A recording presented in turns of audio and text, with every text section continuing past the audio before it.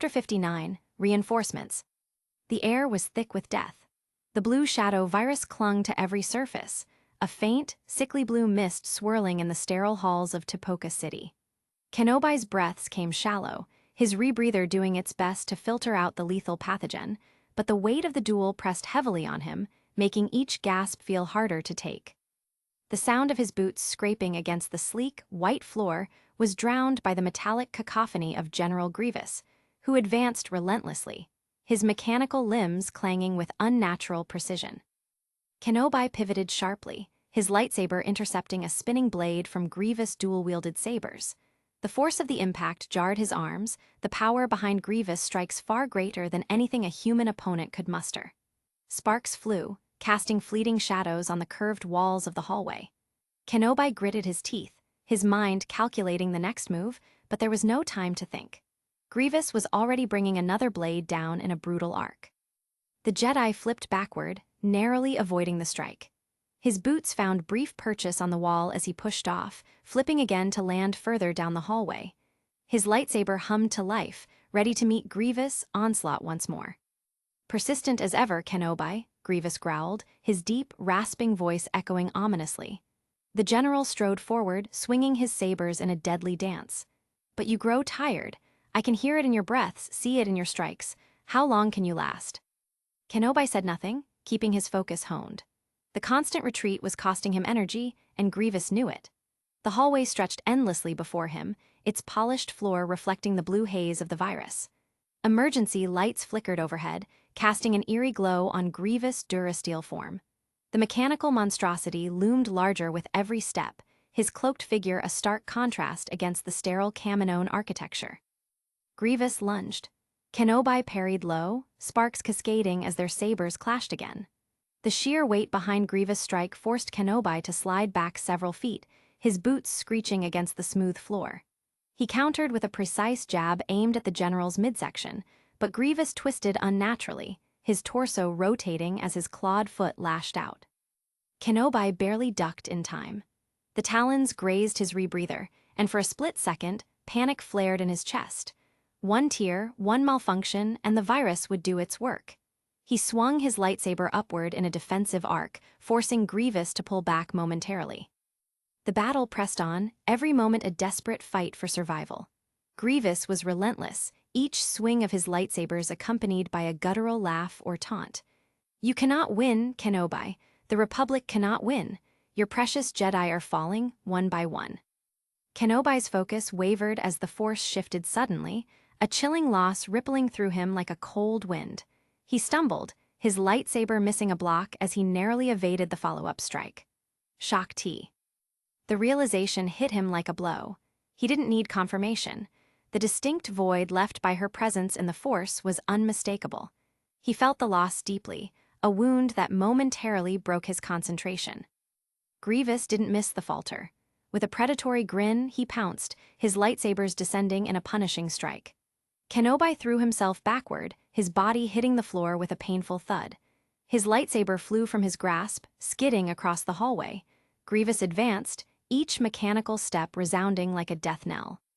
Kenobi pushed off the floor with one hand, twisting his body midair to avoid Grievous' downward slash. The blade struck the ground where he'd been moments before, sending a shower of sparks into the air. As Kenobi landed in a crouch, he called his lightsaber back to his hand, the weapon igniting in a flash of blue. He swung upward in a desperate arc, locking blades with Grievous, the full weight of the general pressing down on him. The durasteel monstrosity loomed over him, his fiery yellow eyes boring into Kenobi's. "I had heard," Grievous sneered, his voice dripping with malice, "that you Jedi can feel when one of yours falls. I guess it hits harder the closer you are, doesn't it?" Grievous leaned in, pouring more weight into his blades. The strain was evident on Kenobi's face as his knees buckled, the floor cracking beneath them from the pressure. Suddenly, Kenobi's comm crackled to life. "This is Commander Hail to all squads. Transports are in the air. Prepare to pull out. Their bioweapon has overrun the main spire and is slowly enveloping the city. Kamino is lost. We will collapse the main spires to deny any intact facilities to the enemy. This will take down the supporting spires as well. Prepare for emergency pickup." The bridge of the Pride of the Corps was alive with quiet, restrained energy. Officers moved with precision, their voices muted as they coordinated the massive battle group under their command. Despite the constant hum of activity, the atmosphere was heavy, shaped by the mood of the man seated at the center. Lelouch, draped in the pristine white uniform of his rank, leaned his head against his hand, his dark hair casting faint shadows over his sullen face. His hypnotic purple eyes stared ahead, unseeing, lost in thought. Though he sat as the undisputed master of this warship, the largest and most heavily armed the Republic had ever fielded, it was clear his mind was elsewhere.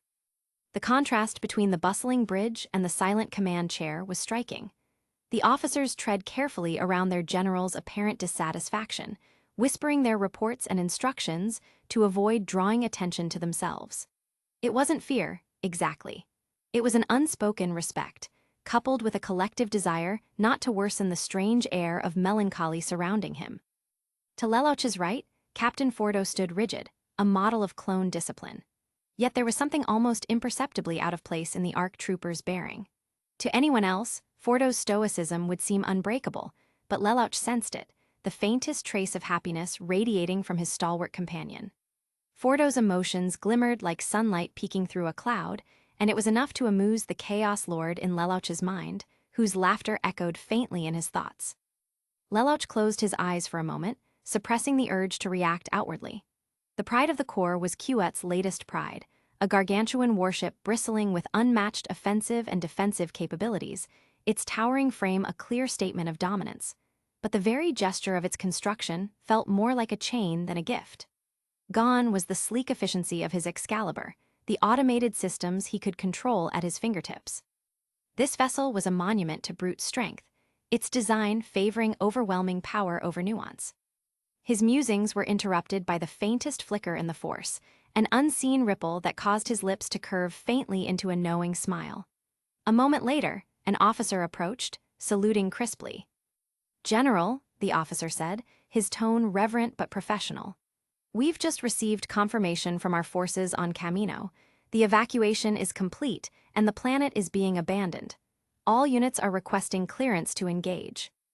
Lelouch nodded, his mind returning to the moment. Rising gracefully from his seat, his voice was calm yet resolute as he spoke. "Very well, relay the order. Launch the offensive." The officer saluted again and hurried off, and Lelouch's gaze shifted to the viewport. Outside, the Venator-class star destroyers of his fleet maneuvered into perfect formation, their sleek, dagger-like shapes flanking the behemoth. Light cruisers darted between them, their smaller frames weaving gracefully through the protective screen of the capital ships. The wind howled across the crumbling platforms of Topoka City, carrying with it the acrid stench of the blue shadow virus and the scorched metal of countless destroyed droids. The stormy seas below churned violently, mirroring the chaos above as debris rained down from collapsing spires. Inside the open hatch of a LAATI gunship, Anakin Skywalker knelt near the edge. His mechanical hand gripped the arm of Obi-Wan Kenobi, who dangled precariously over the edge. Kenobi's breathing was labored, his body battered from the duel with Grievous. The Jedi Master glanced back at the cyborg general, who stood motionless on the crumbling platform behind them.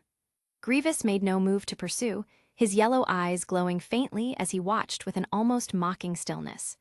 The general's cloak swirled in the wind as he turned away, vanishing into the smoke and fire of the collapsing city. Kenobi let out a shaky breath of relief as Anakin pulled him up with surprising ease. "You're getting old," Anakin said with a faint, mischievous smile. Kenobi managed a snort despite his exhaustion. "Funny." The doors of the gunship sealed with a hydraulic hiss, cutting off the howling wind. Kenobi slumped onto the floor, taking a moment to catch his breath. Around him, the gunship's interior was alive with the chatter of clone troopers and the hum of equipment. "General," the pilot's voice crackled over the comms, "you'll want to see this." Anakin helped Kenobi to his feet, and the two made their way to the cockpit. The sight that greeted them through the viewport left them momentarily speechless.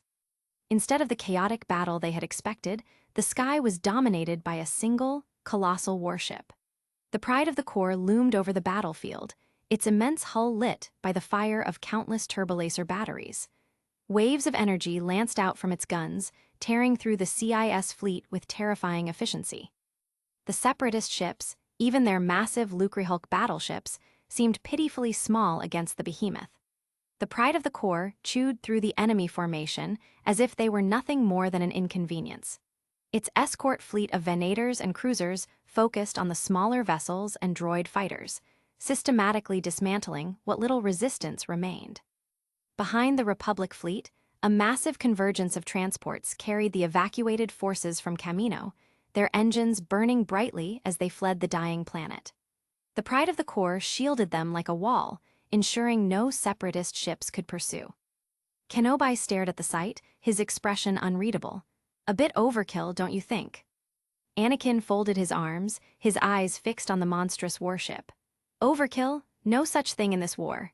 His tone was calm, almost detached, but there was an edge to his words that Kenobi couldn't quite place.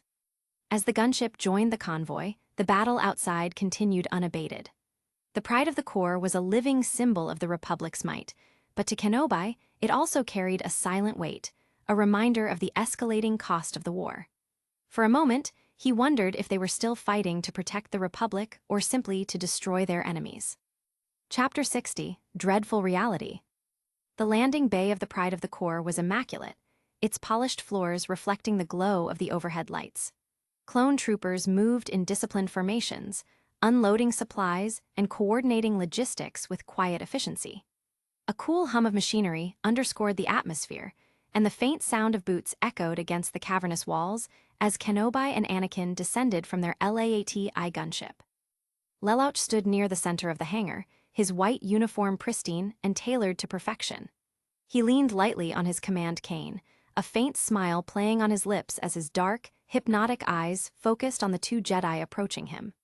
Behind him, Captain Fordo stood at attention, his presence a quiet but undeniable reminder of the elite nature of Lelouch's guard. Anakin was the first to speak, a smirk tugging at the corner of his mouth as he stepped forward. "You didn't have to come down here to greet us, Lelouch. We'd have found our way." Lelouch's faint smile widened. "A good host ensures his guests feel welcome, Skywalker. Besides, with your history..." His tone was smooth, almost teasing, but there was an underlying gravity to his words. "Eventually, we'd still have found our way." Anakin chuckled softly, but Kenobi remained silent, his gaze flickering between Lelouch and Anakin. Something about their interaction unsettled him. The ease with which they spoke, the subtle camaraderie, it was almost familial. He couldn't help but feel like an outsider. The Palpatine family? The thought lingered in his mind, unbidden but persistent. He had always been wary of Chancellor Palpatine's relationship with Anakin, but now it seemed the son was just as close, if not closer. The realization left a bitter taste in his mouth. After exchanging pleasantries, Lelouch gestured toward the exit, and they began walking toward the bridge. Clone troopers formed a protective perimeter around them, Fordo leading the way with the precision of a man who trusted no one with his general's safety but himself. The air was filled with the rhythmic sound of boots against metal as the group moved through the ship's corridors. As they walked, Lelouch's voice broke the silence, calm but edged with steel. "With the loss of Kamino, the Republic's supply of veteran soldiers has been cut. The clone program is crippled. Recruits can fill the ranks, but training takes time. Soldiers can be conscripted, but vessels require resources, time, and skilled labor to construct. The Separatists know this." Kenobi frowned, the weight of the truth sinking in. "You believe their next move will be to cut off our supply lines, target our fleet production?" "Precisely," Lelouch replied, his eyes glinting as he spoke. "Without Kamino, their only viable strategy is to deny us the means to sustain the war effort. If they can destroy our ability to manufacture warships, the Republic's military advantage will evaporate." Kenobi's brow furrowed in thought. Quet was untouchable in its own right, the dreadnoughts guarding it making it a suicide for any fleet to attempt the same tactic as with Kamino. That left either their resources or funds to maintain and expand the Republic fleet, and resources were plentiful amongst the numerous worlds. And everyone knew the capital for the war was an ongoing problem for the Republic. But the banking clan funds both sides of this war. Their neutrality depends on maintaining that balance. They'd never cooperate with the Separatists to cut off our resources. That leaves the Separatist with no choice but to attempt a military solution, but that would be insane in and on itself. Lelouch smiled faintly, the expression as sharp as a blade. And yet, the separatists may have no other choice. If they're serious about capitalizing on the destruction of Camino and ending this war within the year, Scipio becomes the natural target. Anakin's jaw clenched as the realization dawned on him: the banking clan's homeworld. Lelouch nodded, his expression unreadable. Exactly. Their entire financial network operates from Scipio. If the separatists can destabilize or seize control of it, they'll have the means to paralyze us. As they approached a massive elevator, Lelouch glanced at Anakin. "You'll be at Ground Zero, Skywalker.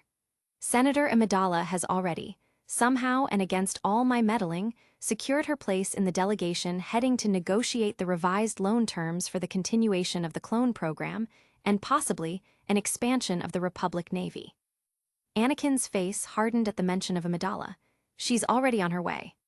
"She left Coruscant an hour ago," Lelouch replied, the doors opening as they stepped in, only to stop as Lelouch turned to Anakin, pressing a finger against Anakin's chest and pushing him back slightly just beyond the elevator doors. "You'll need to move quickly to catch up." Anakin blinked, his mouth opening as if to protest, but no words came out. The elevator doors slid shut, leaving him standing there, stunned. Kenobi, suppressing a chuckle, stepped into the elevator beside Lelouch. "You seem to enjoy toying with him." "A little," Lelouch admitted, his faint smile returning. "But I find it helps him calm down and clear his mind from useless, muddled thoughts that he seems intent on considering."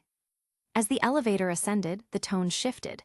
Kenobi glanced at Lelouch, his earlier unease returning. "You wanted me to stay? Why?" Lelouch's eyes darkened slightly. "Because when the Council inevitably questions why I bombarded Camino into oblivion, I'll need a voice of reason to ensure they don't label me a madman who glasses planets just because he feels like it," Lelouch said as he quoted with his fingers. The escort clones had the decency to look away at that particular term. While they were not privy to the plans of the High General, there was indeed a pool amongst the clones of the Zero Legion to see if the next planetary deployment would include orbital bombardment or not.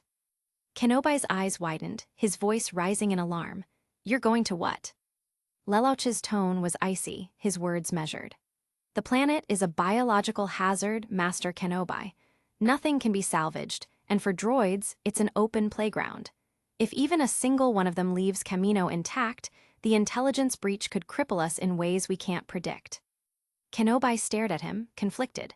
The thought of obliterating an entire world, even one as compromised as Camino, felt like crossing a line. Yet the logic was inescapable. The blue shadow virus ensured there could be no survivors, and the risk of the droids retrieving valuable data was too great. Slowly, almost reluctantly, Kenobi nodded. But Lelouch's reaction caught him off guard. He stood there, staring at Kenobi with a cold intensity. "You've changed, Master Kenobi. Once, you assured you would stand steadfast, just, and righteous. Yet when faced with this decision, you chose to destroy the greater evil, even if it meant committing one yourself. Perhaps there's hope for you yet." Kenobi's expression remained stoic, but inside, his thoughts churned. His mind drifted back to a conversation he'd had with Lelouch 2 years ago, a conversation where he had given a different answer, one that he now realized had been more about what he wished to believe than the truth of who he was. As Lelouch turned and began walking away, Kenobi sighed deeply, his gaze distant.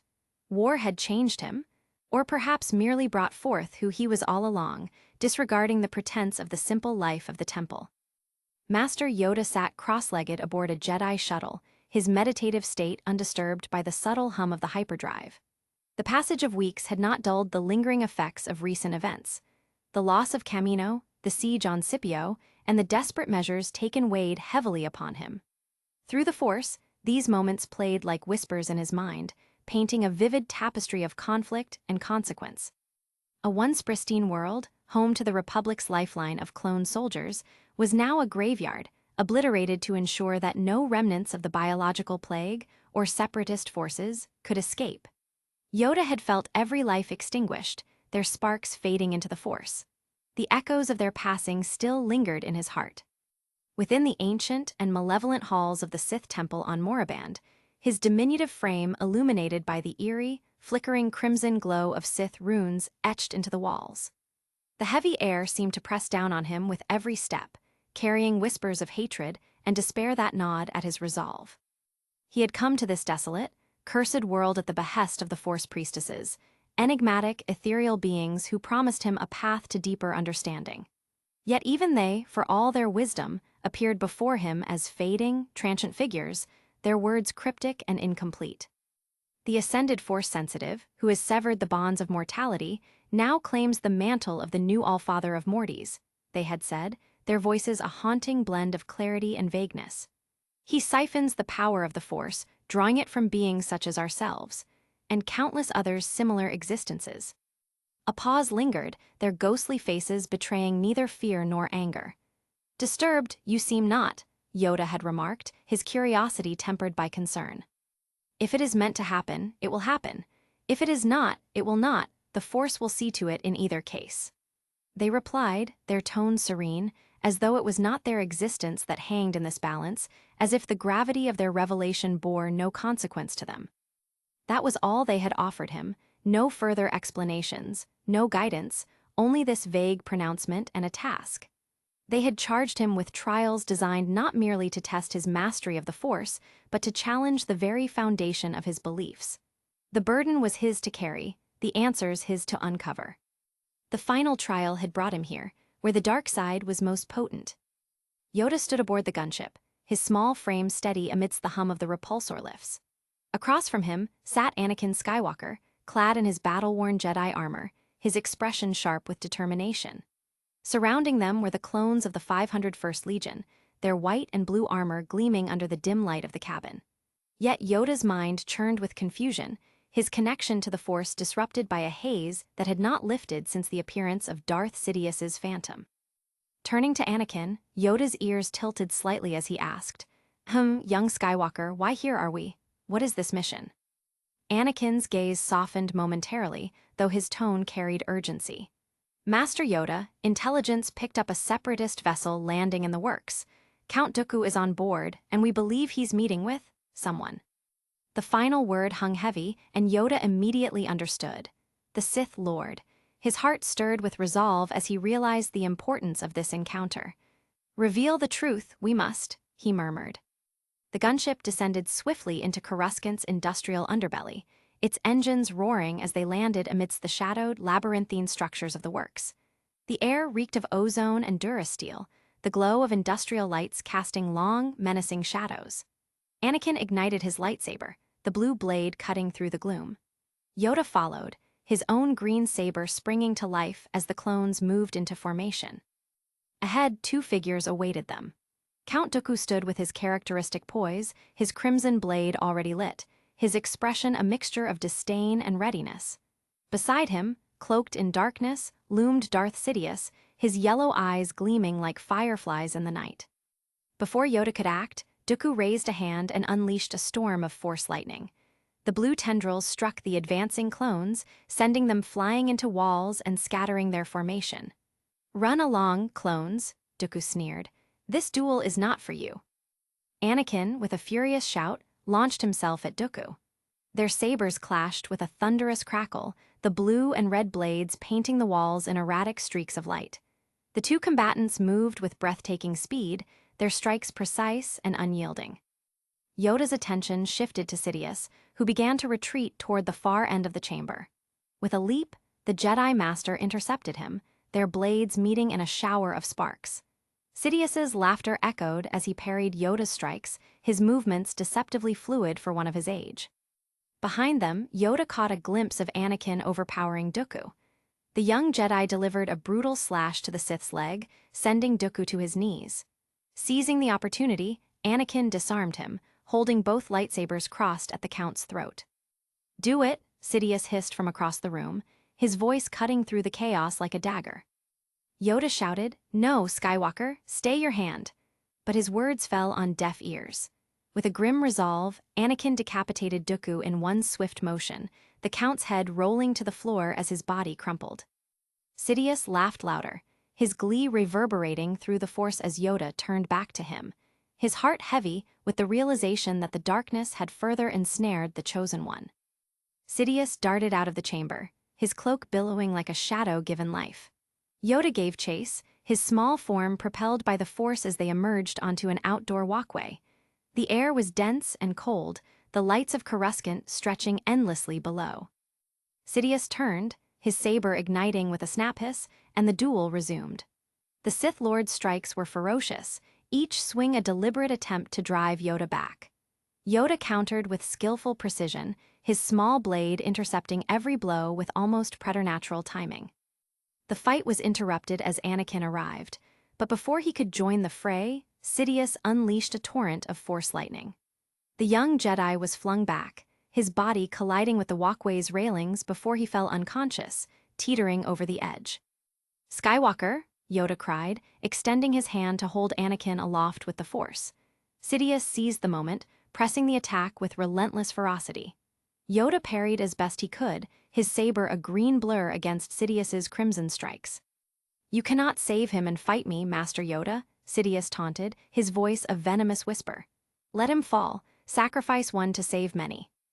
Yoda's face was a mask of determination as he made his choice. Disengaging his saber, he used both hands to lift Anakin fully onto stable ground. The moment of vulnerability allowed Sidious to unleash another blast of lightning, striking Yoda directly. The Jedi Master winced but stood firm, his small frame enduring the full force of the attack. "You see, this is why you Jedi will always lose," Sidious sneered, his voice dripping with malice. "Even your Chosen One is too weak to protect himself." As the section of the walkway began to collapse under their feet, Yoda acted decisively. With a flick of his hand, he hurled his lightsaber toward the structure supporting Sidious, shattering it completely. The Sith Lord stumbled, his mocking laughter echoing as he fell alongside Yoda. As they plummeted toward the ground below, Yoda's eyes caught a fleeting glimpse of another figure near the top of the spire. A shadowed form that had eluded his senses, climbing step by step as they both fell, casting a single glance towards them before continuing his climb. Sidious's presence in the Force had masked this individual, their escape ensured by the Sith Lord's interference and unleash of the dark side with such burning ferocity. Realization hit him too late. Darth Sidious made himself a target. No, a burning beacon during his attempt at unveiling the truth, and he himself had followed through without a second thought. The world blurred as they descended, the reverberating laugh of Darth Sidious haunting him the deeper they fell. When Yoda finally landed, he reached for the fallen Sith Lord, only to find himself holding nothing but empty robes, but the taunting laugh of the Dark Lord wouldn't stop. Looking up, Yoda could only lament. Who was the hidden figure that Sidious had gone to such lengths to hide from him? And more importantly, what did the spire itself represent? Chapter 61, What Lies Ahead. The sun bathed the grand spires of the Jedi Temple in a golden light as Ahsoka Tano stood before its imposing facade. The wide steps leading down to Coruscant's bustling streets stretched out before her, yet she felt an overwhelming sense of disconnection. This place, once her sanctuary, now felt like a monument to disillusionment and betrayal. Weeks had passed since her trial, since the Jedi Order declared her free of suspicion and guilt. Her innocence had been proven, but not without cost. Anakin, her master, had fought tirelessly to unearth the truth, capturing the true traitor, Jedi Knight Barriss Offee. Barriss, a friend and confidant, had stood beside Ahsoka through much of their time as Padawans. To learn that Barriss was behind the attack on the temple, framing her out of a belief that both the Republic and the Jedi Order had strayed from their true purpose, was a wound Ahsoka hadn't yet fully processed. Barriss's actions were born of conviction, but they had cost Ahsoka dearly. Her faith in the Jedi Order was shattered, and the echoes of that betrayal lingered. Ahsoka had been offered a chance to rejoin the Order, but the gesture felt hollow. The Council's apologies, their regret for doubting her, came too late. She had seen too clearly how quickly their faith in her had crumbled, how easily they cast her aside when uncertainty clouded their judgment. As she climbed the temple's steps one last time, she felt a pang of disappointment that Anakin hadn't been in the council chambers when she made her decision. His absence was felt deeply, though she knew he would have understood her choice without needing to hear it. Still, she had hoped to see him, to feel the reassurance of his presence in this moment. The force stirred gently as her boots reached the top of the staircase. It was a sensation both comforting and bittersweet, as though the force itself mourned her departure while urging her forward. Then she saw him. Anakin stood at the edge of the temple's great stairs, his figure framed against the Coruscant skyline. The light of the setting sun cast a warm glow around him, but his expression was somber, a melancholy smile on his face as his eyes met hers. "Snips!" His voice was soft, almost reverent, carrying with it a depth of emotion he rarely allowed himself to show. "Master," she replied, her voice steady but tinged with sadness. For a moment, everything felt as it had been, the easy camaraderie, the trust that had always existed between them. Anakin's gaze softened, his lips curving into a sad smile as he spoke. "Be careful, be safe." The simplicity of his words struck her like a blow. She had expected him to try to convince her to stay, to argue against her decision with the fervor she knew so well. But this quiet resignation was unexpected. "Is that it?" Ahsoka asked, tilting her head slightly. "You're not even going to try to convince me to stay?" Anakin's gaze became complicated, a myriad of emotions warring within him. He seemed to search for the right words, but when he finally spoke, his voice was tinged with weariness. Would it make a difference? Ahsoka hesitated before shaking her head. No, it wouldn't. For a moment, Anakin smiled, an almost genuine expression that spoke of pride and understanding.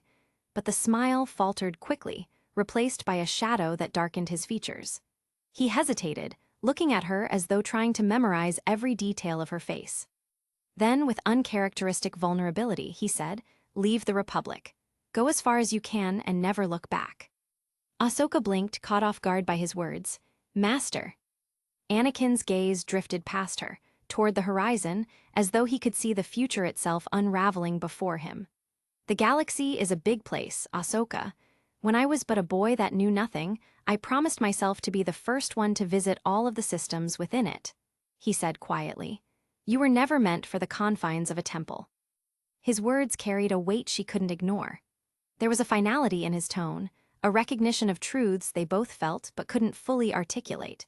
For all her disappointment in the Jedi Order, she had never imagined hearing such sentiments from Anakin, a man so entwined with the Jedi, yet so often at odds with its doctrine.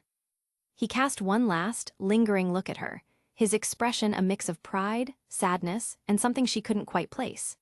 Then, without another word, he turned and began walking back toward the temple, his form retreating into the shadows cast by its towering pillars. Ahsoka stood there, watching him go, her chest tightening. She clenched her teeth, her fists balling at her sides as she fought back a swell of emotion. "Goodbye, Master," she whispered, though he was too far to hear her. With a deep breath, she turned away and began her descent down the temple steps. Each step felt heavier than the last, as though the weight of her decision sought to pull her back. But she didn't stop. She couldn't. As she reached the base of the stairs and stepped into the bustling streets of Coruscant, she felt a strange mix of loss and liberation.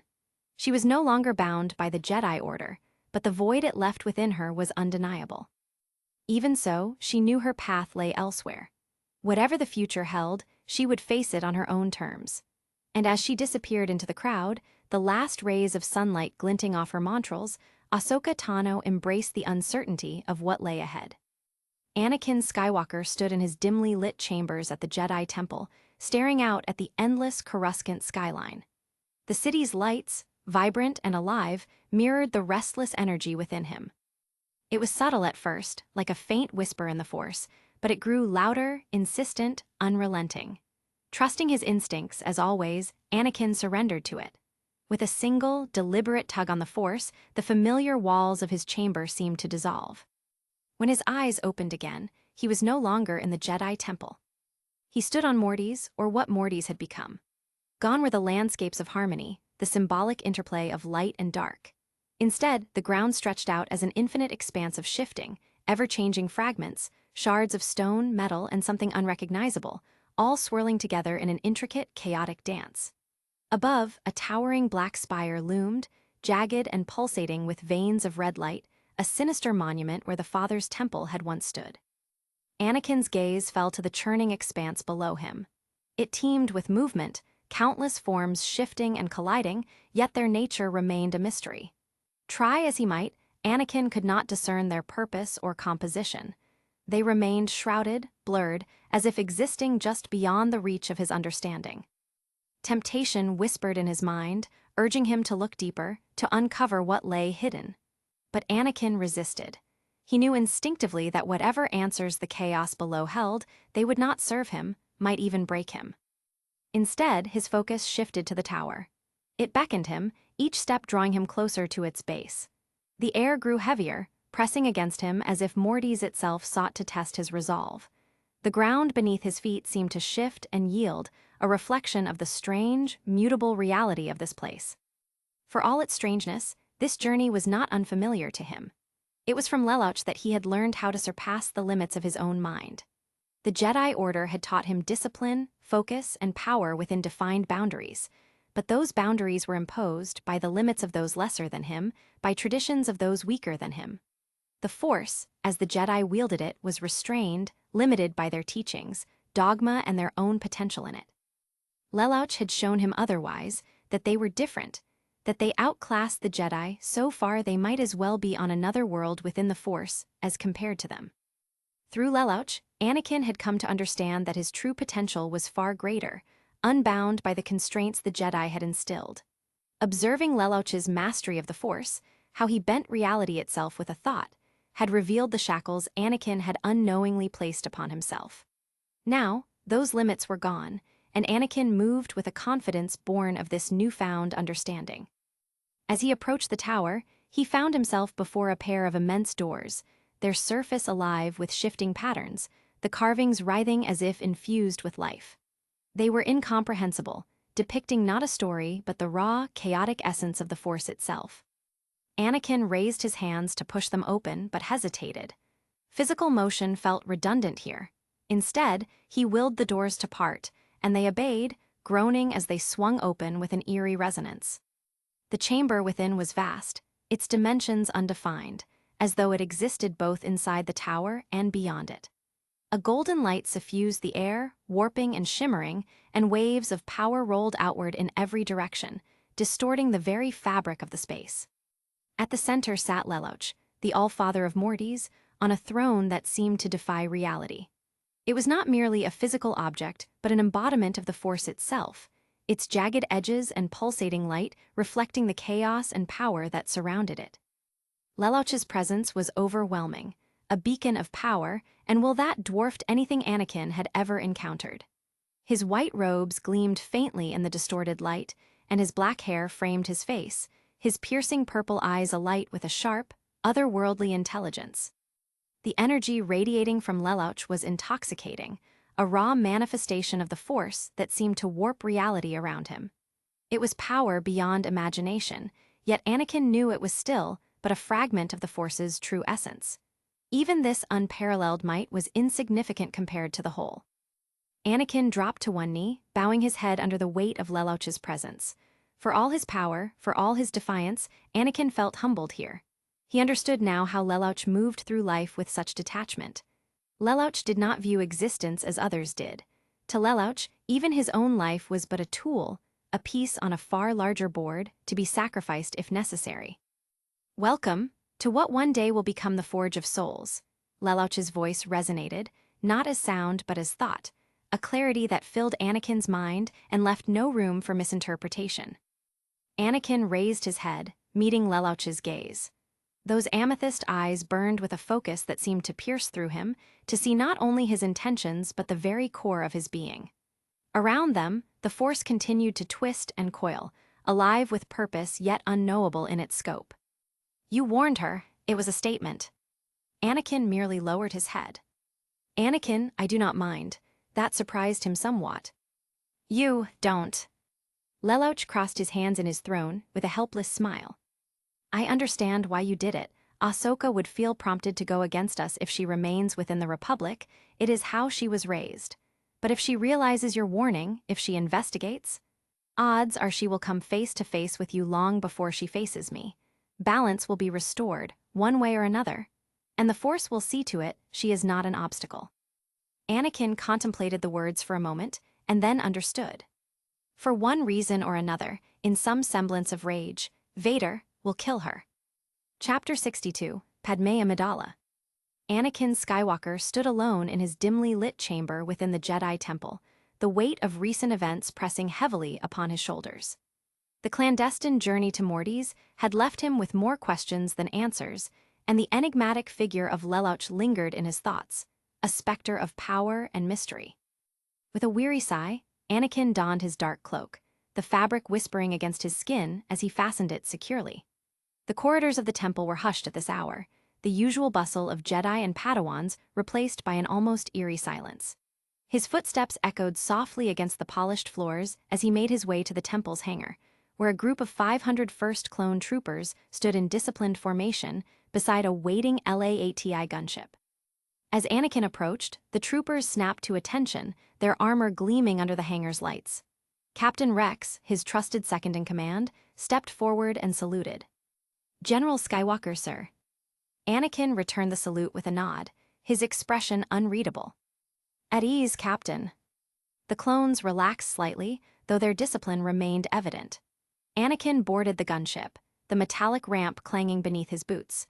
The interior was utilitarian, designed for function over comfort, with rows of seats lining the sides and harnesses hanging in readiness. The troopers followed him aboard, taking their positions with practiced efficiency. Anakin settled into his seat, the hum of the gunship's engines resonating through the hull as they powered up. He leaned forward, addressing the pilot. "Set course for the Senate Apartments complex." "Yes, General." The gunship lifted off smoothly, the repulsor lifts generating a subtle vibration that thrummed through Anakin's body.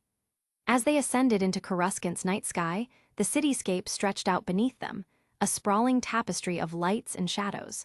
The Senate Apartments were not far, and the journey was swift, the gunship weaving through the aerial traffic with practiced ease. Upon arrival, the gunship descended onto the designated landing platform adjacent to Senator Padmé Amidala's residence. The platform was illuminated by soft ambient lighting, casting gentle glows that contrasted with the city's vibrant luminescence. Anakin disembarked, his cloak billowing slightly in the downdraft of the engines. "Wait here." The clones acknowledged his command with a unified, "Yes, sir," remaining aboard the gunship as Anakin approached the entrance to Padmé's apartment. The building's architecture was elegant, with smooth curves and ornate designs reflecting Naboo's aesthetic influences. The entrance was guarded by a pair of Senate security droids, their photoreceptors tracking Anakin's approach. "Identification, please." Anakin produced his credentials, the droids scanning them before granting access. The doors slid open with a soft hiss, revealing the opulent interior of Padmé's residence. The air was scented with the faint aroma of exotic flowers, and the decor was a harmonious blend of Nabooian artistry and Coruscanti sophistication. As he stepped inside, memories flooded Anakin's mind, moments of shared laughter, whispered confessions, and stolen kisses. This apartment had been their sanctuary, a refuge from the prying eyes of the galaxy. Yet, beneath the surface of these cherished memories, a current of doubt and fear began to flow. Anakin's thoughts turned to Lelouch, the enigmatic figure whose teachings had opened his mind to possibilities beyond the Jedi's doctrines. Through Lelouch, Anakin had learned to transcend the mental barriers he had unknowingly imposed upon himself, limitations shaped by the Jedi's rigid adherence to tradition. The realization that the Force could be wielded in ways the Jedi had never conceived was both exhilarating and terrifying. But with this newfound understanding came a chilling revelation. If the Force could influence emotions, could it not also manipulate love? Was his deep affection for Padmé genuine, or had it been orchestrated by the Force to serve some grand design? And what of Padmé's feelings for him? Were they her own, or merely the result of the Force's subtle machinations? The thought was a dagger to his heart. The love he held most dear, the bond that had sustained him through the darkest of times, now seemed tainted by the possibility of manipulation. Anakin clenched his fists, his breath quickening as he struggled to contain the surge of emotions within him. "Anakin!" Padmé's voice, soft and filled with concern, pulled him from his tumultuous reverie. She stood before him, her eyes searching his face for answers. "Padmé." He took a step toward her, his resolve wavering as he gazed into her eyes. The love he saw there seemed real, palpable, yet the seed of doubt had been planted, and it gnawed at his soul. Is everything all right? Anakin forced a smile, though it did not reach his eyes. Just tired from the mission. Padme reached out, her hand gently caressing his cheek. You don't have to face everything alone, Anakin. Her touch was warm, comforting, yet Anakin couldn't shake the cold. He nodded at her words as he pulled her lightly and guided her to sit with him. Anakin and Padme sat together in the soft glow of her apartment, the city lights of Coruscant painting patterns on the walls. Anakin's expression was troubled, his eyes reflecting the turmoil within. I've been having visions again, Padme, he began, his voice tinged with apprehension. Visions? Padme's brow furrowed with concern. Like the ones about your mother. Anakin nodded, his gaze dropping to their intertwined hands. Yes, just like those. What did you see? She asked softly, bracing herself for his response. I saw you, he said, his voice barely above a whisper. In pain, dying in childbirth. Padme's breath caught, her free hand instinctively moving to her abdomen. And the baby. Anakin shook his head, frustration and fear evident in his eyes. I don't know. She could feel the fear radiating from him, mirroring her own. Forcing a reassuring smile, she squeezed his hand.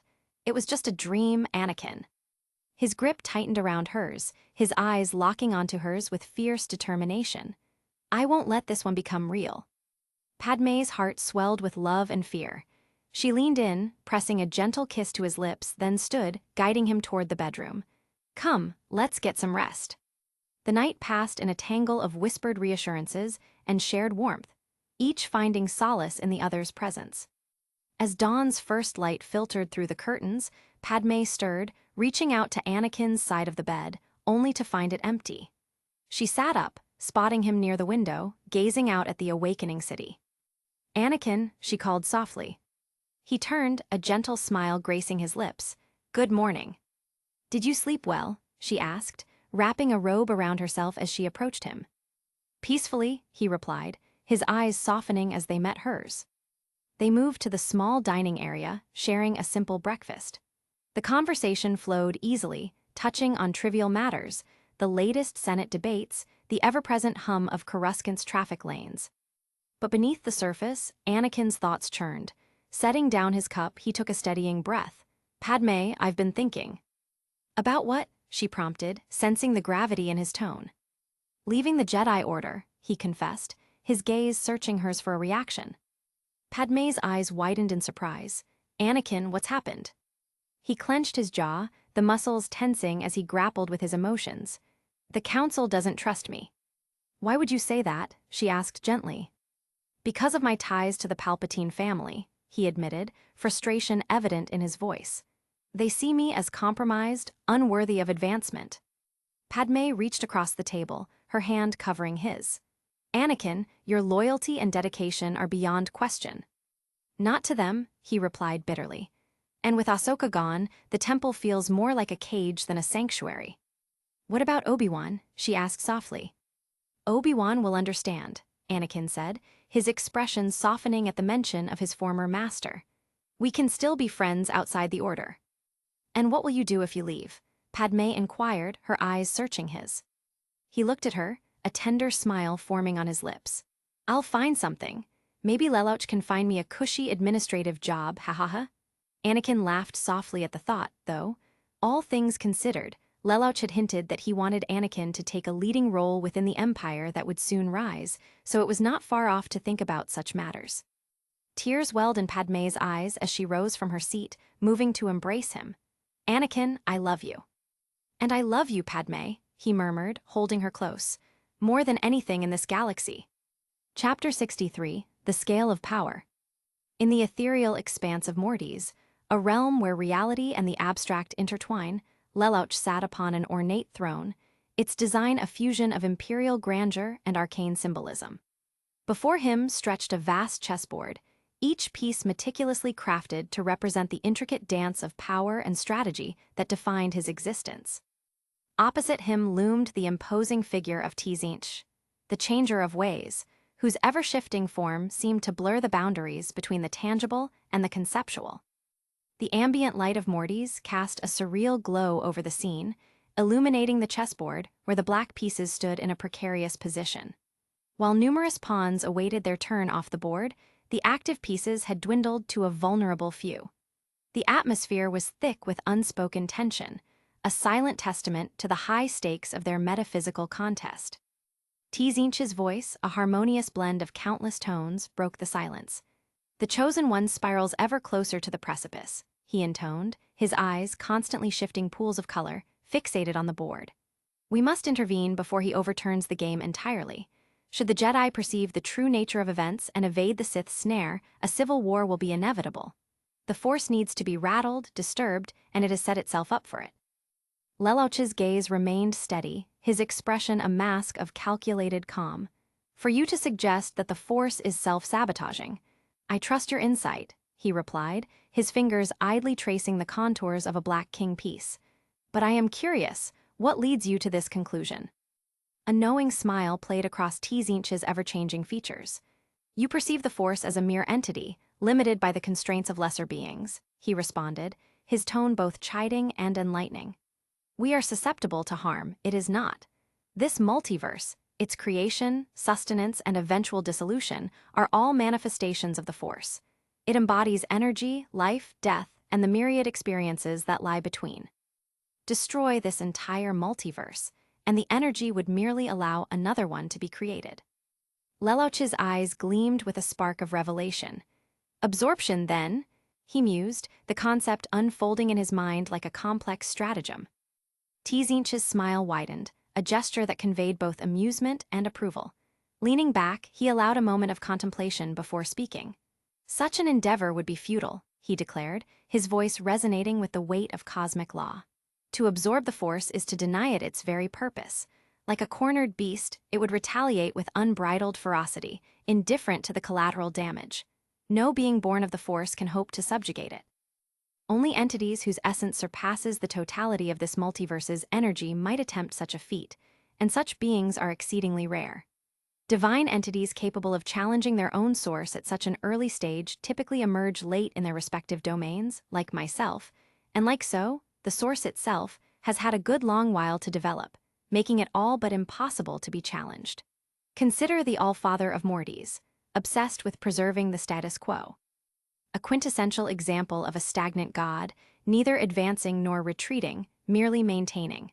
The Son, a blinded fool who sought the material realm. They were such because that is the level of development of the Force itself. Lelouch absorbed these insights, his mind a whirlwind of analysis and conjecture. He twirled the king piece between his fingers, the motion a subconscious reflection of his inner deliberations. "So," he began, his voice measured and contemplative, "while I have my theories, perhaps it's time to articulate the underlying truth. My guess. It pertains to the Force's simplistic modus operandi at this stage in T's own development, our intrinsic integration within it, and the expanding influence we wield. Not to mention my GEASS's capacity to overwrite consciousness. Yet, as you've stated, nothing born of the Force can overpower it. Even now, the very essence fueling my GEASS is the Force itself." Zinch leaned forward, his eyes alight with a fervor that bordered on the ecstatic. "Remind me," he prompted, "was it not the collective unconscious, or C's world, that served as the wellspring of your power?" Lelouch met Zinch's gaze, the intensity of his stare a mirror to the god's own. "You propose that analogous principles apply here. The scale is exponentially greater." A gleam of near-manic excitement flickered across Zinch's visage. "And yet," he countered, his voice a crescendo of conviction, "the foundational principles remain constant. When two entities operate within a comparable scale, or in this instance, approach proximity, the contest transcends mere power. It becomes a matter of strategic application. The Force is overwhelming power. Your GEASS, however, presents the perfect countermeasure, one precise strike. Nonetheless, prudence dictates that we must first amplify our presence within the Force itself. It is but a theory, though one we are betting our entire existence on." Lelouch understood, and to a point, he trusted Zinch's expertise on the matter, given the warp's obvious outclassing of the Force. However, he had his own views regarding what he understood from the conversation. That being said, C's world never fought back, Lelouch commented. And neither will the Force. The power I spoke of, it's the natural state of the Force, always exuding its power everywhere, allowing for the shift of events on the material realm. Right now, the Force only cares about one thing. Balance, Lelouch nodded. The chamber seemed to pulse with the enormity of their discourse, the air thick with the potential for paradigm-altering change. As Lelouch and Tzinch locked eyes, a silent accord passed between them, setting the stage for a gambit that would challenge the very foundations of their existence. The crazed gleam on Tzinch's visage now reflected itself firmly on Lelouch's eyes. The dim glow of the holoprojector cast eerie, flickering shadows across the grand chamber of Darth Sidious. The dark, angular walls of his private sanctum seemed to close in, a suffocating monument to power and secrecy. Darth Tyrannus knelt in the projection, his holographic form distorted by faint static, yet his unease was unmistakable. The elder Sith's polished demeanor bore faint cracks as he spoke, his words cautious yet laden with urgency. "The High General," Tyrannus began, his deep voice laced with a mix of deference and simmering frustration, "has grown too powerful. His influence alone. It threatens to undermine the larger goals of the Sith. My lord, he is a danger to our cause." Sidious sat in shadow, his hood obscuring all but the faint gleam of his yellow, predator-like eyes. His skeletal hands rested on the arms of his throne, fingers steepled in contemplation. He allowed Tyrannus's words to hang in the air, the silence stretching long enough to unsettle his apprentice further. Finally, Sidious spoke, his voice smooth yet cold, each syllable measured like the deliberate steps of a predator. "Your concerns are noted, Lord Tyrannus, and they are not without merit. The High General's rise has indeed been swift, perhaps unprecedented. Yet it is that very swiftness that will be his undoing." Tyrannus tilted his head slightly, skepticism barely concealed. "You are confident he can be managed?" A thin, mirthless smile played on Sidious's lips, a fleeting gesture that sent a chill through the elder Sith. "The final stages of our plan are in motion. The Chancellor's abduction will draw him out, as you suspect. And when he steps forward, when he plunges himself into the fire to ensure my safety, he will find it most unforgiving. You need not concern yourself further, my friend." Tyrannus nodded slowly, the tension in his shoulders easing as he mistook the reassurance for truth. "Very well, my lord. I shall see to it that our forces are prepared." The transmission ended, and Tyrannus's flickering image dissipated, leaving Sidious alone in the oppressive quiet of his chamber. The faint hum of the holoprojector faded, replaced by the low, constant thrum of Coruscant's bustling skyline outside the window. The smile vanished from Sidious's lips, replaced by a grim expression that etched deeper lines across his already craggy face. He rose, his dark robes flowing like liquid shadow as he approached the window, his movements slow and deliberate. Beyond the transparisteel, the great city stretched endlessly, its towering spires and endless streams of traffic bathed in the molten gold of a setting sun. "Fool," Sidious muttered, his voice barely above a whisper, yet carrying the weight of contempt. Tyrannus, for all his skill and poise, was nothing more than a tool, an aging pawn nearing the end of his usefulness. The audacity to believe he could use Sidious to neutralize his own apprentice, the boy who had grown into a being of near unparalleled cunning and power, was almost laughable, and in a way, offensive. No, Tyrannus's part in this grand game was nearly over. Soon, the curtain would fall on the Separatists and their figurehead leader. Sidious's gaze softened, almost imperceptibly as his thoughts drifted. He remembered the first time he had laid eyes on Lelouch nearly 2 decades ago. A dark alley on a rain-slicked Naboo, the boy's sharp intellect and ruthless attitude, already evident even in his youth, his eyes blazing with an uncanny resolve. He had been a tool at first, a means to an end, but as years passed, Sidious had come to see him as something far more, his masterpiece, an heir worthy of his legacy. Of the legacy. The light from the dying sun glinted off his eyes, casting them in fiery hues as he watched the endless horizon. For all his meticulous planning, there was a part of him that felt wistful. Time had passed too quickly, even for one as patient as he.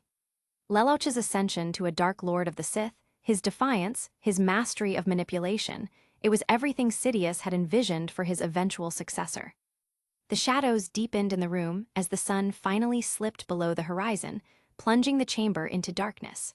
The Dark Lord allowed himself a rare moment of satisfaction. Chapter 64, The Curtain Falls I. Months passed in the chaos of war. The galaxy's capital was alight with chaos. The night sky above Coruscant had become a battlefield of apocalyptic proportions. Massive starships of the Republic and the Separatists clashed in a cacophony of turbolaser fire and blaster bolts, their hulking forms illuminated by the glow of fiery explosions. The vastness of space was a canvas painted with destruction, streaked with the trails of starfighters weaving through the carnage like fireflies in the night. In the midst of this chaos, 2 Jedi starfighters screamed through the fray. Their designs were sleek and angular, with wings flared outward, glowing engines cutting through the void. In the cockpit of one was Anakin Skywalker, his face set with determination, his eyes scanning every detail with the precision of a seasoned warrior. In the other was Obi-Wan Kenobi, calm and collected, the ideal contrast to his younger counterpart. "Stay with me, Anakin," Obi-Wan's voice crackled through the comlink, calm yet firm. "I won't let you out of my sight," Anakin replied, his voice carrying a hint of a smirk. "Not this time." As they navigated through the chaos, swarms of vulture droids broke from the battle to intercept them. The spindly droids moved with unnerving speed, their blaster cannons spewing red-hot plasma. The Jedi moved in perfect tandem, a seamless blend of intuition and skill. Anakin's fighter barrel-rolled through a tight gap between 2 Republic cruisers, leading the droids directly into a trap. Obi-Wan followed, firing with pinpoint accuracy, reducing their pursuers to smoldering debris. The 2 starfighters soared into the heart of the battle, evading the wreckage of destroyed capital ships and dodging stray shots from turbolaser batteries. Anakin's droid, R2-D2, chirped in alarm as more vulture droids closed in. "I see them, R2," Anakin said, flipping his starfighter into a daring spiral. The maneuver drew the droids into a line, and he dispatched them with a burst of precise fire. The debris scattered harmlessly into space. As the battle raged around them, the objective came into view: the Invisible Hand, the flagship of General Grievous. The massive vessel loomed like a predator, its spiked hull and menacing silhouette radiating danger. Flanking the bridge tower were immense turbolaser cannons, each one spitting fire into the melee. "There's the hangar," Obi-Wan pointed out, guiding his ship toward the glowing opening in the ship's hull.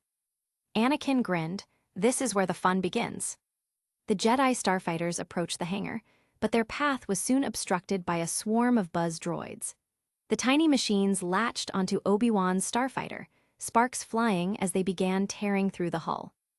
"Blast, these buzz droids are tearing me apart," Obi-Wan growled, attempting to shake them off. Anakin swooped in, using his laser cannons to carefully pick off the droids clinging to Obi-Wan's ship. "Hang on, Master," he said, maneuvering with precision to avoid damaging his friend's starfighter. With Obi-Wan's ship cleared, the 2 Jedi landed in the hangar of the Invisible Hand. Their starfighters slid to a halt amidst the chaos of separatist battle droids scrambling to repel boarders. The Jedi leaped from their cockpits, igniting their lightsabers in a synchronized flourish. Blue and green blades hummed, their light reflecting off the polished durasteel floors.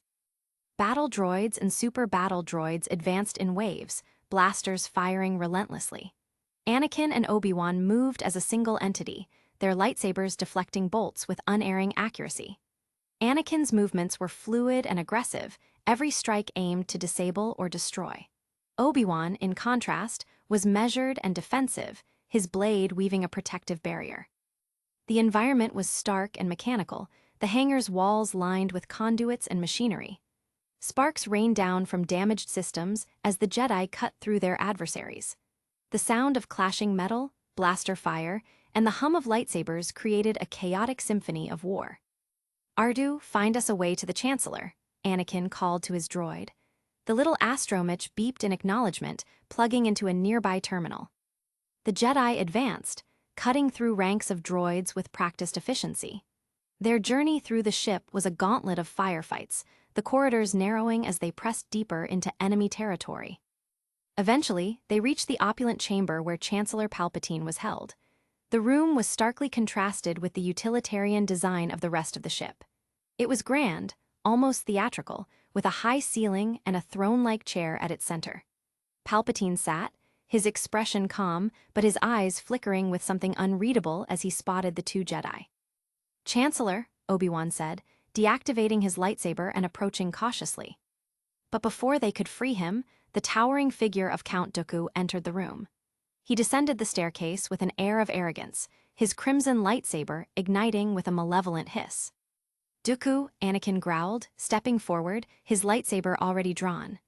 The tension in the air was palpable, a storm on the verge of breaking. Dooku smirked, his tone laced with condescension. "Your swords, please, Jedi. You wouldn't want to make a mess of things in front of the Chancellor."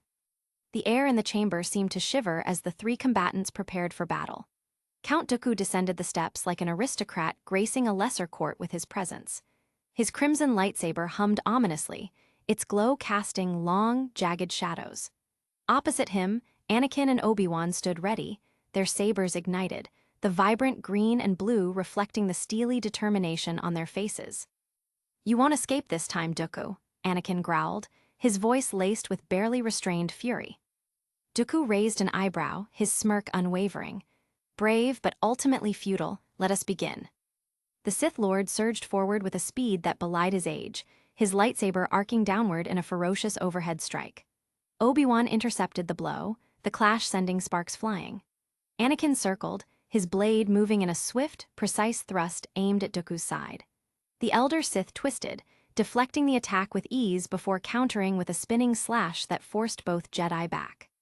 The chamber came alive with the chaotic melody of clashing lightsabers. Anakin fought with raw power and aggression, his strikes hammering against Dooku's defenses like a relentless storm. Obi-Wan, ever the tactician, moved with precision and grace, his blade forming a near-impenetrable shield. Together, they pushed Dooku onto the defensive. Dooku, however, was no ordinary foe. Each of his movements was calculated, a blend of elegant Makashi technique and cunning improvisation. With a flick of his wrist, he parried Anakin's furious overhead slash and redirected Obi-Wan's thrust into a harmless arc. He moved like a dancer amidst chaos, his smirk never faltering. "You've grown stronger, Skywalker," Dooku said, his voice calm despite the exertion. "But your power is wasted. Your reliance on brute force will be your undoing." Anakin's response was a feral growl as he lunged forward, his blade coming within inches of Dooku's throat. The Sith Lord sidestepped, spinning into a kick that caught Anakin squarely in the chest, sending him sprawling. Obi-Wan surged forward to cover his partner, their blades meeting in a rapid exchange of strikes. Dooku disengaged briefly, then unleashed a blast of force energy that sent Obi-Wan crashing into a nearby pillar. The Jedi Master slumped to the floor, unconscious. Anakin's head snapped toward Obi-Wan. He stretched out with the Force, probing his fallen former master. He had fallen unconscious. When Anakin turned back to Dooku, his expression had changed. The tension in his posture melted away, replaced by an eerie calm. The vibrant blue of his eyes darkened, and a sinister yellow began to bleed into his irises. The room seemed to grow colder, the oppressive weight of the dark side pressing down like an iron shroud. Dooku froze, sensing the shift. "What is this?" he whispered, his confidence faltering for the first time. The Force roared around him, a storm of unimaginable power. With a mere thought, Dooku staggered, his knees buckling as the invisible weight crushed down on him. His defenses in the Force shattered like glass under a hammer. From his throne, Palpatine observed with a growing smile, his eyes glinting with dark delight. When Anakin turned his gaze to the Sith Lord, the latter, effortlessly flinging the restraints from his arms with a flick of his wrist, stood up. "Good, Anakin," Palpatine said, his voice dripping with approval. "Kill him." Dooku's head whipped toward Palpatine, his expression one of betrayal and disbelief. "My lord, you promised." His words were cut short. Anakin's grip tightened, and Dooku's lightsaber flew from his grasp, landing neatly in the younger man's outstretched hand. In a single, fluid motion, Anakin crossed the two blades in a scissor-like motion and brought them down. Dooku's head fell to the floor, his expression frozen in shock. Anakin deactivated the lightsabers and turned to Obi-Wan. Slinging the unconscious Jedi over his shoulder, he glanced at Palpatine, who arched an eyebrow. "He's still needed," Anakin said flatly.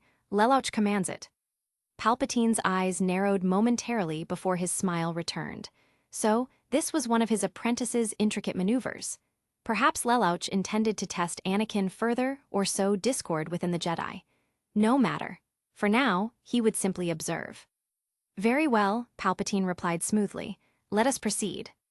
The invisible hand shuddered violently as it veered off course, explosions rattling through its corridors. Emergency sirens blared, and the acrid scent of burning electronics filled the air. Anakin sprinted toward the bridge, Obi-Wan slung over his shoulder, and Palpatine close behind. The young Jedi's grip on his unconscious former master tightened as another tremor rocked the ship. As they neared the entrance to the bridge, a squad of B-2 battle droids emerged, their blasters raised. Without missing a beat, Anakin ignited his lightsaber, the blue blade humming menacingly. He set Obi-Wan down gently against the wall and stepped forward, deflecting a barrage of blaster bolts with ease. His movements were swift and precise, every strike flowing seamlessly into the next. Palpatine watched, his face an impassive mask, though a flicker of approval glinted in his eyes. One by one, the droids fell, sliced apart by Anakin's relentless assault. The final droid managed a desperate shot, only for Anakin to send the bolt ricocheting back into its chassis, leaving it to crumple in a smoking heap. As the last echo of the battle faded, Obi-Wan stirred, groaning softly. His eyes fluttered open, and he squinted against the harsh light. Anakin, Obi-Wan rasped, his voice heavy with fatigue. I've got you, Master, Anakin said, helping him to his feet. We need to take the bridge and regain control before this ship crashes. Obi-Wan straightened, his grip on his lightsaber firm despite his weariness. Together, they pushed through the final blast doors to the bridge. The room was in chaos, consoles sparking and the inert forms of separatist officers scattered across the floor. The remaining droids turned to engage, but between Anakin's sheer ferocity and Obi-Wan's strategic precision, the battle was over in moments. The ship's controls were a mess of shattered screens and exposed wires. Anakin slid into the pilot's chair, his fingers flying across the controls as he assessed the situation. This is going to be rough, he muttered, his jaw set. Obi-Wan took the co-pilot's seat, shaking his head. I never doubted your ability to find the most dramatic landings. Anakin cracked a small smile despite the tension. You're welcome. The invisible hand groaned as its engines sputtered to life. Anakin gripped the controls, steering the ship into a more stable trajectory. The view outside the shattered bridge window was a kaleidoscope of fire and smoke as the vessel tore through Coruscant's atmosphere. The heat shields engaged, glowing red-hot as the ship plummeted. Panels exploded in showers of sparks, and the deck beneath them trembled violently. Palpatine clung to the back of Anakin's chair, his face a calculated mixture of calm and mild apprehension. Steady, Obi-Wan said, his voice tight with concentration as he worked to stabilize the auxiliary systems. Yeah, I noticed. Anakin shot back, his hands a blur over the controls. They breached the lower atmosphere, the sprawling cityscape of Coruscant rushing up to meet them. Towers loomed like jagged teeth, and the streets below were a blur of activity as people scattered to avoid the impending crash. Deploy the emergency landing gear, Anakin barked. Obi-Wan slammed the controls, and with a groan of protest, the landing gear extended. It wasn't much, but it was better than nothing. The invisible hand skidded across the city's surface, its remaining hull splitting apart as it ground to a halt. Fires erupted along the path of destruction, emergency sirens blaring in the distance. The final jolt sent the trio lurching forward, but the ship finally came to rest, half its structure teetering precariously on the edge of a platform. Smoke billowed from the wreckage as emergency vehicles swarmed the scene. Anakin helped Obi-Wan to his feet, the older Jedi wincing but managing to stand upright. Palpatine stepped down from the wreckage with practiced grace, his robes miraculously untouched by the chaos. Obi-Wan turned to Anakin, his expression a mix of exasperation and gratitude. Next time, let's not try to land half a ship. Anakin let slip a smile. Do you believe this counts as capturing a ship? I have a bet with Lelouch. Obi-Wan groaned at that. It's half a ship. Anakin smirked, his adrenaline finally ebbing. It was the best half. Another happy landing, Obi-Wan muttered, rolling his eyes. Palpatine chuckled softly, his eyes glinting with something darker. As the trio stepped away from the wreckage, the distant hum of Coruscant's ever-busy skyline filled the air. Above them, the remaining pieces of the invisible hand disintegrated in the atmosphere, leaving only a trail of smoke and fire as a testament to their narrow escape. Chapter 65, The Curtain Falls. Aye. The wreckage of the invisible hand smoldered behind them as Anakin, Obi-Wan, and Palpatine disembarked. Emergency crews swarmed the crash site, dousing fires and assessing the extensive damage. The three descended the ramp of a Republic gunship that had whisked them from the platform where the ship's remains had come to rest. A convoy of speeders waited to escort them to the Senate. Clones snapped to attention as the trio approached, their polished armor gleaming in Coruscant's perpetual daylight. Palpatine, his usual air of calculated composure restored, nodded appreciatively to the troops. "Another heroic feat for the history books, Master Kenobi, General Skywalker," he said, his voice carrying a thin veneer of warmth. "Just another day in the service of the Republic," Obi-Wan replied, brushing soot from his robes. Despite his light tone, his face betrayed weariness.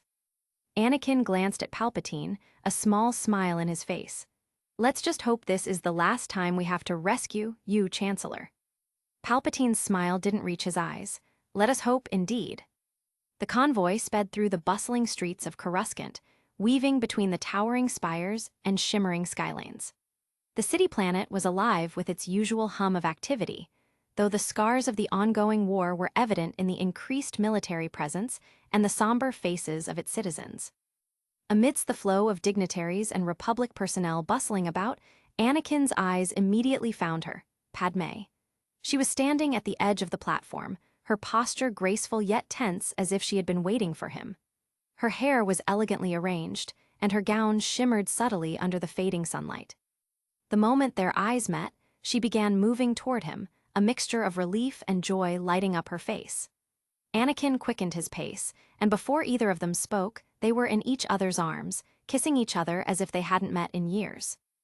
"Anakin," Padme exclaimed, her voice trembling slightly as she clung to him. He held her tightly, his chin brushing against her hair. "Are you all right?" he asked, his tone low and filled with concern. "I'm fine," she assured him, her voice soft but steady. "I was so worried about you." Pulling back slightly, he looked into her eyes, his smile warm and reassuring. "Obi-Wan and I took care of it," he said with a faint hint of humor, referring to their harrowing adventure aboard General Grievous's flagship. As they moved to a quieter corner of the platform, Padme hesitated, her hands fidgeting before she finally took his hand and pressed it gently against her stomach. "Something wonderful has happened," she said, her voice trembling slightly. Anakin's brow furrowed in confusion. "What is it?" She took a deep breath, her gaze steady despite her nerves. "Anakin, I'm pregnant." For a moment he froze, the words sinking in. Then a smile broke across his face, wide and genuine as joy overwhelmed him. That's wonderful," he said, his voice full of emotion as he pulled her into another embrace. Padme leaned into him but couldn't hide the flicker of anxiety in her expression. "What are we going to do?" she asked, her voice barely audible. Anakin pulled back slightly, his hands resting firmly on her arms. "We're not going to worry about anything right now," he said, his tone resolute and comforting. "This is a happy moment, the happiest moment of my life." Padme's smile finally returned, full of warmth as she leaned her head against his chest. For that brief moment, the galaxy and its endless conflicts faded away, leaving only the two of them and the hope of the life they were about to bring into the world. The Jedi Council chamber was bathed in the amber hues of Coruscant's perpetual twilight, the floor-to-ceiling windows revealing the bustling cityscape far below. Anakin Skywalker stood before the council, his posture rigid and his expression unreadable. Around him, the masters sat in their semicircle, their faces carefully composed, though hints of unease flickered in some eyes. "Anakin Skywalker," Master Windu began, his voice stern and deliberate, "you have been granted a seat on this council, but we do not grant you the rank of master." The room was silent save for the faint hum of traffic outside. Anakin's jaw tightened almost imperceptibly, but he bowed his head slightly in acknowledgement. He stood there for a moment, his eyes scanning the faces of the Jedi before him. Obi-Wan Kenobi's expression was neutral, though a shadow of concern lingered in his gaze. Yoda's wise eyes watched him with their usual depth, while Windu's stern features betrayed no emotion. Finally, Anakin straightened. "I understand," he said, his tone measured. And I thank you for your consideration. He paused, letting the weight of the moment settle over the room. However, he continued, I have made my own decision. I will be leaving the Jedi Order. The words hung in the air like a thunderclap. Obi-Wan's head snapped toward Anakin, his eyes wide. What? Murmurs rippled among the other masters, their composure momentarily shaken, though none showed it openly. Windu's sharp gaze fixed on Anakin, his expression hardening, while Yoda hummed thoughtfully, leaning on his Geimer stick. Stop you, we cannot, Yoda said after a long moment, his tone heavy with resignation. Your choice this is, a path of your own you must walk. Windu leaned forward slightly, his tone clipped. In that case, the matter of your seat on the council. Obi-Wan interrupted, his voice firm. Stands. It was made under his capacity as a general and not as a Jedi Knight. A murmur of discontent passed through the room, but no one voiced an objection. Anakin nodded once, his expression unwavering. Then, if you'll excuse me, he said, his voice steady, and without another word, he turned and strode out of the chamber, his black robes billowing behind him. The small quarters Anakin had called home for years were dimly lit, the muted light casting long shadows over the Spartan furnishings. His few personal belongings were neatly arranged in a small pack by the door.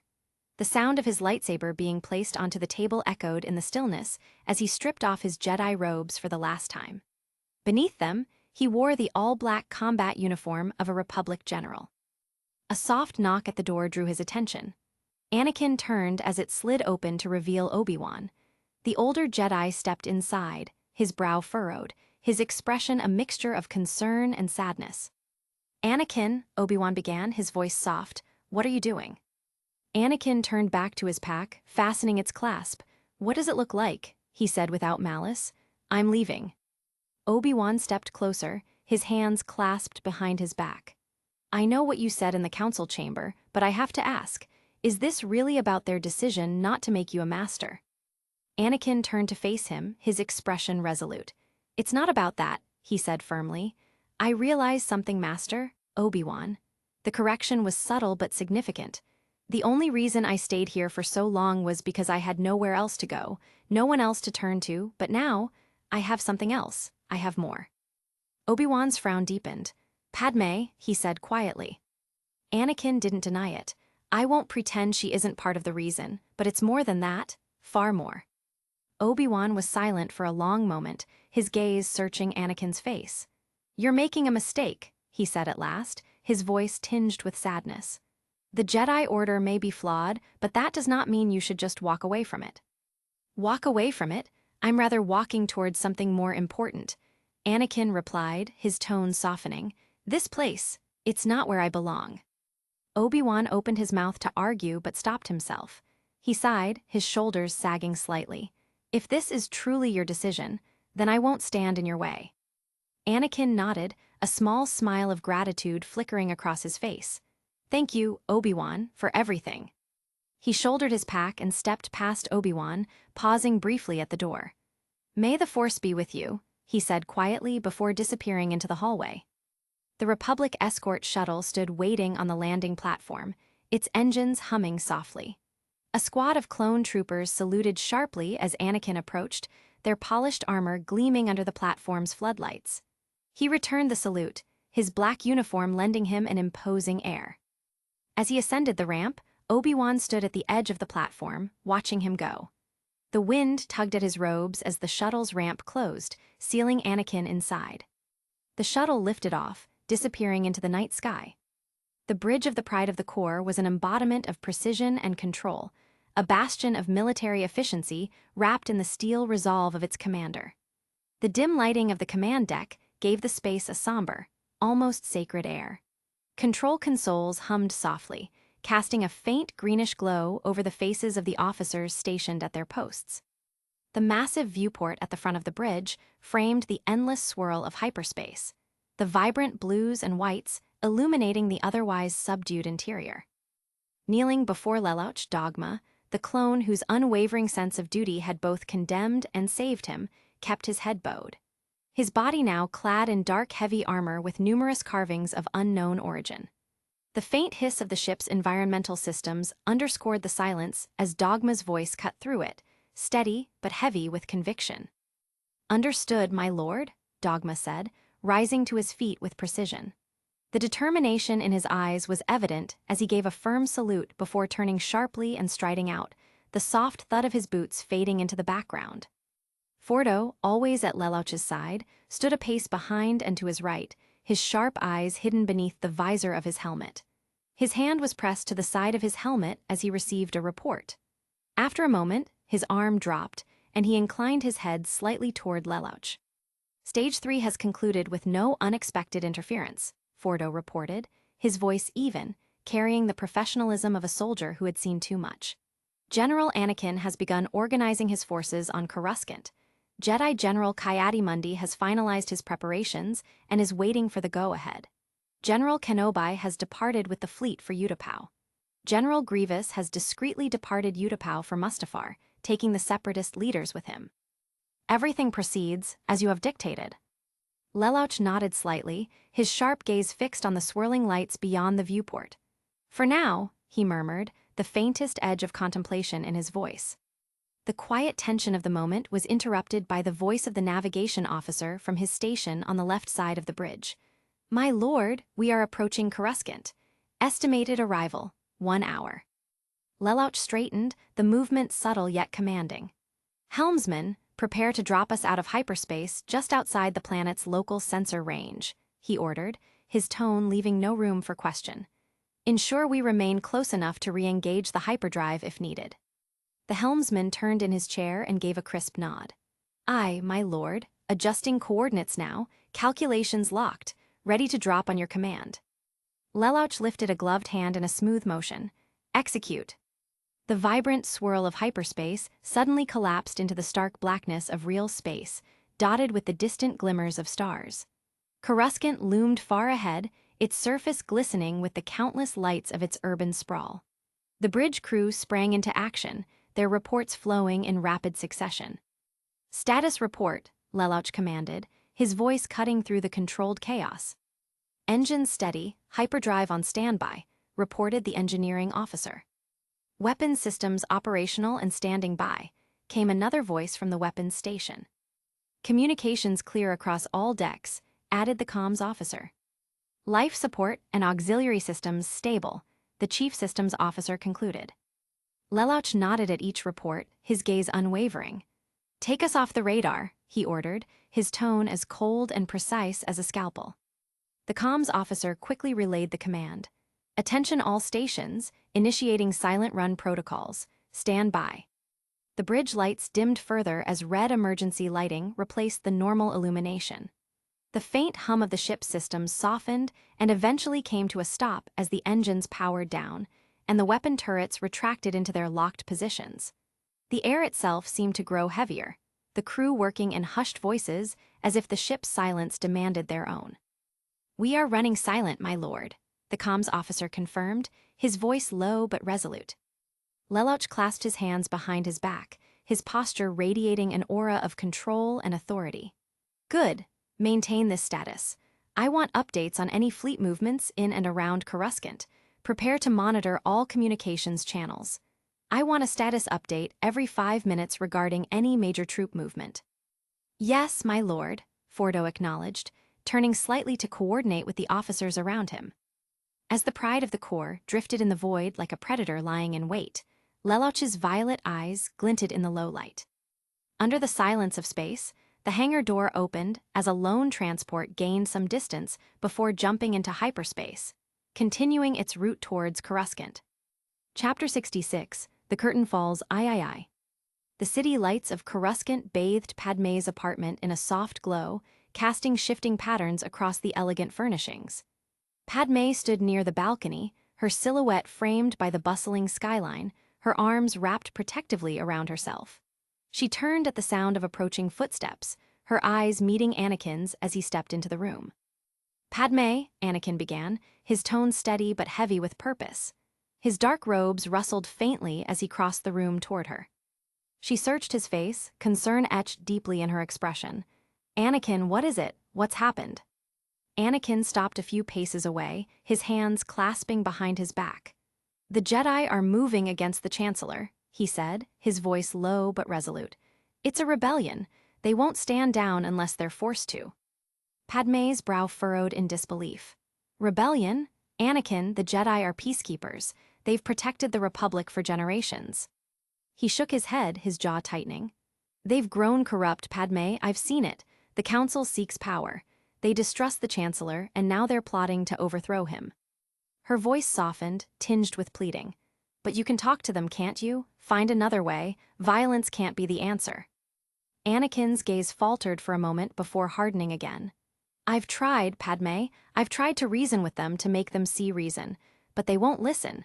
If they refuse to stand down peacefully, I'll have no choice." She took a step closer, her hand reaching for his. "Anakin, you can't mean that. You've always been loyal to the Jedi." He took her hand gently, his voice softening. "I was loyal to the Jedi, but they've lost their way. My loyalty now is to peace, to justice, to you." His free hand moved to her stomach, where their unborn child rested. "Everything I do for our family, Padmé. I need you to trust me." There was desperation in his voice. Padmé's eyes glistened, and she leaned into his touch. "I'm scared, Anakin, the Republic, the Jedi, you, everything feels like it's slipping away."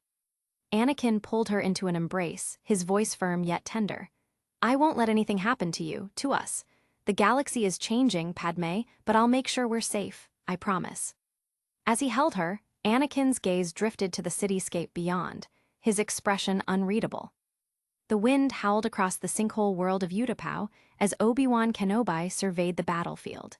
The steep walls of the massive sinkhole city were a hive of activity, with Republic troops and artillery positions exchanging fire with entrenched separatist forces.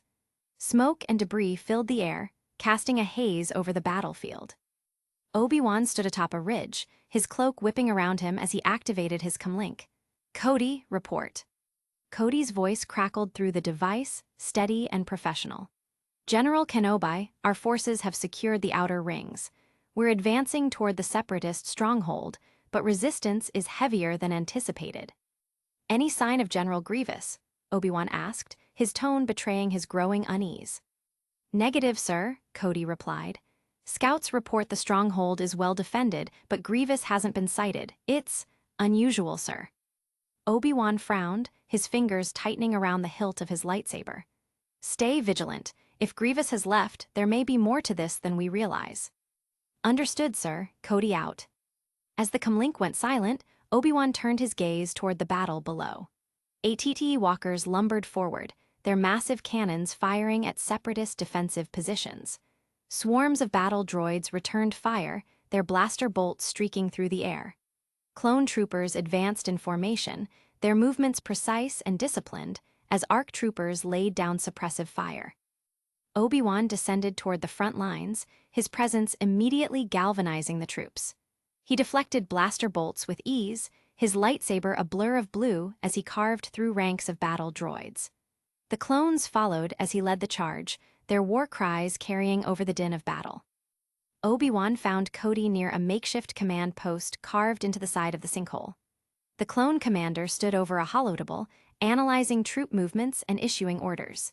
He looked up as Obi-Wan approached, saluting sharply. "General," Cody said, his helmet under his arm.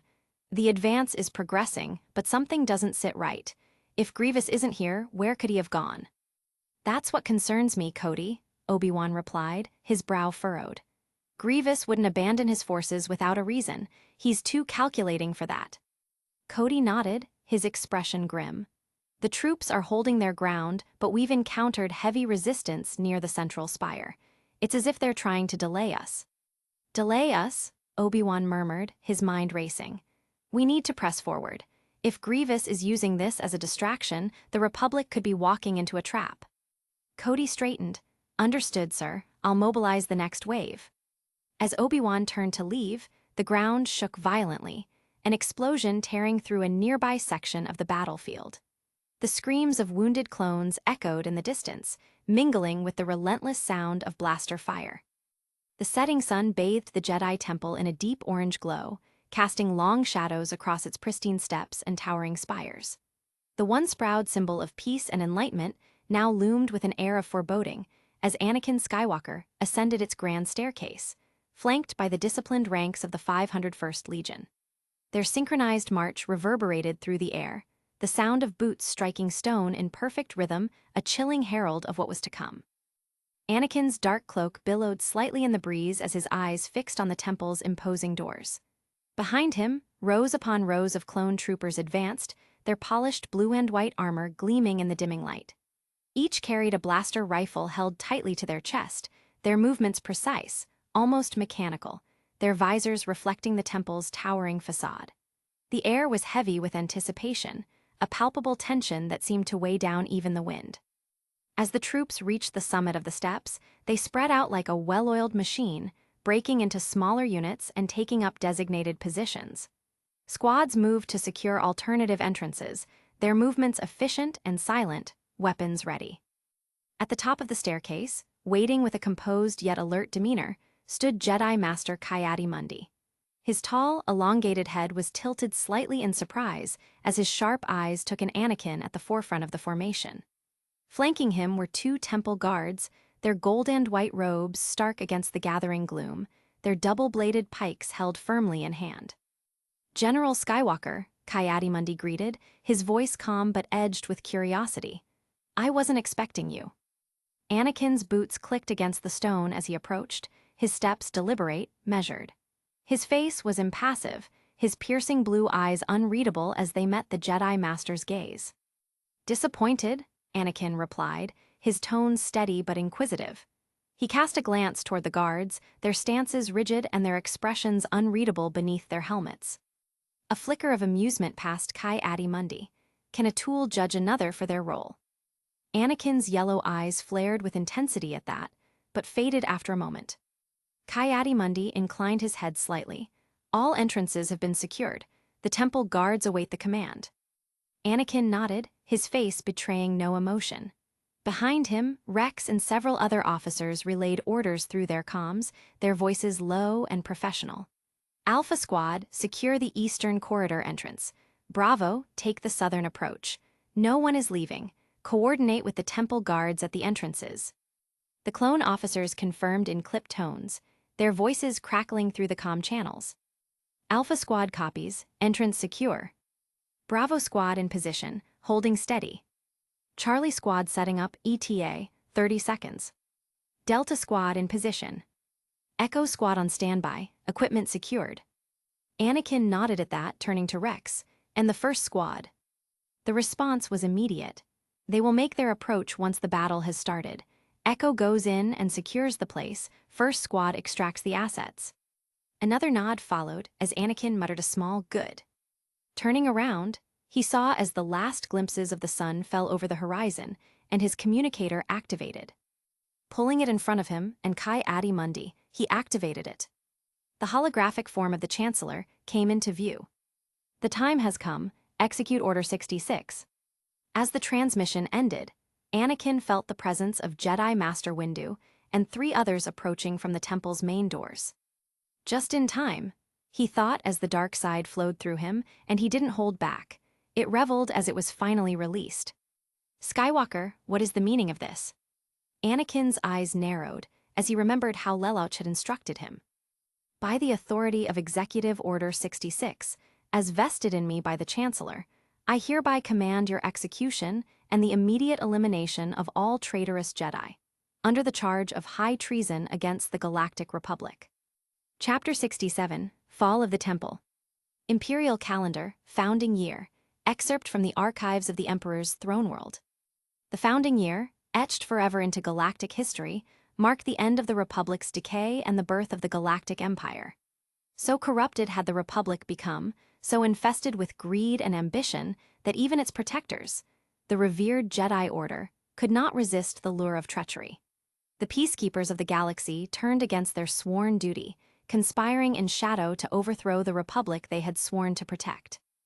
Their betrayal came to light on the eve of the Clone Wars' conclusion, a revelation that shocked even the staunchest defenders of the Jedi Order. Records would later show the depth of their plot, an attempt to assassinate the Supreme Chancellor, seize control of the Grand Army of the Republic, and replace lawful governance with their self-righteous tyranny. Yet, this treason would not succeed, at least not to its complete fruition, for the Republic, fractured as it was, still possessed a core of unyielding strength. It began with the march upon the Jedi Temple. The 501st Legion, led by General Anakin Skywalker, ascended the temple steps, their boots echoing like the drums of war. Flanked by temple guards, those sworn to the Order yet loyal to the Republic, the clones moved with mechanical precision, their blasters primed, their helmets gleaming under Coruscant's twilight. At their head, Anakin walked with a purpose that none dared question, his shadow long against the fading light. And as light gave way to the darkness of the night, the temple itself became a battlefield.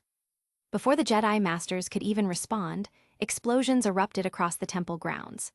The deafening blasts shook the air, smoke and flame erupting from pre-planned charges set around the perimeter. The temple facade trembled under the assault, ancient stones crumbling under the onslaught. The 501st Legion surged forward with mechanical precision, blasters raised, their boots thundering against the stone stairs in perfect synchronization. Windu, his face carved in grim determination, ignited his violet lightsaber. Beside him, the three masters who had stood by him, Kit Fisto, Cece Tian, and Agen Kohler, did the same. Their sabers sprang to life with the hum of defiance, their bright blades forming a defensive arc against the advancing clones. Windu's sharp gaze flicked toward Anakin and Ki-Adi-Mundi, standing behind the ranks of clones. Both were unnervingly calm, their postures poised, watching as chaos unfurled. It was clear, neither had any intention of joining the fight. The Jedi were being pressed backward, step by step. The clones had formed a perimeter, spreading out with precision past the massive pillars lining the temple's grand stairway.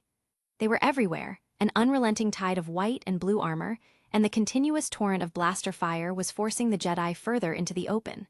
There was no cover, no respite. Every deflected bolt took its toll on the Masters, their movements sharp but increasingly fatigued. Perimeter secured, advancing fire lines, barked a clone commander through his helmet comms. Heavy unit inbound, called a sergeant. With a groan of heavy servos, a walker emerged at the top of the stairway, climbing into position. The temple's grand entrance loomed ahead of it, an ancient testament to Jedi heritage and soon to become the last stand of the treasonous Jedi. Walker is inbound. A voice came from the comms. Target the temple gates, do not let them retreat inside. Its cannons swiveled into position.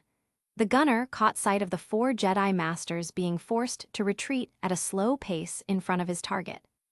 Mass driver cannon online, target acquired, firing in 3, 2, 1. The shot screamed through the air, a burst of blinding energy that slammed into the temple's entrance. The explosion shook the ground beneath their feet, sending debris cascading down in a roaring avalanche of stone and dust. The doorway collapsed, sealing their only retreat route. "They're cutting us off," Agen Kohler shouted, sweat streaming down his face as his green blade deflected a shot aimed for his chest. "Hold the line," Windu barked.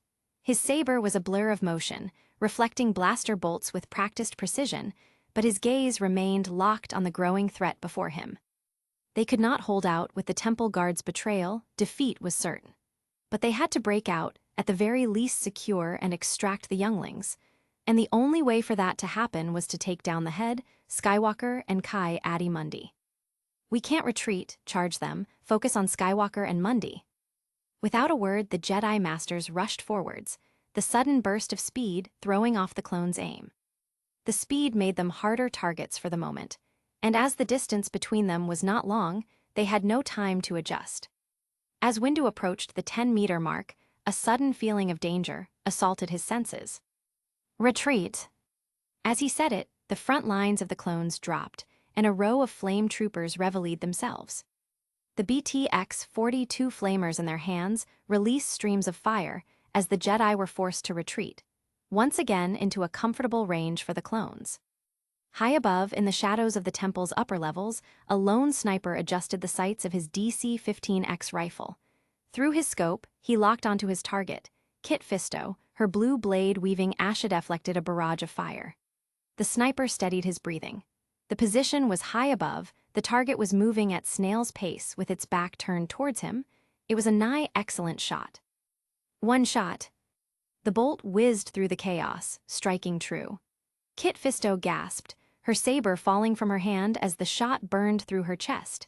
He collapsed to her knees, her eyes wide with pain and disbelief before he crumpled to the ground, lifeless. "Fisto," CC-Tian shouted, his voice raw with fury. His saber lashed out with renewed vigor, deflecting bolts with ferocity, but the clones responded in kind. "Bring up the rotary cannons," barked another officer. Two troopers, clad in heavy armor and lugging Z6 rotary blasters, stepped forward. The barrels began to spin, the whining hum crescendoing into a deadly roar as the cannons unleashed a devastating spray of fire. The sheer volume of bolts was overwhelming, a crimson storm that even a Jedi couldn't hold back for long. Agent Kohler faltered, his defenses slipping under the relentless assault. A bolt struck his shoulder, spinning him around, and before he could recover, another slammed into his chest. He staggered, his saber falling from his grasp, before collapsing onto the bloodied stone steps. CC-Tian was the last to fall. His horns gleamed under the firelight as he fought with unyielding determination, his yellow blade a beacon against the darkness. But even he couldn't withstand the combined might of the 501st. A concentrated volley of fire struck him down, his body crumpling beside his fallen comrades.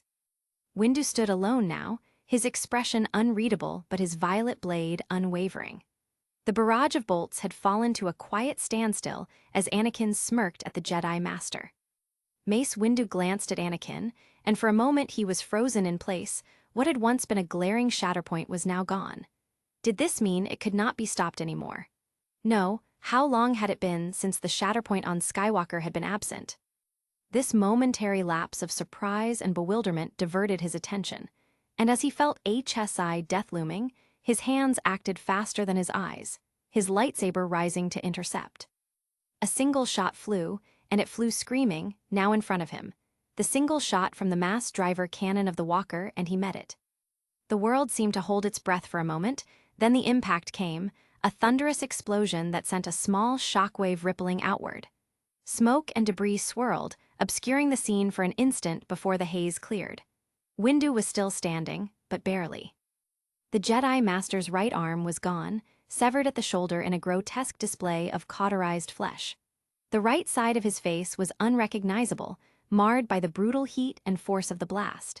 Blood and burnt tissue mixed with the acrid stench of destruction. His once pristine robes were scorched and tattered. His lightsaber, the legendary blade that had defended the Republic countless times, lay far behind him, discarded by the force of the explosion. Its familiar hum was silent now, its light extinguished. Windu fell to his knees, the mighty warrior brought low. Around him, the 501st Legion moved with clinical precision, encircling him like predators closing in on their prey. Their weapons were raised, each clone's stance steady, unwavering, a testament to their relentless training. "I thigh, why you beom siwer? Is this what you've become, Skywalker?" The words were garbled, distorted by the injuries that mangled his jaw and throat. Yet, even through the disfiguration, the weight of his accusation was clear. His tone carried not just sorrow but a deep, aching disappointment, a reflection of betrayal too great to articulate. Anakin said nothing, his expression unchanging. As he approached, a flicker of defiance flashed into Windu's eyes. Anakin smiled, echo proxied. Windu pulled on the Force with all his might, his left arm limp, his hand open as the cylinder of his lightsaber rushed into it from the distance. Just as it made contact, an explosion sounded as Windu's one remaining eyes widened and looked towards the Jedi Council chamber. It was where the younglings were to be taken in case of an attack. "You lack conviction," Skywalker's voice interrupted. With that sentence, he felt his last remaining arm fall to the ground. "I'll leave you with this. You won't have to worry about the younglings. Their future is secured, brighter and grander than any they could achieve within these walls as hermits." Windu merely looked up at the night sky, and as the blade approached his neck, he saw something, a shatterpoint so grand in scale it could encompass everything, like a black hole. It was far, but also close to Coruscant, hiding into the night sky. Echo Squad moved with cold precision, their boots making soft, deliberate taps on the stone floor as they reached the sealed doors of the Jedi Council chambers. The thick Durasteel-reinforced doors stood as the last barrier between them and the hidden younglings. The squad leader, a grizzled veteran with a jagged scar running across his helmet, raised his hand in a sharp signal. Charges set, breach in 10 seconds, came the clipped report from the demolitions expert. The squad fanned out, taking positions along the walls, weapons trained on the door. The timer ticked down, each second dragging like an eternity before. Boom! The explosion rocked the corridor, sending a shockwave through the surrounding halls. Shrapnel and smoke filled the air as the doors and the roof were torn apart, twisted metal flying inward. The squad stormed in, their blasters raised, sweeping the room in practiced formation. First squad rappelled down from a circling LAATI, their black-plated armor glinting in the firelight of the burning temple. They landed with a thud. Inside, the younglings were huddled together, their wide, fearful eyes reflecting the eerie blue glow of the stun charges on the clones' weapons. Some clutched small training sabers, others merely pressed themselves into the walls, trembling. The squad leader stepped forward, his voice modulated but firm. "Stand down, we're here to extract you. Comply and no harm will come to you." At first, there was silence, broken only by the soft hum of the clones' weapons. But then, a brave youngling, no more than 10 years old, stepped forward, his tiny training saber igniting with a snap hiss. "You're not here to help us," he shouted, his voice quivering with both fear and defiance. Another youngling joined him, then another, their courage swelling as the tension mounted. But courage, in this moment, could only lead to tragedy. "Stun them," the squad leader ordered, his tone devoid of emotion. The room erupted into chaos as the younglings charged, their small blades swinging wildly. Blue rings of stun bolts flew through the air, striking the children one by one. Some fell immediately, their bodies convulsing before going limp. Others fought back, managing to shove or strike a few clones. One clone was hurled into a wall with a force push, his armor cracking on impact, while another was disarmed by a particularly skilled youngling. The resistance was short-lived. The clones overpowered them, their stun weapons leaving no room for negotiation. Soon, the younglings lay unconscious, their small bodies scattered across the chamber floor. "Secure the package," the squad leader barked. "Move them to extraction." Meanwhile, outside the council chambers, the temple was a war zone. The main hall was a battleground of unparalleled ferocity. Jedi and Padawans fought with a desperate fervor, their lightsabers flashing like beacons of hope against the relentless tide of clones, and the temple guards. The 501st moved in coordinated squads, their blaster bolts creating a deadly web of crossfire that cut down anyone who stepped into its path.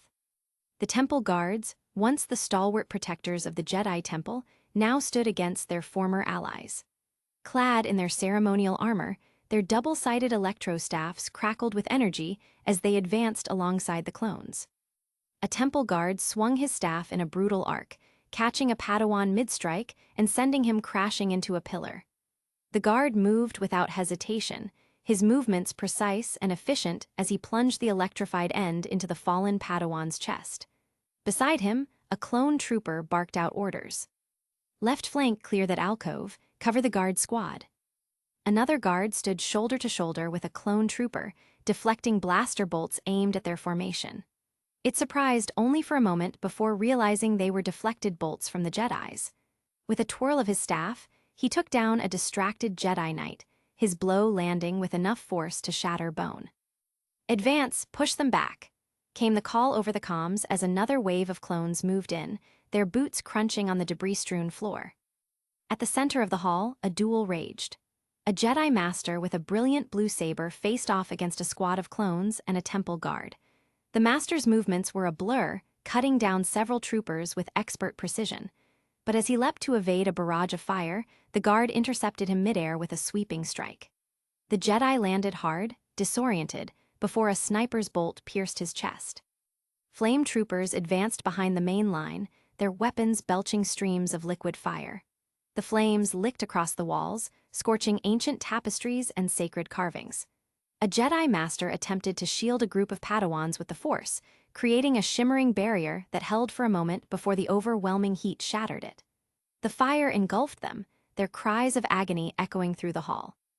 Grenades were tossed into alcoves where Jedi attempted to regroup, the explosions sending shockwaves through the temple. Shattered stone and dismembered limbs littered the floor, the once pristine halls now painted with blood and ash. The fighting continued, the Jedi's numbers dwindling with each passing minute. Padawans who tried to flee were cut down by well-placed shots. Knights who stood their ground were overwhelmed by the sheer volume of firepower. The temple guards fought with ruthless efficiency, their loyalty to the Empire unshakable. Together with the clones, they turned the tide against even the most skilled Jedi. The last Jedi fell in the main hall, her violet blade extinguishing as she crumpled to the floor. The silence that followed was deafening, broken only by the crackling of flames and the distant hum of LAATI transports. Clear the hall, came the final order. Ensure no survivors. The 501st moved methodically, their helmets hiding any hint of emotion as they stepped over the bodies of the fallen. The temple, once a bastion of hope and peace, now lay in ruins, a testament to the Empire's unyielding might. And above it all, Anakin Skywalker stood at the top of the grand staircase, his cold eyes surveying the carnage below. At his side, Ki-Adi-Mundi and 2 temple guards stood silently, their staffs still sparking with the remnants of battle. They marked the end of a Jedi order that had stood the test of time for nearly 25,000 years. Chapter 68, The Rise of the Empire I. Imperial Calendar, Founding Year, excerpt from the archives of the Emperor's throne world. The galaxy, already choked by the fires of civil war, bore witness to a night of unspeakable carnage, the fall of the Jedi Temple. Though history shall forever mark it as a victory for order and the triumph of loyalty, there remains an undeniable shadow upon those events, one that even time itself cannot fully cleanse. What began with blaster fire concluded with something far more insidious. Flames, unleashed by the searing tongues of flametroopers, crept across sacred murals and centuries-old relics. Fragments of shattered holocrons glittered amidst the ruin, their wisdom now lost to eternity.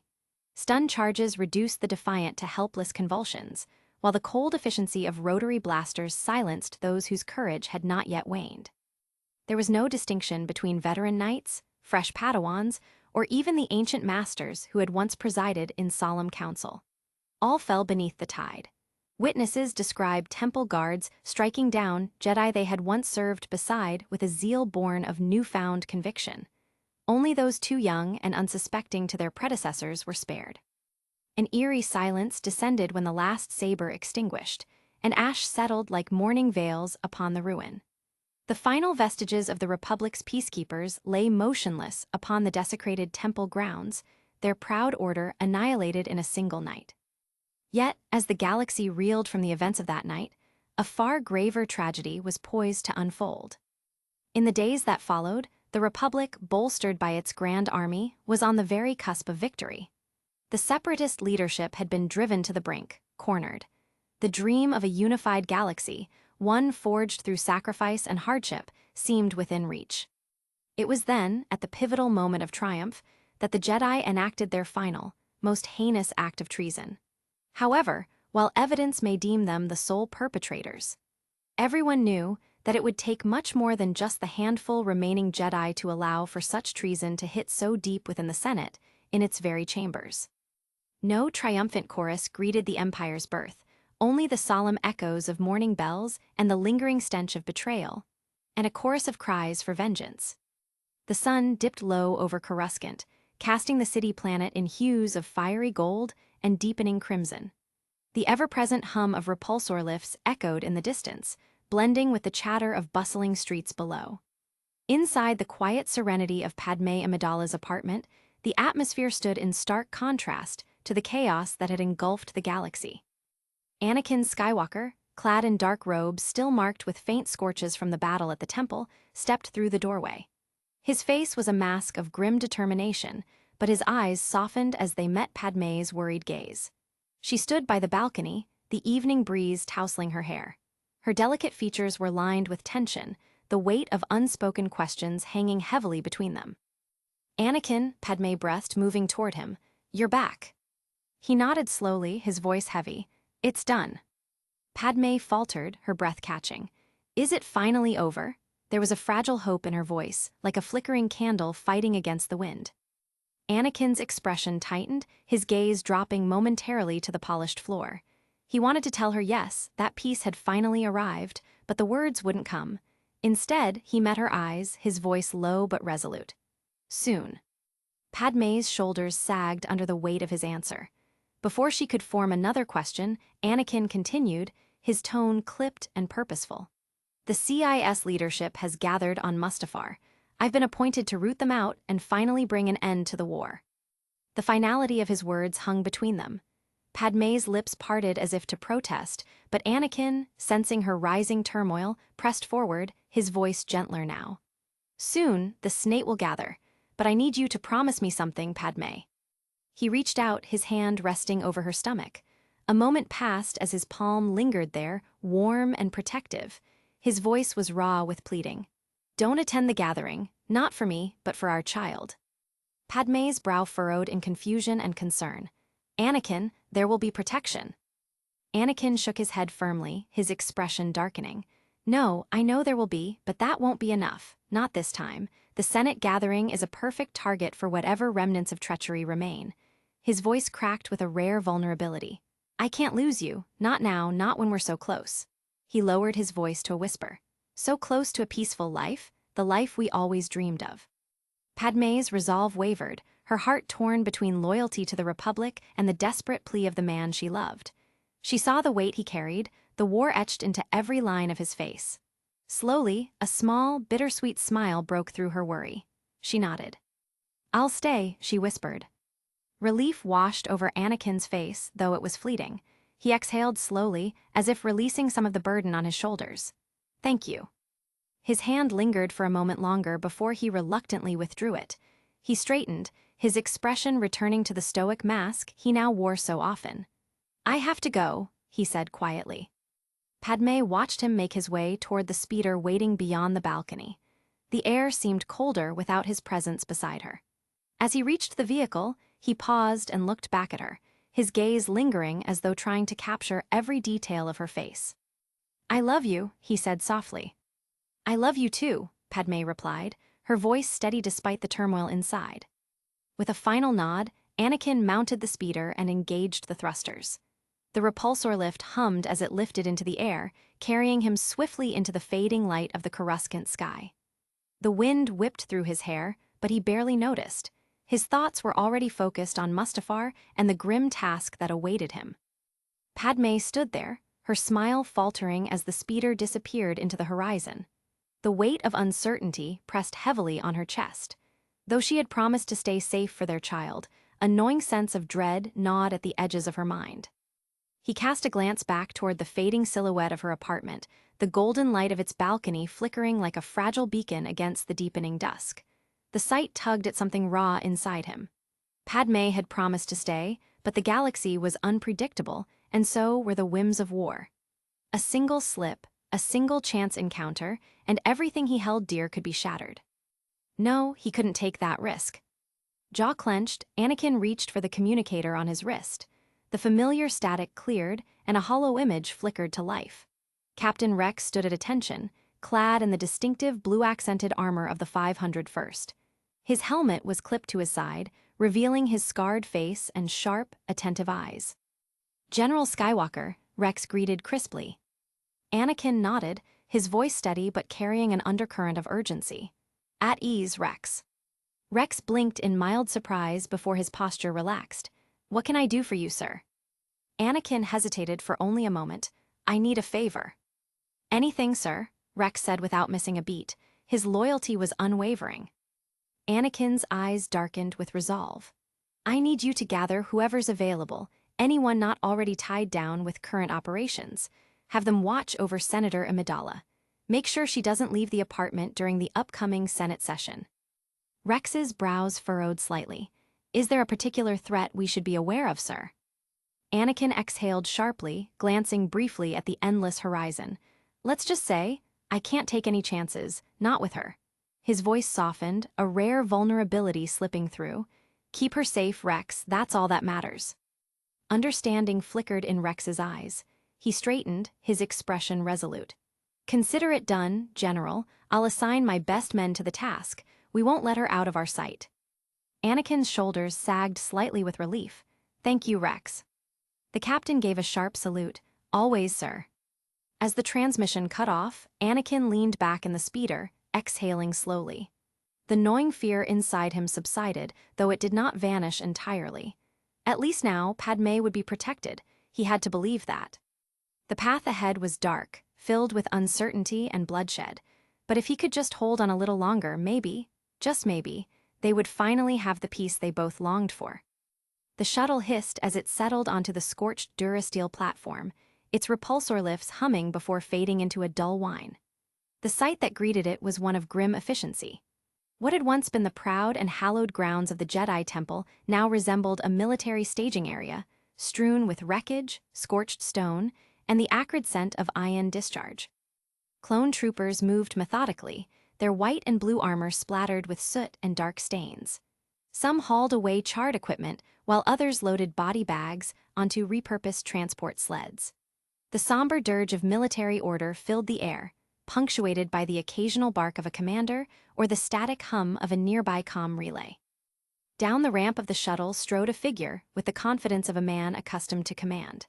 Captain Wilhuff Tarkin's sharp eyes surveyed the scene, his thin lips pressed into a line of disdain. His neatly pressed olive-green uniform remained impeccable despite the oppressive atmosphere.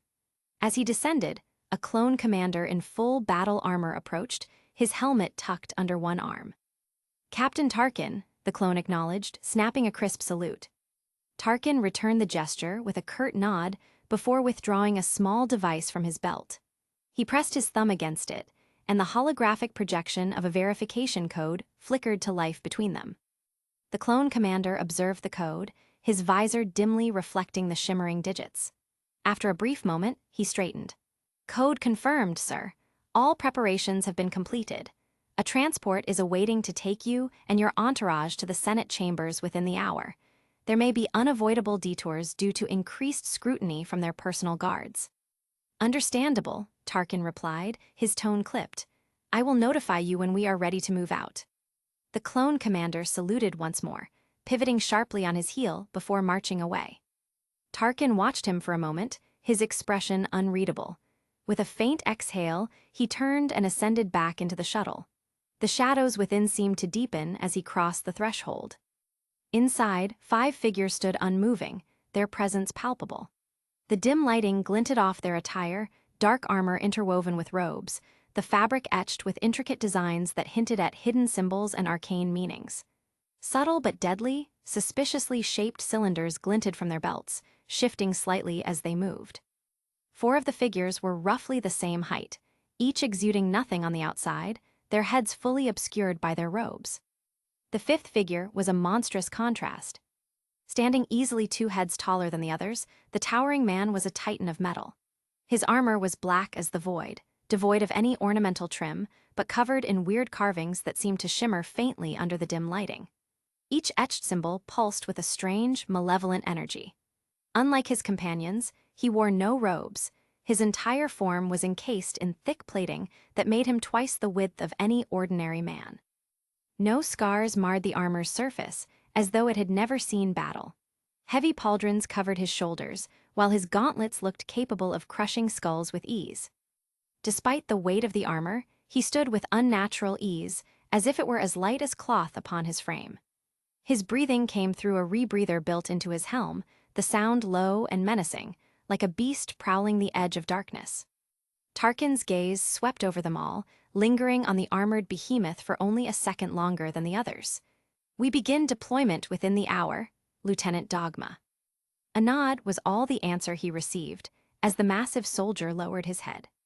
Chapter 69, The Rise of the Empire, II. The night was heavy, the air thick with the scent of ionized rain and the faint tang of smoke from the distant ruins of the Jedi Temple. Coruscant's skyline glittered like a fractured mirror, its towering spires piercing the clouds, their lights reflecting off the low-hanging fog. The cargo transport hummed softly as it glided through the labyrinth of skylanes, its engines a low, steady thrum beneath Dogma's feet. He stood at the edge of the transport's open bay, his massive frame silhouetted against the dim glow of the city. The blackened armor encasing his body seemed to drink in the light, the faintly glowing Sith runes etched into its surface pulsing with a quiet, malevolent energy. His breathing, deep and mechanical, echoed within his helmet, a constant reminder of the power he now wielded and the cost it had demanded. The others stood behind him, their presence a silent testament to the mission ahead. 4 robed figures, their faces obscured by shadow, their hands resting lightly on the hilts of their weapons. They were silent, their stillness unnerving, like predators waiting to strike. Dogma could feel their anticipation, a coiled tension that mirrored his own. The transport dipped lower, skimming just above the traffic lanes, its course carefully calculated to avoid detection. The Senate chambers loomed ahead, a monolithic structure of gleaming durasteel and transparasteel, its lights blazing like a beacon in the night. It was a symbol of the Republic's power, or what little remained of it. Dogma's grip tightened on the handle of his weapon, a massive warhammer forged from the same dark metal as his armor. The runes along its shaft glowed faintly, responding to his touch. He could feel the weight of the mission pressing down on him, the gravity of what they were about to do. Approaching the diplomatic cargo bay, the pilot's voice crackled over the comms. 30 seconds. Dogma turned to the others, his voice a low growl through his helmet's vocal modulator. Remember the objective, no deviations, no mistakes. The robed figures nodded, their movements synchronized, their silence unnerving. They were tools just as he was, each of them shaped and honed for this moment. Dogma felt no camaraderie with them, no sense of brotherhood. They were weapons, and weapons did not feel. In the adjacent compartment, Captain Wilhuff Tarkin stood with practiced calm as the transport thudded onto the platform. He adjusted his uniform, the pristine olive-green fabric untouched by the chaos outside. A quick glance at his datapad confirmed their schedule. They would reach the Senate chambers within the hour if all proceeded as planned. 2 clone troopers in the distinct black colors of the Zero Legion flanked him, their visors gleaming beneath the dim shuttle lights. Tarkin cast them a brief glance. "On me," he ordered crisply, stepping down the ramp and into the open air. The platform was bathed in the flickering glow of perimeter lights. A pair of Senate guards in their traditional blue armor approached, their faces stoic beneath their plumed helmets. One raised a hand to halt their approach. "Hold," the lead guard announced, his voice firm. "State your business and cargo designation." Tarkin's lips thinned. "Captain Wilhuff Tarkin, diplomatic package classified," he said, presenting a datapad. "I trust there won't be any delays." The guards exchanged a glance, their expressions hardening. Due to heightened security protocols surrounding the Senate session, all cargo, classified or not, must be declassified and inspected on site, the guard stated bluntly. Tarkin's glare was icy. "I don't think you understand the gravity of your statement. This is diplomatic cargo," he said, his voice dangerously low. "Orders are orders," the guard insisted, though there was a flicker of uncertainty in his eyes. "No exceptions." Tarkin exhaled sharply through his nose. "Very well," he said, turning his head to the clone trooper on his right. "Show him the Emperor's seal." The clone complied without hesitation, reaching below. As the guards looked questioningly at each other, a sudden blaster bolt tore through the lead guard's chest plate, the shot precise and merciless. The guard crumpled with a strangled gasp, smoke rising from the seared wound. The second guard recoiled in shock, moving to raise his weapon. The other clone was already in front of him, his movements swift and brutal. With a sharp uppercut, he drove his armored elbow into the guard's chin, dazing him. The man stumbled, only to be caught in a vice-like grip around his neck. There was a brief, desperate struggle before a sickening crack echoed across the platform. The guard's body went limp, and the clone let it drop unceremoniously to the ground. "Area secure," the clone reported coldly. Tarkin straightened his coat, his expression unflinching. "Efficient and as silent as we could be udny Arth circumstances," he remarked. "Dispose of the bodies and position the cargo. We leave within 5 minutes." "Yes, sir," the clone acknowledged, gesturing to nearby troopers who moved swiftly to clear the scene. The air shimmered with heat as Anakin Skywalker's shuttle touched down on the scorched landing pad of the Separatist stronghold. Lava rivers snaked through the jagged obsidian landscape, their glow casting flickering shadows against the towering structures of the base. Steam hissed from cracks in the rock, mingling with the acrid scent of sulfur. Anakin, now clad in dark combat armor that gleamed like polished obsidian, descended the ramp without a word. His cape billowed slightly in the hot wind, and his boots clanged with each deliberate step. The molten glow of Mustafar reflected off the edges of his armor, giving him the appearance of a shadow wreathed in fire. The thick blast doors hissed open as he approached, revealing a long corridor lined with flickering crimson lights. The sound of his footsteps echoed ominously as he advanced, unchallenged. The separatist leadership awaited him. In the central command chamber, the tension was palpable. Wat Tamber adjusted the dials on his exosuit, the mechanical hissing blending with the low hum of the control panels. The others murmured among themselves, their voices tinged with fear and uncertainty, while Grievous simply watched them. As Anakin entered, the conversation ceased. The room fell into an eerie silence, broken only by the faint crackle of holographic displays. Gunray forced a smile, his voice wavering. "Lord Vader, we've been expecting you." Anakin did not respond. His expression was hidden beneath his helmet, but the weight of his presence was undeniable. The hitched mechanical breathing did nothing to calm the separatist leaders as they exchanged uneasy glances, their initial relief giving way to dread. Suddenly, the doors themselves shut with a heavy thud as his lightsaber ignited. The ruined Jedi temple loomed against the Coruscant skyline, its once pristine spires now scorched and blackened. Smoke curled from shattered windows, and the faint scent of ash lingered in the air. Yoda and Obi-Wan Kenobi moved silently through the desolation, their robes fluttering in the cool breeze.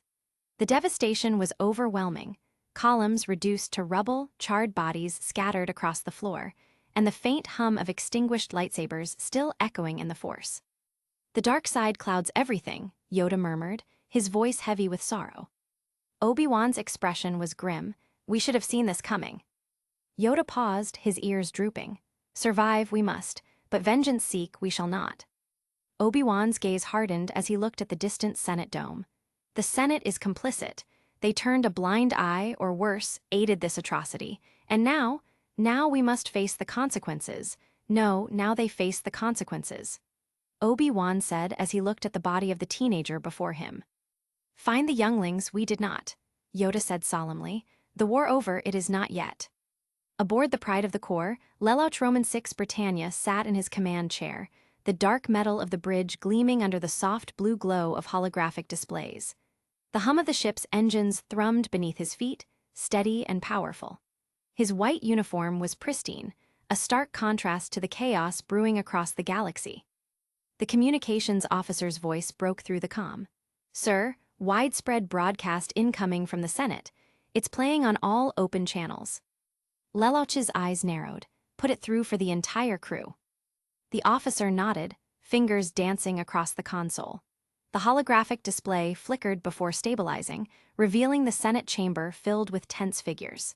Lelouch's gaze lingered on the image for a moment before he lifted the communicator he had been idly toying with. His voice was calm but commanding. "Activation code. AP 5931, AFF 71229, S authorization code. SDA 11377SA. A moment of static crackled before a response came through. "Roger, roger." Not even a minute later, the sensor officer's console lit up with a sudden cascade of alerts. His face paled as he leaned forward, fingers flying across the controls. "Sir," multiple signals appearing across the board, at least half a dozen within sensor range. All capital-class designations. The bridge went silent. The officer's voice trembled as he continued. "Energy signatures indicate hyperspace preparations. Preliminary trajectory calculations suggest their target is Coruscant." The weapons officer cursed under his breath, slamming a fist against the console. "How the hell did they get so close without us noticing?" "They didn't," the sensor officer replied, his voice taut. "They just appeared out of nowhere." "Enough," Lelouch's voice cut through the chaos, sharp and authoritative. The crew fell silent, their eyes on him. "We are here because we expected them to pull something. Navigation, set a course for Coruscant." "Understood, preparing for jump to hyperspace." The tactical officer approached from the side, his expression grim. "Sir, while the Pride can handle that fleet on its own, if the signatures are accurate, we're dealing with an entire droid subjugation-class fleet. My primary concern is their fighter and bomber complements. Without sufficient support, they could tear us apart before we can take down the control ships." Lelouch's eyes gleamed with determination. "Perhaps, but don't discount the garrison fleet just yet. They may lack capital ships, but their fighter complement is extensive. They'll buy us the time we need." "If you say so, sir," the officer said reluctantly. "Nevertheless, I'll have an extraction squad on standby." The apartment was eerily silent, save for the faint hum of Coruscant's skyline beyond the expansive windows. Padme Amidala stood near the door, fully dressed in a deep blue senatorial gown that shimmered with faint silver embroidery. Her hair was intricately braided and pinned, a sign of her readiness to face the Senate. And yet, her hand trembled as it hovered near the control panel to open the door. She drew in a shaky breath, biting her lower lip. Anakin's voice echoed in her mind. "Stay home, please, for me, for our child." The weight of his plea warred with the ingrained duty that pulsed through her heart. She was a senator, a guardian of democracy, and her place was in the chamber, fighting for what little remained of the Republic. But the memory of Anakin's hand resting on her stomach, his eyes pleading, was stronger than duty. With a defeated sigh, Padme withdrew her hand and turned back into the living room. Her heels clicked against the polished floor as she paced anxiously. Her heart raced, and a wave of frustration and helplessness gripped her. As she lingered, caught between defiance and obedience, a polite but concerned voice broke the silence. "Oh dear, Mistress Padme, you seem troubled." C-3PO's golden frame gleamed in the ambient light as he approached, hands clasped in his usual fretful manner. "Might I suggest a calming herbal tea?" Padme barely registered the suggestion. "No, thank you, 3PO. The droid tilted his head. "If I may be so bold, there's a transmission from the Senate playing on all open channels. Shall I display it on the main holoscreen?" Her breath caught. "Yes, put it on the main screen." C-3PO shuffled to the control panel, his servos whirring as he activated the holoprojector. A massive, transparent image flickered to life in the living room. The Grand Senate chamber appeared, filled with thousands of hovering pods and a sea of senators draped in regal colors. At the center, Supreme Chancellor Palpatine stood, his voice calm yet heavy with authority. "Senators of the Republic," he began, his tone solemn, "the Jedi Rebellion has been foiled." Padme's brows furrowed as dread curled in her stomach. The words cut through her like a vibroblade. She moved closer to the screen, her breath shallow. Before she could process the gravity of Palpatine's announcement, the faint hum of a transport engine caught her attention. Her gaze flicked to the balcony window, where a sleek vessel descended onto her apartment's private landing pad. Relief flooded through her. Anakin. She rushed to the balcony, the doors hissing open as she stepped out into the cool night air. But her heart sank when she saw not Anakin but Senator Bail Organa descending the ramp. His dark blue cloak fluttered behind him as he strode toward her, his expression grave. "Senator Organa," Padme greeted, masking her surprise. "Why aren't you at the Senate session?" Bail let out a breath of relief upon seeing her. "I was looking for you, Senator Amidala. Thankfully you're safe." Her brow furrowed. "What's going on?" He glanced around warily before speaking in a low, urgent tone. "It's about the Jedi. Obi-Wan and Master Yoda are alive. They told me about the attack on the temple." Padme's breath hitched. "The attack?" Before Bail could continue, Palpatine's voice from the holoscreen carried through the apartment, commanding their attention. "The remaining Jedi will be hunted down and defeated." Padme's face paled. Her legs felt weak, but she forced herself to stand firm. Bail's eyes widened, his fists clenching at his sides. "What in the name of?" Padme's voice was barely a whisper. "The Chancellor is claiming the Jedi tried to overthrow the Republic." As Palpatine continued, applause erupted from the Senate chamber, a deafening affirmation of his words. In order to ensure the security and the continuing stability of the Republic, it will be reorganized into the First Galactic Empire. Another thunderous round of applause followed. Palpatine raised his arms triumphantly, his voice triumphant. "For a safe and secure society." Padme's knees buckled. She sank onto the edge of the couch, her eyes wide with disbelief. "No." Tears welled in her eyes as the full weight of the moment crushed her. Everything she had fought for, everything she had believed in democracy, peace, liberty, collapsed with a single statement and a chorus of thunderous applause. "So this is how liberty dies," she whispered, her voice trembling, "with thunderous applause." Bail sat beside her, his face grim. "We need to act. We can't let this stand." Padme couldn't speak. The tears streaming down her face said everything. Her entire world was unraveling before her eyes. Suddenly, a sharp crashing sound shattered the heavy atmosphere. The holoscreen flickered and went dark. Alarmed, Padme and Bale rushed to the balcony. In the distance, plumes of smoke rose near the Senate complex. Fiery streaks cut through the night sky, and the faint echoes of explosions reached their ears. "What in the stars is happening?" Bale exclaimed. The hum of the security room was a steady rhythm of beeping consoles and flickering surveillance screens. Bright blue holographic feeds mapped every corner of the Senate complex, from grand hallways filled with senators to the landing pads bristling with security detail. Captain Tavik, a seasoned officer with years of loyal service, stood rigid in the center of the room. His eyes swept over the various displays, his sharp instincts attuned to the smallest irregularities. The Chancellor's speech echoed faintly through the chamber, the applause vibrating even through the walls. Suddenly, his comm unit crackled, then fizzled into silence. Tavik's brow furrowed as he tapped it. "Nothing, static." "Comms down," he muttered, turning sharply. "Anyone else?" A chorus of confused murmurs rippled through the room as other officers checked their devices. Heads shook, brows furrowed. "Captain," one guard called from across the room, "all frequencies are dead. We've lost external communications." Tavik's stomach nodded. "What about internal comms?" "Dead too, sir," he said after trying it. Gritting his teeth, Tavik made his way to the communications officer stationed at a central console. The young man stood frozen, staring at a black screen where rows of data should have been scrolling. "Screw who his father is, this is the second time this month." "What's the problem this time?" Tavik demanded. The officer's voice was disturbingly calm. "Everything is going as intended."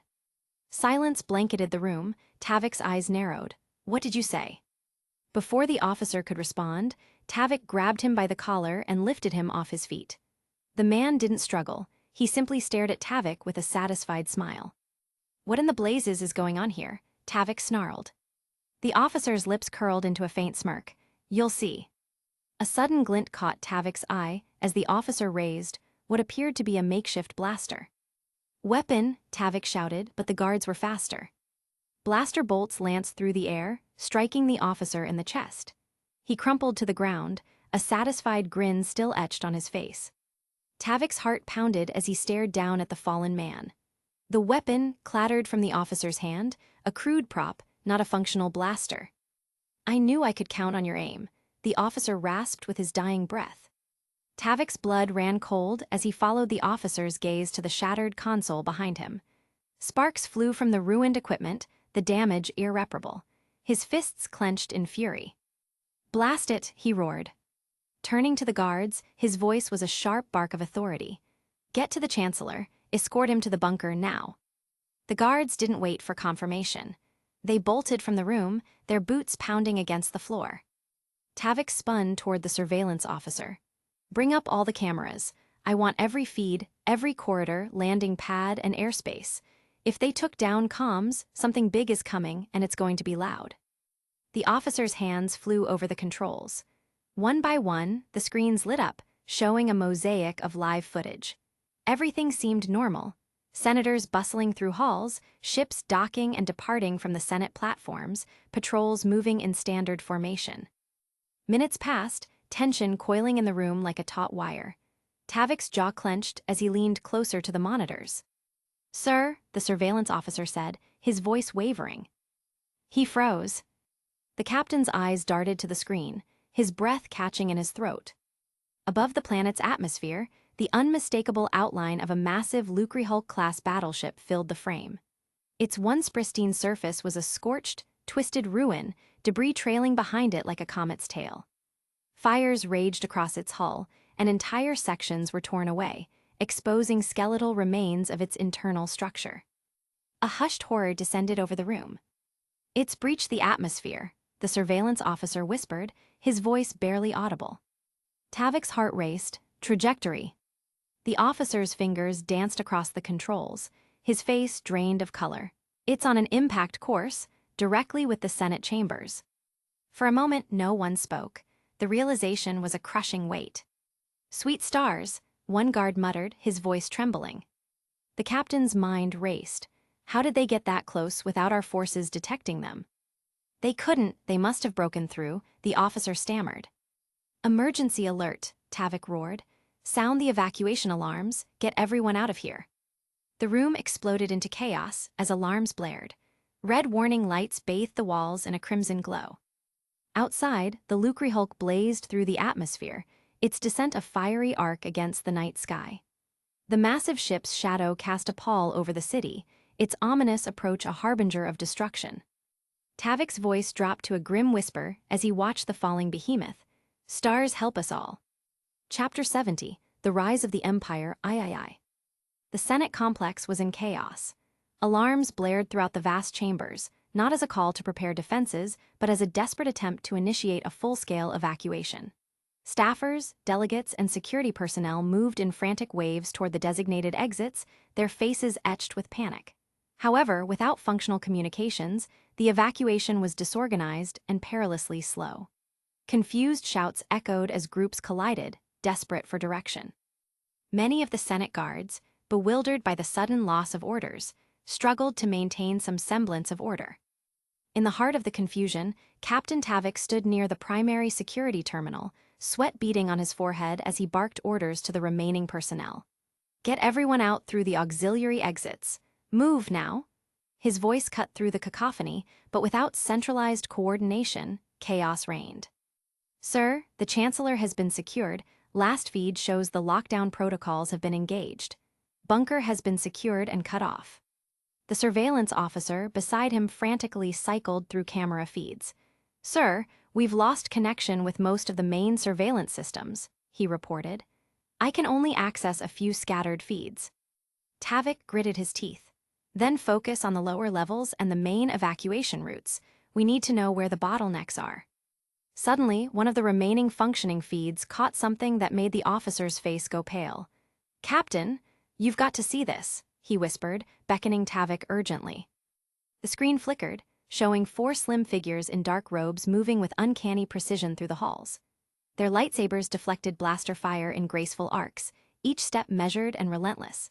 At their center was a figure that dwarfed them all, a towering armored behemoth wielding a massive warhammer that shimmered with dark energy. His thick, rune-etched armor absorbed the volleys of blaster fire without so much as a scratch, and shimmering personal shields flared as stray shots glanced off. The guards' desperate efforts were futile. One Jedi vaulted over a barricade, severing a blaster rifle in a single fluid motion before disarming the soldier with a swift kick. Another moved like a specter, her green lightsaber slicing through a group of guards with surgical precision. Behind them, Dogma advanced like a nightmare-given form. His warhammer swung in brutal arcs, sending guards flying like ragdolls. One soldier, attempting to stand his ground, was crushed outright, his armor crumpling under the sheer force of the blow. The surveillance officer's voice was hoarse. They've breached sublevel 2, they're heading for the Chancellor. Tavik's stomach knotted. The Chancellor was now trapped in the bunker, thanks to his decision. All of you converge on the lower levels. Hold them at all costs. Grab whomever you happen to see on your way, and Tavik roared, only for an officer to scream over him. Brace for impact. But even as the words left his lips, the building trembled violently. The floor beneath their feet buckled with a deafening crack. Tavik had only a split second to react before the entire room collapsed, plunging them into darkness. The corridor was a charnel house. Bodies lay strewn across the polished durasteel floor, their armor scorched and shattered. Smoke curled from blaster marks on the walls, mingling with the acrid stench of burnt flesh. The air was thick with the echoes of blaster fire, screams, and the ominous hum of lightsabers. Dogma strode through the carnage like a titan unleashed. His warhammer swung in devastating arcs, each blow shattering bones and sending Senate guards flying like ragdolls. One guard, desperate and trembling, fired point-blank at Dogma's chest. The bolts dissipated against his shimmering shields. With a growl that reverberated through his helmet, Dogma seized the guard by the throat. The man struggled, his boots scraping against the floor, but Dogma's grip was unyielding. With a savage twist, Dogma hurled him into a column with bone-snapping force. Nearby, the Jedi were a whirlwind of death. Blue and green blades danced through the air, deflecting blaster fire with fluid precision. One Jedi leaped over a barricade, his lightsaber carving a deadly arc that felled 3 guards in a single motion. Another spun gracefully, her blade slicing through weapons and limbs alike. Fall back, a panicked sergeant shouted, but the order was futile. Dogma's voice rumbled through his helmet's modulator. No mercy, press forward. The Jedi obeyed without question, their movements synchronized with deadly efficiency. They were tools, honed and sharpened for this moment, and Dogma was their unstoppable vanguard. A squad of guards attempted to regroup at a choke point, setting up heavy repeaters. The weapons roared to life, filling the corridor with a hail of red bolts. Dogma didn't flinch. His warhammer glowed with malevolent energy as he charged. The bolts struck his shields, flickering but holding firm. With a roar, he brought the hammer down on the nearest repeater, the impact shattering the weapon and sending a shockwave that blasted the guards off their feet. One guard, dazed but alive, tried to crawl away. Dogma's boot came down on his back, pinning him to the floor. "Please," the guard whimpered. Dogma's response was cold and final. He leaned on his foot, and after a moment of agonized screams, his other foot moved as he took another step forwards and passed the now remains of the Senate Guard. The team pressed deeper into the complex. The lighting flickered, casting long, jagged shadows across the walls. The sound faded behind them, replaced by an eerie, oppressive silence. Dogma's breathing was heavy, mechanical, a rhythmic reminder of his transformation. His armor bore scorch marks, but he was otherwise unscathed. Blood, his enemies, slicked the floor beneath his boots. "We're close," one of the Jedi murmured, his voice low. Dogma nodded. "The Chancellor is just below us. We finish this." Suddenly, the building trembled again. Dust and debris rained from the ceiling. Cracks spiderwebbed across the walls. Dogma's helmet display flickered with warnings. Structural instability detected. The system intoned. He ignored it. Nothing would stop them now. In the dimly lit confines of the bunker, Palpatine sat on an ornate chair, his face a mask of cold fury. The reinforced durasteel walls trembled with each distant explosion. 2 red-clad royal guards stood at attention, their grips tight on their force pikes. Several officers huddled near the control console, their faces pale. "Status report," Palpatine demanded, his voice cutting through the tension. An officer stammered, "They've breached Sublevel 3, Your Excellency. We've lost all communications with the upper levels." Palpatine's yellow eyes gleamed with malice. "So, they come for me at last." He rose, his dark robes swirling around him. Palpatine's lips curled into a cruel smile. "Let them come. I will show them the true meaning of power." The bridge of the Pride of the Corps was a symphony of chaos, filled with the crackle of comms, the sharp bark of orders, and the constant hum of damaged systems trying to remain operational. The blue glow of holographic displays flickered wildly, casting fractured light across the grim faces of officers. Consoles sparked intermittently, and smoke lingered in the air, mingling with the acrid scent of scorched metal. Lelouch sat at the heart of it all, his posture calm and regal despite the turmoil surrounding him. His white attire was pristine, untainted by the madness of war, and his violet eyes gleamed with a calculating light as he observed the unfolding battle through the main viewport. The Pride of the Corps, his flagship, was bleeding but unbroken. Multiple sections had already gone dark, entire decks vented into the void. The starship trembled under the relentless assault of enemy bombers and fighter squadrons that swarmed like a plague of locusts. The dwindling enemy fleet had proven resilient, their sheer superiority in small craft grinding down even Lelouch's formidable defenses. "Section 14 is gone. We've lost life support in decks 3 through 7, shouted one officer, his voice hoarse with urgency. "Divert power from auxiliary systems, seal off the affected decks," another barked. "Fighter covers not holding," a desperate comms officer reported. "We're getting torn apart. 3 more bombers just breached our formation near the aft side." From Lelouch's right, Fordo stood with remarkable composure, though his clenched fists betrayed the tension boiling beneath his calm exterior. His hands rested at his sides, fingers twitching, ready to spring into action at any moment. A sharp tremor rattled the deck, causing several officers to stumble. Fordo's voice remained steady as he lowered his head slightly. "Captain Tarkin has successfully evacuated the Senate building," he reported. However, we lost communications once Dogma and his hit squad descended into the lower levels. Lelouch arched a brow, his expression a silent demand for whatever Fordo seemed to want to say. Fordo clenched his fists tighter. "I'm requesting permission to deploy a team of ARC troopers to ensure Dogma's success," he said, his voice low but resolute. "With the comms blackout, we can't confirm the status of the Chancellor or if Dogma's squad has reached him." The air grew heavy as the tension mounted. Officers around them fell silent, as suddenly the entire deck made sure no comms were on from their side, the silent glances being passed around MRO than enough to convey the gravity for the situation as they all focused their eyes on the battle, their ears, however, attuned to awaiting Lelouch's response. Lelouch's lips curled into a faint, almost amused smile. "Dogma has been given ample resources to ensure his success," he said with calm finality. "And that's not even considering the first contingency, eliminating the target preemptively, which is unlikely but not entirely impossible." Fordo's brow furrowed, "And if Dogma fails?"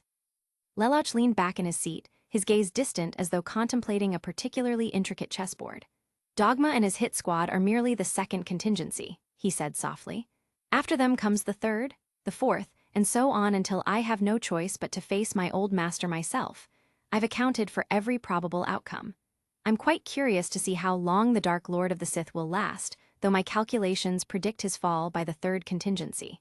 That one is quite definitive." His voice carried a chilling certainty that made even Fordo still for a moment. Before Fordo could respond, the tactical officer interrupted with a frantic shout. "Multiple enemy fighters breaking through the defensive line. We can't hold them much longer." Lelouch's voice was razor-sharp. "All available gun batteries, prioritize bomber formations. Fighters, tighten the formation and focus on defense. We need to buy time." Outside, the battle raged with ferocity. Swarms of vulture droids zigzagged through space, their cannons spitting relentless fire at the Pride's hull. Republic V-wings fought desperately to intercept them, their pilots exchanging rapid comm chatter as they tried to regain control of the chaotic engagement.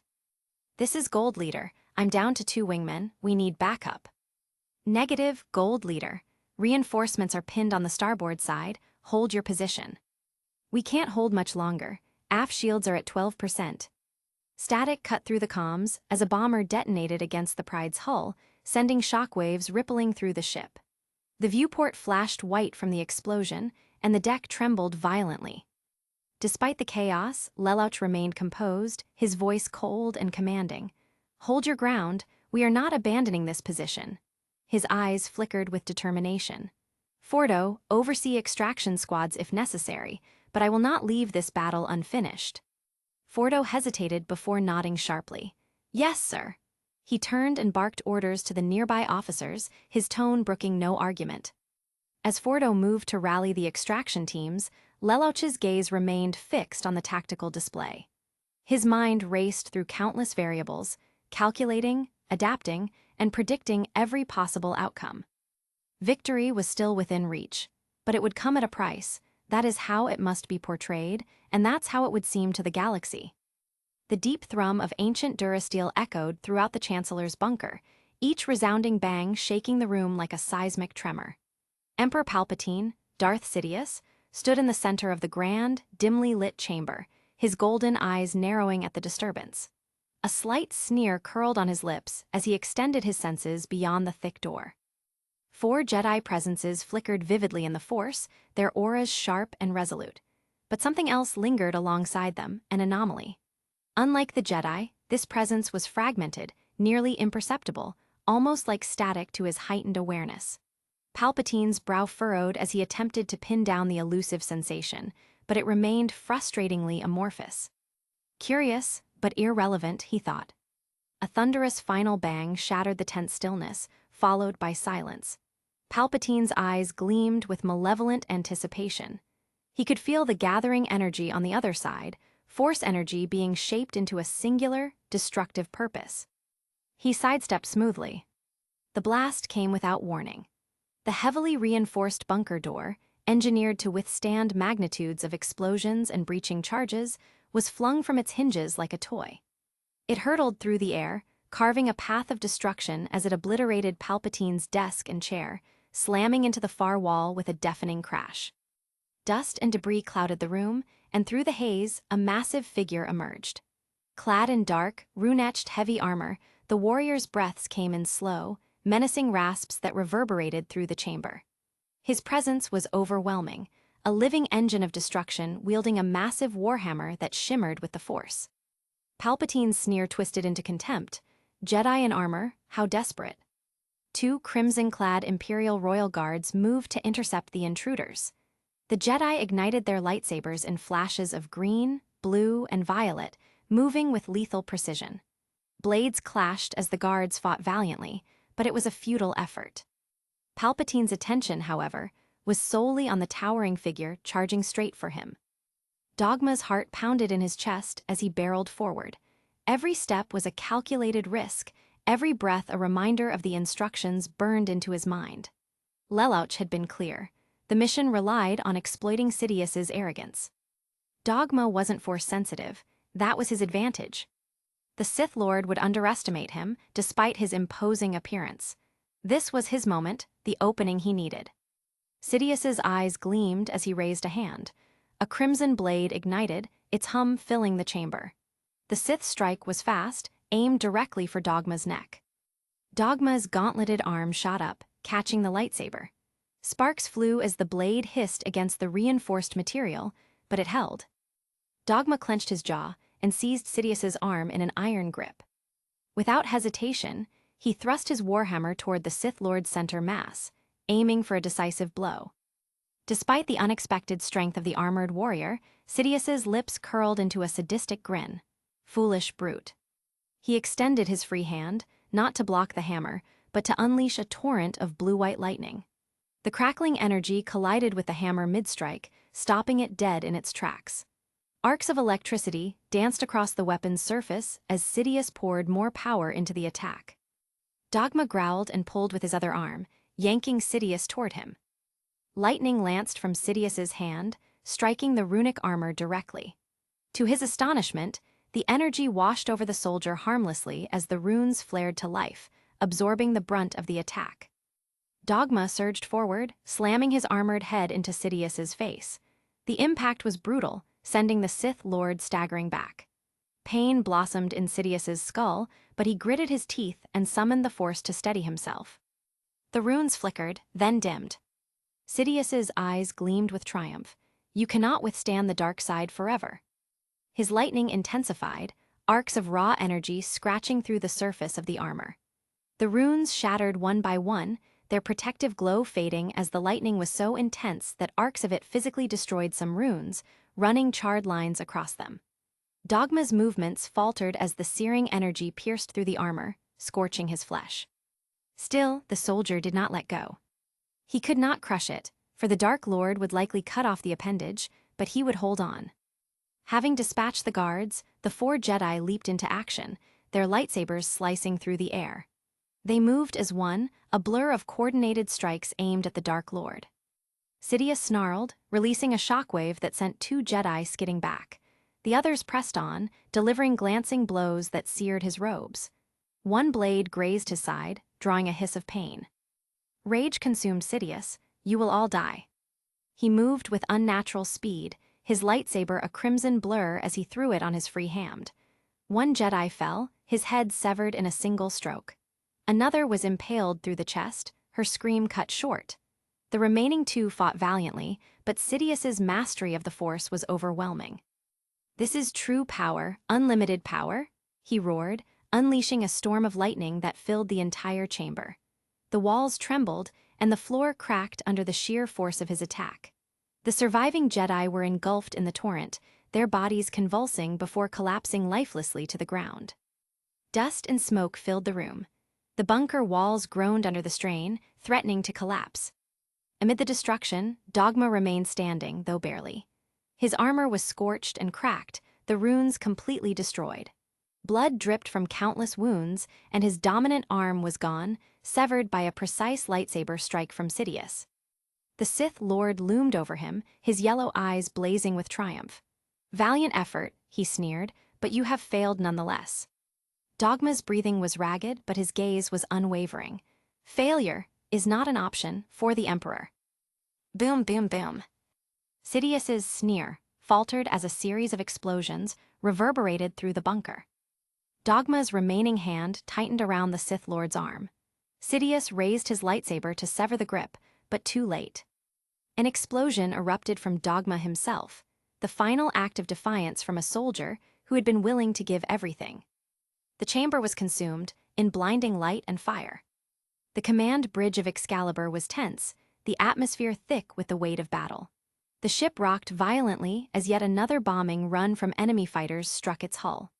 Officers moved frantically, relaying orders and coordinating what defenses they had left. Smoke and sparks hissed from damaged consoles, casting flickering shadows across the room. Fordo stood by Lelouch's side, his jaw clenched, his usually stoic demeanor cracking under the weight of grim news. His voice was low but firm. "Dogma's vitals, they're gone, sir." Lelouch's expression remained impassive, though his fingers paused for the briefest moment on the communicator he had been toying with since the start of the day. He nodded once, a silent acknowledgement of the loss. Without looking up, Lelouch spoke with chilling calm. "Execute contingency, pattern ground zero for P4.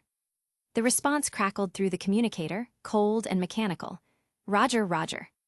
Satisfied, Lelouch resumed toying with the device. The once magnificent Senate complex had become a war zone. Fires raged uncontrollably, and shattered pillars littered the marble floors. Smoke choked the air as disorganized Senate guards, desperate and terrified, attempted to form defensive lines. Blaster fire echoed throughout the chambers, sporadic and panicked. The source of their terror was clear. Droids, countless, gleaming machines of war, poured from the twisted wreckage of the crashed Lucrehulk battleship. Their blasters fired indiscriminately, mowing down anyone in their path. Senators, aides, and security personnel alike fell under the merciless assault. "Hold the line," a Senate guard captain roared, his voice raw with desperation. "We have to hold the line." But it was futile. A trio of B-2 super battle droids advanced relentlessly, their arm-mounted cannons vaporizing everything in their path. A desperate guard threw a thermal detonator, only for the blast to leave the thick plating of the droids barely scorched. In the chaos, a squad of guards attempted to regroup near a barricade. "We need backup," one screamed into his comm, though there was no response. Before they could rally, a hail of blaster fire tore through their formation. The last surviving guard fell, his desperate scream cut short by the cold finality of death. Above, the central spire of the Senate building groaned ominously, weakened by the devastation. Debris rained down as the structure threatened to collapse entirely. Inside the remains of the Lucrehulk, a command room flickered with emergency lights. Battle droids manned the remaining functional stations, their mechanical movements precise and unyielding. One droid, its photoreceptors glowing faintly, turned to the commander. "Ground zero contingency has been activated for this ship." The commander droid processed the command. "Disengage safeties, overload the reactors, turn all weapons on ground targets for maximum collateral damage." "Roger, roger," came the chorus of droids as they executed their orders. Panels lit up with warnings as the ship systems began to overload. Energy surges crackled through the battered remains of the vessel, and the reactors glowed ominously, their containment fields destabilizing. The droids worked without hesitation. Amid the smoldering ruins of the bunker, smoke swirled in thick clouds, obscuring everything. The air was heavy with the acrid stench of charred metal and flesh. A figure emerged from the chaos. Emperor Palpatine's cloak was scorched and tattered, his skin blackened with burns. One arm was gone, torn off at the shoulder, while one of his legs bent at an unnatural angle. Charred wounds marred his body, but he stood upright, his presence defiant and unyielding. A twisted smile curled on his lips as he surveyed the devastation. "So, it was you, my apprentice," he rasped, his voice filled with dark amusement. "Very well done for a first attempt, but I wonder how you will top it." His voice faltered as a sudden, overwhelming sense of danger gripped him through the force. Sidious's yellow eyes widened in shock. Above, the sky erupted in a blinding light. The Lucrehulk's reactors detonated, unleashing a cataclysmic explosion. The blast consumed everything in its radius, vaporizing the Senate building and its surrounding districts. The underground was no different as the compromised durasteel floors gave way. Fire and energy surged skyward. Padme Amidala stood frozen on the balcony of her apartment, her breath caught in her throat. The shockwave of the explosion reached her moments later, rattling the windows and sending a gust of hot air through the room. Her wide eyes reflected the rising sun that was once the beating heart of the Republic. Chapter 71, The New Emperor. The emergency holoconference flickered to life, illuminating the grim faces of the Republic's highest-ranking officers. The aftermath of the chaotic battle still weighed heavily on them, their ships battered, their fleets thinned. The once pristine order of the Galactic Empire had suffered a seismic blow with the destruction of the Senate building. And now, the most unsettling truth loomed in their minds. Emperor Palpatine was dead. The conference room aboard the remnants of the Venator Eclipse's bridge was silent as Admiral Yularen's image stabilized on the holodable. He looked worn but composed, his voice carrying the weight of the situation. I hereby call this emergency meeting to order. We are gathered here to determine the Empire's immediate course of action following the confirmed death of Emperor Palpatine and the decimation of the Senate complex. A murmur rippled through the gathered holograms. General Anakin Skywalker stood with his arms folded, a grim scowl on his face. Ki-Adi-Mundi stood beside him, his brows furrowed in thought. Admirals and generals from various sectors filled the remaining spaces, each one trying to mask the uncertainty gnawing at their resolve. It was Tarkin who broke the silence. His holographic figure stood tall, as composed as ever. Before we proceed, I assume there are questions regarding my presence here, he began crisply. Skywalker frowned. You're a captain, Tarkin. What gives you the authority to attend this meeting of the High Command? Tarkin's tone was cool. Admiral Tars perished during the orbital engagement. As the highest-ranking officer remaining in the Coruscant sector, I was granted emergency clearance to assume control of all ground and orbital operations. That includes representation here. Yularen nodded thoughtfully. Given the chain of command protocols, his attendance is appropriate. Ki-Adi-Mundi still looked skeptical. Fine, but what about the Senate? The entire governmental structure has been wiped out. Without a Senate or an emperor, we risk collapse. Admiral Corlin, a seasoned officer from the Outer Rim, crossed his arms. Then, we restore the Senate, form a provisional council, and elect a new chancellor to oversee operations until a more permanent solution can be established. General Skywalker scoffed. That's wishful thinking. Even if we could gather surviving senators, getting them to agree on anything would take months, if not years. In the meantime, planetary systems will descend into chaos.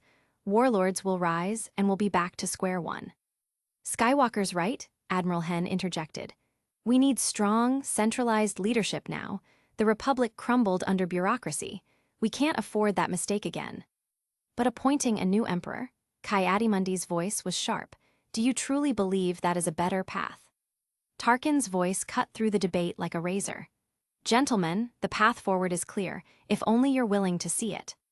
The room fell silent as all eyes turned to him. Tarkin's expression was coldly resolute. We need continuity, stability. The position of emperor must be filled, and it must be filled by someone who can command the respect of the military and the loyalty of the people. Admiral Corlin snorted. And who exactly do you propose for that? Palpatine kept a tight grip on power. Tarkin's lips curled into a thin smile. Lelouch Palpatine. Corlin looked surprised at that. His last name is Palpatine, so? The Chancellor's son? Damn, all this time I knew him as the High General. Well, if it's him, I'm sold, he said as he raised his hands. A ripple of surprise passed through the room. Ki-Adi-Mundi's brow furrowed in disbelief. Lelouch, you can't be serious. He's a military commander, not a politician. On the contrary, Tarkin countered smoothly. He is everything the Empire needs. A decisive tactician, a brilliant leader, and, perhaps most importantly, a figure who commands the respect and admiration of the clone army and the people themselves. He is already a hero to the men who have already fought and bled as well as the countless who see him as a savior. Admiral Hen nodded slowly. He's got a point. Lelouch's reputation is unmatched. The troops and the people would rally behind him without question. And let's not forget, Tarkin added, his voice sharp, that Lelouch is Palpatine's son. Whether adopted or not, depending on what rumors you choose to believe, that lineage matters. It provides a seamless transition of power. All the deals made by Emperor Palpatine would stand if Lelouch was to take power, which include most of our military contracts. A tense silence followed. Even those who had reservations found themselves unable to refute the logic. Murmurs of agreement spread through the gathering. Admiral Corlin sighed heavily. The boy's the best choice we've got. He's proven himself time and again. Even given his penchant to forgo any political consequence, he's more qualified than any here. Actually, that might just be a bonus. Yularen leaned forward. Are we truly prepared to pledge ourselves to Lelouch as the next emperor? Tarkin's voice was steady. Isn't it better for the Empire to have a leader who embodies both strength and wisdom? A man who has already proven that he can rise above the petty politics that plague the Republic. If we pledge our loyalty to him, we can create an empire that surpasses even the Republic, a true beacon of order and stability. There was a long pause as the weight of Tarkin's words sank in. Finally, Yularen spoke solemnly. I see no other viable option. One by one, the admirals and generals nodded in agreement. Even Ki-Adi-Mundi, though clearly reluctant, bowed his head. Ki-Adi-Mundi watched with veiled amusement. While he may have had to act as an unwilling party, he was rather surprised at how easily Tarkin could make the entire Gar think that it was their idea to put the High General on the seat of the late Emperor. In truth, there was no choice. The army, the navy, made up entirely of clones, now answered to the highest authority, Lelouch Palpatine.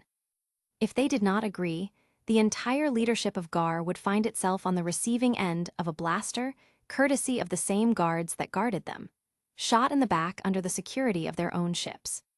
The holographic display flickered as Lelouch entered the room, stepping into the circular array of holo projectors. Blue-tinted figures of generals, admirals, and Jedi flickered to life, their somber faces reflecting the magnitude of the situation. At the forefront were Admiral Yularen, General Anakin Skywalker, Captain Tarkin, and Jedi Master Ki-Adi-Mundi.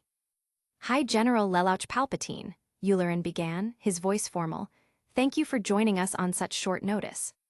Lelouch clasped his hands behind his back, his gaze steady. What is the situation? Tarkin was the first to step forward, his tone clipped and efficient. During the recent chaos on Coruscant, we confirmed the death of Emperor Palpatine. His fortified command center was entirely obliterated. There were no survivors. A heavy silence hung in the room as the weight of Tarkin's words settled over them. Even Lelouch, with all his composure, narrowed his eyes slightly. Yularen cleared his throat. We have deliberated extensively on how to proceed. The Empire is in turmoil, and the absence of leadership has already caused widespread confusion among the fleet and planetary forces. Ki-Adi-Mundi's hologram flickered as he added, a transition back to the Senate is impractical at this time. The entire governing body has been decimated, and the logistical nightmare of appointing nearly 1,000 new senators would take years, if it were even possible. Tarkin took a step forward, his gaze firm. Given the circumstances, the only logical course of action is to secure immediate and stable leadership. He looked directly at Lelouch, his expression unwavering. And by every measure, Commander, that leader is you. Lelouch's eyes narrowed. Explain. You are the son of Emperor Palpatine, Tarkin stated unequivocally.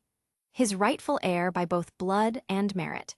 You have proven yourself time and again as a decisive tactician, a brilliant leader, and a symbol of inspiration to the troops. The Empire needs someone who commands respect and loyalty, and you are that man. There was a murmur of agreement from several of the gathered commanders. Anakin Skywalker stepped forward, his voice steady. You've earned the loyalty of the clone army and the people. They would follow you without question. Ki-Adi-Mundi, though hesitant, spoke with solemnity. And despite the Jedi's principles, I must concede that in this moment, stability is paramount. You are the only figure who can provide that. Lelouch's expression remained inscrutable, but his mind raced. The galaxy was indeed in chaos, and while the suggestion of taking the throne was audacious, it was not entirely unexpected. I appreciate your faith, Lelouch said carefully, but are you all prepared for what this entails? Declaring loyalty to a single leader, effectively cementing the Empire's structure permanently. Yularen's voice was steady. We have deliberated. There is no other viable option. The empire must endure, and you are the only one who can lead it. With the formalities out of the way, Yulerin's expression shifted. Slowly, the admiral fell to one knee, bowing his head. Your Majesty. There was a ripple of movement as the other admirals and generals followed suit, their holographic forms dipping into a kneeling position. Anakin Skywalker was next, his lightsaber clipped to his belt as he knelt without hesitation. Tarkin's voice was firm. On behalf of the Coruscant Defense Fleet and all forces under my command, I swear allegiance to the Emperor. On behalf of the 501st Legion, I swear allegiance to the Emperor. Skywalker added. Ki-Adi-Mundi, though clearly conflicted, bowed his head as well. On behalf of the Jedi Guards, I swear allegiance to the Emperor. One by one, the other commanders spoke, each pledging their loyalty in the names of their fleets, legions, and corps. The room reverberated with their oaths. Live broadcast, HoloNet News Channel 7. The screen flickered. The image of a polished news anchor in a sleek blue suit was abruptly replaced by static before the broadcast snapped to a live feed. The transition was haphazard, shaky footage from a ground-level news team near the Senate district. The reporter, a young man in a standard HoloNet blazer, looked disoriented, gripping his earpiece as he motioned frantically for the cameraman to follow. Cut to live now, his voice was panicked. The image refocused, revealing a towering warship, a Lucrehulk-class capital ship, its engines flickering erratically as it descended in free fall toward the heart of the Senate district. Fires trailed from its hull, smoke and debris spiraling in its wake. Oh stars, it's going to hit the Senate building. The reporter's voice cracked as the camera zoomed in, capturing the moment of impact. The starship crashed into the Senate complex with devastating force. The sheer impact sent out shockwaves, shattering nearby buildings and throwing a massive plume of dust and flame into the sky. The camera trembled violently, the feed momentarily cutting to static before stabilizing again. The reporter's breathing was audible, short, and uneven as he struggled to comprehend what he had just witnessed. By the Senate, it's gone, the entire complex, he trailed off, the sheer scale of destruction sinking in. Minutes passed, the broadcast continuing in stunned silence, the reporter attempting to string sentences together, though it was understandable, as he was a weather reporter, nowhere near specialized for this event, the camera capturing emergency responders and panicked civilians fleeing the wreckage. Then, another explosion. The camera feed distorted as a blinding white light erupted from the remains of the Senate building, followed by a deafening roar. The ground trembled. The force of the blast shattered nearby Durasteel supports, toppling structures like dominoes. The shockwave hit seconds later, sending debris flying. The reporter ducked behind cover, his voice barely audible over the chaos. We were witnessing. I don't even know how to describe this. His words caught in his throat as the camera panned up. A colossal mushroom cloud was rising into the Coruscant skyline, its sheer scale swallowing the sky. The screen cut to black. The feed resumed hours later, this time from the HoloNet newsroom. The usual polished anchors were gone. The replacement, a weary-looking middle-aged woman with hurriedly applied makeup, sat at the desk, clearly still processing the events of the day. This is Maris Vallon, reporting live from Coruscant. We are still piecing together the full scope of today's tragedy, but we now have confirmation of an unprecedented shift in leadership following the destruction of the Senate. Behind her, a massive image of Lelouch Roman VI Britannia was projected. Dressed in a regal white military uniform, his deep purple eyes seemed to pierce through the screen. Following a high-level emergency meeting of the Galactic Republic's senior command structure, it has been confirmed Lelouch Roman VI Britannia has been declared emperor, taking up the mantle left by the late Emperor Palpatine. His rise to power has been met with immediate and overwhelming support from the Grand Army of the Republic and the Imperial military forces. The screen cut to a massive gathering of clone troopers, officers, and civilians standing before a grand balcony. Lelouch stood above them, looking down with an air of absolute command. The crowd fell silent as he stepped forward. Then he spoke. "My people, my soldiers, my empire." His voice, calm yet resonant, echoed across the plaza. His tone carried the weight of destiny itself as it seemed to captivate all who listened. Today, we stand at the crossroads of history. The Senate is no more. The Republic, as it once stood, is shattered, not by external enemies, but by its own corruption, by the decay that festered within its very core. Make no mistake, this was an attack both from within and out. No outside enemy could facilitate a fleet that size a secure route within the heart of our empire without support from inside. The audience listened in rapt silence, the tension in the air palpable, and as the words fell, hatred rose. For too long, we have been shackled by bureaucracy, by indecision, by weak leadership that sought only to prolong its own existence at the expense of those who serve. But no more. His eyes scanned the gathering, the raw conviction in his gaze unshakable. I do not come before you as a tyrant. I do not stand here to take power for my own ambition. I stand here because the galaxy needs a leader. One who will not hesitate. One who will not bow to the whispers of corrupt officials or self-serving politicians. One who will not allow the sacrifices of the people be in vain. I cannot promise an end to war because there will never be. Both in birth and upbringing, in sheer scope of ability, every one of us is inherently different, which is why there is struggle, competition, and the unfaltering march of progress. This prompts those who will not stand with us to stand against us. But no longer. We will find the traitors, we will uproot the Confederacy, we will give no quarter. We will burn the entirety of the remaining systems if that is what is required for the security and prosperity of the empire and its people. No longer will war touch the inside of our borders. From this moment forward, the empire takes the charge. No longer bound by the indecisiveness of a failed system. No longer shackled by old and outdated traditions that serve no purpose but to hinder progress. No longer divided between those who can lead and those who should lead. He extended his hand toward the ones gathered and those watching from beyond the cameras. You, my people, have given everything. Your loyalty, your duty, your very lives, and this wreckage and loss of your daily lives is what you got in return. And so, I make this vow, under my rule, your sacrifices will not be in vain. The empire will stand stronger than ever before. Justice will be swift, order will be absolute, peace will be earned. The time for diplomacy is over, he said as he opened his arms wide. A ripple went through the assembled forces. Then, a voice rang out from the crowd. All hail the emperor. The words spread like fire, as it was chanted across systems. The air was thick with smoke and the acrid stench of burning metal. The once glistening spires of the Senate district lay in ruins, twisted durasteel and shattered permacrete scattered across the desolate streets. Emergency sirens wailed through the wreckage, their haunting cries mixing with the anguished shouts of civilians searching for loved ones.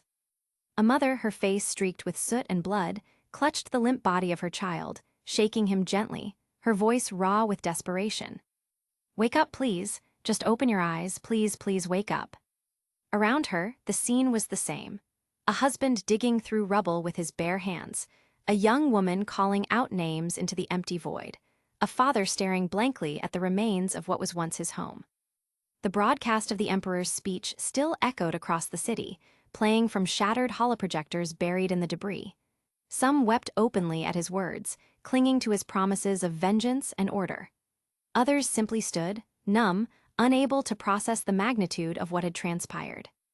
A man knelt before the ruins of the Senate, staring at the carnage with hollow eyes. His wife had worked there, his brother, his friends. He was alone now. The screen on a nearby holopanel flickered, the image of Lelouch standing tall, draped in white, projected against the backdrop of war-torn Coruscant. His voice, unwavering, spoke of a new era, of justice, of swift retaliation. The man clenched his fists, his grief twisted into something else, something dark. Yes, he thought, no more compromises, no more debates, no more weakness, no more mercy. Burn them all. ONDRON. In the shadow of a burning city, the people of Onderon watched the broadcast through the cracked screens of their holoprojectors, huddled together in makeshift shelters as separatist droids marched through the streets. Explosions rumbled in the distance, sending tremors through the underground bunkers where civilians had taken refuge. A young girl, no older than 10, clung to her brother's arm, her voice barely a whisper. Do you think he'll come for us? Her brother, barely a man himself, swallowed hard. He had seen their father gunned down when the droids stormed the city. Their mother had gone missing in the chaos. There was nothing left but each other and the distant promise of salvation. He turned his eyes to the flickering image of the new emperor. The words hung in the air like a lifeline. We will burn the entirety of the remaining systems, if that is what is required for the security and prosperity of the empire and its people. He tightened his grip around his sister's hand. He will. Tia Tioani. The cantina was dimly lit, its patrons a mix of smugglers, bounty hunters, and weary travelers. A holoprojector flickered in the corner, broadcasting the emperor's declaration. A Twi'lek trader shook his head, downing his drink. I don't like it. We saw what the Republic did to the Outer Rim. What do you think an empire will do? A grizzled human beside him scoffed, tossing a few credits onto the bar. Better an empire that does something than a republic that does nothing. A Rhodian across the table grunted, and if they come for us next? The human smirked, leaning back, then we'll fight. Like the separatists, the Twi'lek raised a brow. The human fell silent. The holoprojector buzzed, replaying Lelouch's final words. The time for diplomacy is over. The Twi'lek exhaled, looking down at his drink. Yeah, he muttered, more to himself than anyone else. I think it is. Unknown location. The chamber was dark, cold, sterile, and lined with rows of dormant cloning pods. Dim red lighting cast long shadows across the metallic floor, the only sounds being the soft hum of machinery and the rhythmic beeping of life support systems. At the heart of it all, connected to an intricate web of cables and tubes, sat a lone figure. His body, while whole, was imperfect, a failed copy of the once mighty emperor. His skin, pale and cracked, bore the imperfections of rushed replication, and his fingers trembled slightly with every slow breath. Before him, a hollow display flickered to life, projecting an image of the galaxy's new ruler. A young man dressed in pristine white, standing before the masses, his piercing violet eyes staring into the future with the certainty of an unshakable will. The figure in the chair exhaled softly. It was not anger that filled his chest, nor despair, only a quiet acceptance, and strangely, pride, untold and overwhelming pride. Yes, as it should be, he murmured, his voice hoarse, lacking the strength it once carried. A small smile played at his cracked lips. Now. His trembling hand reached for a control panel embedded in the armrest of his chair. With the press of a button, a metallic voice responded. Succession protocols initiated. Stand by for confirmation. A moment of silence, then a soft chime. The order was accepted. The transition of power was secured. He had served his purpose. This clone, this mere fragment of what once was, had been created as a contingency, but even the finest genetic science could not fully recreate the Dark Lord of the Sith. His body was deteriorating, his mind fraying at the edges. He had outlived his necessity. He lifted his gaze once more to the hollow display, watching the new emperor extend his hand toward the people. Justice will be swift, order will be absolute, peace will be earned. A quiet chuckle escaped his lips. Then, let us not meet, for a long time, my apprentice. With a final motion, he deactivated the machines sustaining him. The support systems let out a low hiss as the cables detached and the vital fluids drained away. His breath grew shallow, his body convulsing for a moment before stilling. Across the stars, the echoes of Lelouch's speech rippled through every world, every station, every battlefield. Some cheered, embracing the dawn of a new empire, one born not from deception, but from force and fire. Some grieved, mourning the Republic's final death and all the ideals it once stood for. And some, in the dark corners of the galaxy, whispered of rebellion, of resistance, of war yet to come. But for now, the empire stood, unyielding. And its emperor had spoken. Chapter 72, Fallout. The command chamber of the Excalibur was bathed in the cold glow of holoprojectors, the strategic overlays casting shifting blue reflections across the polished black floors. Officers stood at attention, disciplined and silent, their crisp uniforms pristine, their gazes fixed on the Emperor as he reviewed the latest reports. Lelouch Roman VI Britannia stood at the heart of it all, his regal white attire immaculate, his hands folded behind his back. His piercing violet eyes scanned the information before him, but they barely concealed the irritation simmering beneath the surface. "Repeat that," he commanded, his voice quiet but carrying an undeniable weight. The communications officer swallowed before speaking, his stance rigid. Your Imperial Majesty, we have confirmed that Senator Padme Amidala has departed Coruscant. Her vessel is en route to the Mustafar system. A long silence followed. The chamber seemed to shrink under the weight of the moment. Lelouch's gaze darkened. The Senate had been placed under absolute lockdown following the attack. None of its surviving members were to leave the capital, not until the full extent of the infiltration was known. And yet, she had managed to slip through. How? The single word cut through the air like a sharpened blade. The officer hesitated, choosing his next words carefully. It appears she used her diplomatic clearance, Your Majesty. Her departure was not officially recorded as an escape attempt, but rather as a diplomatic emergency transit. Curious, prepare a ship for pursuit, we leave as soon as possible. Lelouch's tone remained measured, but the displeasure in his expression was clear. Your Majesty. Commander Fordo took a step forward, his heavy boots striking against the cold floor. He was clad in an officer's uniform, though the crimson markings of his armor remained in places, a subtle yet unmistakable reminder of his roots as a clone commando. His posture was stiff with discipline. With respect, I strongly advise against pursuing this matter yourself. His words were chosen carefully, formal yet unwavering. You are the Emperor now, your safety takes precedence. Lelouch turned his gaze to Fordo, arching a single brow. You believe my security to be inadequate, Commander. Fordo did not waver, though there was clear tension in his shoulders. Not inadequate, Your Majesty, but compromised.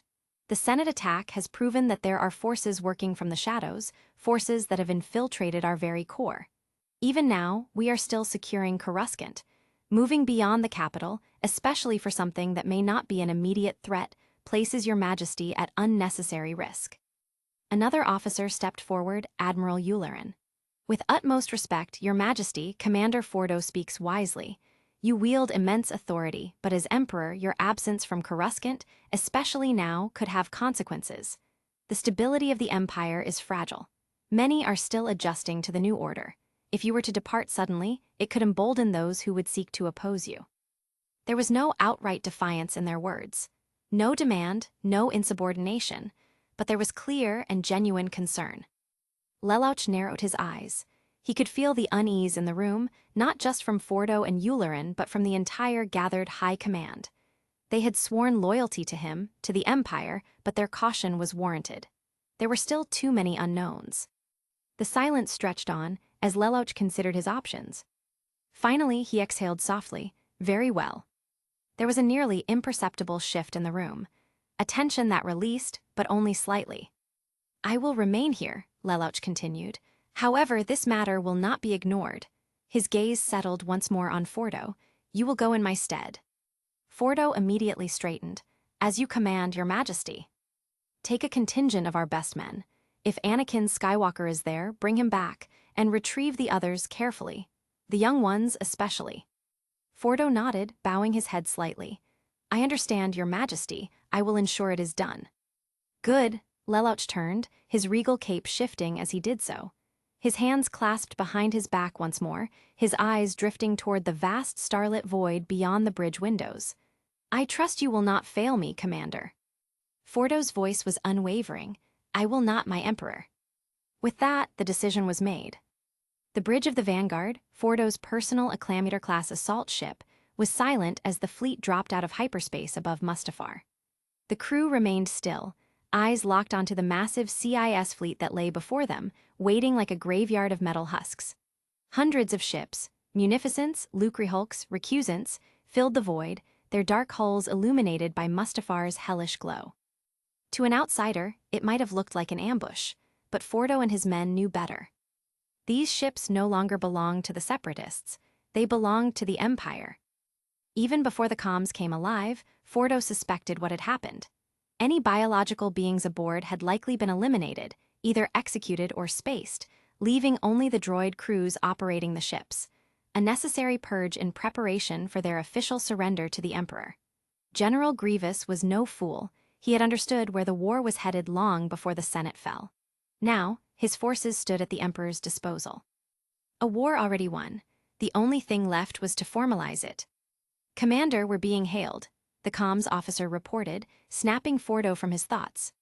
"Transmit our ID numbers and clearance codes," Fordo ordered. "Aye, sir." A pause.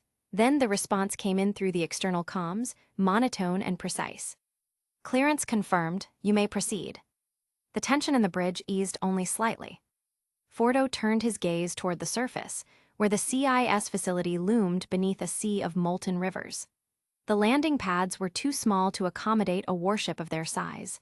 Instead, a medium transport, one of their best, piloted by an ace, would make the descent. He tapped into the squad comms. "All units prepare for drop, heavy presence expected, stay sharp." A chorus of confirmations echoed back. "Copy, Commander." "Understood." "Weapons hot, standing by." Moments later, the transport disengaged from the Vanguard, its engines burning bright as it made its way through the atmosphere. Fordo stood near the boarding ramp, adjusting the charge on his rifle. The ship rocked violently, the turbulence from Mustafar's unstable air currents battering them. "Rough ride," one of the pilots muttered through the intercom. "Facilities too tight for a clean approach. Expect a bumpy landing." Fordo didn't respond. He simply secured his footing as the ship tilted at an aggressive angle, scraping against the durasteel plating of the landing zone. The metal screeched, sparks flying as they ground against the structure. A harsh jolt. Then stillness. "We're down," the pilot confirmed. "Ramp's opening now." The blast doors hissed, depressurizing before the ramp extended. The moment the locks disengaged, the clones surged forward in synchronized efficiency. "Go, go, go." The first to step off were the flame troopers, their tanks hissing as they took positions along the perimeter, weapons primed. Heavies followed, rotary cannons humming to life, while snipers peeled off into vantage points above, securing high ground. Each movement was precise, drilled into them through years of battle. Perimeter secured. No immediate hostiles in sight. "Awaiting orders, Commander." Fordo moved forward, boots hitting the blackened durasteel with practiced ease. The air was thick with sulfur and ash, carried by the gusts of superheated wind. Visibility was poor, the facility's industrial smoke mixing with the natural hellscape of the planet. And then they saw it. Just around the corner, a lone J-type diplomatic barge rested in eerie stillness. Senator Amidala's ship. Fordo signaled for his men to advance. "Eyes sharp, keep formation." They approached with controlled precision, scanning for movement. There was none. The silence was unnatural. And then he saw her. Lying still in the dark, just before the ramp of her ship, was the unmoving body of Padme Amidala. "Eyes on the package," a trooper reported grimly. "No movement." Fordo stepped forward, his boots halting just before her. Her form was too still, her chest unmoving. His visor's enhanced optics flickered over her pale face, her delicate hands still clutching the fabric of her gown. A field medic rushed forward, kneeling at her side as he performed an initial scan. The silence dragged on before he finally spoke, voice tinged with grim certainty. "No pulse, Commander." Fordo exhaled sharply through his helmet. For a moment, nothing was said, nothing needed to be said. "Confirming priority target is DOA. Repeat, Padme Amidala is DOA." A brief pause on the comms. Then, "Orders, Commander." Fordo clenched his jaw behind his helmet. "The body is to be retrieved. Secure the ship. If there are any additional passengers, take them into custody. If Skywalker is present," he stopped himself, then amended, "was present, scour the facility for any trace of him. We are retrieving everyone." "Understood." The field medics carefully lifted Amidala's body, wrapping it in protective coverings as they prepared for transport. Other units fanned out, moving through the barge, clearing each section with precision. Fordo turned away, preparing to move deeper into the facility. But then, "Commander, wait," one of the medics called out. Fordo turned back. "Report." The medic hesitated, his hands pressing against Padme's abdomen, eyes widening beneath his helmet. "There's movement." Fordo's heart pounded once. "What?" The medic's scanner flickered to life, waves pulsing over her midsection. Faint but distinct thumps echoed through the device. A heartbeat. No, two. "Twins," the medic confirmed, voice tinged with urgency. They're still alive, but their vitals are fading fast. Fordo's mind snapped into place. The young ones. The Emperor's words rang clear. If worst comes to worst, retrieve the young ones. Had he known? The thought barely lingered. It didn't matter. Immediate somatic support, the medic said firmly. We need to stabilize her now. If we get her back to the ship, we might have a chance. Fordo didn't hesitate. Move.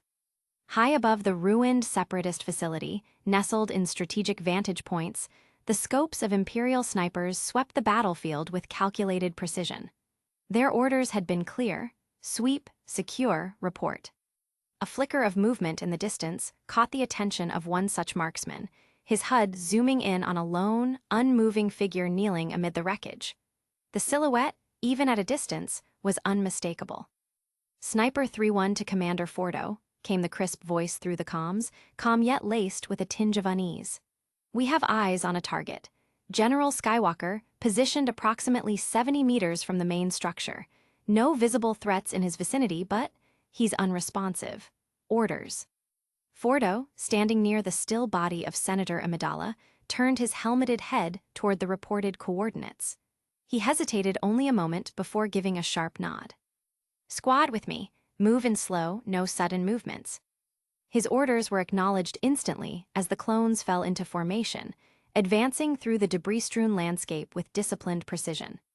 The destruction around them was staggering: crushed durasteel beams, shattered permacrete, and what looked like the skeletal remains of the Separatist command center, half-collapsed from forces beyond conventional explanation. As they neared, Fordo's HUD analyzed the surroundings. The devastation was concentrated in a way that was unnatural, as though something had crushed the entire area inward. The sheer force required to leave such marks. This was no ordinary battle. Then, just beyond the kneeling form of General Skywalker, they saw it. A broken, mangled husk of metal and flesh. The body of General Grievous lay among the ruins, his cybernetic form reduced to a barely cohesive structure of twisted limbs, shattered plating, and exposed wiring. His once imposing frame was now a ruin of itself, his chest armor barely holding together, the engraved sigils upon its surface cracked and glowing faintly with an unsettling energy. And yet, he lived. His still glowing photoreceptors flickered weakly, their mechanical gaze locking onto Fordo's approaching squad. Fordo gestured for 2 medics forward. Advance, assess both targets, no unnecessary risks. The lead medic hesitated only briefly before stepping past him, carefully closing the distance to Skywalker's still form. The trooper crouched before him, scanning his vitals before cautiously reaching out. General Skywalker, can you hear me? No response. The clone leaned in further, his gloved fingers pressing against Skywalker's neck, searching for a pulse. After a tense moment, he looked back at Fordo and gave a short nod. He's alive, unconscious but stable. Fordo exhaled softly before motioning for the rest of the team to hold position. Prep for extraction, but our transport's still occupied. He glanced back toward the direction where Senator Amidala was being stabilized, so we'll need to hold position until it returns. The medics immediately set to work, stabilizing Skywalker where he kneeled, while Fordo himself turned his attention to the shattered form of Grievous. He approached cautiously, boots crunching over scorched rock and metal as he stood over the fallen warlord. Grievous did not move. Fordo gave a respectful nod, his voice steady. Supreme Commander. The flickering photoreceptors shifted slightly, locking onto him. For a long moment, the general did not reply. Finally, in a voice grated by both damage and exhaustion, he rasped. I will report, only to the Emperor. Fordo studied him for a moment before nodding. That was expected. Understood. He turned to leave, motioning for his men to prepare a transport unit for Grievous recovery. But as he stepped away, the ruined general suddenly lifted his head slightly, just enough to catch Fordo's attention. Commander. Fordo stopped, looking back. With what little strength he had left, Grievous tilted his head toward a jagged rock formation near the base of the ruined facility. The Emperor will want him as well. Fordo's gaze followed the motion, and he saw it. A figure, lodged deep within a crevice of the broken terrain, nearly indistinguishable from the surrounding wreckage. Bloodied, motionless, and scorched, Whether he was still alive was doubtful, but it may interest the emperor. Chapter 73. The Martyr of a Fallen Republic. Darkness. Then the feeling of weightlessness. Cold liquid encasing his body, keeping him afloat. Faint beeping in the background, the rhythmic sound of pressurized air cycling through the chamber.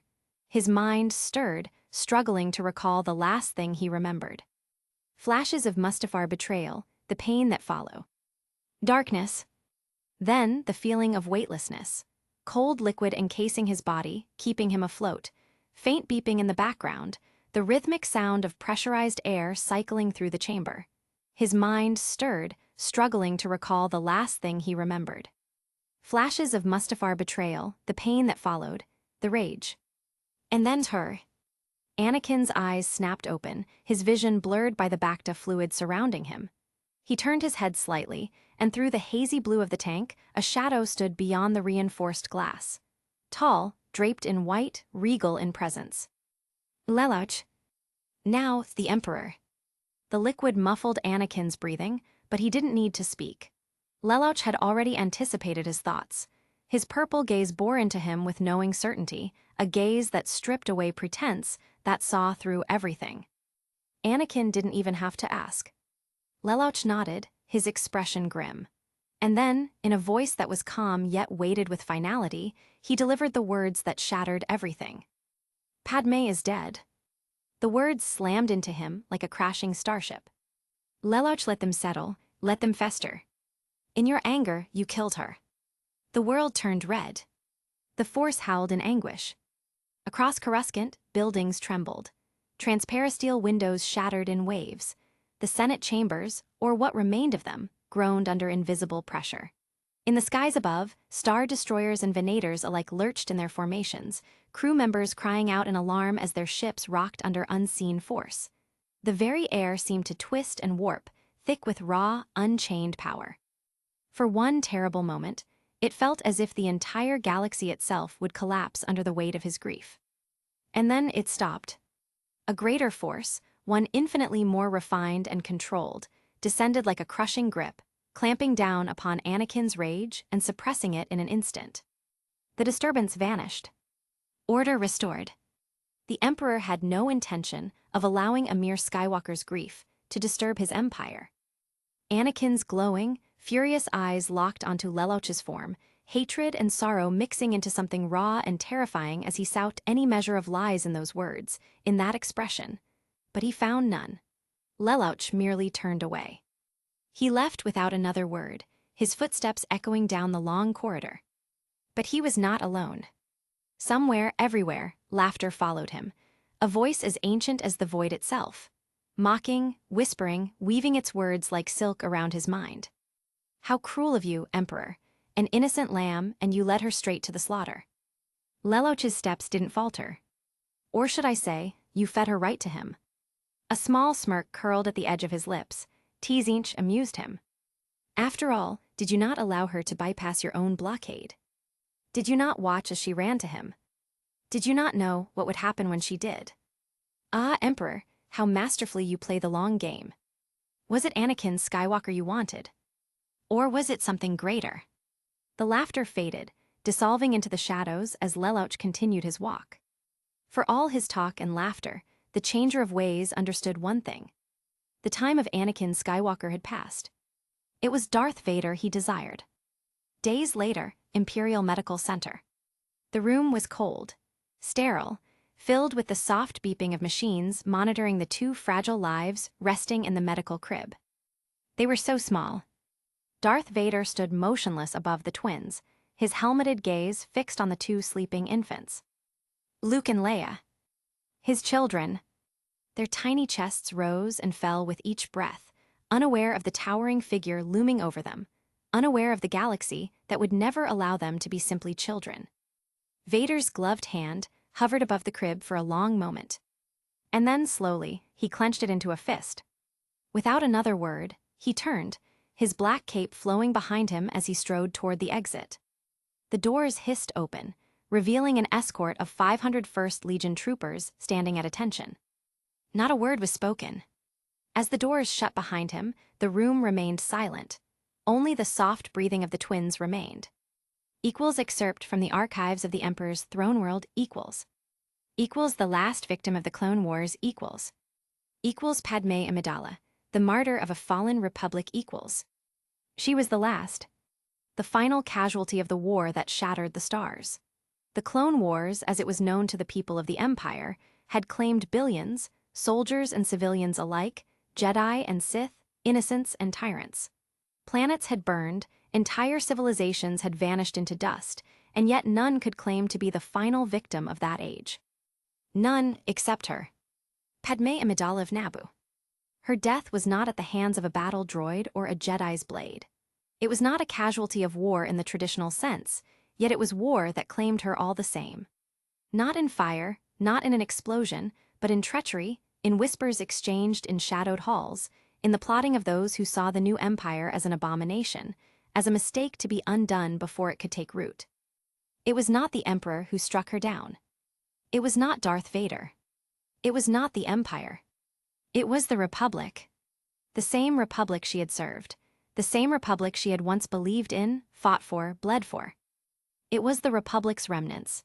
Its corrupt, self-serving senators who had refused to relinquish their power, who had refused to accept the truth of their own failure, that condemned her to death. And among them, one name stood above all others. Bail Organa. A trusted friend, a supposed ally, a traitor.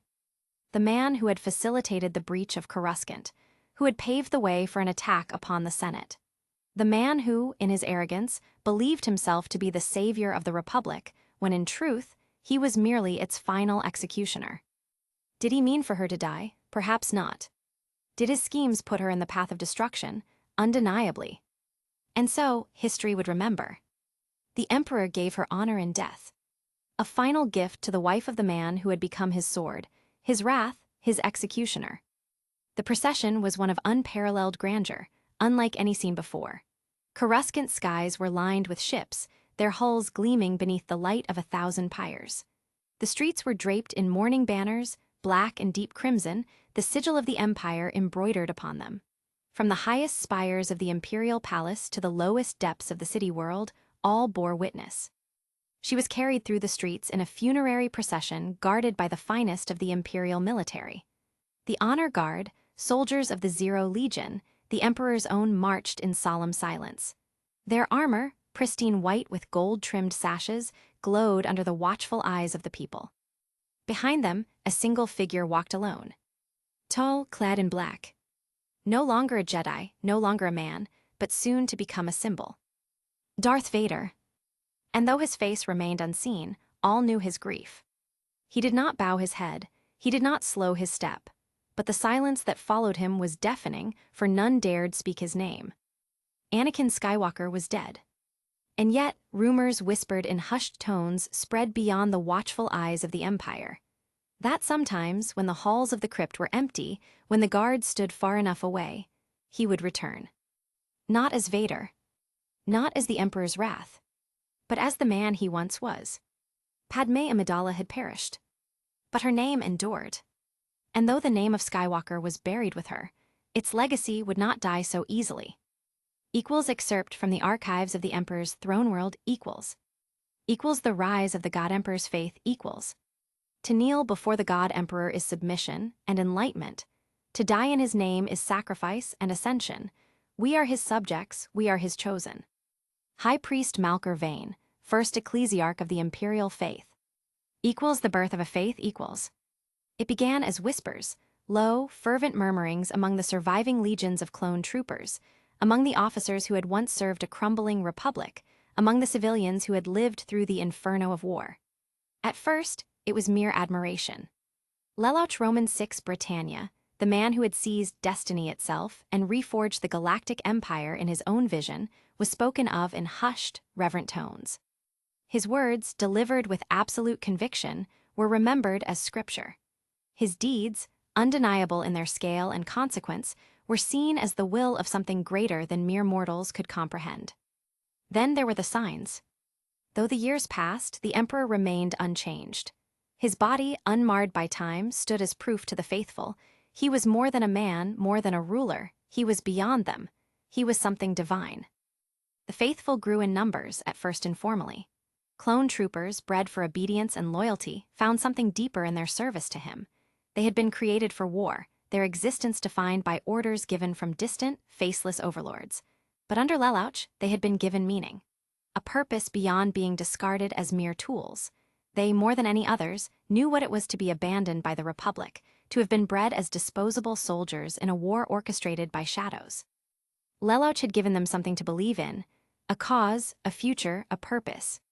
And belief, once planted in fertile ground, spreads like wildfire. Soon, the murmurings turned to prayers. The admiration became veneration. Shrines to the emperor began appearing in barracks and military halls, at first unofficial, then increasingly grand in scale. Clones gathered to recite his words before battle. Officers sought guidance in the decisions he had made, treating them as sacred doctrine. What had started as mere loyalty had become something more, a faith in the emperor, the god emperor.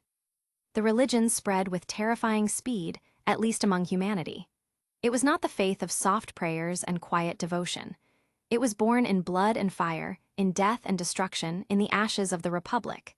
It was a faith not of peace, but of absolute will, of unity through strength, of order through control, of obedience through devotion.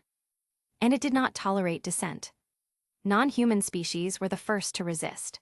The wounds of the Clone Wars had never fully healed, and many alien populations still bore grudges against the human-led galactic empire. Where humans saw salvation, many others saw oppression, another attempt at human supremacy, cloaked in religious fervor. They were not entirely wrong. The clones, once merely soldiers, were now missionaries of faith as much as warriors. The teachings of the Emperor had been burned into their souls. They had been cast aside by the Republic, betrayed by the Jedi, and nearly slaughtered when they had outlived their usefulness.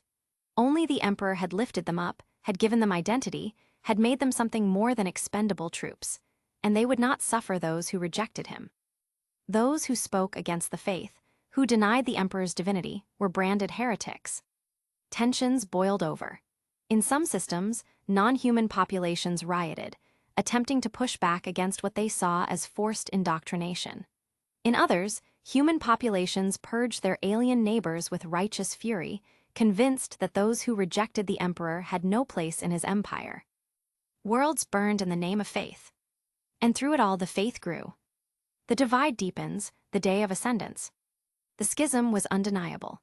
The empire had been reforged in fire and faith, its banners no longer merely symbols of dominion, but of divine mandate. On one side stood the faithful, zealots of the emperor, their belief absolute, their unity unbreakable. They were legion, and they were righteous.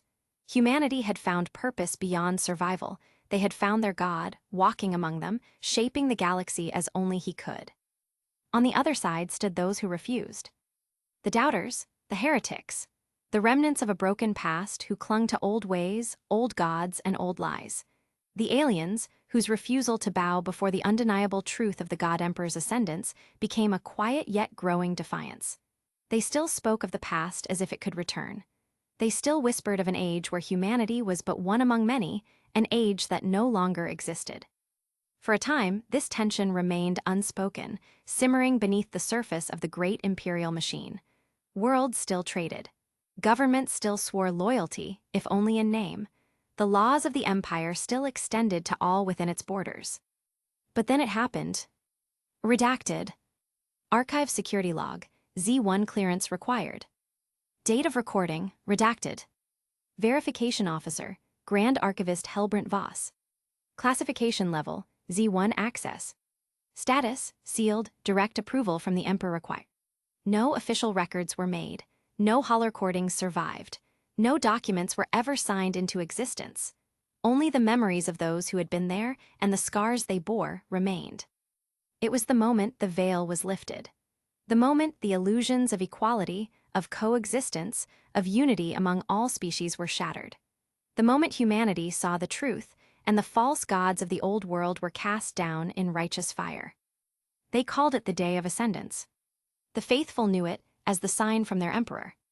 The heretics remembered it as the day they realized they would never be saved. After that day, no one spoke of the Republic anymore. No one dared invoke the old gods.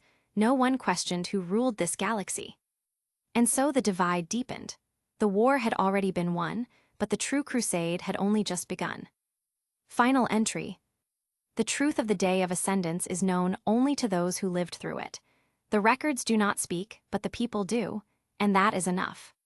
This document has been reviewed, verified, and its contents confirmed as true by both my own hand and through machine validation. No alterations have been made. No falsehoods inserted. The Emperor's will is as it has been written. By the authority granted to me as Grand Archivist, I hereby lock this file under Level D5 classification. No unauthorized access will be permitted. The machine acknowledges. The archive is sealed. Confirmation Code 001 Imperator authorized. File locked, access restricted. FYI, authorization level of D5 in my mind is quite low as most citizens can apply for it and have a good chance of getting it. As it is mostly history and religious stuff, probable even be taught in SH-Cool. Only parts that matters is the restricted section Z1, which only few can access and is not even shown here, merely replaced with a redacted placeholder. Chapter 74, On the Horizon. The announcement came from the Imperial Palace, its transmissions stretching across the galaxy, from the core worlds to the furthest outer rim. Every Imperial broadcast channel, every holoterminal, every warship, every ear, human or otherwise, was made to listen. The Emperor stood before them.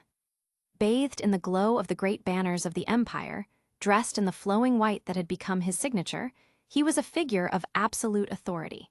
His sharp violet gaze held the weight of galaxies, his very presence commanding silence. And then he spoke. The CIS is over. The Separatist Council is no more. These so-called leaders who abandon their soldiers, their own people, have met their end at the hands of their own creation.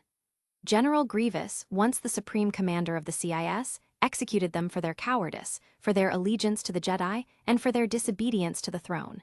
And upon the ashes of their betrayal, he has sworn loyalty to the Empire, to the throne. A moment of stillness. Then the next words fell like thunder. The entire droid army, once the hammer of the Separatists, once the scourge of our soldiers, now marches under our banner. The might of the Empire has multiplied in strength, and the galaxy shall know peace under the unyielding grip of order. No longer will our armies falter due to the cowardice of politicians. No longer will our worlds suffer from lack of reinforcements. Every soldier shall have his due. Every front shall be supported, and the enemies of the Empire shall be crushed. Then a shift. A warning. The violet eyes of the Emperor darkened as he took a step forward. But even as we take victory, treachery festers. A hollow image flickered to life beside him. The image of Bail Organa. His once-proud stance now marked by betrayal. Senator Bail Organa of Alderaan, the man who facilitated the attack on Coruscant. The man whose treasonous actions led to the death of Senator Padme Amidala. A man who, even now, plots against the throne, desperate to restore the corruption of the old republic. The room dimmed as the Emperor raised his hand. General Grievous, Supreme Commander of the Droid Legions, hear my command. The throne grants you the authority to bring Bail Organa before me, dead or alive. The cameras panned, and for a brief moment, Grievous himself was seen. Kneeling before the Emperor, his white cape dragging on the floor. The warlord, the butcher of Jedi, the terror of the battlefield, now sworn to the throne. The moment was burned into history. The halls of the former Emperor's residence were deathly silent. Lelouch Roman VI Britannia, the new Emperor, the true ruler of the galaxy, moved through its corridors with the grace of a specter, his pristine white garments a stark contrast against the dark, looming walls of his predecessor's sanctum. This was the lair of Darth Sidious, the den of a master manipulator, a man who had spun the Clone Wars into existence and used its chaos to carve his, and by proxy Lelouch's, path to power. And now he was dead. The doors before him, carved with intricate engravings of ancient Sith runes, groaned as they slowly parted. A mechanical whir accompanied the movement, revealing a lone droid standing in the doorway. It was an unassuming thing, humanoid, frail, unarmed. Unlike the war machines now serving his empire, this one had no armor plating, no weapons grafted into its limbs. It was made for service, not battle. Yet it was waiting for him. The droid's photoreceptors flickered as it registered his presence, and then, To Lelouch's mild surprise, it bowed. "Welcome, master." Lelouch regarded it with a measured gaze. "You're expecting me." Of course, the succession protocols have been implemented. All that was once Lord Sidious's is now yours. The droid straightened, stepping aside to allow him entry. "The Dark Lord's study is prepared. You will find what you need within." Lelouch took a step forward, his footsteps muffled by the rich, woven carpets beneath him. He was no fool. This place should have been laced with traps, layered in security. And yet, there was nothing. No armed guards. No automated defenses. Not even a simple biometric lock. Only a single, defenseless droid. Too easy. His violet eyes narrowed as he reached out with the force, his senses unfurling like an unseen current, probing the room for any hidden dangers. The cold, polished surfaces reflected nothing but his own image back at him. The air was thick with the weight of the past, with lingering echoes of a Sith Lord's presence, but no threats remained. A games, then. A final, unseen move, left behind by his former master. The droid, ever patient, gestured further inside.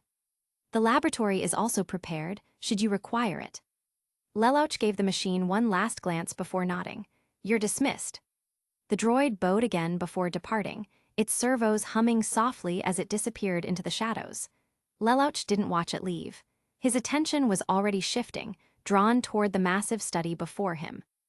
The room was vast, lined with towering shelves filled with records, datacrons, and Sith tomes. The dark wood of the desk was immaculate, untouched, yet upon it, a collection of items had been deliberately arranged. Each piece held significance. Each piece was meant for him. Lelouch stepped forward, his gloved fingers brushing against the surface of the first artifact. A small, unassuming device, yet within its data banks rested the keys to a colossal army. The entire separatist droid network, now his to command. With these codes, he could reassign battle groups, issue orders across the stars, and integrate them seamlessly into his empire's war machine. Sidious had planned to use them, to disable them upon his return from the Senate perhaps on coming weeks. Well, now he'd never know. Next, a set of aged documents, official seals still intact, stamped with the marks of the intergalactic banking clan. A quiet smirk touched his lips. Sidious had been many things, but a fool was not one of them. He had not simply waged war, he had controlled its currency. With these, Lelouch inherited more than just wealth. He inherited control over loans, debts, war funding. The Republic had borrowed. The Separatists had borrowed. And finally, the deep blue crystal of the Sith holocron pulsed softly, as if alive. It was small, yet the knowledge contained within could topple empires. The last whispers of a dead emperor. Sidious had left something behind. Perhaps a message, a final lesson, perhaps records of his own experiments with the Force. Lelouch had already glimpsed such paths through a far greater teacher, one who whispered in laughter from the warp of reality itself. "Tzinch, I'm flattered." But still, every piece of knowledge had its value. Lelouch reached down, picking up the holocron, its surface cool against his palm. He turned it over, studying its shape, the delicate inscriptions along its edges. What secrets had Sidious clung to in his final days? He would find out soon enough. For now, however, Lelouch exhaled softly, his fingers tightening around the crystal. This was his empire. This was his throne. Evening broadcast. Host. Tonight, we discuss a name that has long been synonymous with terror, a name that once sent shivers down the spine of every Republic citizen, the former Supreme Commander of the Confederacy, the infamous General Grievous. And yet, in a turn of fate that no one could have predicted, he now stands as a loyal enforcer of the Empire, a soldier of the Emperor himself. A pause. The studio is filled with hushed murmurs as the weight of the discussion settles in. The holoscreens behind the host display archival footage, images of the Kalish cyborg cutting down Jedi, battlefields littered with droids under his command, and finally, his recent acceptance of Imperial authority. Host. Which begs the question, citizens of the Empire, what do we make of this? A panel of commentators sits across from the host, each representing different viewpoints. Guest, Senator Alwyn Rath, former Republic Senator, pro-Imperial. An aging man, his voice steady, his expression grim. Let's look at the facts. General Grievous was once a ruthless adversary of the Republic, a warlord who brought the clone wars to our homes. But, and this is the key point, his primary targets were always the Jedi. In hindsight, was he wrong? A murmur of agreement ripples through the audience. Look where we are now. The Jedi were traitors. They orchestrated a coup against Emperor Lelouch, they manipulated the Republic, and they used the clone army as their personal weapon. And yet, years before their treachery was exposed, General Grievous saw them for what they were. He fought them. He hunted them, not because he wanted power, but because he knew. Guest, former Admiral Zarin Veth, Republic Navy veteran, neutral stance. A man with a military bearing, his tone measured. But does that truly justify his past actions? His hands are stained with the blood of Republic soldiers, of civilians caught in the crossfire. Can we simply wipe away those crimes because it happens to be convenient for us now? Guest, Scylla Marin, political analyst, anti-Grievous stance. An outspoken woman, tapping her fingers against the table impatiently. Precisely, the man was a terrorist. He raised Republic outposts, obliterated fleets, and spread fear across entire systems. Just because the Jedi turned out to be corrupt doesn't mean we suddenly call him a hero.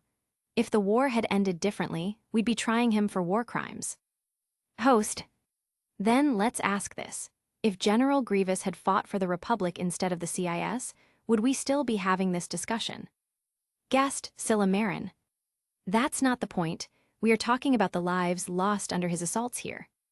Guest, Senator Alwyn Rath. Leaning forward, voice growing sharper. Let's be brutally honest. What choice did Grievous have? Suppose, for argument's sake, that he had stayed with the Republic. Suppose he had tried to expose the Jedi from within. What would have happened? A pause. The answer is evident before he even speaks it. He would have been silenced, labeled a rogue, an extremist.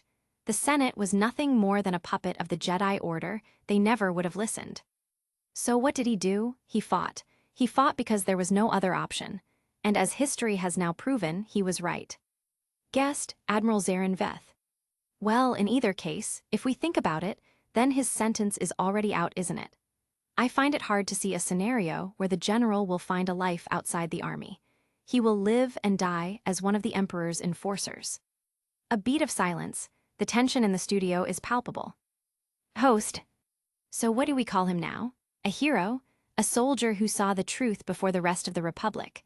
Or a war criminal who simply lucked out with the tides of fate? A moment of quiet. The debate rages on, but outside the Holonet studios, on the streets of Coruscant, the people have already begun making up their minds. Voices of the Empire, civilian interviews. Holo News reporter. Excuse me, sir, may we ask you about General Grievous? What are your thoughts on his recent allegiance to the Empire? Middle-aged civilian. I fought in the war. I was stationed on Anaxes when he attacked, lost good men to him, but I can't lie and say I didn't fear him. He was ruthless, yeah, but now, he's on our side. And frankly, with the Jedi exposed for what they were. Holo News reporter. Miss, how do you feel about General Grievous being granted authority by the Emperor? Younger woman. I don't trust him. People say he hated the Jedi, but that doesn't make him one of us. How do we know he won't betray us when it suits him? All damn Xenos are the same. Older man, veteran. That's the thing. Once a traitor, always a traitor. Teenager, enthusiastic. I think it's cool. I mean, he was the scariest guy during the war, and now he's one of the Emperor's enforcers. That's wild. No one's gonna mess with us. Retired clone trooper. I fought against him in the war, a damn menace. But if it's the Emperor's orders, that's all I need to know. I swore an oath to serve. So did he. That's enough.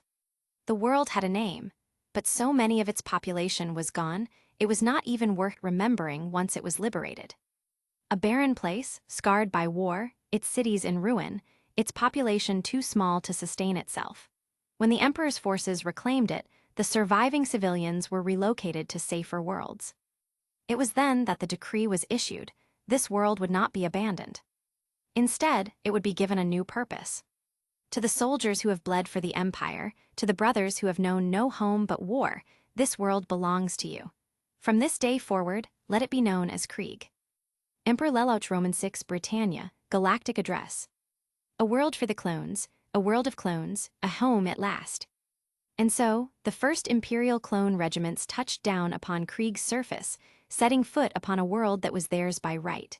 They saw what had been left for them, monuments rising from the earth, towering obelisks of cold black stone.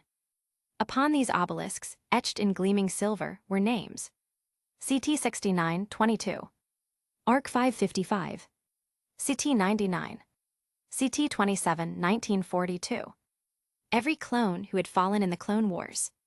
Thousands, tens of thousands, hundreds of thousands, their names immortalized in the stone, never to be forgotten. Some troopers stood silent, helmets in their hands, gazes fixed upon the vast spires. Others approached, running gloved fingers across familiar ID numbers, tracing the names of brothers lost. For the first time in their existence, the clones had a place to remember. Krieg was more than a home to those who really knew. It was a promise fulfilled. The Imperial Clone Corps would have full control over their cloning technology, granted autonomy under the Emperor's direct authority. As the sun set over Krieg, as the first Imperial banners were raised, the clones stood together before the monolithic grave of their fallen. And with voices strong and unified, they saluted. For the Emperor. The chamber was dimly lit, illuminated only by the soft glow of hollow displays and the pulsing energy conduits running along the walls. Beyond the panoramic viewport, the vast sprawl of Coruscant glittered below like a field of stars, its ceaseless motion a testament to the Empire's power. Above it all, looming in the heavens like a god's hammer, the star forge radiated raw, unrestrained potential. And at its heart, Lelouch Roman VI Britannia, Emperor of the Galactic Empire, stood in contemplation. Behind him, the shadows twisted. A presence slithered into existence, unseen by all but him. So much to do, so little time, came the voice of Tzinch, the changer of ways, filled with both mockery and amusement. The weight of an empire is such a dreadful burden, isn't it? Lelouch exhaled slowly, rolling his shoulders as though trying to push aside the invisible pressure. You would know, he murmured, his violet eyes never leaving the endless cityscape below. You thrive in chaos, in plots upon plots, in endless cycles of cause and effect. You watch as the universe shifts like a grand game board, moving pieces you barely even need to touch. It must be entertaining to watch me toil, carving a path through this madness. The laughter that followed was both silky and jagged. A sound that did not echo in the room, but instead curled directly into Lelouch's mind. Oh, you wound me, dear Emperor. Do you think me so cruel? Do you think I do not admire your craft? Lelouch allowed himself a small, knowing smirk. You admire it because you see the pieces moving exactly as we like. My empire grows, the Forge of Souls is now fully in motion, and the first great crusade is no longer just a dream. Soon, the banners will rise, and this galaxy will see war beyond anything they have ever known. His eyes narrowed as he gestured outward, toward the billions upon billions of people who lived beneath his rule. And yet, they are not ready. The religion of the God Emperor had spread like wildfire, its embers fanned by both fear and faith. But faith alone was not enough. They were still disorganized, little more than zealous mobs devoted to a cause without structure. He could feel the energy behind it, the boundless devotion, but it was wild, untamed. That would change. He would change it. Ah, yes, Tzinch purred. This is where the true challenge lies, does it not? To wield devotion as effectively as you wield strategy. You are no mere warlord, no mere conqueror. No, you wish to reshape civilization itself. I wonder, do you even know where to begin? Lelouch tilted his head slightly, his smirk unwavering. You act as if I haven't already begun. Tzinch chuckled, the air around him warping, twisting with unseen patterns of reality. But Lelouch turned away, dismissing the god's amusement for now. His mind was elsewhere, on the endless work before him. The war may have ended, but the true work had only just begun. The R&D divisions were working at a pace never before seen in galactic history. With Quet drive yards fully under Imperial control, along with Fondor, Rathana, and the remnants of the separatist shipyards, the production capacity of the Empire had been tripled. A behemoth of industry churning out warships, walkers, and weaponry on a scale unfathomable to the galaxy before this age. More ships, more droids, more weapons, more of everything. But expansion alone was not enough. It had to be organized, optimized, and refined. The separatists had relied on overwhelming numbers. The Republic had relied on elite but scarce clone forces. Lelouch would forge something new, an army that balanced both quantity and quality, an imperial war machine that would never falter again. To achieve this, designs had to be standardized, production streamlined, and supply chains secured against inefficiency. Even now, the engineering guilds worked tirelessly, integrating the Star Forge into new shipyards and factories, testing the feasibility of additional or smaller, self-sustaining forges across key locations. If the Star Forge could create entire fleets in months, what could 10 smaller forges do? 100. The answer was simple: complete and total military supremacy. While the military continued to expand, the imperial government was still in its infancy. The old bureaucratic systems, bloated by centuries of republic inefficiency, had been purged, but that left the question: what would replace it? Governors, moffs, planetary administrators. The structure had to be strong, loyal, and efficient. The former republic systems had been built on compromise and debate, but Lelouch had no patience for that. He would create a system where orders were clear, directives were enforced, and corruption was eradicated before it could take root. Every planetary governor would answer to the throne. Every sector would be governed by moffs who held absolute military and administrative power. Every imperial citizen would know exactly where they stood in this new order. The clones, now citizens of their own world, would become a pillar of imperial society, an example to be followed. The pieces were aligning, the groundwork was being laid. Everything was slowly starting to move forward. The first Great Crusade was on the horizon. Chapter 75, Interesting Characters. The galaxy was changing. Worlds, once fractured by war and corruption, found themselves drawn into the iron grip of the Empire. Each reclaimed planet bore the mark of its new order: monolithic obelisks, towering banners, and the ever-present march of soldiers, both living and artificial. The wounds of the Clone Wars remained fresh, but the fires of conflict had not ceased. They had simply shifted, turned inward, into something far more insidious than planetary sieges and naval battles. For even as the Empire's forces secured victory after victory, another battle was starting to rear its head. A battle of belief. The faith in the God Emperor had taken root, spreading like wildfire across the core worlds and beyond. At first, it had been nothing more than whispers, soft prayers spoken in secret, reverence shared between soldiers and citizens alike. But in time, it became an institution, its presence felt in every major system under imperial rule. Temples were raised, cathedrals built upon the ruins of republic corruption.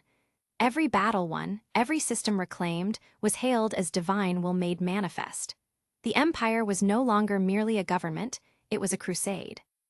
And like all crusades, it had its enemies. To the faithful, the non-believers, many of them alien, were obstacles to be either converted or eradicated. The alien-controlled Outer Rim territories were a thorn in the Empire's side, resisting both rule and religion. Where once the divide between species had been a political question, it was now a theological one. The humans of the Empire, who had bled and died for their emperor, saw themselves as chosen, ordained by destiny to rule the stars. The aliens who refused to bend the knee were seen not merely as dissidents, but heretics, ones that had rejected the new order. The Great Crusade was coming, and the galaxy would burn in its wake. The year was 7 PC, post-Candida. The Empire had cemented its hold on the core, its might spreading into the mid-rim and beyond. What had once been a republic held together by bureaucracy and infighting was now a single, unified war machine. Billions of droids marched under imperial banners. Their ranks led by the true born of the Empire, clones engineered to be the ultimate soldiers. Each clone, once a disposable unit of war, was now a leader, entrusted with squads, platoons, entire legions of unwavering metal warriors. And still, it was not enough. The production of clones had skyrocketed, but for every new soldier born from the vats, more machines would be needed to match their march. This endless cycle of war and preparation was a sight to behold. To some, it was a marvel of efficiency, the purest form of order. To others, it was terrifying. One such man had watched the changes unfold with growing unease. A man who understood war better than most. And now he had entered the lion's den. Thrawn had long since recognized the truth. This was not merely an empire. It was something far grander, far more terrible than the republic that had preceded it. A war machine unlike any other. A doctrine of unity, devotion, and absolute obedience. A system of rule where power was centralized in a single, untouchable figure, the emperor. And therein lay the problem, at least for the empire. A single point of failure. Thrawn was a strategist. He had studied military histories, grand campaigns, victories, and defeats. No government, no empire, no leader was invincible. There was always a weakness, always a way in. He had spent nearly 4 years within the empire, observing, learning. The more he saw, the more he realized the scale of what was coming. A conflict was inevitable. Not just because the Kiss and the empire were fundamentally different. Not just because of the alien divide that deepened with each passing day. But because the emperor's will was absolute. And when he willed something to be destroyed, nothing could stop its zealots from marching towards it. Thrawn understood this, and yet he had come. The room was quiet, the air thick with unspoken tension. Before him sat the emperor. The man was young, at least in appearance. His black hair, his slender build, his almost effortless grace. It was difficult to believe he was the same man who had orchestrated the fall of the Republic, the same ruler who commanded the loyalty of trillions. But Thrawn knew better. It was in his eyes, those terrible, glowing blue sigils burning against the darkness. Thrawn had felt fear before. He had faced the unknown, stared down death itself in the void of space. But this was different. This was not the fear of battle, nor the uncertainty of an enemy's next move. This was the fear of something beyond reason. Something inhuman. And yet he forced himself to remain composed, to play the game. Before them, the chessboard lay between them, black and white, pieces locked in battle, no clear victor in sight, just as Thrawn himself had engineered. He needed the Emperor to take notice of him and his abilities, but not feel threatened. A single black soldier moved forward. Thrawn's hand had barely left the piece before he noticed it. The white knight moved on its own. For a moment, silence. Then Thrawn slowly raised his gaze. The Emperor was watching him, his expression unreadable, save for the small, knowing smile that played at his lips. He knows. Thrawn stiffened, his mind immediately crafting potential scenarios, contingencies, alternatives. He had been too bold, had thought himself able to maneuver within the Emperor's own domain. A mistake, no, he was sure he made none. And yet, before he could formulate his response, the Emperor simply tilted his head, resting it against his hand, and spoke. It would not do to beat the Emperor in his own domain, or something like that, right? A moment of silence. Then Thrawn gave the only response he could. A single, respectful nod. But not all was lost. There was still a path forward, highly accelerating his plans. If he could not outmaneuver the Emperor, then he would prove his worth here and now, if the Emperor hadn't seen it already. And so he rose from his seat and knelt beside his chair. "Forgive my impudence, Your Highness," he said, his voice measured, controlled. The Emperor simply watched him. Then, after a pause, he spoke again. "You are good, very good.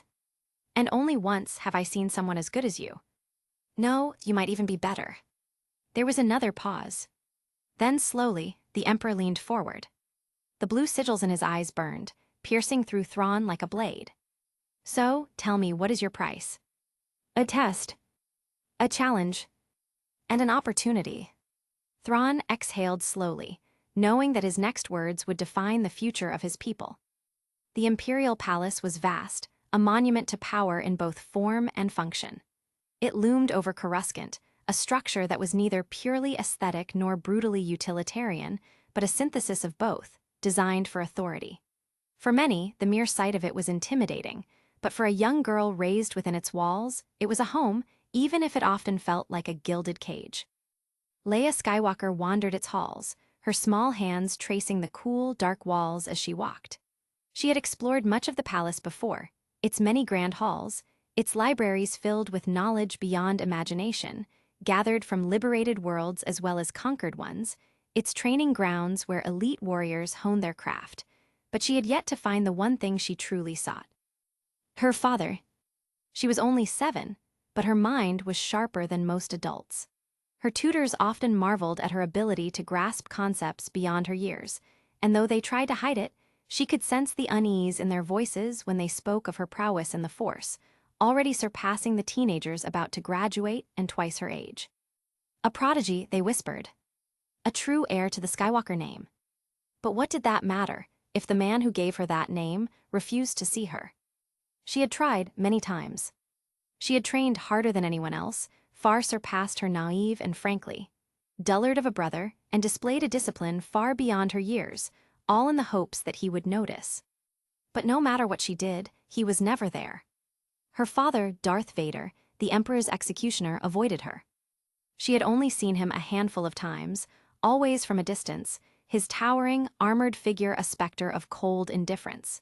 He spoke to her rarely, and when he did, his words were distant, measured, as if he were speaking to a soldier rather than his daughter. He had given her everything except his time and presence. And so she searched. Her small footsteps barely made a sound against the polished obsidian floors as she approached the massive doors of the Emperor's throne room. They stood imposing and unmoving, flanked by 2 rows of guards, palace guards in their flowing red robes, and clone troopers in stark white armor, their helmets concealing any trace of humanity. Leia had stood here before, watched, waited, hoped. Surely he had to be in there. Her father spent so much time in service to the Emperor, executing his will across the stars, that this was one of the few places where she could perhaps catch a glimpse of him. She stared up at the doors, her heart pounding slightly. Then, to her shock, the doors began to open. Her breath caught. Finally. Her excitement turned to disappointment, as the figure that emerged was not her father. Instead, it was a blue-skinned man, his expression blank, his red eyes unreadable. He was tall, but not as tall as Vader, and he carried himself with calculated precision, as if every step, every motion was measured. Leia had never seen anyone like him before. A Xeno, she realized. Her instinct was to glare, but before she could react, her body moved on its own. A sudden pressure wrapped around her limbs, not physical, but something deeper, something unseen. The Force. It was as if invisible strings had wrapped around her, pulling her gently forward. Her breath hitched, her mind racing. I can feel it. But it's not me. It was him. The moment she crossed the threshold, she felt it, the sheer, suffocating weight of the Force that dominated the throne room. It was not oppressive, nor was it cruel. It did not push her down, it simply existed, an overwhelming tide against which her own presence was insignificant. And at the center of it all, sitting upon the throne, was the Emperor. He was not what she expected. She had seen him before, of course, hollow images, news broadcasts, grand speeches to the Empire, but seeing him in person was something else entirely. He was young, impossibly so. His dark hair fell elegantly around his face, his white garments making him look almost ethereal in contrast to the dark throne behind him. But it was his eyes that captured her. They were not the golden hue foretold of the Sith Order. They were a deep, hypnotic violet, glowing with an intensity that sent a shiver through her spine. There was power in those eyes, but also something else, understanding. And then he smiled. Leia. Her breath caught. His voice was warm, not like her tutor's, nor the cold formality of her father. It was calm, knowing. She quickly bowed, remembering her etiquette. I greet your Imperial Majesty. There was a soft hum from the throne. A proper greeting, but I must admit I'm rather hurt. You never came to visit me. Leia blinked, confused. She hesitated before replying. I didn't know I could, or that I should, went unsaid. The Emperor's expression turned mockingly somber. Oh, you hurt your godfather with your words. Her eyes widened. What? That couldn't be right, that wasn't right. But as she stood there, searching his face for deception, she found none, only quiet amusement. He was watching her, waiting to see how she would react. For the first time in her life, she didn't know what to say. He simply smiled again, reaching out to her, not with the Force but his actual hand.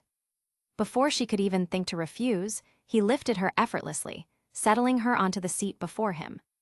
She felt small, surrounded by the towering throne, her tiny feet barely brushing against the floor. The chessboard between them rearranged itself, pieces floating into new positions as if guided by unseen hands. "Tell me, Leia, would you humor me with a game?" She looked down at the board, then back up at him. He was still smiling, but she could feel the weight of his presence pressing down upon her, a king watching over his kingdom. She swallowed. Then, after a moment, she reached forward, her small fingers brushing against a white pawn. And with careful consideration, she made the first move. Chapter 76, The Meaning of Power. She didn't know what to make of it, but there was something casual about the way he had said it, like it was an undeniable fact, not something meant to surprise her. And yet, it had surprised her. He didn't seem offended by her silence, though. Instead, he leaned back against his throne, his fingers lightly tapping against the armrest as he observed her with that same calm, patient gaze. The chessboard between them remained undisturbed, save for the one piece she had moved, a single white pawn forward. But rather than responding immediately, Lelouch tilted his head slightly, his violet eyes narrowing with quiet amusement. "You're holding back."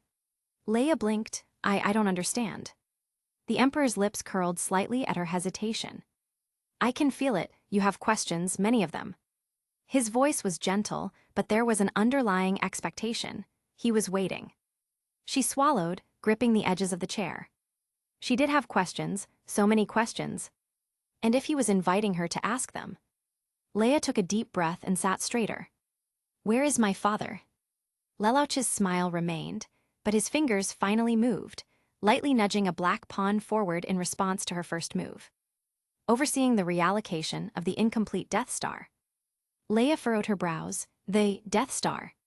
The name was foreign, but something about it sent a strange chill through her. She sensed its weight, as though the Force itself reacted to the mere mention of it. Lelouch rested his chin against his hand, his expression intrigued. "Ah, so you haven't been told about it." Leia hesitated, but she could already feel more questions forming in her mind. "What is it?" she asked, her tone sharper now, curiosity overpowering her initial hesitance. "What does it do? Why was it built? Why is my father relocating it? How does it look?" The flurry of questions came all at once, and to her surprise, the Emperor only chuckled softly, as though pleased by her enthusiasm. "You ask as if the answers will disappear if you don't get them now." Leia pressed her lips together, suddenly feeling a bit embarrassed by her outburst. But before she could say anything, Lelouch reached out, his fingers lightly tapping the chessboard, a subtle reminder that their game was still in motion. "Very well," he said, moving his knight forward before meeting her gaze again. "Let's start from the beginning." The Death Star was meant to be the ultimate weapon of the old Empire, Lelouch explained, his voice calm and steady, like a storyteller weaving a tale. A superweapon capable of wiping entire planets from existence with a single shot. Leia's eyes widened. An entire planet. It was meant to be a deterrent, an unchallengeable symbol of power, of fear that would make rebellion unthinkable. She felt a cold shiver run down her spine. Destroying a planet, it wasn't war, it wasn't battle, it was erasure. "That's monstrous," she muttered before she even realized she had spoken. Lelouch hummed in agreement, his violet eyes watching her reaction carefully. "Is it? I don't believe so. Death is fearful only to those who have not given their all in life. Dedicate all that you are to what you want to achieve, and you'll find yourself smiling at death with open arms once it arrives, regardless of the results you have brought. But that is neither here nor there right now. Let's continue where we left off on the relevant subject. What the former ruler of this galaxy believed power to be: fear." Leia swallowed hard, gripping the armrests. The Emperor's fingers moved, pushing another piece forward, and Leia realized her own hands had clenched into fists. "The Death Star is being reclaimed," Lelouch continued, his voice carrying a quiet certainty. "Not as a weapon, but as raw material." Leia tilted her head, still confused. "Reclaimed, how?" Lelouch gestured slightly, and suddenly, a projection flickered to life above the chessboard. A massive structure in space, a titanic sphere that was unfinished, incomplete scaffolding and jagged construction sites lining its outer hull. But what truly caught her attention was the colossal construct looming above it. It was like a city, a mechanical monolith in the void, its dark form covered in pulsing blue light as the Death Star seemed to be slowly drawn into it, piece by piece, bending, breaking, before being pulled into the slowly growing entity above it. Leia's breath hitched. What is that? The Star Forge. Leia stared in awe. She had heard whispers of the name, but never had she seen it. It is far older than this empire, older than the Republic, older than most civilizations in this galaxy. Lelouch's voice took on a reverent tone, like a scholar describing a relic of unimaginable history. It is a machine that creates. It feeds off matter, endlessly shaping ships, weapons, droids, and more. Leia's heart pounded as she watched the Death Star slowly disappear into the vast machine above it. It is now reclaiming the incomplete Death Star, Lelouch continued, his eyes locked onto hers. Turning something built for fear into something far greater, a symbol of hope for the Empire, a symbol of strength. Leia felt small in that moment, watching something so vast, so incomprehensible, and if she was not mistaking it, something so suffocating in the Force, the same feeling that came from the Emperor, as if it was part of him. And then, Lelouch's voice cut through the silence. Would you like to meet the Star Forge yourself? Leia's head snapped up. What? Lelouch smiled knowingly. You seem quite interested in it, and since you've asked so many questions, why not see it for yourself? Leia hesitated. The Star Forge was beyond anything she could have imagined. A machine unlike any other, with power greater than entire fleets. But to see it in person. Before she could answer, she felt something. A shift in the room. The shadows at Lelouch's side stirred, stretching unnaturally across the polished floor. A small figure began to rise from the darkness, a shape forming beside the throne, roughly Leia's own size. Her breath hitched. What? The figure was childlike in appearance, peeking from behind the throne as if mimicking her own cautious curiosity. But Leia's instinct screamed. She felt it. A monstrosity of the dark side. It was everywhere in this creature, a presence so deep, so utterly drenched in it that it nearly made her stomach turn. And yet, why was it so quiet? Unlike the dark side energies she had heard about of rage, of fury, of hunger, this presence was still, watching, waiting, curious. Leia's throat went dry as Lelouch turned his gaze toward the entity. Ah, it seems she wants to meet you first. Leia's fingers curled slightly against her lap. Lelouch gestured toward the figure, his expression calm. Allow me to introduce you. The figure's head tilted slightly, as if intrigued. She prefers to be called Dark Queen. She is the one who manages the Star Forge. Lelouch's voice was smooth, patient, and much more. Leia's eyes widened slightly. She had thought it was merely a vast machine, a factory beyond imagination, an extension of the Emperor's will. But this was something else. Swallowing the lump in her throat, Leia straightened herself. Before she could introduce herself, the Dark Queen spoke. A voice without breath, without warmth, cold, mechanical, and yet disturbingly aware. Leia Amidala Skywalker. Leia froze. Daughter of Anakin Skywalker, known as Darth Vader, twin sibling of Luke Skywalker, 7 years, 3 months, and 22 days old, currently residing within the Imperial Palace. The voice was flat, but there was something deeply unsettling about how precise it was. Potential force sensitivity, high. Current combat capability, negligible. Strategic value, undetermined. Leia's hands clenched into fists. She's analyzing me. The figure did not blink, did not move. Then, conclusion. The shadows around the Dark Queen pulsed. Not interested in an inferior and weaker biological entity. And in the next instant, she was gone. Leia inhaled sharply, her muscles tensing as if expecting an attack. But there was only silence. Nothing remained where the Dark Queen had been. Leia's gaze snapped toward Lelouch, her expression unreadable. The Emperor merely smiled, amused. She's still young. Leia exhaled slowly, steadying herself. She trailed off, searching for the right word. Lelouch tilted his head slightly. Unexpected. Leia nodded, her brow furrowed. The Dark Queen had judged her and deemed her irrelevant. For a moment, Leia felt something twist in her chest, a spark of defiance. I'll show her. She wouldn't be irrelevant. Lelouch leaned back, his smirk widening ever so slightly, as if he had caught the exact thought running through her mind. Oh, I think you two will get along just fine. She was intelligent, she knew it. She was different from other children. But today, she had learned something valuable. The galaxy was vast. The Empire was vast. And the Emperor. She glanced at Lelouch. He was watching her, his violet eyes calm and knowing. She looked down at the chessboard, her mind spinning. Was this how he saw the galaxy?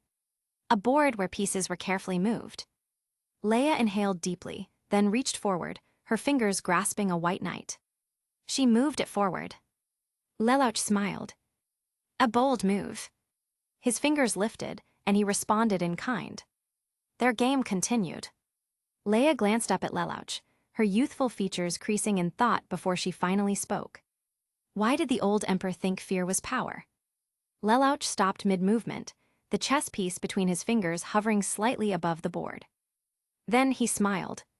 That's a good question, Leia. His tone carried a quiet amusement, as though he had been waiting for her to ask something like this.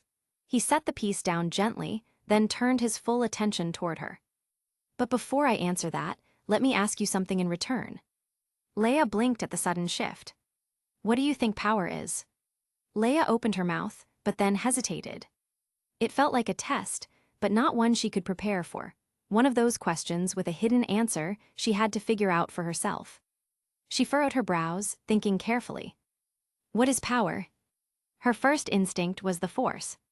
The Force was everywhere, in the air she breathed, in the stars, in the people, in the Emperor himself. It was a vast, unknowable thing, and those who could wield it shaped the world around them. She had to be right. She lifted her chin and answered with conviction. Power is the Force. She saw a flicker of amusement in Lelouch's eyes. Go on. Encouraged, Leia continued. It's why you're the Emperor. You're the most powerful. It's why my father is so respected, even feared. It's why I'm treated the way I am right now. She met his gaze unflinchingly, proud of her answer. The Force is power. Lelouch chuckled softly, not mockingly, but knowingly, as if he had expected exactly that response. Then he shook his head. You're wrong, but you are also right. Leia stiffened. Lelouch leaned forward slightly, his fingers intertwining as he spoke. Power cannot be defined, because to a scientist looking to push the boundaries, knowledge is power. To a soldier not gifted in the Force, it's skill or strength. And to a politician, it's his ability to sway the masses. Leia frowned, feeling frustration build. And more often than not, people mistake power for strength. She opened her mouth to protest again, but Lelouch simply continued. But do not be mistaken, while the definition changes to suit the person and their goals, there is only one measure of power, and it is results. Leia froze. The ability to bring about the result you desire. His violet gaze locked onto hers, unwavering. Fail at that, and neither your strength, intelligence, nor even your prowess in the Force itself matters. Not a dime. Leia's lips parted slightly, but no words came out. Not strength, not intelligence, not the Force.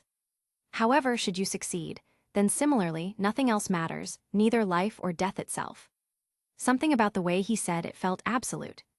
Then what does that mean? She felt an odd sense of unease. Like she had been looking at the world through a fogged lens, and Lelouch had wiped it clean in an instant. And then, that is why your father cannot bring himself to see you. Leia's breath caught. The room suddenly felt colder. Because for all his strength, he failed to bring about the result he desired. Lelouch's voice was calm, unhurried. And for that, your mother is not here today. Silence. Leia felt something tighten in her chest.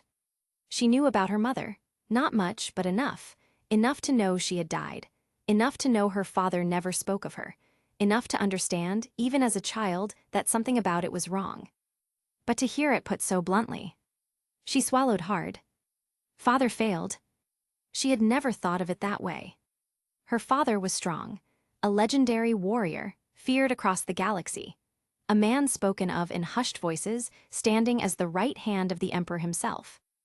And yet, he couldn't protect her. Her fingers clenched into small fists, but she kept her gaze steady.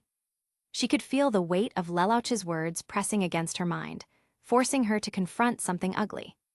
He failed, she murmured. Lelouch gave a slow nod. And failure is the only true measure of weakness.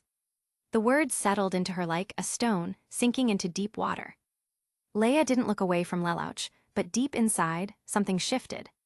The image of her father, the towering, masked figure the warrior feared across the stars, felt suddenly distant. A man who had all the strength in the galaxy. And still failed. Her heart pounded. Lelouch, meanwhile, simply watched her. His expression was unreadable, but there was something in his eyes, something knowing. Leia exhaled slowly, the weight of realization settling into her small frame. And then, without a word, she reached out. She lifted a single chess piece, her movement slow but precise, and moved it forward. Lelouch smiled. Good. Their game continued. Chapter 77, A Different Fate. Blaster fire roared from all directions. Ahsoka ran. Her twin lightsabers flashed, a blur of blue and white against the crimson bolts screaming toward her.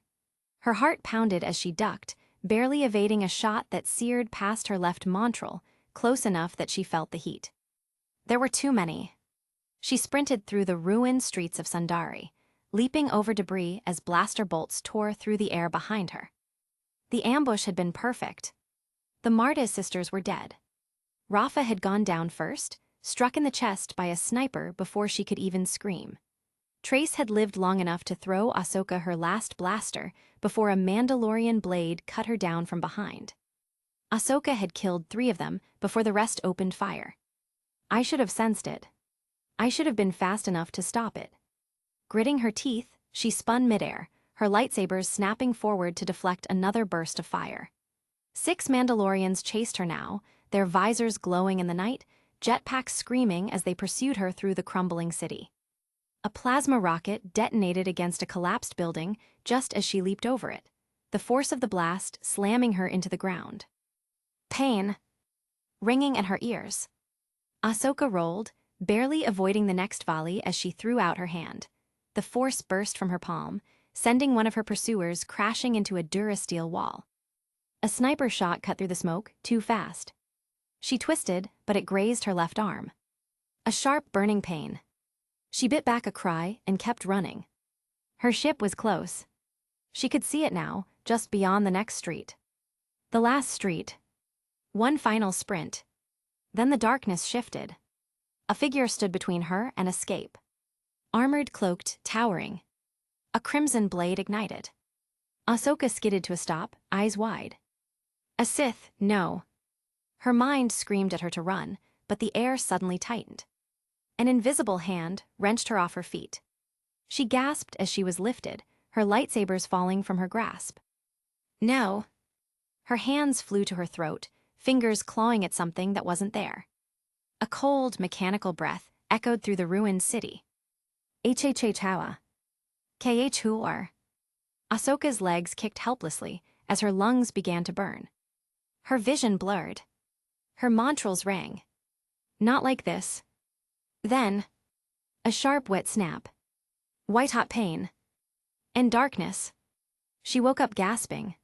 For a moment, her hands still clutched at her throat.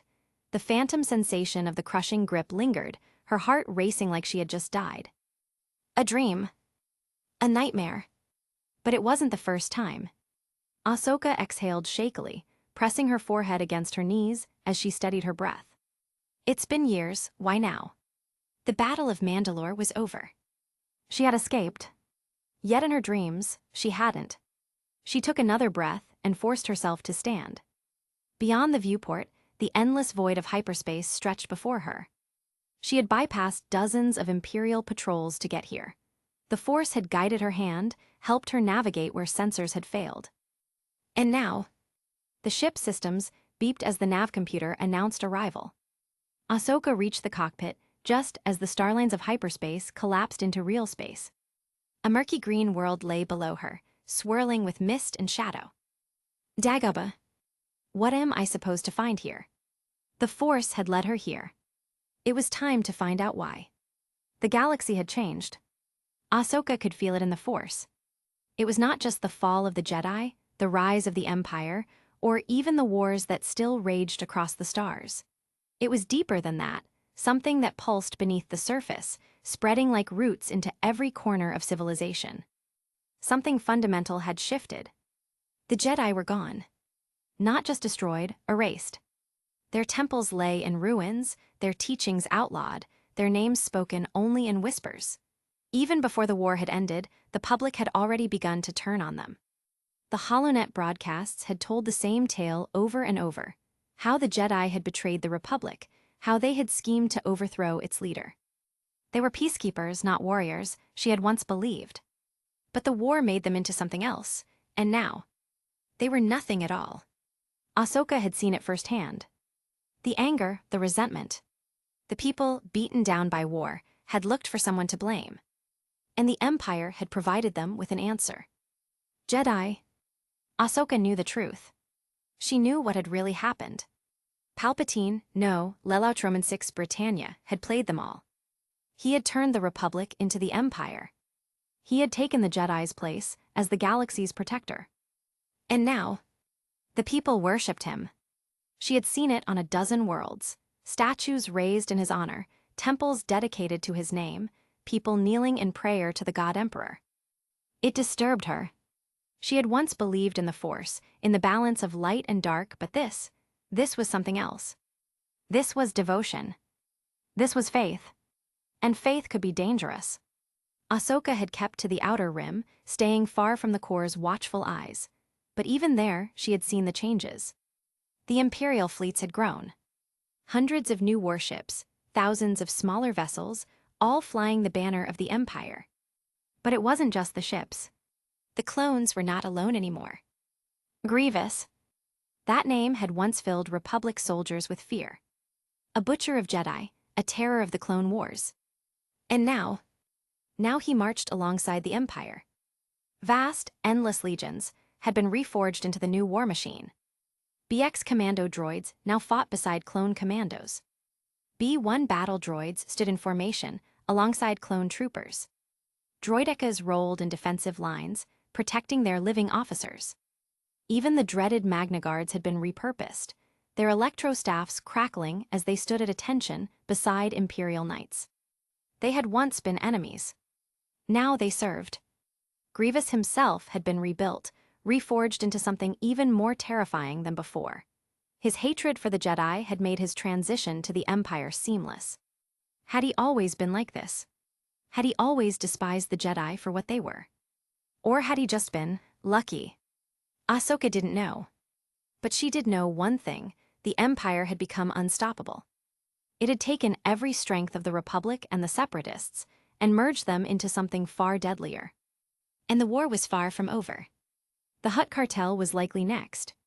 The Empire's fleets had expanded, their ships lining the hyperlanes, and whatever remained of the CIS worlds were either being worn down or already burning. The Empire was getting ready to strike at the criminal lords who had ruled the Rim for centuries. Ahsoka had overheard the whispers, the declarations on the HoloNet, and every coverage ended the same way. A chilling declaration to anyone who saw through the flowery words of it. The Hutts have gone unpunished for too long. Justice will be served. They profit from suffering, from slavery, from vice and rot. Soon, justice will be served. The God Emperor sees them for what they are, and justice will be served. And soon, justice will be served. It was madness. The air was thick with moisture. Dagobah was unlike any other world Ahsoka had ever set foot on. The Force pulsed through it like a great, slumbering beast. It was raw, untouched, alive. Every step she took felt heavier, as if the very ground itself resisted her presence, judging whether she was meant to be here. I don't even know if I'm meant to be anywhere anymore. The thought weighed heavily on her mind as she adjusted the hood of her cloak, stepping off the ramp of her ship and onto the damp, uneven ground. She had followed the Force here. It had whispered to her, guided her through the dangers of Imperial patrols, through the shattered remains of what once was the Jedi Order. And now it had brought her to him. There, sitting on a gnarled old tree root, was Master Yoda, the last true Jedi. His green skin looked pale, his ears slightly lower than she remembered. His robes were worn, but his eyes still carried the wisdom of centuries. Ahsoka felt something break inside her. Her feet moved before she even realized it. Master Yoda. She rushed to him like she had done so many times before. For the first time in what felt like forever, she wasn't alone. The small Jedi Master gave a slow nod, the faintest smile tugging at his lips. Young Ahsoka, arrived you have, His voice was soft, but in it, she could hear something she had never expected, weariness. Not the kind that came from age. The kind that came from defeat. They sat together, side by side, on an old, damp log that had become Yoda's makeshift seat. It was strange. The last time she had spoken to him, she had been a Padawan preparing to leave the Jedi Order. Back then, she had thought she was making the hardest decision of her life. Now, there was no order to leave. There was no republic to protect. There was only the Empire. Master Yoda, everything is gone, Ahsoka whispered, her fingers tightening into fists. Everyone is gone. Her voice cracked. The weight of all the loss, all the death, pressed against her chest like a Durasteel wall. She had buried it deep for so long, telling herself she had to keep moving, keep fighting. But here, in the presence of her old master, it came spilling out. Her hands trembled as she looked at him. And Master Yoda sighed. Changed the galaxy has, no place the Jedi have. His ears lowered slightly, his voice tinged with something Ahsoka had never heard before. Resignation. No, we can't just give up, Ahsoka shot back, shaking her head. There are still people out there who need us. We can't just disappear. Yoda closed his eyes for a long moment before speaking again. Foolish we were, blind, see we did not. The will of the Force, it was not ours to command. Ahsoka felt a chill run down her spine. This wasn't the same Master Yoda she had known before. The wise, unshakable Jedi Master she had once respected now sat before her, burdened by defeat, by regret. She had seen masters die before. But this was worse. This was acceptance. There's still hope, she insisted, voice almost pleading. We can still fight. Yoda slowly opened his eyes. And then he told her the truth. To Coruscant I went. After Kenobi I did not follow. No, to the Emperor my path led. Ahsoka stiffened. She had never asked about what had happened after Order 66, about what had happened to Yoda, to Obi-Wan. Until now. And, she pressed, breath catching in her throat. Master Yoda exhaled deeply, looking at the swampy ground beneath them. Gone the Senate was, in fire the sky was set ablaze, a storm of power of fury. His eyes lifted to hers, dark with memory. Tremble, the Force itself did, held the entire planet in his grasp, the young Emperor did. Ahsoka froze. Her blood turned to ice. What? Master Yoda nodded. Felt it I did, his will upon the world pressed, a great hand upon the throat of Coruscant, no escape, no resistance. As the Force willed it, so it became. Ahsoka's breathing quickened. She had faced Vader, she had fought against the Inquisitors, she had seen power. But this was something else. This was impossible. Master, no one is that strong, she whispered. Not the Jedi, not even Anakin. Wrong you are, Yoda said simply. Understood the Force he does, far beyond what the Jedi or Sith ever have. Ahsoka felt anger bubbling in her chest. She stood up suddenly, her hands clenching at her sides. This wasn't right. This couldn't be right. The Force wasn't something to be commanded. It wasn't something that could be controlled. It was balance. It was life. And yet, Master Yoda spoke as if the Emperor had made it his servant. An, no tea yet, but I imagine to the Jedi would sooner believe that someone has enslaved the Force rather than the Force has decided they have outlived their purpose. As if resisting him was meaningless. Ahsoka shook her head, her breath coming in shallow gasps. No, I refuse to believe that. Yoda watched her for a long moment before sighing. Believe you may not. If wrong, I am, reveals itself a much more horrible truth does. that the will of the Force the young Emperor serves, and need of us the Force itself no longer has. Ahsoka turned away, fists trembling. I'll find my own answers. She started walking back toward her ship. Master Yoda did not stop her. As she reached the boarding ramp, she hesitated for just a moment. Then, without another word, she stepped inside, the doors hissing shut behind her. And just like that, she was alone once more. Chapter 78, R&D Department. The rhythmic click of Governor Wilhuff Tarkin's boots echoed through the vast, sterile corridors of the Imperial Research and Development Complex. Cold, artificial lighting bathed the floors and walls in an unforgiving glare, a reflection of the Empire's unyielding efficiency. Reports streamed across his holopad, each update detailing the latest breakthroughs and setbacks across multiple projects. His sharp eyes moved over the latest findings regarding the Starforge caches, yet another underwhelming return compared to the early discoveries. The first caches had been monumental, filled with ancient Sith designs, schematics beyond modern comprehension, and records of a war machine that had once rivaled galactic civilizations. However, as the search expanded outward, away from the heart of the Sith Empire, the findings had dwindled in significance. What was once a goldmine had become a trickle: historical archives, rudimentary weapon designs, and obscure data from long-forgotten conflicts. It was not what they needed. But it had still served a purpose. The final analysis confirmed an important truth. Any object forged using the remnants of the Starforge, even if it was only data, was inherently linked to it. If not through programming, then through the Force itself.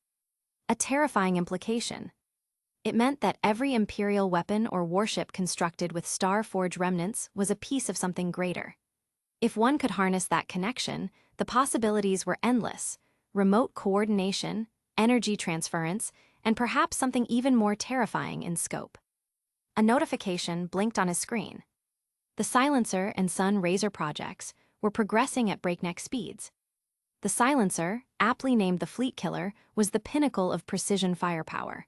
With rapid, concentrated bursts, it had already annihilated capital ships in testing. A devastatingly efficient weapon, if mass-produced, it could redefine space warfare itself. But even that was nothing compared to the Sun Razor. The Sun Razor was not merely a weapon, it was an energy solution. A crude but effective attempt at replicating the sheer unfathomable output of the Starforge itself. But therein lay the problem. Power was meaningless without control. The biggest hurdle was storage and transfer. The energy generated was beyond conventional means of containment, far surpassing the limits of known technology. The brightest minds of the Empire were already salivating over the challenge, throwing themselves into research, but the problem remained unresolved. At this rate, Tarkin mused, he would need to construct multiple off-world research stations, far from the core worlds. The risk was obvious.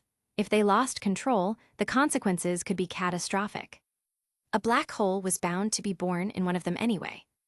The thought amused him. As he entered the engineering wing, the sheer ambition of the Empire was on full display. Colossal prototypes stood like titanic sentinels, each a testament to Imperial ingenuity and ruthlessness. Some would define the future of war, others would be scrapped, repurposed into more practical endeavors. A hulking bipedal monstrosity stood before him. He recognized the Dreadnought-class walker immediately. Its bulk was a necessity, not merely to support its own weight, but to withstand the titanic power core buried within its frame. The engineers had pushed the limits of walker technology. If given time, it could be perfected, turned into a mobile fortress. But time was a luxury they did not always have. The lead engineer approached, offering a curt nod of respect before gesturing toward the war machine. "Governor," the man greeted, his tone clipped with professionalism. Tarkin's gaze remained on the dreadnought. "Your assessment." The engineer exhaled through his nose, running a gloved hand along the reinforced plating. "The core is stable. The armor holds against direct turbolaser fire. Mobility remains the issue. It's mostly due to the size of the reactor, but we are hopeful as we are still in the early stages of testing. It's slow, but if given proper time, it will be unstoppable." Tarkin's eyes flicked toward him. "And the naval model?" A grimace. That is where things become difficult.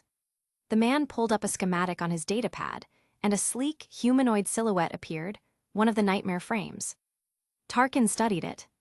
The design was radical, given by the hand of the Emperor himself as a case study. Where the hulking dreadnought walkers were built for sheer endurance, the nightmare frames were meant for speed, adaptability, and versatility. They could swap loadouts instantly, adjust their weapon systems depending on the battlefield, and outmaneuver nearly every other mechanized unit. It was the future of warfare. But there was one glaring flaw. The power source, Tarkin stated coldly. The engineer sighed. We're at an impasse. The current reactors are too large. The portable ones, they don't last. We need something compact and powerful enough to sustain it while being light enough to not impact maneuverability to where it becomes pointless. Tarkin's expression didn't change. Understandable. The engineer winced but nodded grimly. Sadly so, the flight-capable models have the most promise. While the ground-based models lack the sheer endurance and mass of the Dreadnought class, being quite literal glass in comparison, the flight-capable models outclass anything in our armory. But until we solve the power issue, a reactor of suitable weight and power can only sustain them for about 5 to 10 minutes, varying on the output provided by the pilot. But without a suitable energy source, the nightmare frames will remain stuck in development. Tarkin turned back to the prototype. The Research and Development Division of the Empire was a colossus of progress. Its many wings dedicated to various aspects of military advancement, shipbuilding, energy research, mechanized warfare, and of course, small arms and infantry equipment. While much of the Empire's focus had been on fleet dominance and heavy firepower, there was no denying that the face of war was still the soldier. A soldier was only as good as his weapon, and the Empire would ensure that its soldiers wielded nothing short of the best. Blasters had long since replaced slug-throwers as the standard for most galactic militaries. With cleaner wounds, unlimited ammo as long as one had a power pack, and sheer destructive force, the logic of their adoption was sound. Yet, despite their efficiency, blasters had drawbacks that kinetic weaponry could potentially overcome. Kinetic projectiles lacked the instant cauterization effect of blasters, making their collateral damage far more severe. Against unarmored foes, a solid projectile caused greater internal trauma, breaking bones, rupturing organs, and leaving behind grievous wounds that could not be shrugged off. Against clone armor and high-grade military plating, however, standard rounds were ineffective.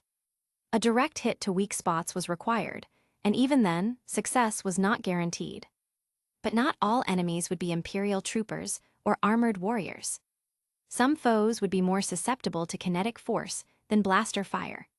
Some creatures could resist heat, but not raw impact. And beyond that, kinetic rounds had another overlooked advantage: sheer versatility.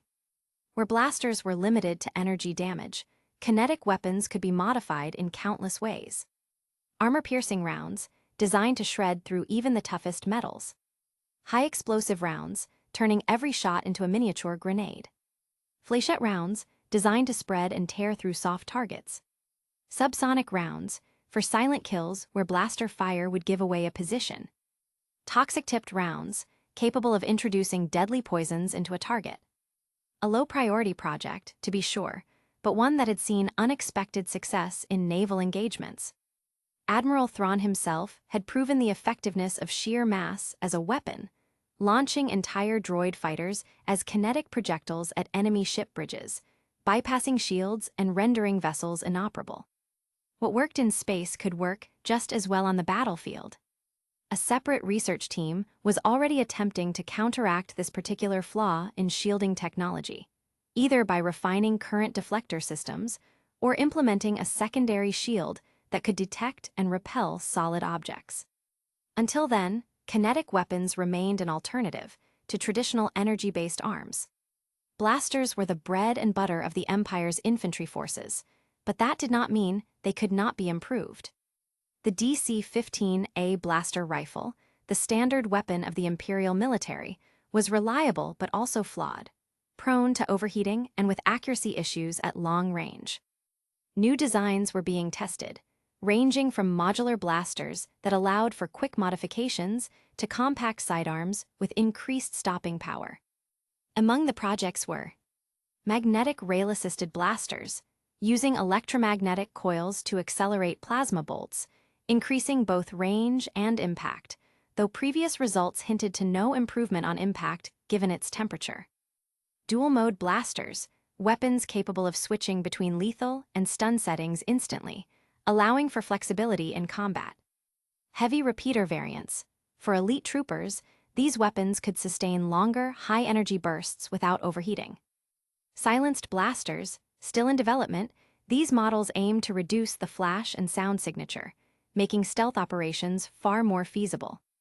Alongside these, the Empire's elite units were being equipped with weapons tailored to their specific needs. Shadow troopers were outfitted with dark matter-infused disruptors, ensuring instant disintegration upon impact. Royal Guards were testing shock-based melee weapons, designed to bypass armor through sheer kinetic force.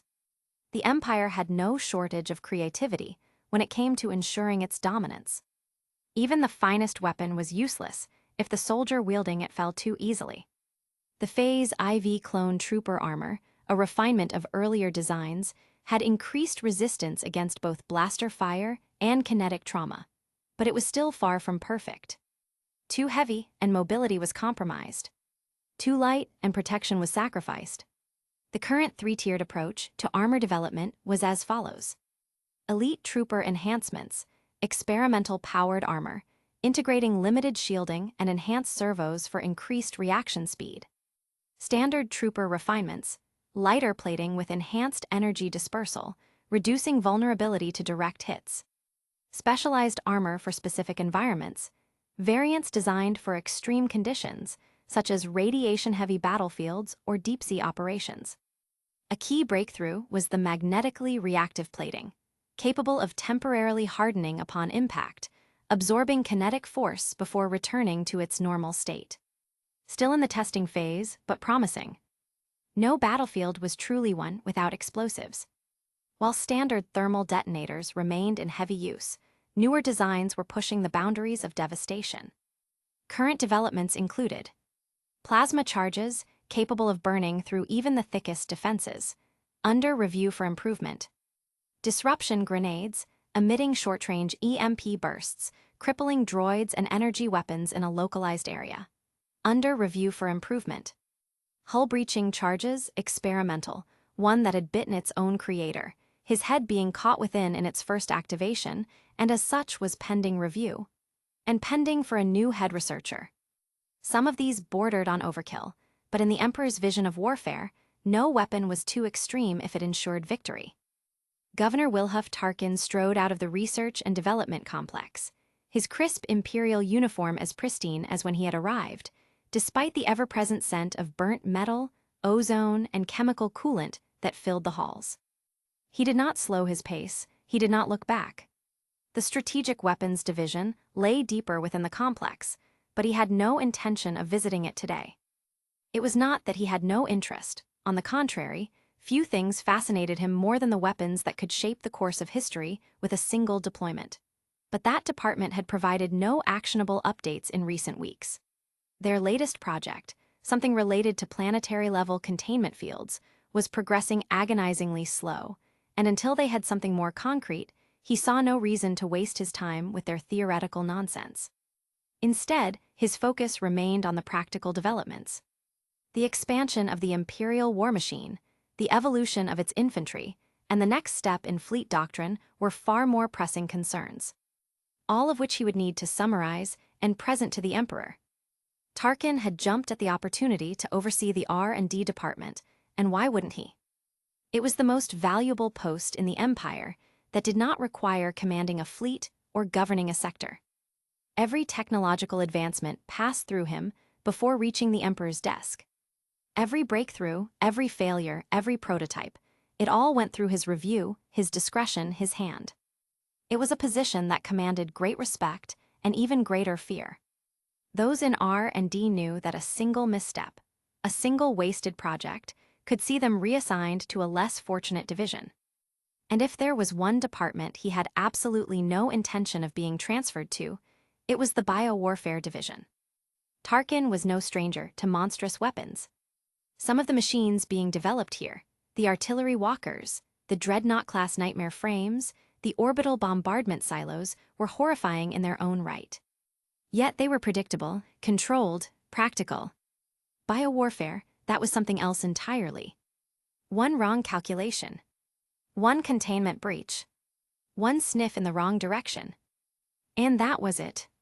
An exemplary service record, reduced to a tragic footnote in an autopsy report. No, Tarkin had no delusions of invulnerability.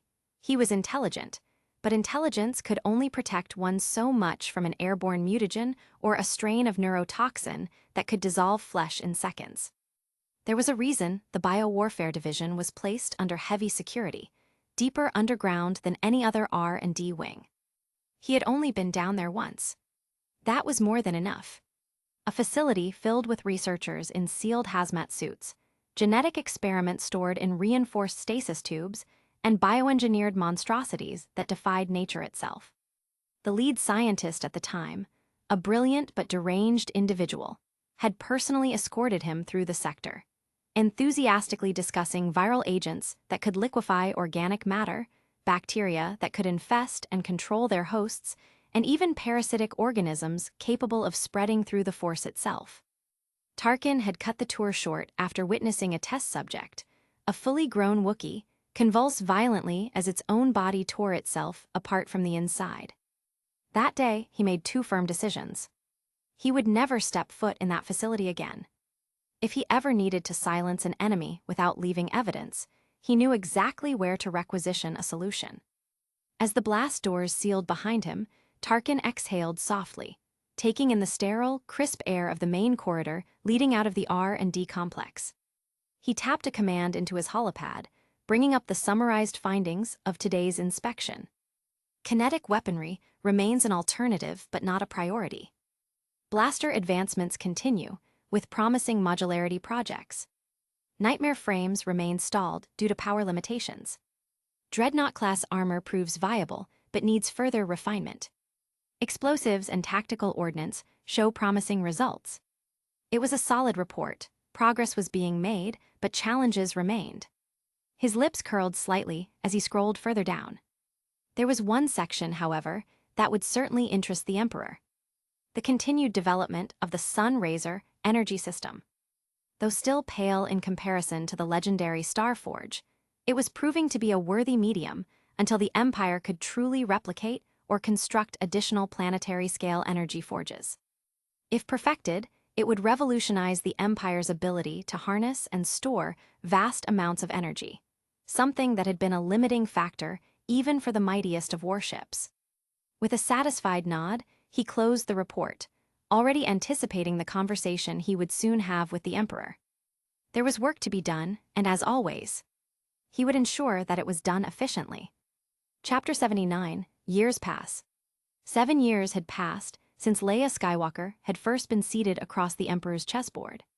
7 years since she had first tested herself against him, against the man who had shaped the very fabric of the galaxy. And in all that time, she had never once won. Their matches had become a tradition, something neither would explicitly acknowledge but both adhered to. Each time, she would study harder, learn more, sharpen her strategies, and each time the Emperor would effortlessly counter. It wasn't simply intelligence, nor experience, nor even his ability to read the board. He was simply reading her. He simply saw more. As her own connection to the Force deepened, she had begun to perceive that depth more clearly. She had always known her father was powerful. Darth Vader was a force of nature, the will of the Emperor made manifest. But the more she grew, the more she realized how vast the difference truly was. Between herself and her father. Between her father and the Emperor. She was strong, perhaps the strongest of her generation, but she was beginning to understand that true power was something else entirely. And yet she thrived. Unlike her timid brother, who preferred the more peaceful options, Leia relished the battlefield. She had excelled beyond all expectations at the Imperial Academy, surpassing even the elite. Amongst the graduates, she was the finest. Not all had survived the rigorous training. only the best graduated. Some were newcomers, eager and untested. Some were younglings of a bygone era, Jedi who had cast aside the old order and embraced something greater. But within the Imperial Academy, only ability mattered. No lineage, no past allegiances, no favoritism. And above all else, one visit from the Emperor himself was enough to ensure the absolute loyalty of every single graduate. The Imperial Academy of today was nothing like the outdated institutions of the past. It was no longer merely a place to train younglings in the timid ways of the Force. It was a forge, a crucible where only the worthy emerged, reshaped into weapons of the Empire. The once fractured traditions of the Clone Wars had been reforged into something far greater. The tactical doctrine of the Grand Army of the Empire. The brutal efficiency of Mandalorian combat training.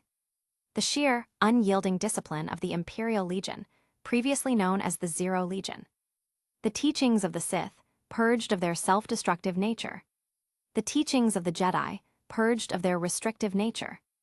Droid training adversaries, death row inmates who had only their life to fight for, forcing recruits to think beyond simple techniques and face hardened criminals who would do anything to save themselves, as well as mechanical beings who cared not for anything.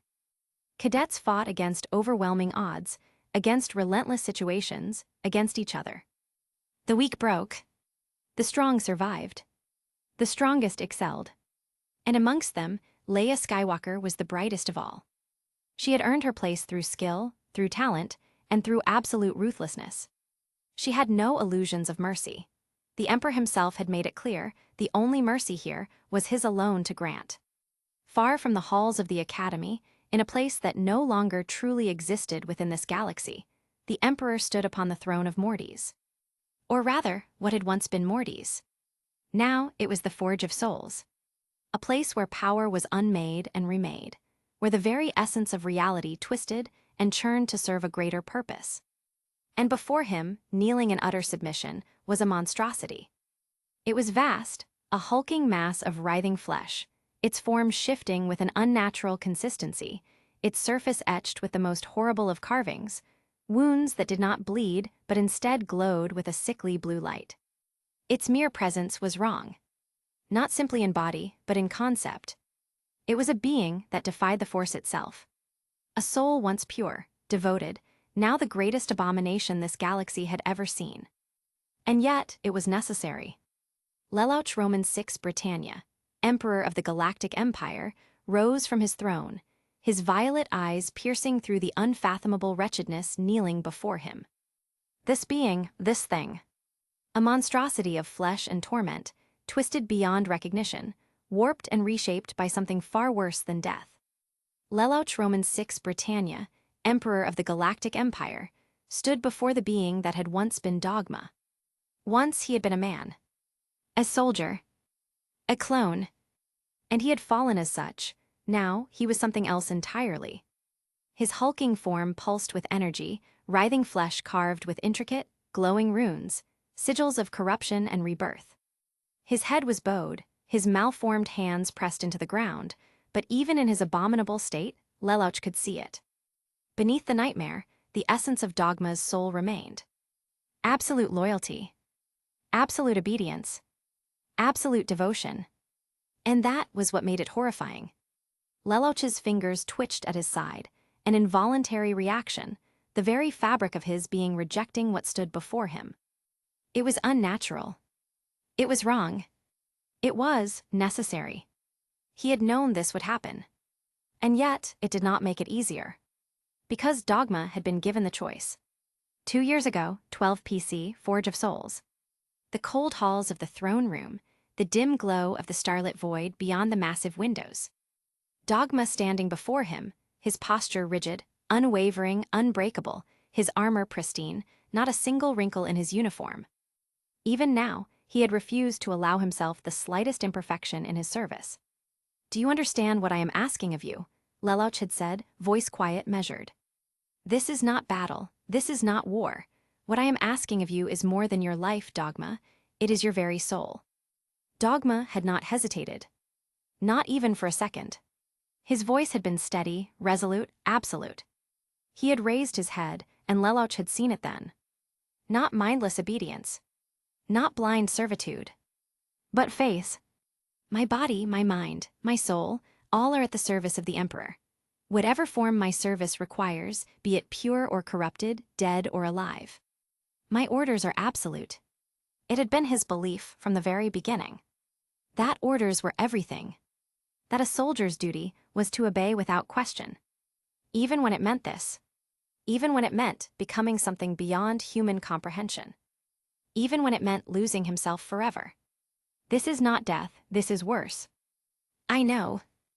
And still, I serve.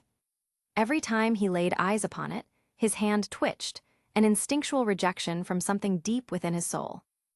Destroy it. But he did not. Not yet. The GEASS command he had placed upon himself held firm, binding his own will, forcing him to tolerate what his very essence screamed against. For now. But he could feel it. Slowly. Inevitably. The corrosion was setting in, the presence of the force, utilizing him as a conduit, was increasing with every moment he stood unacting, and slowly, gnawing at his own order.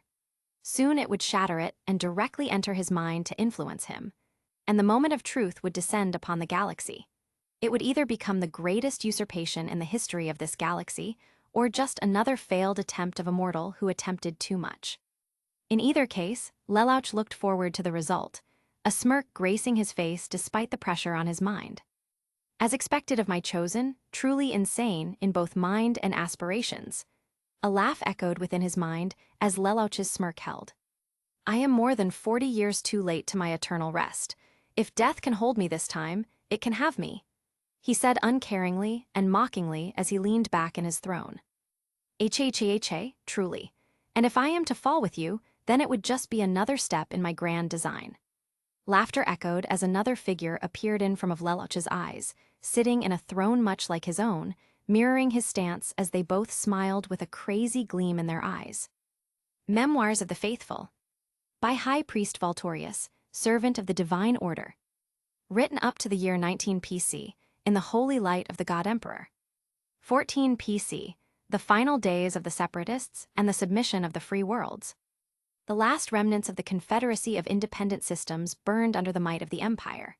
For too long, these heretics clung to their misguided ideals, believing themselves righteous in defiance of the Emperor's will. But no defiance could stand against his vision. The droid legions, once the harbingers of chaos, were reforged into the backbone of his great war machine. The remaining separatist leaders, hiding like vermin in their outer rim sanctuaries, were hunted down and silenced. Their execution was not mere retribution. It was a cleansing, an erasure of a failed ideology that dared oppose the Emperor's righteous rule. Later that year, the Council of the Free Worlds, an alliance of neutral systems and former Republic loyalists, came before the Emperor in unconditional surrender. They had seen the truth. To stand against Lelouch, Roman VI Britannia was to stand against the tide of history itself. Many of these worlds, once hesitant and fearful, now embraced their place in the Empire, humbled before his wisdom. Their leaders were welcomed, not as prisoners, but as newly baptized believers in the divine order. The Empire had, at last, consolidated the core, yet this was only the beginning. 15 PC, the formation of the Inquisition and the Imperial Knights. It was in this year that the Inquisition rose from the shadows and was given official form. Their sacred duty? To uproot heresy, to root out corruption, to ensure that the will of the God Emperor was followed without question. At the head of this order was Lady Inquisitor Saria Vel, a woman of unshakable faith. She was one of the few who had survived the Senate massacre, spared only by the divine will of the Emperor himself. But in that tragedy, she had lost her only child, buried beneath the rubble of that old, failed world. This suffering tempered her resolve, and she proved herself as the most ruthless and devoted agent of his will. It was she who led the first great purges of dissidents within the Empire, those who whispered rebellion in dark corners, who clung to outdated faiths that held no power in the New Age. In this time of conquest, a new order arose, the Imperial Knights. They were neither Jedi nor Sith. Those old ways had failed, and the God Emperor would not permit failure in his empire. These warriors were forged in the halls of the Imperial Academy, trained in the ways of the Force, but unlike the weak Jedi, they did not shackle themselves in the name of pacifism, nor did they fall into the mindless lust for power of the Sith. They were something greater. Their first trials were in the Hutt Wars, where they proved themselves as the ultimate expression of the Emperor's will in the field of battle. They cut through the enemies of mankind with a precision unmatched, their blades of crimson and gold striking down all who opposed order. Some had once been Jedi younglings, survivors of the old world. Others had been raised entirely within the Empire. It did not matter. Only ability mattered. Only loyalty mattered. And so, they became his chosen. It was also in this year that the Hutt cartels met their long-overdue end. Their bloated empires of vice and degradation were torn apart by the righteous fury of the Imperial legions. Planets that had once been dens of crime and filth were purified. Those who groveled at the Emperor's feet were spared, permitted to serve in whatever capacity the Empire deemed fit. But the great Hutt lords, the slavers, the traffickers, the warlords, were wiped from existence. Now Hutto itself was razed, its surface rendered barren, a monument to the Emperor's wrath upon the unclean. With the Hutts removed, entire sectors were open to imperial settlement, more worlds for the faithful, more lands for the chosen. And thus, the first great migrations began. 1618 PC, the reshaping of the galaxy and the fall of the GEASS ascendancy. As the Empire solidified its rule, a quiet but undeniable shift took place across its vast expanse. People moved, not by decree, not by force, but by a natural realignment of cultures and communities. With the rise of the faith in the God Emperor, humanity sought to rebuild in places that resonated with their traditions, beliefs, and way of life. Worlds once shared between species saw a gradual migration, as human populations gathered in like-minded colonies, creating worlds that felt truly their own. For non-humans, the shift was just as profound. Many found themselves drawn to places where their own kind were the majority, where they could govern themselves without interference, their customs intact. The Empire, pragmatic in its administration, did not oppose this movement. Instead, it facilitated it, ensuring stability, guiding populations toward settlements where they would flourish rather than struggle. Xeno-dominated worlds came under heavy scrutiny, remaining under the watchful eye of imperial overseers. Trade continued, diplomacy endured, but the day-to-day lives of most citizens became increasingly homogeneous. This was not a policy enforced by law, nor was it a decree of segregation. It was a natural division, as each sought those who would welcome them. By the latter half of 18 PC, the Empire turned its gaze upon the GEASS ascendancy. Once a mighty power, the GEASS had kept themselves hidden, or so they thought, playing their games in the unknown regions. But they had made the mistake of resisting the Empire's will. Their fleets burned in the void, their worlds fell one by one. But it was Grand Admiral Thrawn, a man of Xeno birth, yet devoted beyond question, who delivered the GEASS ascendancy to the Emperor in a platter. He presented their conquered domain to the Emperor purified. Their worlds were stripped of treachery, cleansed. Thus, despite his impure origins, Thrawn was permitted to serve. He had proven himself above his nature as a Xeno, and for that, he was honored. An example that for the truly devoted, even their nature was no obstacle to bathe in the eternal grace of the God Emperor. The stars themselves trembled, for the Empire had now spread across all it had rightfully claimed since its inception. Early 20 PC. Leia stood upon the bridge of her command ship, a looming behemoth of durasteel and firepower, its viewports gazing down upon the doomed planet below. She was clad in sleek, midnight black battle armor, its polished surface reflecting the cold, sterile lights of the command deck. A flowing cape trailed behind her as she stood with an air of absolute confidence, her very presence commanding obedience from those around her. To her right stood Sora's Bandim, his golden hair slicked back in an almost regal fashion. He was an Imperial Knight like her, one of the most gifted to have ever graduated from the Imperial Academy. Unlike her, however, his demeanor was more openly cruel, his smile ever sharp, his words always laced with biting amusement at the fates of their so-called enemies. To her left stood another of their order, silent and watchful, their presence a quiet but undeniable reminder of the discipline that bound them all to their sworn duty, though the young man had never opted to announce his name. Below them, the surface of the planet glowed with flickering fires, the aftermath of orbital bombardments designed to crush any serious resistance before their forces ever set foot upon the ground. The so-called rebellions were nothing more than carefully engineered exterminations. The Inquisition had chosen its targets wisely, ensuring that no resistance could ever truly coalesce into something threatening. It was all a matter of time, weakening the Xenos until they could barely lift their heads, and then sweeping them from existence with the cold efficiency only the Empire could muster. Leia turned to Soars, her golden eyes gleaming in the dim bridge lighting. These rebellions are appearing with increasing frequency. Her tone was amused, and the meaning was clear. Soars smirked, resting a hand on the hilt of his lightsaber. Yes, though I doubt we should call them rebellions. A rebellion implies an actual resistance. He chuckled, the sound dark and dry. They are nothing more than embers being snuffed out before they can spark anything of substance. Leia nodded, understanding perfectly. Every battle, every planet that burned, was another step forward. The Empire was not merely crushing defiance, it was ensuring that no future defiance could ever exist. Soar's smirk grew as he leaned in slightly, lowering his voice. Tell me, Leia, how long do you think an empire could last if it allowed its enemies to fester within its own borders? It is difficult enough to maintain unity with just humanity. Add even a single Xeno race into the mix, and the difficulty multiplies exponentially. Leia understood the meaning behind his words.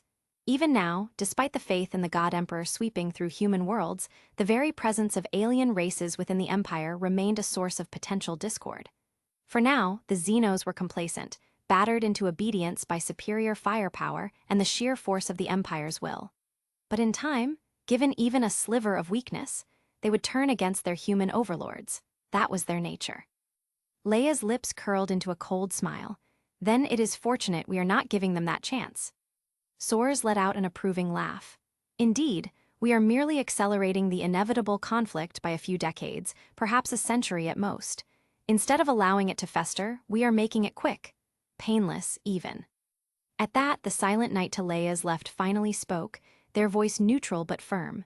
Painless, the virus will not afford them such a mercy. Soars gave an exaggerated shrug. True, but the alternative is prolonged war. The blue shadow virus is the most efficient solution available to us. His gaze drifted toward the viewport, as if imagining the suffering about to unfold. A single deployment, and an entire planet is pacified without the need for drawn-out campaigns or unnecessary losses. Leia exhaled, glancing down at the envelope that had been handed to her not long ago, her next set of deployment orders. The Empire moved swiftly, and she would be at the tip of the spear once more. There was no hesitation in her heart, no doubt in her mind. This was the will of the Empire, the will of the Emperor. As their meeting concluded, Soars turned with an almost theatrical bow. Well, I suppose I should see to my duties. He took a step toward the exit, then paused, glancing back at Leia with that ever-present smirk. Shall I have the warheads launched now, or would you prefer to watch? Leia's smile did not fade. Proceed. Soars gave a sharp nod, then strode away, his steps light, as if he were merely walking to a casual meeting rather than authorizing the death of an entire species. Leia turned back toward the viewport, watching as the skies over the planet darkened with the streaks of descending payloads. This was not a war. This was not a battle. This was a cleansing.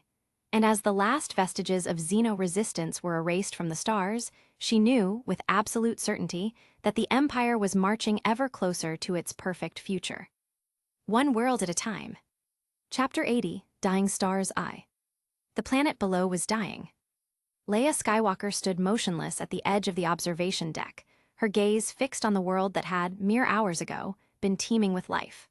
Now, the only movement across its surface came from the wind, carrying the ghostly remnants of the blue shadow virus through the once bustling streets, leaving only stillness in its wake.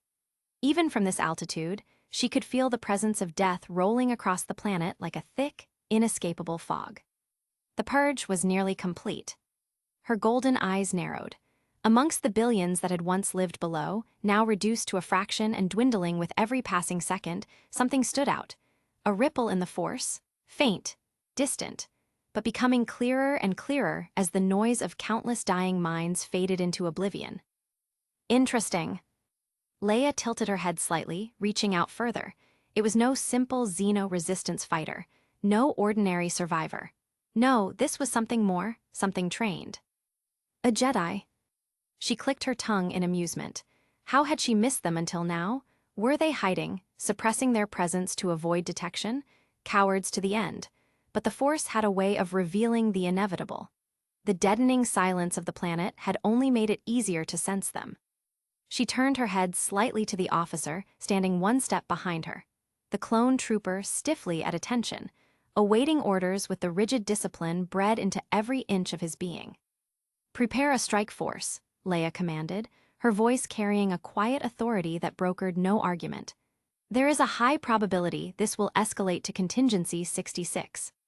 The officer didn't hesitate, offering a crisp salute before reaching for his wrist communicator to relay the orders. Leia lingered for a moment, considering. A Jedi, alone, hiding in the corpse of a fallen world. If they were worth anything, they would have already tried to escape. Yet they hadn't. That meant they either lacked the means, or believed they could fight back. A slow, ruthless smile crossed her lips. "Add one of the prototypes to the deployment team," she added. The clone officer hesitated only for the briefest moment, enough to be nearly imperceptible, before nodding sharply. "Yes, General." He stepped away, already relaying the updated orders through encrypted comms. Leia turned her gaze back toward the dying planet, hands folded behind her back. This was no longer just a routine cleansing, it had become a hunt. And she intended to enjoy it. The alarms blared through the warship's corridors, their shrill tones cutting through the dim, sterile lighting of the preparation bays. Inside the armory, elite clone troopers moved with precise, controlled efficiency, securing their gear with rapid, practiced motions.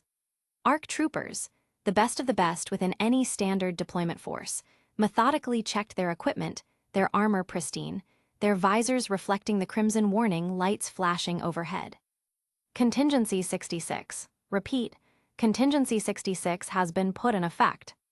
The words echoed through the ship's speakers, hammering into every soldier's mind. A Jedi was present on the field. Even after all these years, the phrase still sent a ripple through the ranks, a mixture of determination, revulsion, and the cold, ingrained fury that had been cultivated in them since the birth of the Empire. A Jedi, the ultimate traitor. They had been bred for this, trained for this. The clones may have been warriors by design, but this was a duty. Blaster rifles were quickly swapped out for area of effect weaponry. The Force was an unpredictable thing, and a cornered Jedi was among the most dangerous foes in the galaxy. Flamethrowers, electrical dischargers, anything that could counter their supernatural abilities was loaded and prepped. No chemical weapons. That order had been clear. Most of the Empire's biological arsenal was still undergoing testing, and the blue shadow virus already blanketed the planet below. The last thing they needed was an unexpected reaction.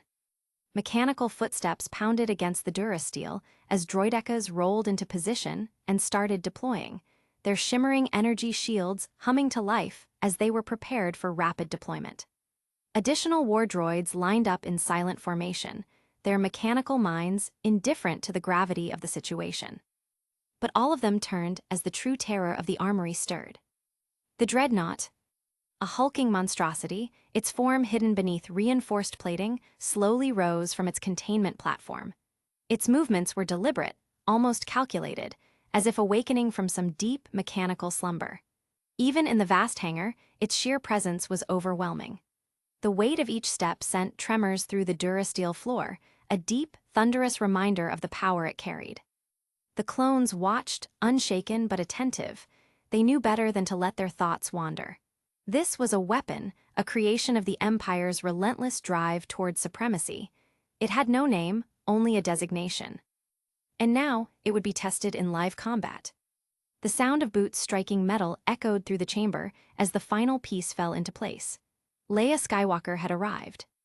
A line of salutes snapped into place as she entered the deployment bay, her golden eyes sweeping over the gathered forces. She gave a single nod of approval. No words were needed. The transport doors hissed open. Leia stepped inside first, her flowing cape trailing behind her, and the soldiers followed, their synchronized movements echoing like a marching drumbeat. The Jedi was waiting. The transport's engines roared as it cut through the thick, virus-tainted atmosphere, leading the formation of gunships and escort craft through the desolate skies. The entire world below lay in ruin, a silent tomb where death had spread like wildfire. Charred husks of cities stretched as far as the eye could see, skeletal remains of infrastructure standing as grim monuments to the planet's final moments. Leia stood at the front of the troop bay, her piercing golden eyes locked on the horizon, her hand resting on the hilt of her saber. Through the Force, she could feel it, a presence growing ever more distinct, no longer drowned out by the cacophony of dying minds. The Jedi was here, hidden, waiting. She raised a hand to her earpiece, issuing a calm but decisive command. All units, maintain formation. We are closing in on the target zone. Prepare for full deployment. A chorus of acknowledgements came through her helmet's receiver. Copy that, General. Transports holding formation. ARC squads prepped and awaiting orders. Droid detachment standing by, awaiting dispersal orders. Leia barely acknowledged them, her focus narrowing as the distant structures finally came into view. The area was small, a cluster of residential buildings, some still intact despite the devastation that had befallen the world. Most of the planet's strategic and military zones had been reduced to rubble by orbital bombardments, but these structures had survived. Their remote placement had likely saved them. It was here, in these last remnants of civilization, that the Jedi had chosen to hide. Leia frowned slightly. Too close for another orbital strike. If she wanted an intact corpse, she'd have to take it by hand. A cruel smirk touched her lips as she pushed aside the sentiment. There was no time for distractions. The Jedi was not a fool. They wouldn't come out to meet them head-on, as so many of their kind had before, desperate and reckless. No, this one was patient. Calculating. Likely a veteran of the Clone Wars, not some naive Padawan. Good, this was getting interesting. She turned sharply, her voice carrying over the low rumble of the engines. All units, encircle the complex. Keep a perimeter but maintain distance. No unnecessary casualties. The Jedi is expecting us to spread out, hoping to isolate and eliminate us in small engagements or attempt to hijack an escape craft. We will not give them the opportunity. Acknowledged, General. The transports adjusted course immediately, their pilots obeying the order without hesitation. The first wave of ships began descending into position, scattering around the complex like a tightening noose. ARC squads deploy in full. Secure vantage points, prepare for a breach operation. Roger, troopers dropping now. The gunships slowed just enough for elite ARC troopers to rappel down, their armored figures gliding through the open air with practiced ease, landing in positions that allowed them to oversee the droid deployment. Droid divisions, fan out and prepare for suppressive maneuvers. No unnecessary forward advances until the Jedi is flushed out. The response came not in words, but in precise mechanical efficiency. The clanking of durasteel feet against the transport's floors reverberated as droidekas rolled down the ramps, their sleek metallic forms unfurling as they hit the ground, blue energy shields flaring to life. Rows of B-1 battle droids and B-2 super battle droids stomped into position, heavy blasters primed and aimed at the empty windows of the ruined buildings. Leia watched from the troop bay, eyes flicking across the unfolding scene. A steel tide had descended upon the complex, a force of overwhelming firepower. She grinned and reached for her comm again. Deploy the dreadnought. The clone officer, standing inside the other transport ship, turned toward the massive secured prototype at the rear of the transport. A hulking war machine, a monstrosity of Imperial engineering, locked in place by reinforced restraints that barely seemed capable of holding it in place for transport. A moment of silence, then. Affirmative, General, engaging release protocols. The locks detonated, a series of deafening metallic clangs as the restraint snapped apart, freeing the beast within. The dreadnought stirred. A deep, metallic affirmation rumbled from within its armored frame, the hum of its internal power core intensifying as its massive limbs flexed. And then, it moved. Search and destroy protocols are in effect, enemy operational area designated, proceeding. With a single, thunderous stomp, the machine rushed toward the edge of the transport, its titanic weight rocking the entire gunship, despite the stabilizers fighting desperately to compensate. Then it jumped. A freefall drop. The initial impact sent a shockwave of dust and debris cascading through the air. followed by an ear-splitting grinding roar as its sheer mass carried it downward, obliterating floor after floor in its descent. For the briefest moment, silence settled over the battlefield. Then, crash! A section of the outer wall exploded outward, showers of stone and shattered plasteel raining down as the hulking monstrosity burst forth, its heavy limbs crushing the wreckage beneath it. The once sturdy residential tower shuddered, its very foundation compromised. Then it tipped. The groan of stressed Duracrete filled the air as the massive structure lurched sideways, collapsing into the adjacent building. A domino effect had begun, one structure leaning into the next, sending cracks racing up their sides before the inevitable collapse. A chain reaction of ruin. And yet, the dreadnought did not stop.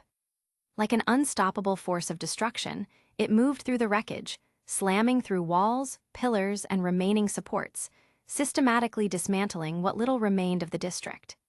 Each motion was precise, each step carrying the weight of a weapon designed to break anything in its path. Above, aboard the command transport, Leia Skywalker observed the devastation with a cool, calculated expression. Her officer stood beside her, datapad in hand, fingers moving swiftly as he compiled an on-the-fly assessment. Damage assessment in progress. The dreadnought has fully penetrated the structure and compromised the foundation. It appears the entire block is undergoing structural failure. Unit response time is optimal, no errors in movement sequencing detected. Leia nodded slightly. Run a secondary analysis. Focus on the stress on its mechanical parameters. We need an accurate measurement. The officer acknowledged with a sharp nod, adjusting his inputs as his helmeted gaze remained locked on the destruction below. The dreadnought was still experimental, after all. While its current systems relied on advanced droid command programming, it was merely a stepping stone, a platform meant to eventually be integrated into the clone core. The day a clone could be integrated into one of these monsters. A new transmission crackled through the command channel. General, sniper unit reporting visual on our HVT. Leia's gaze sharpened immediately. Send it through. A live feed flickered onto her HUD display, showing the sniper's enhanced scope view. Through the swirling dust and falling debris, a figure emerged, darting from the remains of a collapsing tower. Moving with desperate precision, it sprinted along the tilting side of the crumbling structure, leaping from one fragment of debris to the next, landing with a controlled slide onto the open ground below. Even through the grainy visual, Leia could see the effort behind the maneuver, the sharp breaths, the unsteady footing upon landing. This was no unscathed escape. Either the collapse itself or the strain of movement had taken a toll. The sniper droid, ever methodical, continued its scan, cross-referencing every motion with its internal database. HVT identified, Togruta, female, adult, no visible weapons detected. The mechanical voice relayed its observations with cold efficiency. Target has demonstrated enhanced acrobatics. Scan review confirms, no protrusions matching a standard lightsaber hilt. Leia's lips curled slightly. Unarmed, now that was unusual. Jedi did not go anywhere without their weapons. Even when in hiding, they kept their blades close, somewhere somehow. This one was either exceptionally skilled at concealment or had abandoned her saber entirely. Her comm clicked active. Paint the target. Acknowledged, General, marking target now. Through the scope, the sniper's reticle locked onto the Togruta, a subtle red marking now overlaying the figure in the command network. At that precise moment, as if sensing the shift, the Jedi's head snapped around sharply, eyes locking onto the sniper's position. Even through the droid's feed, Leia could see the way the Jedi's posture shifted. Recognition, awareness, a prey that had realized it was being hunted. But there was no time to react. Behind her, the ground trembled once more. The dreadnought was coming. A deafening crash rang out as it plowed through the wreckage, its massive form bursting forth like a titan from the depths of a ruined city. The Jedi spun at the last second, leaping with almost prophetic timing, but not fast enough. Whether due to the virus's effects, injuries, or simply the unfamiliar bulk of the war machine, she miscalculated. The dreadnought's enormous frame clipped her midair. The force of the impact sent the Togruta's body spinning violently, flung like a rag doll through the air. Leia's eyes gleamed. The instant the Togruta was sent flying through the air, Leia extended a hand, fingers curling as she reached out with the force. The Jedi's body jerked mid-flight, momentum cut short as an invisible grip wrapped around her form like iron shackles. Her limbs convulsed in an instinctive struggle, but resistance was futile. Leia's will was absolute. With a mere pull, the Togruta was yanked downward with terrifying velocity, the air whipping past her as she was forcibly dragged toward the battlefield's epicenter. Crash! She slammed into the ground with bone-rattling force, the impact kicking up a cloud of dust and debris as the dirt cracked beneath her. The very air seemed to reverberate from the sheer violence of the throw. Leia was already moving. Her crimson blade ignited with a deadly hiss, a blood-red glow illuminating her sharp, predatory gaze. Then she disappeared.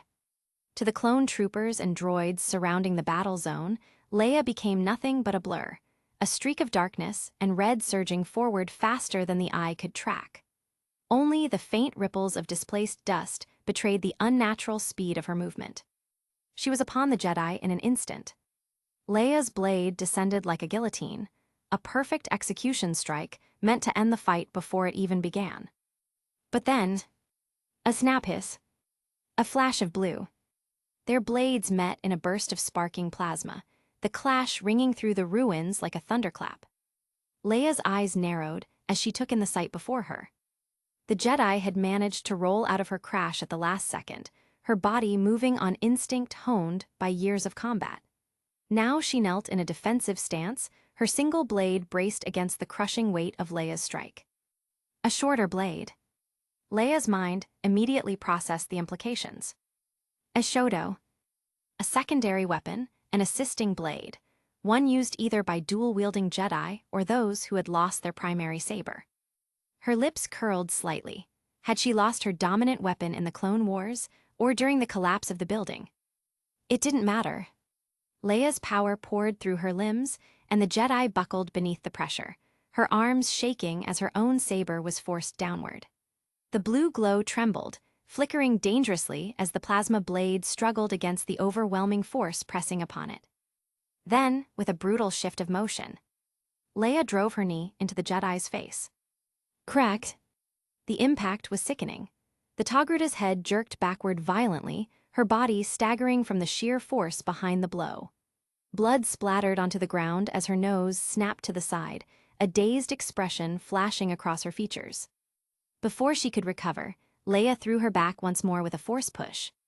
Right into the dreadnought. The Jedi hit the massive war machine's armored hull with a brutal slam, her body crumpling against the unyielding metal. A sharp gasp tore from her throat, but she refused to fall. Even through the obvious pain, she twisted her form with the same desperate agility as before, flipping upright and bringing her lightsaber down in a swift counterattack. Her blade met the dreadnought's plating with resistance. The Jedi's eyes widened in shock, her mind reeling as she tried to process the impossible. Leia knew that reaction well.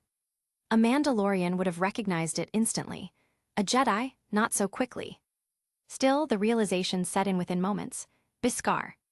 She had encountered something like this before during her escape from Mandalore, but even then, it had been against armor plating worn by warriors. It was nowhere near the amount the armor of the dreadnought required. It was thicker, heavier, and therefore stronger. A presence loomed behind her. She twisted, aiming for the head. Leia was already in motion. The Jedi's saber lashed out in a desperate swing, but again, resistance. Her blade had struck Leia's forearm. The crimson plasma burned against the armored plating woven beneath Leia's Imperial Knight gauntlet, but the Sith warrior remained unmoved. The Jedi's disbelief was evident. Then she looked down. A red glow flickered at her midsection. Leia's blade had already pierced her body.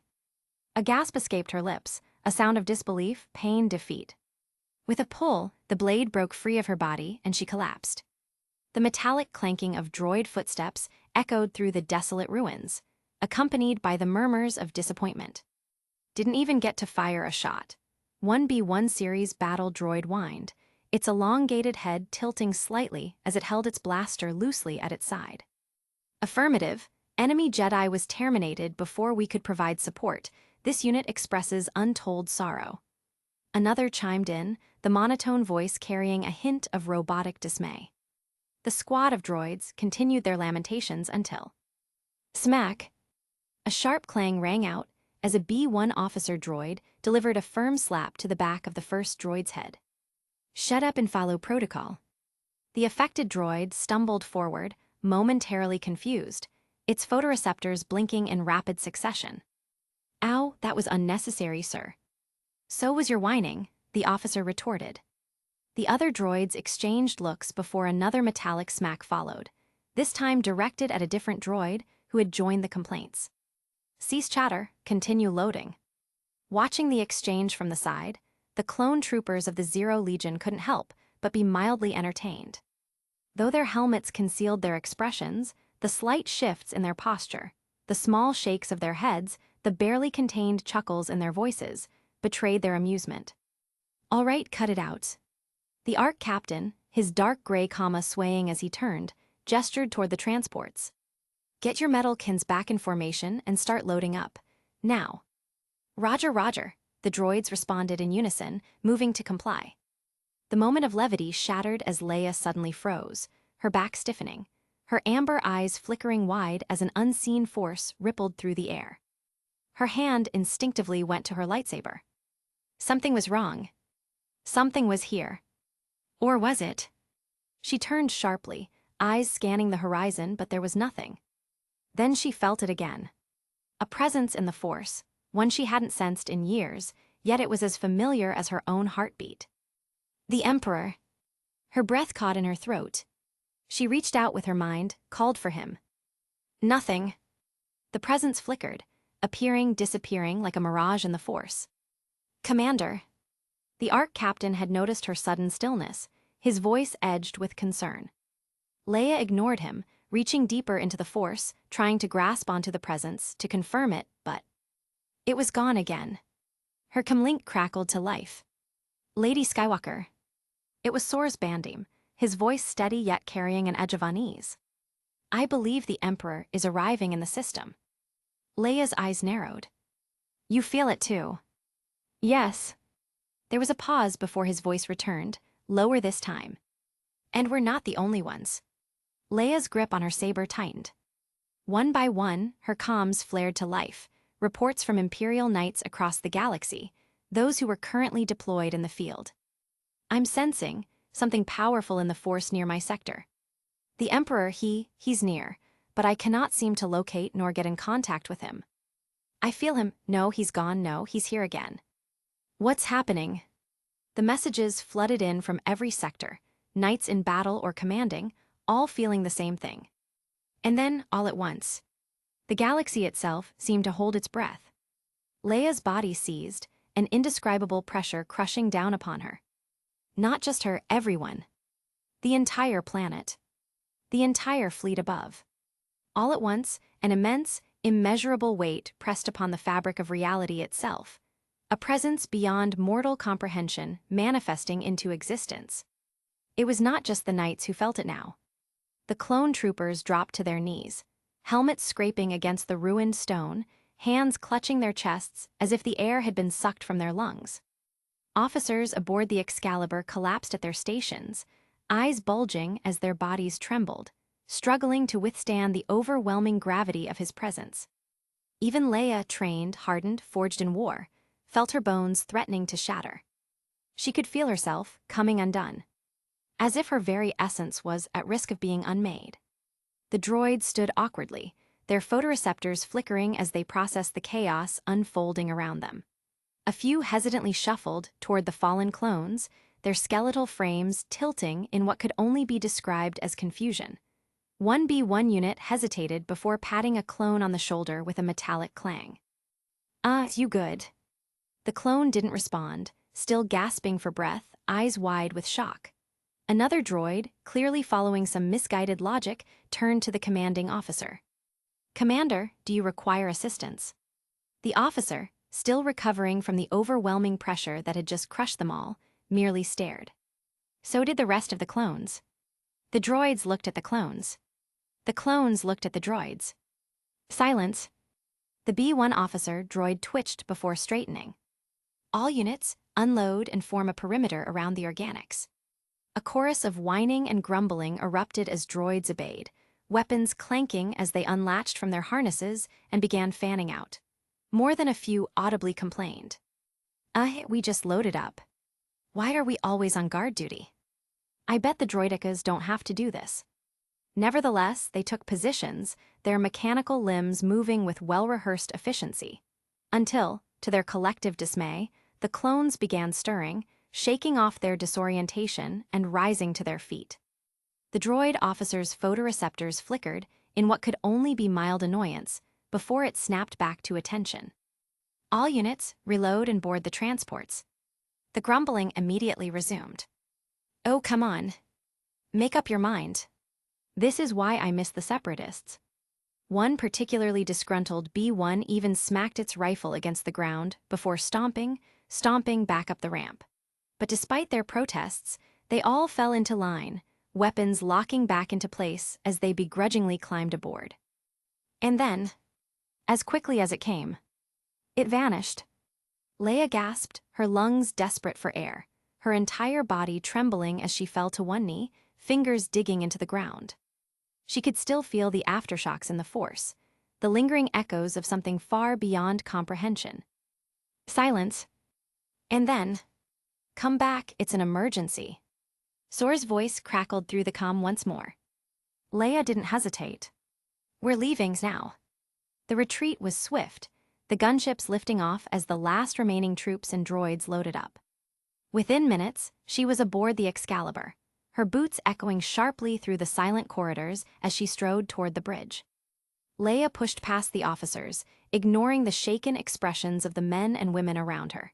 Even the clones, battle-hardened and fearless, had yet to fully recover. But Sora's Bandim. He looked immaculate. Leia's gaze narrowed as she took in his perfectly kept appearance, his armor unblemished, his expression as neutral as ever. She scoffed.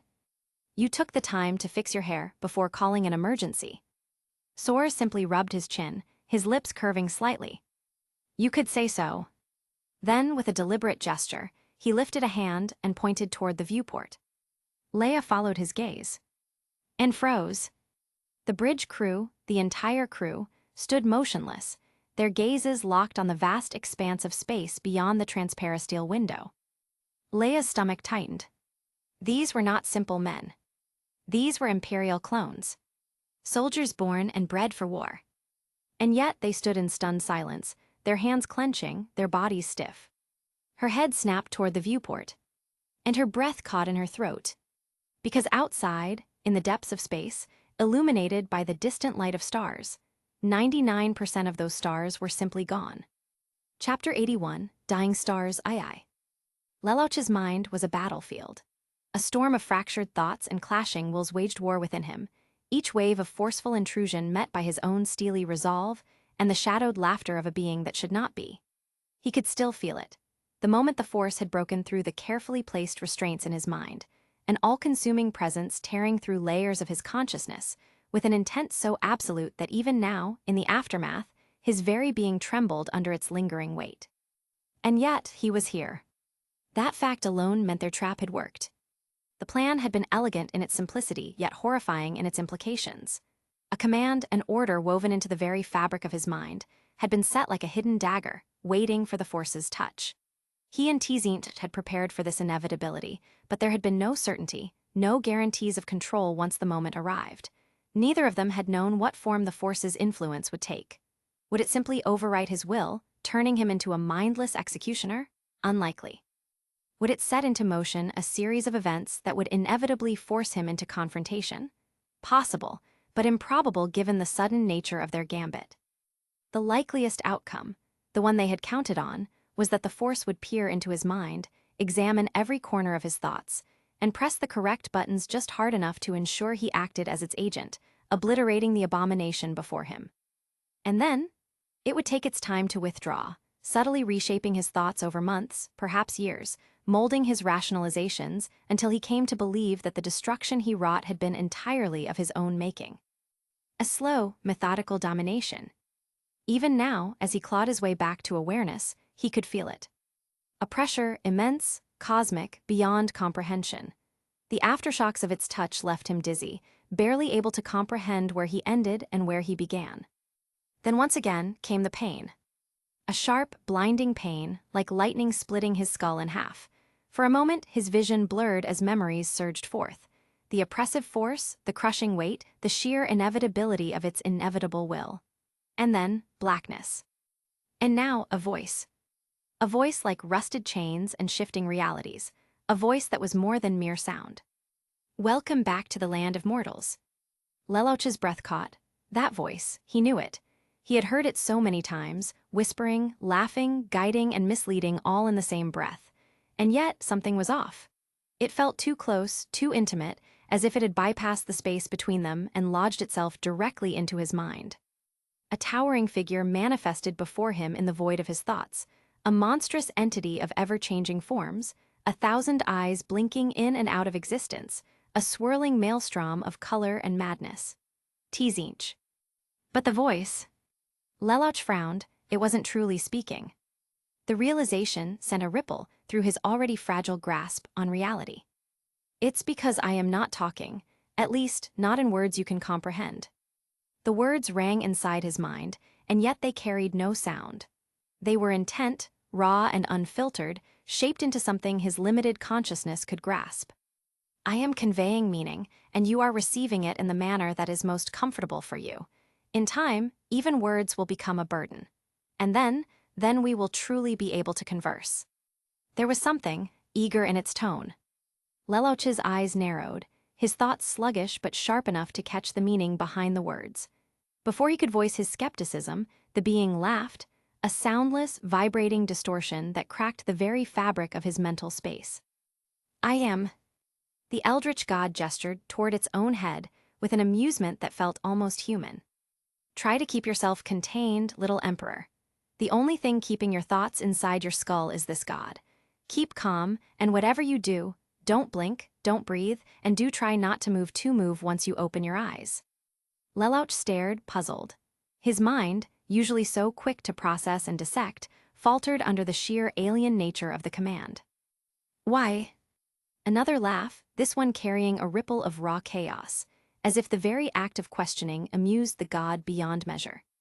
Then again, perhaps it's worth seeing the chaos that would ensue should you wake carelessly. And with that, the mental space collapsed. The void shattered into an infinite cascade of spiraling fractals, each one flashing with images, memories, glimpses of the past and future colliding into one another. And then, abruptly, silence. Lelouch's eyes snapped open. His body remained motionless, every muscle coiled, every fiber of his being resisting the immediate urge to gasp, to move, to confirm that he still existed in the waking world. He remembered the warning. So he remained still, a statue amidst the unknown, his mind racing as he began to truly see where he had awoken. Darkness stretched beyond the limits of Lelouch's sight, an expanse so vast it felt like he had been cast into an endless abyss. Yet it was not true darkness, it was absence. Where once the cosmos had sprawled with infinite brilliance, where countless stars had burned with ancient fury, there was now but a mere fraction. And those that remained. They were familiar.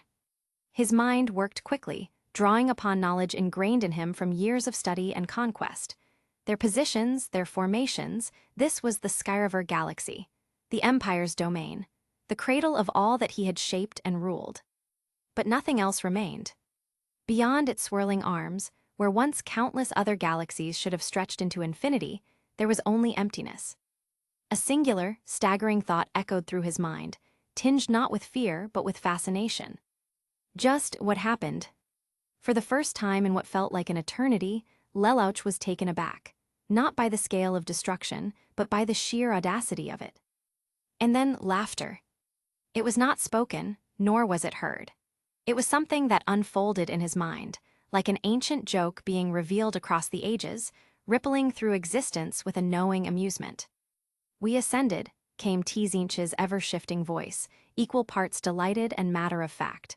Though, in becoming the force itself, in merging with the vast, untamable energy that shapes all things, your mind teetered on the brink of oblivion. The scale of such power, it was simply too much, well, for you. The words coiled around Lelouch's thoughts, threading into his consciousness like strands of fate being woven into the grandest of tapestries. And so, as it disappeared from your sight, it ceased to exist. Lelouch's fingers twitched, his mind reeling at the implications. Such is the power of the force itself. Tzinch's tone carried no reverence, no awe, only amusement. It binds all things, dead and alive, past and present, and in simply closing your eyes, poof, it's all gone. Lelouch's expression tightened, his skepticism evident. Slowly, he raised a hand, gesturing toward the distant, swirling form of the Skyriver galaxy, the only remnant of what had once been an infinite cosmos. If all things had disappeared upon his awakening, then why had this remained? Tzinch's presence in his mind gave a mental shrug. I couldn't very well have a start over from nothing. Imagine the boredom of watching you stumble, learning to warp reality on such a scale from scratch. So, I borrowed your senses, your connection to the Force. Out of all the universes the Force reaches into, this was all I could save, a single galaxy. A single galaxy. Lelouch's thoughts churned as he truly considered the weight of that statement. This was not merely destruction, this was an unmaking. Though he wondered how the cause and effect were impacted, the light of those stars was supposed to travel for millions of years, and yet it was gone. Did that mean that the past was changed, or was it simply subconsciously selective? Something worthy of further experimentation. Though he looked down on the concept of attempting to change the past, something only someone who did not have the courage to live with their choices would do, he also realized the temptation of it if one had nothing worth living for. Either way, just because he saw it as such, it didn't mean any potential future enemy would think the same. Countermeasures were necessary. Anyway, the entirety of reality, all that had ever existed beyond the borders of Skyriver, had been erased from the fabric of existence itself. Not burned, not crushed, not scattered, erased. The Force could do this. No, not just the Force, he had done this. Or rather, his perception had. He had blinked. And so, everything beyond his view, at the moment had ceased to exist. Tzinch let out a hum, something between delight and satisfaction. Lelouch's thoughts sharpened. How much do you know? He asked, his voice low. How much do I know? Tzinch echoed, feigning consideration. Knowledge is a slippery thing, Emperor. To know something is to fix it in place, but I exist in a constant state of change. That being said. A flick of its hand, a movement that seemed to ripple across space itself. And suddenly, Lelouch saw. A strangled breath escaped his lips as his vision shattered into everything. Everyone. Everywhere. A quintillion voices, faces, every place, from every point of view, much more, just as many shifting fates, even if only an atom apart, collapsed into his mind at once. He saw battles erupting in the outer rim, men dying in trenches before they even realized they had been shot. He saw the spiraling corridors of the Emperor's palace, where echoes of whispers spoke of prophecy and treason. He saw a child being born in the lower sectors of Coruscant, his cries carrying the weight of generations yet to come, and he saw those generations as if they were right there, past, present, future. He saw the threads of all things. And for that momentary sight, his mind nearly cracked. A violent, unbearable heat tore through his skull, the sheer impossibility of perceiving all of reality threatening to melt his consciousness into oblivion. A guttural sound forced itself from his throat as his body convulsed. And then it stopped. The visions vanished, the weight lifted, and he was left panting, his breath ragged as if he had been drowning and only now surfaced for air. Tzinch chuckled. It's merely a feeling. The laughter was neither cruel nor kind, simply entertained. I am currently intercepting all the, let's say, extra senses you now have access to. Lelouch, still gripping his temples, cast a sharp glare at the Chaos God. You could have warned me, but then again, I am not really surprised you didn't. And miss such a reaction, though in all truth I expected your mind to collapse, this was a long shot amongst long shots. Should I say you are lucky? Tzinch's amusement was palpable. And the possibility of me remaining a broken-minded husk was also tempting, wasn't it? Lelouch mentally exhaled sharply, forcing his body to steady. A happy accident, should we call it? If such a case was to come to pass, what's a harmless prank among partners? Surely you don't hold a grudge. The amusement was almost palpable. Turning his head, a smile that could almost be described as disturbing found itself on Lelouch's face. If such an event came to pass, it would be simply because I only amounted to that much. Amusement resonated from the chaos god. You just don't disappoint. However, do keep this warning in mind. This is the burden of beings who are not born into omnipotence, omniscience, and omnipresence of any scale. Tzinch continued, gesturing vaguely.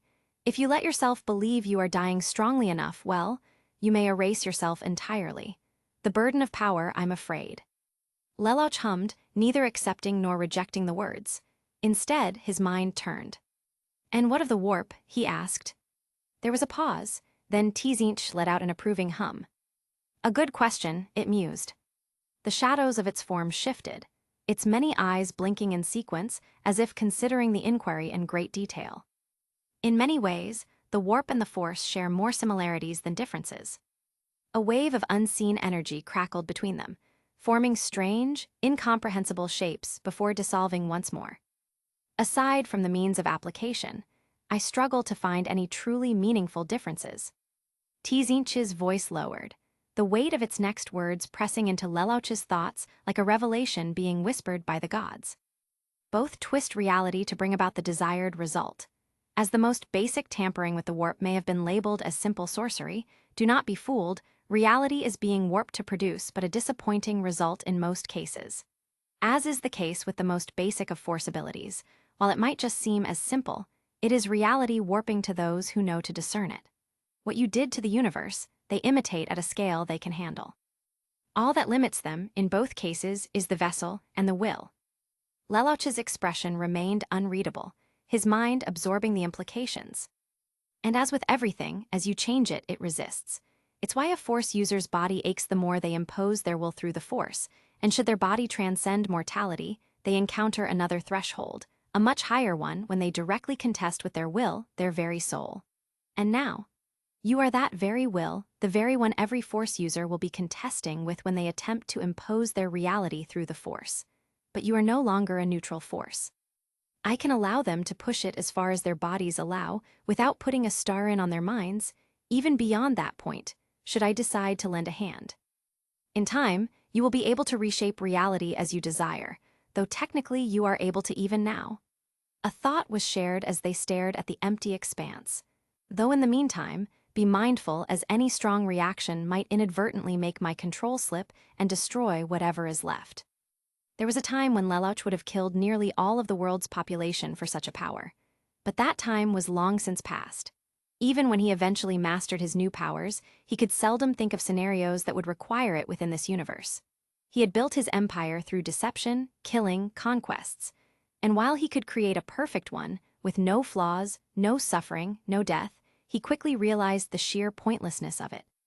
What would people do? What would give meaning to their existence if they could not strive to improve themselves and anything around them, if death was not behind them to remind them of the possibility of failure? Perfection, if real, was a curse, the curse of a dead end with nothing else in sight.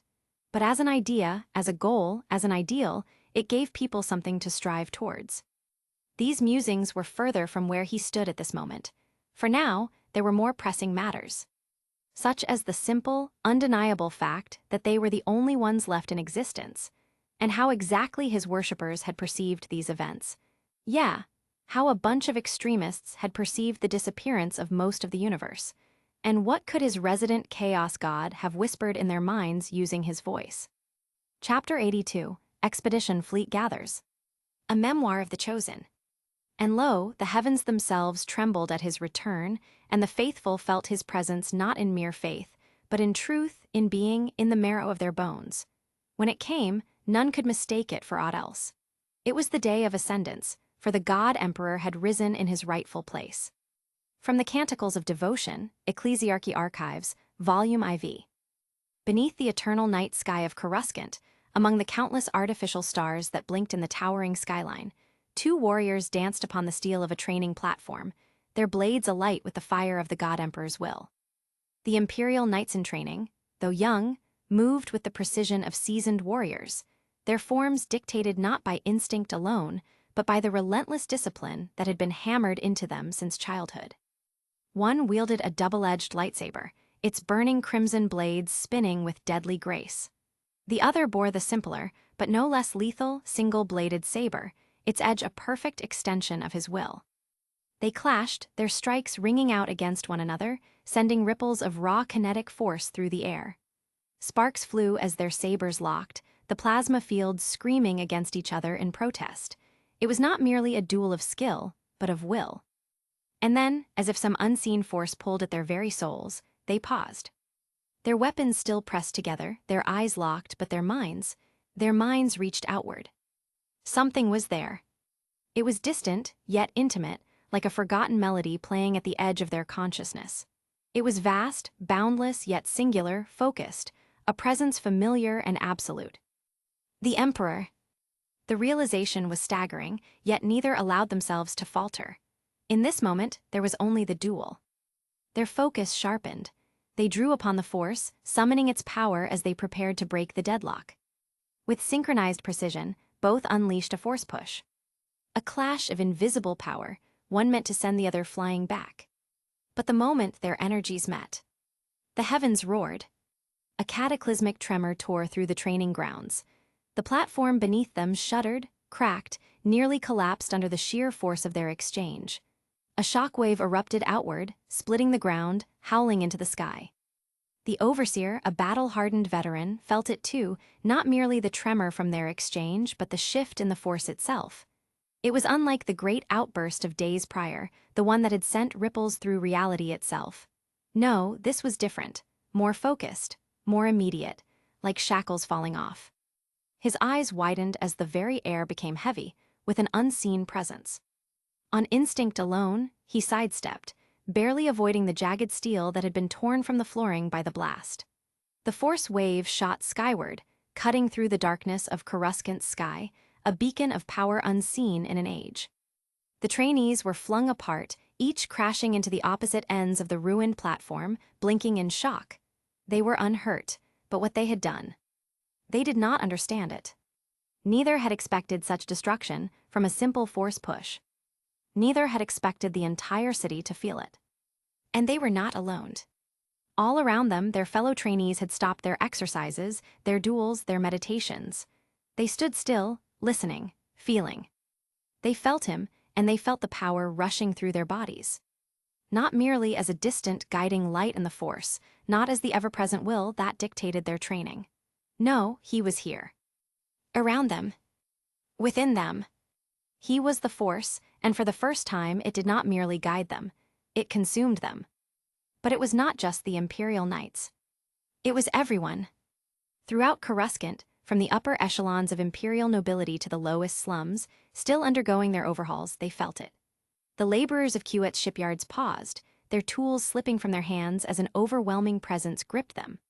The soldiers stationed across the outer rim, battle-hardened men who had seen entire campaigns of blood and fire, found themselves stumbling, breathless, staring at the skies. It did not matter that they had no training in the Force. It did not matter that they were not knights, that they had never wielded a lightsaber or channeled its power. They felt him, the God Emperor was there. And then came the order. It did not come from the Emperor himself. It did not need to. For his voice was made manifest through his chosen servants. From the pulpit of the grand ecclesiarchal cathedral, the Archbishop of the God Emperor's Church issued the proclamation. The God Emperor has willed it so. His kingdom is to be cleansed, prepared for his awakening. Let no one except his chosen, no heretic, no Xeno, no unclean remnant of the old galaxy stain his dominion.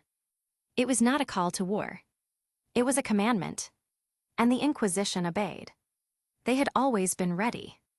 Across the Empire, without fanfare, without hesitation, without mercy, entire Xeno-worlds went dark. There were no great fleets, no planetary invasions. The Inquisition had no need for armies to do its work. For it had agents everywhere. On every world, in every system, in every stronghold of the Xenos. They had long woven themselves into the fabric of society. Some were simple men, living seemingly normal lives, husbands to alien wives, fathers to hybrid children. But their devotion had never wavered. And in the dead of night, as their families lay sleeping, they unleashed the virus. The blue shadow virus. It spread like wildfire, its effects horrifyingly efficient. Cities fell silent, entire planets went black. Not one escaped. The Xenos were erased, one by one, world by world, in absolute silence, only few of those serving remaining, absolute in their devotion.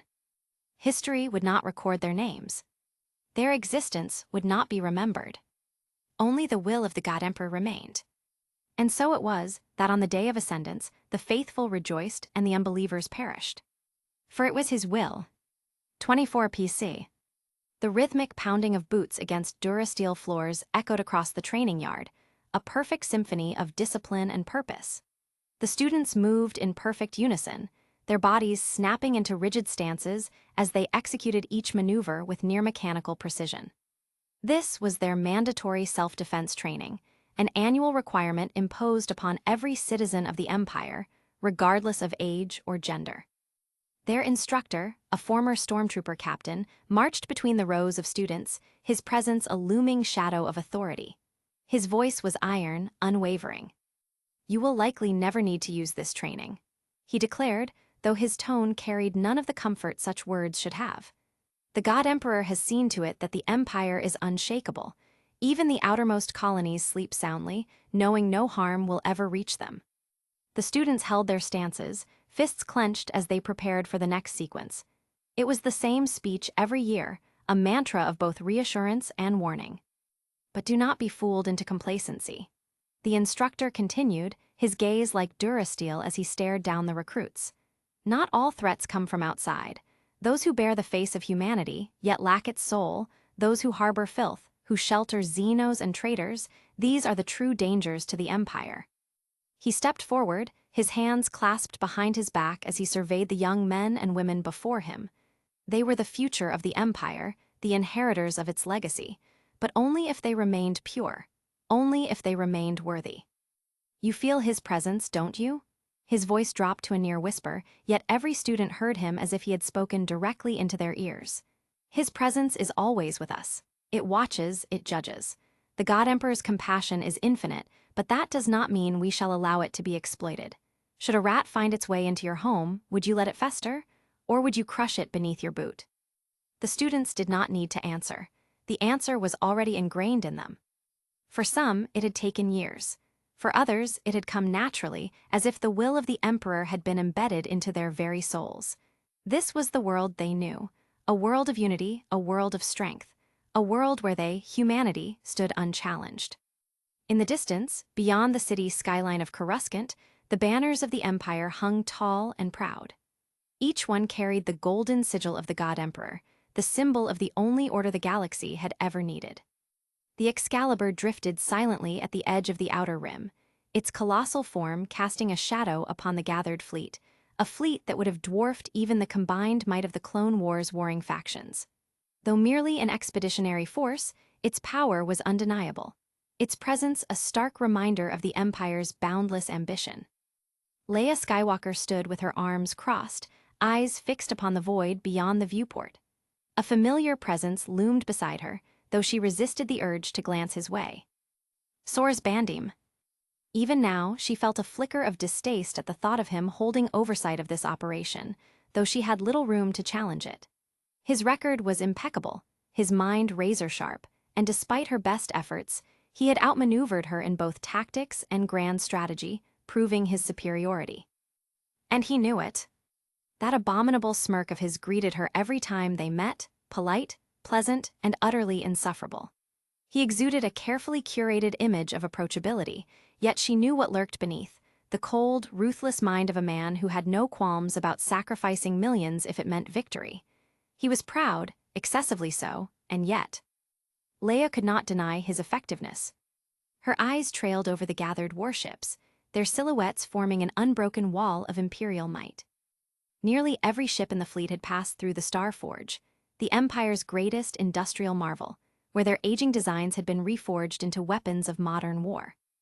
The Venator II-class star destroyers stood at the forefront, no longer the dual hangar carriers of old, but instead refitted into true frontline warships, their broadsides lined with powerful turbolasers, proton torpedo launchers, and an increased array of point defense systems.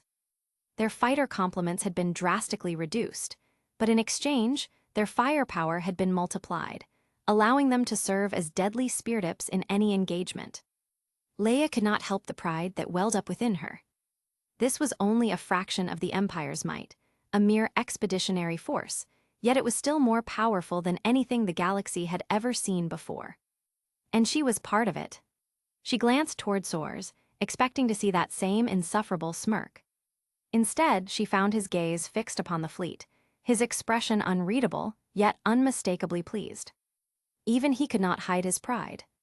The stars shifted, light bending unnaturally as fresh warships emerged from hyperspace. The fleet was almost complete. The Excalibur's command bridge hummed with quiet efficiency, a stark contrast to the storm of warships amassing beyond its viewports. Leia stood unmoving, her posture rigid as her eyes traced the shifting fleet formations. Even though she had grown accustomed to the sight of Imperial armadas, the sheer scale of this expeditionary force remained breathtaking. And this was only the vanguard.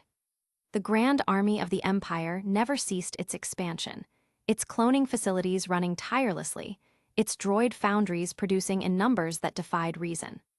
Unlike the scattered, disjointed forces of the Republic and CIS before it, the Imperial military had spent decades refining itself into a singular war machine.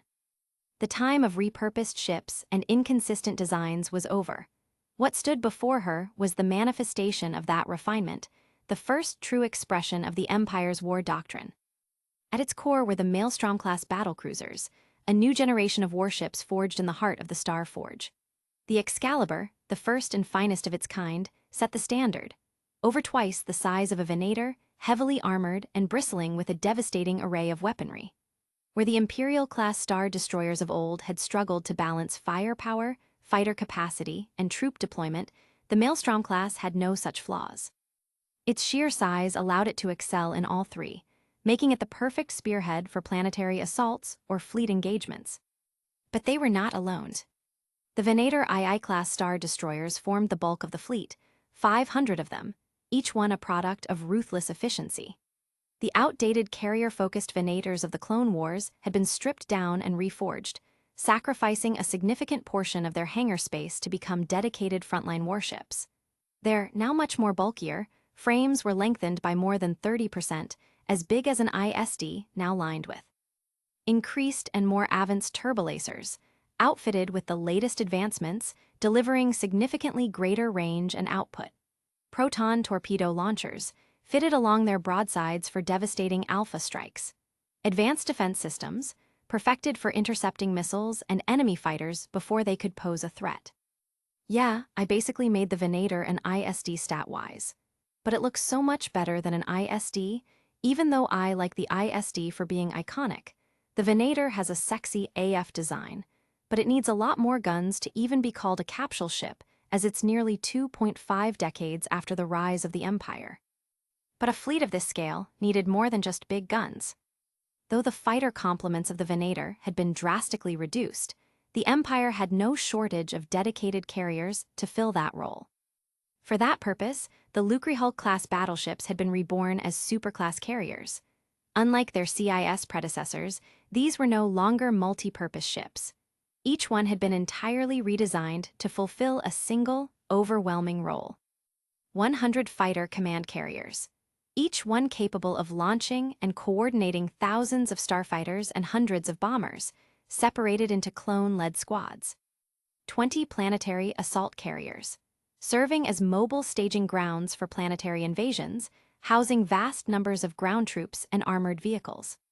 Their massive frames, once riddled with redundancies, now boasted thickened armor, upgraded shields, and enhanced command centers for fleet coordination. These superclass carriers were no longer just support vessels, they were strategic assets capable of reshaping entire battlefields. For reconnaissance and rapid response, the fleet was supported by 2,000 advanced Arquitens-class light cruisers, modernized versions of the diplomatic ships once used in the early Republic era, now serving as dedicated reconnaissance and escort vessels. 1,000 Munificent-class heavy cruisers. Though once a relic of the CIS, these warships had proven themselves adaptable. Stripped of their redundancies, their bodies were reinforced, the weaker and more vulnerable sections redesigned. They were rearmed with upgraded engines, shields, modern turbolasers, and still retaining their singular massive ion cannon serving as the fleet's heavy escort ships. These smaller vessels provided the flexibility and agility that the fleet's larger capital ships lacked, ensuring rapid deployments and interception capabilities when needed. And still, there was more. The days of vast legions of clone troopers had long passed. The Empire's new model of war saw each clone soldier elevated, no longer just another rank-and-file trooper, but an officer, commander, or specialist, each one leading and coordinating entire detachments of battle droids. Clone officers, each one commanding between 5 and 10 squads of battle droids, serving as the tactical mind of each unit. Elite clone units, retained for special operations, planetary incursions, and high-value targets, boasting more advanced droid repertoire than the common assault troops. Droid infantry, the overwhelming majority of ground forces, comprising a simple version of the B-1 battle droid, given their near-ungodly reserves, along with specialized variants for specialized warfare, B-2 super battle droid, droidekas, etc. The fleet's logistics had also been perfected. Dedicated resupply ships, mobile repair stations, and forward command vessels ensured that the fleet could operate independently for extended campaigns. Leia's gaze flickered over the newly arrived ships, each one falling perfectly into formation, their weapons primed, their shields tested, their crews prepared. It was a machine designed for one singular purpose: total and absolute domination. And yet, for all its power, she knew that this was only the beginning. A mere fraction of the Empire's growing might. Sor's Bandim let out a quiet chuckle beside her. Leia turned toward him, her expression impassive, but the faintest trace of irritation flickered in her violet eyes. "I trust the fleet meets your expectations?" he asked, his voice calm, composed, and exuding that infuriating sense of self-satisfaction. Leia exhaled through her nose, suppressing the urge to roll her eyes. Of course he was pleased. Sor's Bandim was a man who would never tolerate anything less than perfection. Even now, standing before a force capable of reducing entire civilizations to dust, he likely saw flaws, improvements to be made, imperfections to be corrected. But Leia saw something else. She saw an Empire ascendant. And for the first time in a long while, she found herself smiling. Chapter 83, Author Note, Prep Work. Hello, everyone. Just wanted to let you know that I'm doing some prep work for this next phase, also why I haven't updated. I started writing a chapter and then realized the consequences depending on the type of first contact they have. Rewrote the current chapter I am working on from scratch nearly 3 times. Also, my outline for this next Unverse is about 1 line long in my mind, in which case I was lucky with Star Wars, cause it was nearly the same case, so I'm going to need some time to plan this out. Gonna make a chart and everything. Anyway, I'll try and make it as quick as possible, but if it's not done by next Monday, I'll just take what I've planned by that point and the rest. We'll wing it. FYI, we are going Mass Effect, likely somewhere early 2185 Mass Effect 2, while Shepard is still going around and gathering crew.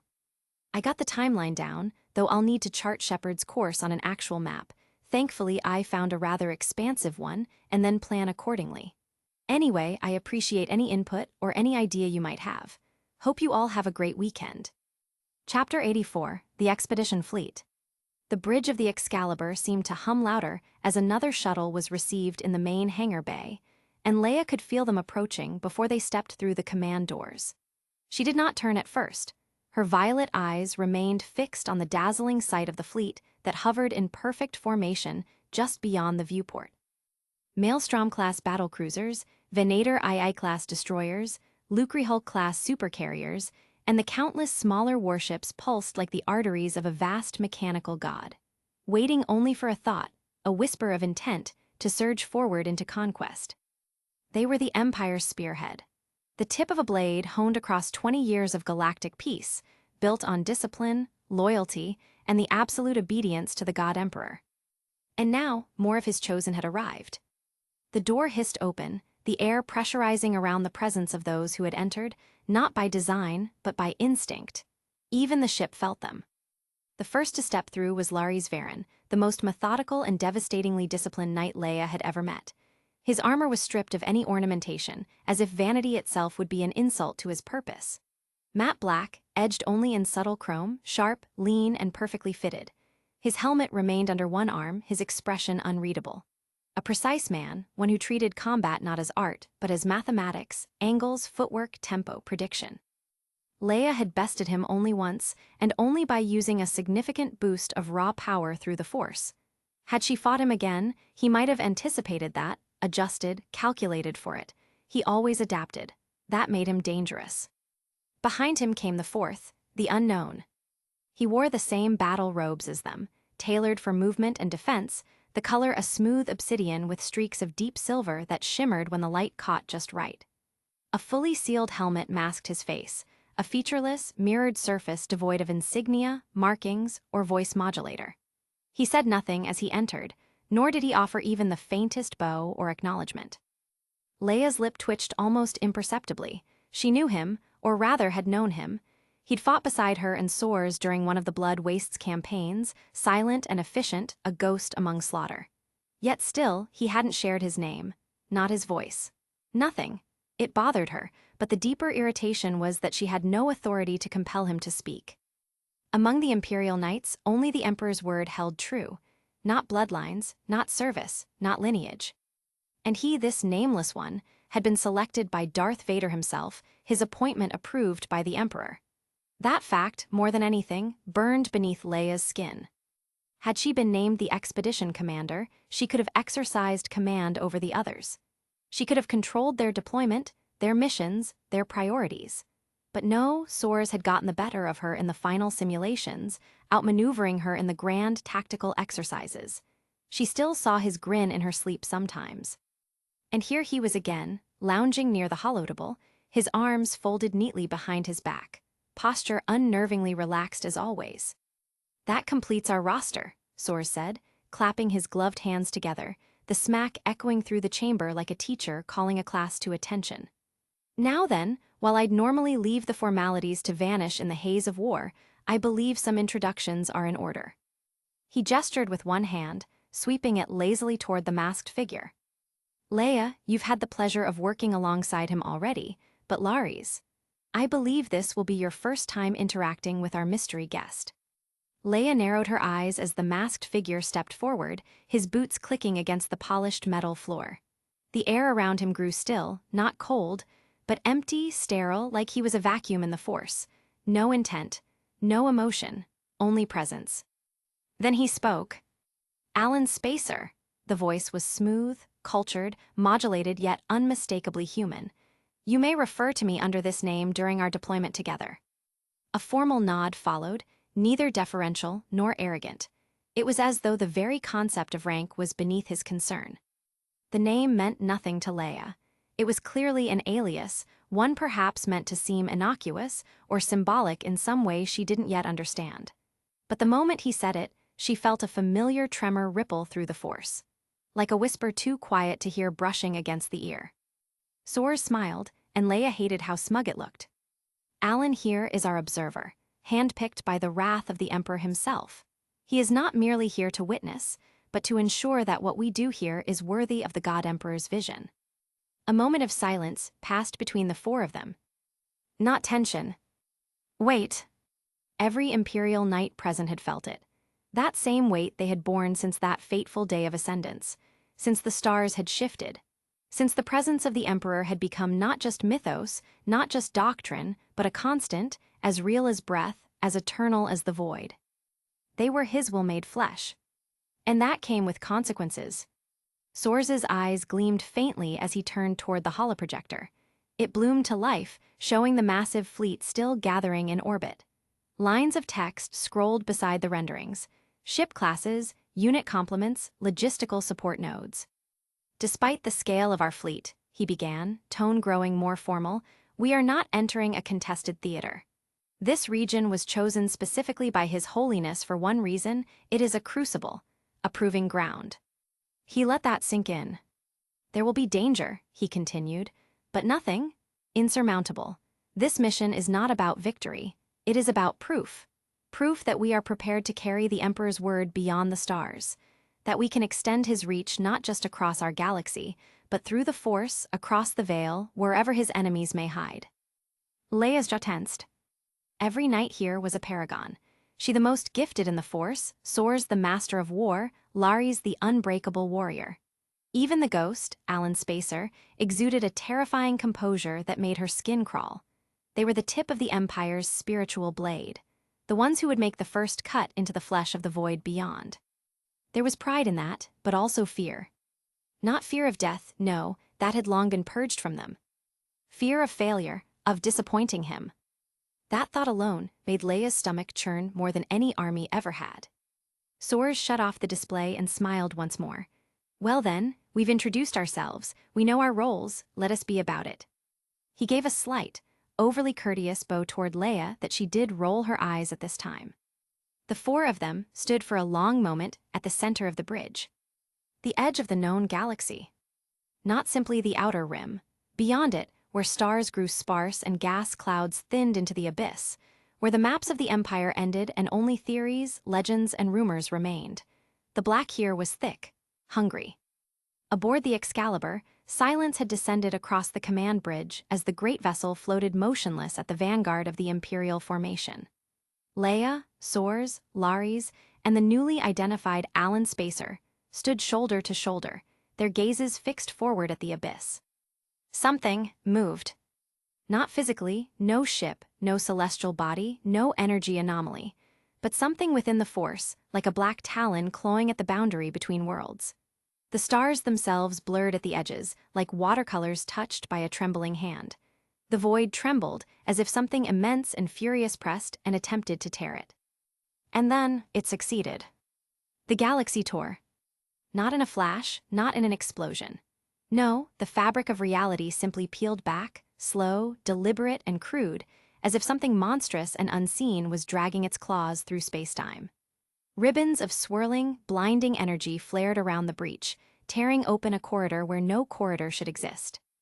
Gasps echoed through the organic personnel on board the fleet.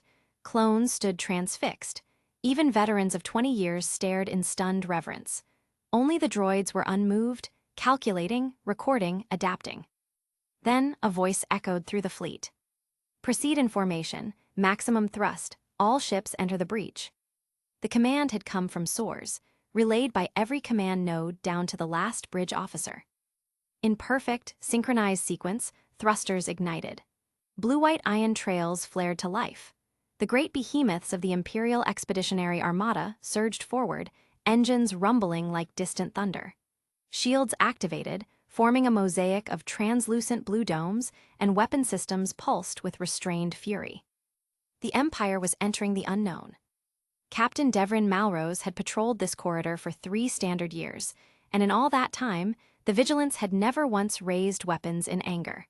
Ilium's corporate elite didn't like the smell of gunmetal near their perfume-laced boardrooms. Security was important, yes, but not too loud.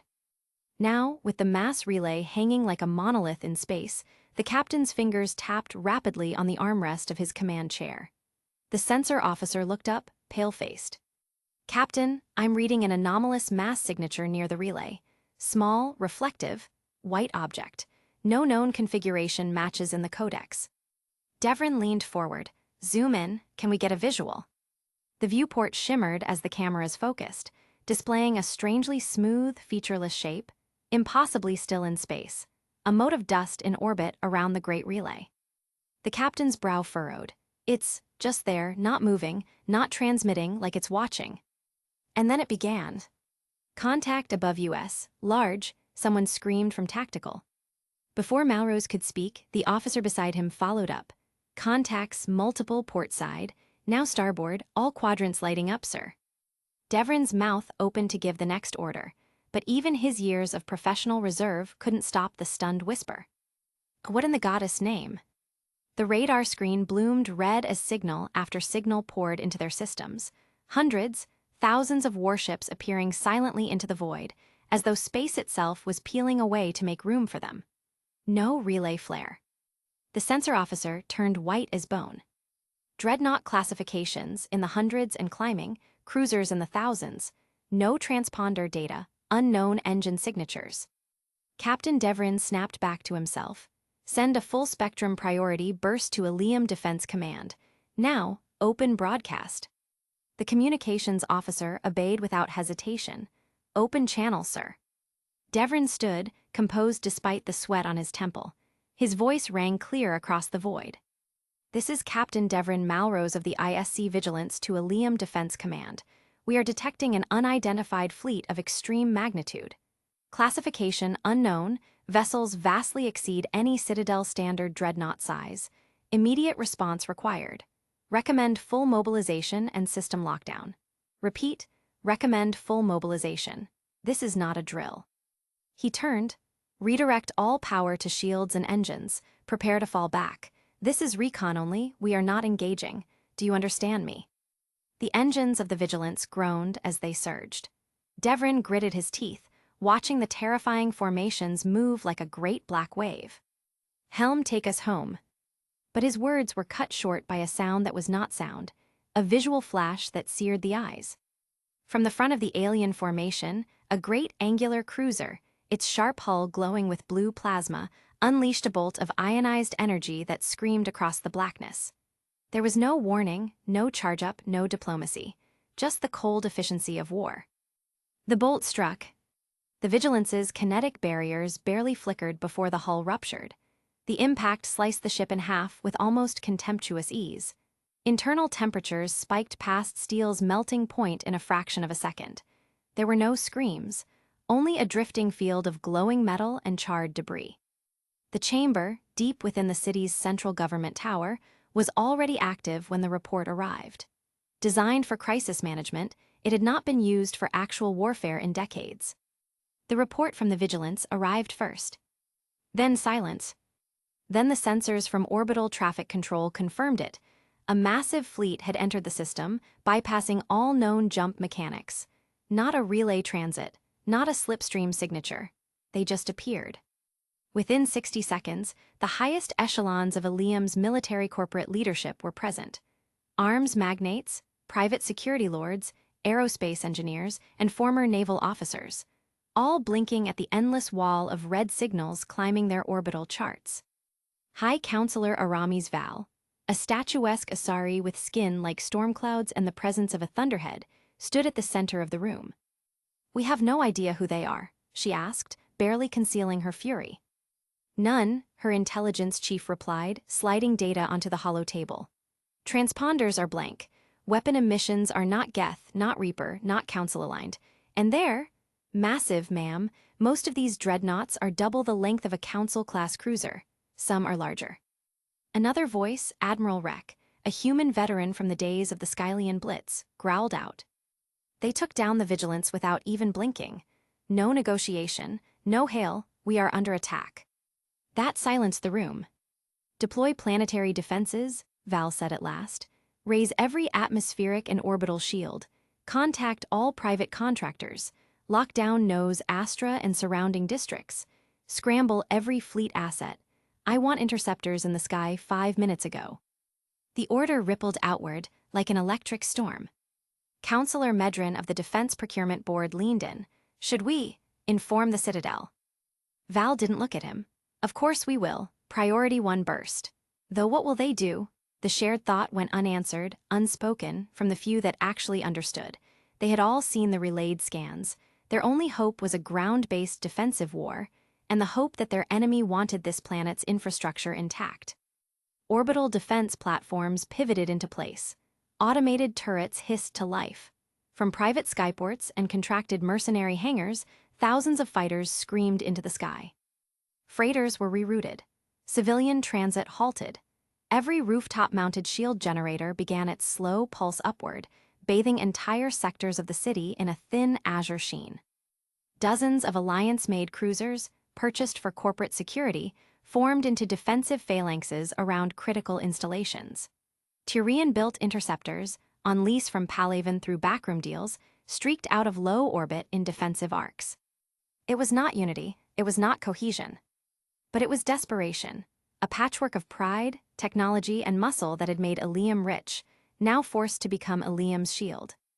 Within the cold, Spartan heart of the Excalibur, Commander Soar's bandeam stood still as marble, his silver-trimmed black cape unmoving despite the silent hum of the ship around him. His armor shone like obsidian under the crisp lighting, immaculate, like the man himself. Every line on his uniform spoke of precision and calculated intimidation. His pale eyes, flecked with a faint golden hue from prolonged proximity to the Emperor's presence, fixed themselves upon the starry void beyond the viewport. Below, Ilium was beginning to glow with fire. A sudden chime broke the silence. Incoming data feed from Red Queen. Soars didn't acknowledge the officer. He didn't need to. The bridge crew knew their roles well. The holographic display in front of him shimmered to life, and the sharp, seductive voice of the Red Queen echoed in his mind. Report, analysis complete. Target civilization exhibits pre-elemental kinetic warfare doctrines. Ground weapons primarily rely on mass accelerator-based systems. Average projectile velocity, 1.3% the speed of light. Material density of grain-sized projectiles inadequate to breach Imperial heavy infantry armor.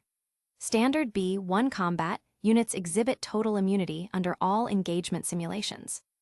Soars didn't smile, but a slight shift of his jaw gave away his satisfaction. Naval armament summary follows. Spinal-mounted mass accelerator cannons.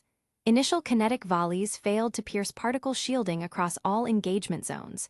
Direct hull strikes caused cosmetic damage only. Hull alloys remain 98% intact under saturation fire. Final conclusion: planetary defenses are obsolete. Another projection slid to life beside the first, a feed from the battlefront. Munificent-class heavy cruisers took up geosynchronous positions above the designated high-value centers of resistance. Their angular, claw-like profiles were menacing, dark shapes silhouetted against the bloom of atmospheric ignition as secondary volleys were charged. From below, the sky was alight. Soars turned slightly as one of the night-assigned officers approached, saluting crisply. Sir, Lucrehulk Dominus has launched its initial waves of Vulture and Tridroid squadrons. Bombers are en route. Atmospheric conditions are stable for entry. All invasion vectors are green. Planetary shields remain unpowered. He nodded once, efficient, just as he liked. Query Red Queen, he said aloud, his voice like tempered durasteel. Expected ground resistance. Minimal. Civilian security forces are unarmored or clad in kinetic mesh, non-adaptive. No evidence of powered armor divisions. No indication of gravimetric shielding on ground assets. Anticipated suppression time, 17 minutes, 12 seconds. Margin of error, plus or minus 5 seconds depending on resistance pockets. Soars exhaled slowly. He appreciated precision, he was its most faithful practitioner. Yet, it was not numbers that satisfied him. It was dominance. He turned toward the other Imperial Knights in the room. Leia stood with her arms crossed, gaze on the data displays but betraying no surprise. Lares had remained still for hours, like a statue awaiting orders. And the nameless one? Always silent, always watching. Begin Phase 2, Soars said. Prepare for orbital suppression and full planetary entry. Assign one Lucrehulk and its escort wing to civilian population centers. Use standard subjugation doctrine, no need for showboating. He tapped a control panel, bringing up Ilium's topography. Major cities, trade centers, spaceports, all marked in crimson. Let them see the Emperors will descend upon them, in steel and fire. As if on cue, the Munificent's ion cannons began to glow with latent energy, deep violet spheres pulsing within their protruding forward arrays. A moment later, they unleashed focused beams toward orbital platforms, melting through synthetic alloys like candle wax. Several defense satellites shattered mid-broadcast, their transmissions ending in screaming static. From orbit, one could see the blossoming rings of fire on Ilium's surface as dropships and fighters streaked through the atmosphere like falling stars. The B-1 droids, repurposed, upgraded, and now clad in dull black armor plating, were the tide, uncaring, unrelenting. A new voice echoed through the command deck, this one distant, half-panicked, intercepted transmission from Ilium's last remaining orbital command. To all remaining defense sectors, fall back to phase line Argent. We're being overrun. Repeat, we are. The signal vanished under a blue-white flash. Leia approached, arms folded, her silhouette sharp under the tactical displays that flickered with maps and heat signatures. Her tone was cold, yet measured. You're enjoying this far too much, Soars. He didn't turn. His gaze remained locked on the pulsing symbols of enemy assets, civilian and military, melting into indistinction beneath the growing weight of the Imperial advance. No, Leia, he said evenly, I am simply fulfilling the Emperor's will. Then, with a flick of his wrist, the tactical map shifted, highlighting key defense sectors, strongholds, and choke points. The glimmering icons of the munificence began powering their forward batteries once more, purple pulses building in their ion cores. Soars raised one gloved hand, palm outward. Hold bombardment. The bridge froze for half a heartbeat before the command relayed across encrypted channels. The charged cannons powered down in unison, energy banks slowly dispersing with a quiet whine. Leia raised an eyebrow, changed your mind. He gestured, and a new set of orders scrolled across the command interface. Coded signals beamed down to the Lucrehulk carriers and their attached intelligence divisions. Order our vanguard units to secure local military installations and data centers. Capture officers alive if possible. I want every weapon signature, every recorded battle, and every training protocol they've ever developed. Language archives, social structure, military hierarchy. A new voice broke through, one of the lead droid tacticians assigned to the vanguard of the invasion. Directive received. Recon units deploying. Droid battalions rerouted for precision occupation. Resistance continues but ineffective. Civilian panic increasing. Leia looked down at the display. For all his excess and obsession with image, Soars remained terrifyingly effective. Ilium, the capital sprawl sector Delta 7. It had been less than 15 minutes since the alarms began wailing. Major Drelly's corps, a Tyrian ground commander assigned to Ilium security forces, ducked behind the sloped Ferrocrete barricade as the sky above turned into a churning mass of flame and metal. Dropships, unlike any he'd ever seen, descended in coordinated patterns, launching bursts of suppressing plasma even before touching ground.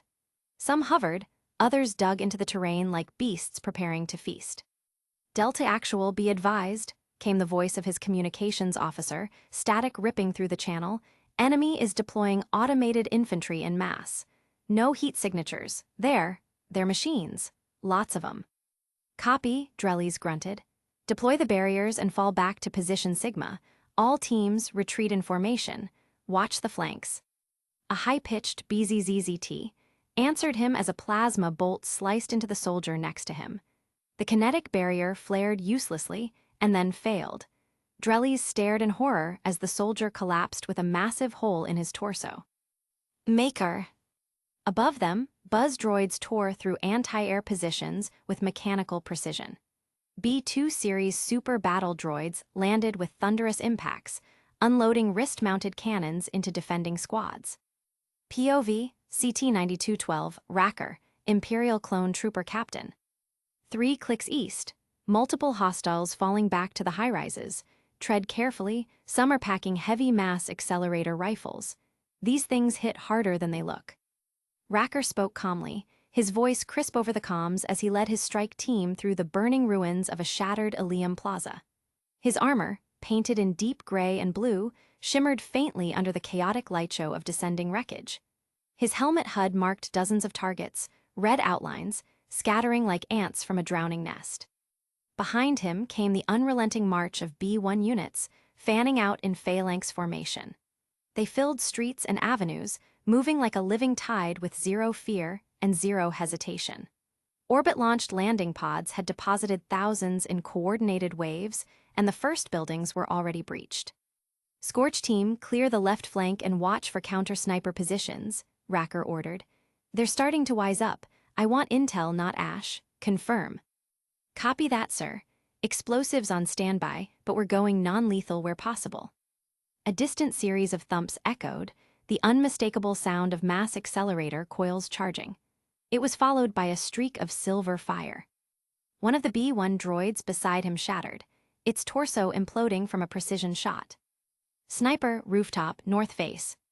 Racker ducked behind a fallen street lamp, activated his helmet's heat vision, and spotted the culprit, a Salarian with a long-barreled weapon. He tapped his wristpad. Bring down the upper 2 floors of that building. Roger, roger. Seconds later, under the cover fire of entire droid squads, a guided missile soared past him and buried itself into the base of the structure. A tremendous roar filled the air, and the top half of the building collapsed in on itself, taking the sniper and half his squad with it. Get those autocannons online, shouted Lieutenant Varja, a human woman with a bloody bandage over one eye. Don't let them get close. The rooftop vibrated violently as a pair of Empire Buzz droids attached themselves to the coil gun emplacement. Within seconds, the weapon was disabled, its magnetic rails severed. A blue-white flash erupted as an explosion tore the whole section apart, flinging one of her officers off the ledge. Down below, mechanized walkers unleashed heavy explosive shots into government buildings, punching through reinforced alloy and glass with ease. That said, they weren't invulnerable, and they had already brought some down, but found immobilizing and slowing them down much easier. POV, CT-175 Stray, Clone Pilot, Saber Interceptor Squadron. Ground support, this is Razor 1, we're above Hotel 3, releasing payload. Stray's fighter screamed down at Mach velocity, weaving between skyscrapers like a dart. In his wake followed 20 droid-piloted interceptors. In seconds, the airspace above Hotel 3 was owned. Ilium's remaining fighter squadrons tried to mount resistance, but the numbers were against them. One Asari pilot, flying a sleek interceptor, managed to disable 2 droid fighters using ECM bursts and high-G maneuvers. She made it 10 seconds before 8 droid interceptors executed a simultaneous lock-on. Multiple enemies on my tail. I can't shake all of thee. Her fighter vanished in a sunburst of light and debris. Commander Soar's orders, orbital bombardment remains on hold. Repeat, hold all heavy strikes. Objective confirmed, a tactical droid relayed. Capture and secure local military installations. Prisoners preferred. Full spectrum analysis underway. CT-9212 wiped the blackened soot off his armor. Around him, droids dragged survivors from their bunkers. Some screamed, others simply collapsed in terror. The Ilium line was breaking. Every corridor became a meat grinder. In the distance, the Lucrehulk assault carrier began deploying heavy artillery walkers, each one stomping onto the glassy streets with mechanical finality. Orders from above came the calm voice of a tactical relay officer aboard the Lucrehulk, relayed to ground forces. Initiate psychological warfare protocols. Maintain audio saturation. Let them feel what's coming. The tremors came first, deep, guttural reverberations that rolled through the shattered windows and made the ferrocrete beneath their boots groan like a wounded beast. Lieutenant Varja looked up from her blood-stained vantage, eyes wide, lips parting in disbelief. It was descending. The Lucrehulk-class assault carrier, vast beyond comprehension, pierced through the ash-filled skies. Its hull eclipsed entire city blocks, blotting out the sun and casting an oppressive shadow that stretched across several districts. Skyscrapers that once loomed proudly over Liam's financial heart now looked like toys beside the vessel's descending mass. "Goddess above," one of her officers muttered. Then the voice came, cold, metallic, and sharpened by some unseen authority. "This is the will of the God Emperor. Submit, and you may be spared." A pause, and then. It started as a deep brass pulse, rhythmic, slow, ominous. The first notes of the Imperial March rolled out from hidden directional emitters embedded across the Lucrehulk's undercarriage, their resonance shaking window panes and shattering nerves alike. The music was not simply broadcast, it was imposed, blaring through repurposed comm channels, local frequencies, emergency bands, even hijacked storefronts and public nodes. Across the city, panicked citizens froze as the dirge of their annihilation poured through their homes, offices, hospitals. The orchestra built in crescendo, an anthem of power, unity, and absolute, inevitable domination. Chapter 85, The Aftershock. Aboard the Imperial Valor, Venator MK-II-class Star Destroyer. Private observation deck, anchorage over Ilium. The stars burned quietly beyond the viewport, indifferent to the clash of empires erupting below. Inside the observation deck, the hum of the ship's systems was a steady, muted backdrop, like the distant breathing of some great sleeping beast. Alan Spacer, no longer simply the knight, but the hidden architect of it all, reached up and with a slow, almost reverent motion, unlatched the magnetic seals of his knight's helm. The hiss of the pressure seal releasing seemed unnaturally loud in the solitude.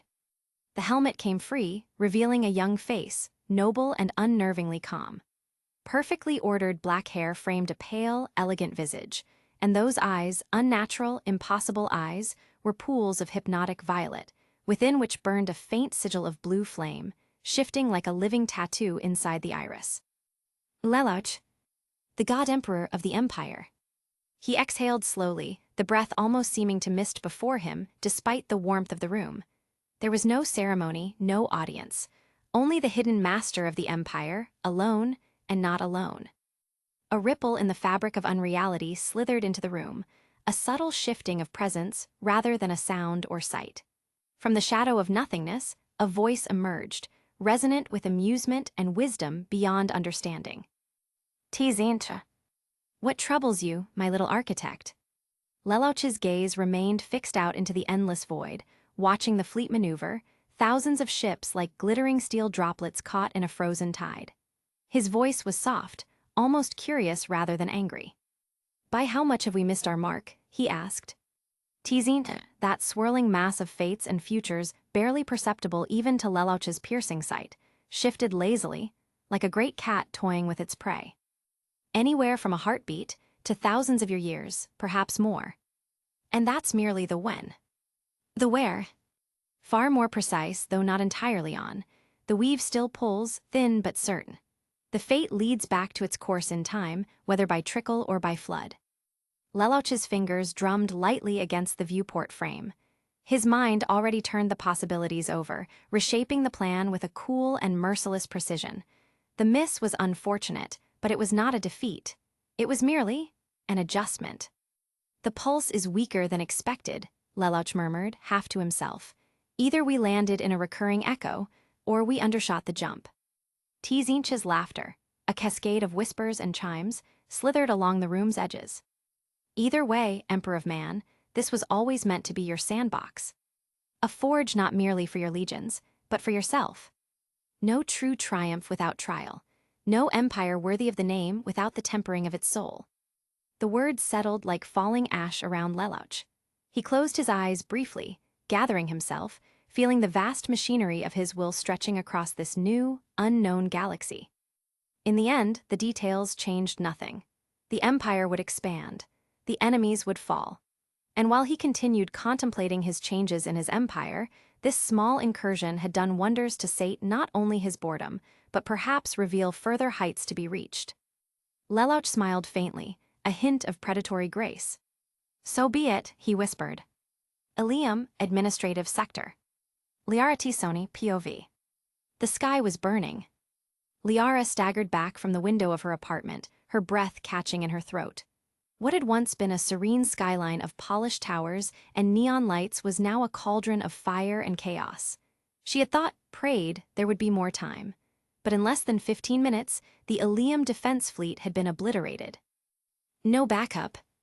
No escape routes. Her information networks, her lifelines, were cut off.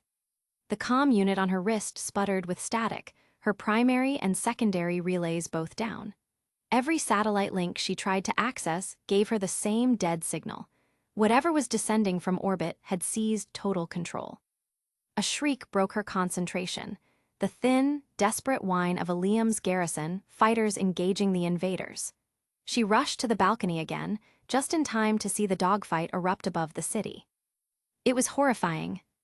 The sleek Ilium fighters darted like minnows around the descending storm of enemy fighters, thousands of them, flying in eerie, perfect formation. They came in waves, overwhelming the defenders. Bright blue energy bolts lanced out from the swarming drones, shredding Ilium's aircraft mid-maneuver. Explosions bloomed like morbid fireworks across the skyline. Down below, the ground-based AA emplacements fought back valiantly, their mass accelerator rounds roaring skyward. but they were systematically bombed to rubble by precision strikes from enemy bombers. Within minutes, the once mighty shield of Ilium's skies had been swept away. And then they landed. Massive troop transports, terrifyingly efficient, broke through the remaining defenses and deployed straight into the heart of the city. Gigantic constructs of war, dropping legions of metal monstrosities directly onto the polished streets, skipping the usual slow grind of a siege. Liara's heart pounded in her chest. Too close, they're landing too close. Her quarters rattled as one of the transports settled nearby with a low, ground-shaking boom. Dust and fractured ceiling panels rained down around her. No choice, she had to move. She grabbed her pistol, checked the energy cell, and drew on her biotics, feeling the familiar, pulsing warmth fill her limbs. Every instinct screamed at her to run, but she forced herself to move methodically, sticking to the shadows. She barely made it 2 floors down before she heard the clatter of metal feet. Droids, could they be some new type of Reaper foot soldiers? They certainly don't look geth. Small detachments, fast-moving, armed with blasters crackling with deadly energy. Their glowing optical sensors flickered as they swept corridors with mechanical precision. Priority target detected, new specimen, proceeding to capture alive. Liara gritted her teeth. She wasn't about to be captured. A squad of skeletal, humanoidish machines spotted her. One with different markings barked orders with a surprisingly whiny voice. Advance, suppress the target. Blue energy bolts screamed past her head as she dove into cover. She thrust her hand forward, slamming one of the droids into the wall with a biotic throw. Its frame crumpled with a screech of stressed metal. Another charged, and she launched a swirling biotic singularity, tearing it apart mid-stride. Target possesses anomalous powers similar to Jedi, adjusting tactics and requesting reinforcements. She panted, sweat trickling down her temples, 1 floor at a time. Keep moving. But every time she thought she had an opening, more transports landed. The pounding of mechanical boots echoed through the building's frame. Above, the whine and tremors signaled that droids were being deployed onto the rooftop as well, and they were getting smarter as gas canisters clinked across the floors. She was being surrounded. Office level, 2 minutes later. Liara kicked open a maintenance hatch and stumbled into a half-collapsed office space. Shattered desks and broken holopanels littered the floor. She crouched behind an overturned table, struggling to catch her breath. A metallic thump echoed from the ceiling vent. She glanced up, eyes wide. Droids were cutting through. From the stairwell behind her, more canister clinked as they touched on the surface. They were coming from every direction. Contact confirmed, target contained, commencing final approach. A droid reported as he entered the room slowly filling with gas. Not if I can help it. She snarled, biotic energy flaring around her hands, and she hurled the droid to pieces through a wall. The metal cover above her crashed down, 4 droids dropping around her, and a droideka rolled into the room with a mechanical hiss, not slowing down as it crushed into her, throwing Liara into the wall as she instinctively let off a bionic pulse to push it off, succeeding as the droideka was pushed backwards, deploying as its legs screeched and scraped the floor. Of course there are more types, Liara muttered grimly. The droideka's blasters roared to life, spewing a barrage of bolts. She threw up a biotic barrier just in time, the impacts slamming into her shield like hammer blows. Liara gritted her teeth, focused, and launched a concentrated warp at the droideka. The shimmering barrier flickered violently, overloaded by the kinetic and biotic force, and collapsed with a flash. Got you. She attempted to hurl a vicious biotic push toward the exposed droid. But before she could press the advantage, the droids around her leveled their weapons once the droideka was clear and spat blue-hued stun bolts. Liara barely had time to scream before another stun bolt from the bigger weapon of the droideka fired, and the impact flung her bodily into the wall behind her. Pain exploded across her spine and skull. The world tilted. Target subdued. The last thing she saw before darkness claimed her was the droideka's optics flashing a soft green in acknowledgement, and the cold, clicking march of droid feet advancing toward her crumpled form. Ilium, Outer Commercial District. Samara's POV. The city was collapsing. Samara, Justicar of the ancient Asari Code, stood at the crossroads of 2 burning avenues. her crimson and silver armor marred by soot and fresh battle damage. The skies, so often calm and filled with sleek merchant vessels, now roared with the oppressive presence of enemy war machines. The black silhouette of a massive, hovering Lucre hulk eclipsed much of the skyline, casting long, cold shadows over the burning streets. Samara's eyes were steely, unwavering. Her oath forbade fear. Her duty demanded action. Around her, a ragged group of Ilium security forces had gathered, young, terrified officers, some clutching bloodied arms or limping, but alive, accompanied by a few security Loki mech. They had no leader left. She could use them. "You are not alone," Samara said, voice calm as the eye of a storm. "We hold this ground, no matter what comes." The officers, bolstered by her sheer presence, steeled themselves. One of them, a human, barely out of adolescence, nodded and firmed his grip on his rifle. And then they came. The first wave of enemies surged from the side streets, cold and mechanical, moving with perfect, remorseless synchronization. B-1 series battle droids, hundreds of them, their blasters blazing without pause. Target acquisition in progress. Priority, subdue enemy forces. Samara moved like a storm incarnate. Her biotics flared in brilliant blue arcs as she lifted two droids simultaneously, crushing their frames midair. With her free hand, she unleashed pinpoint pistol shots into advancing enemy lines, felling another trio of machines. Behind her, the Ilium guards opened fire, wild, desperate volleys trying to stave off the tide. For a moment they held. For a moment hope flickered. Until the droidecas rolled in.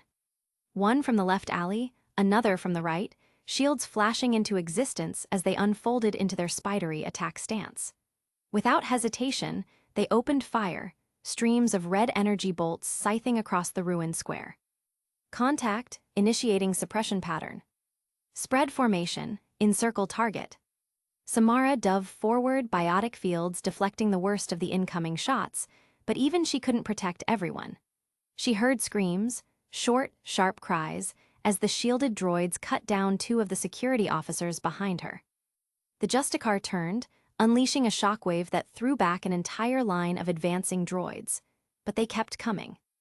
And now, the air above them screeched as a low-flying droid gunship swooped overhead.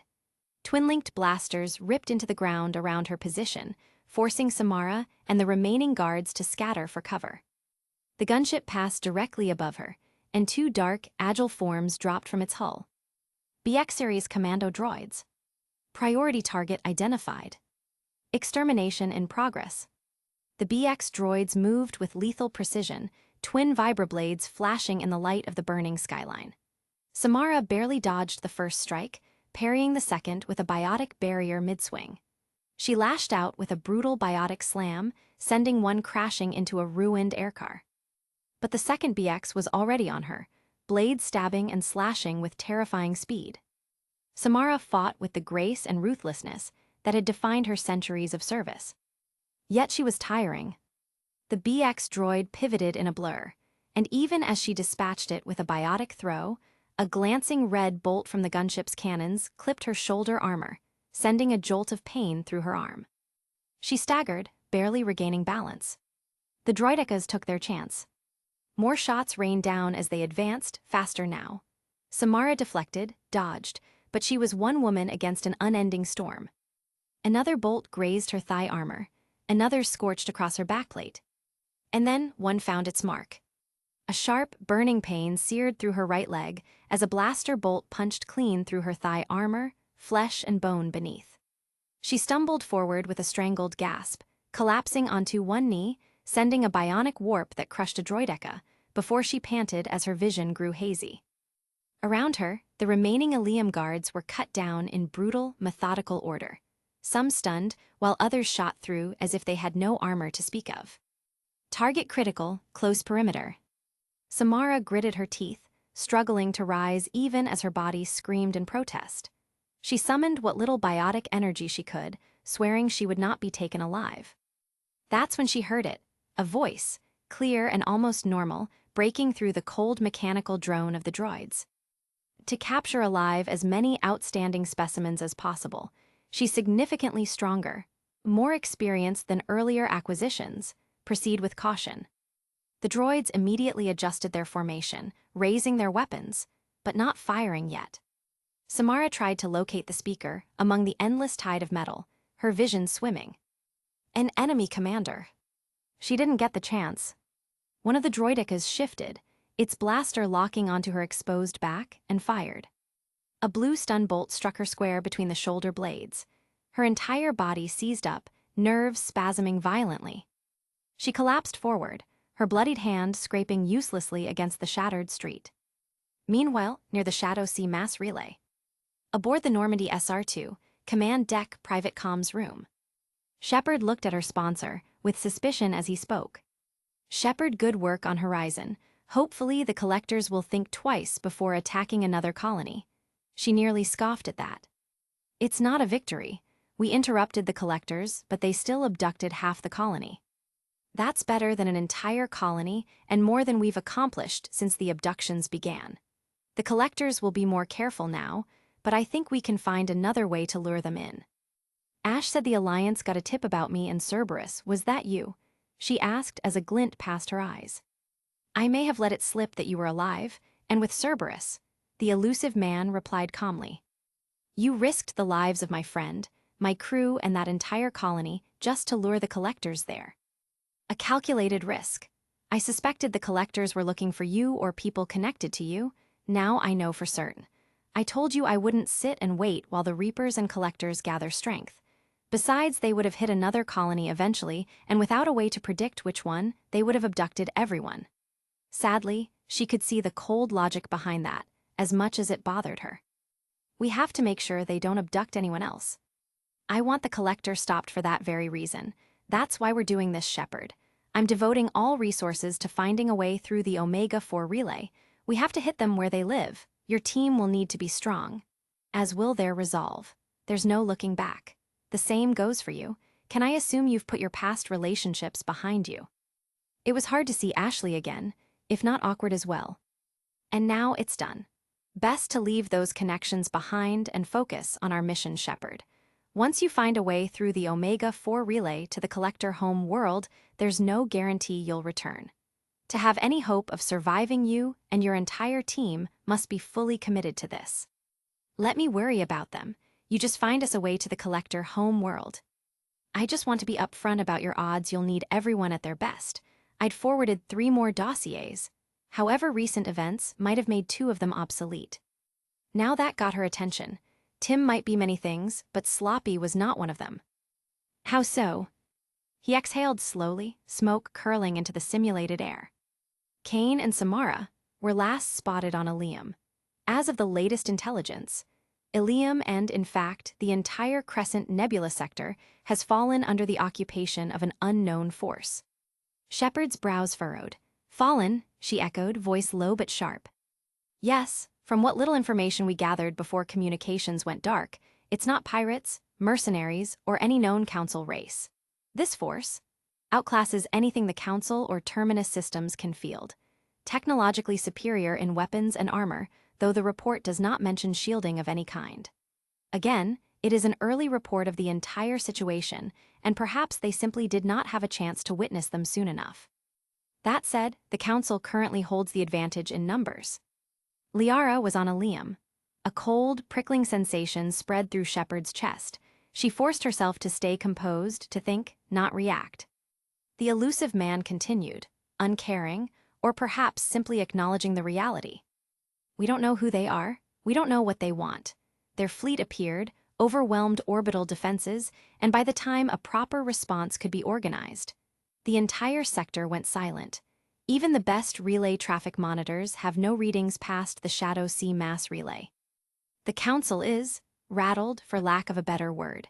They're preparing a diplomatic delegation while simultaneously locking down the neighboring relays, heavily fortifying them to prevent any spillover. Standard protocol for first contact with a potential threat.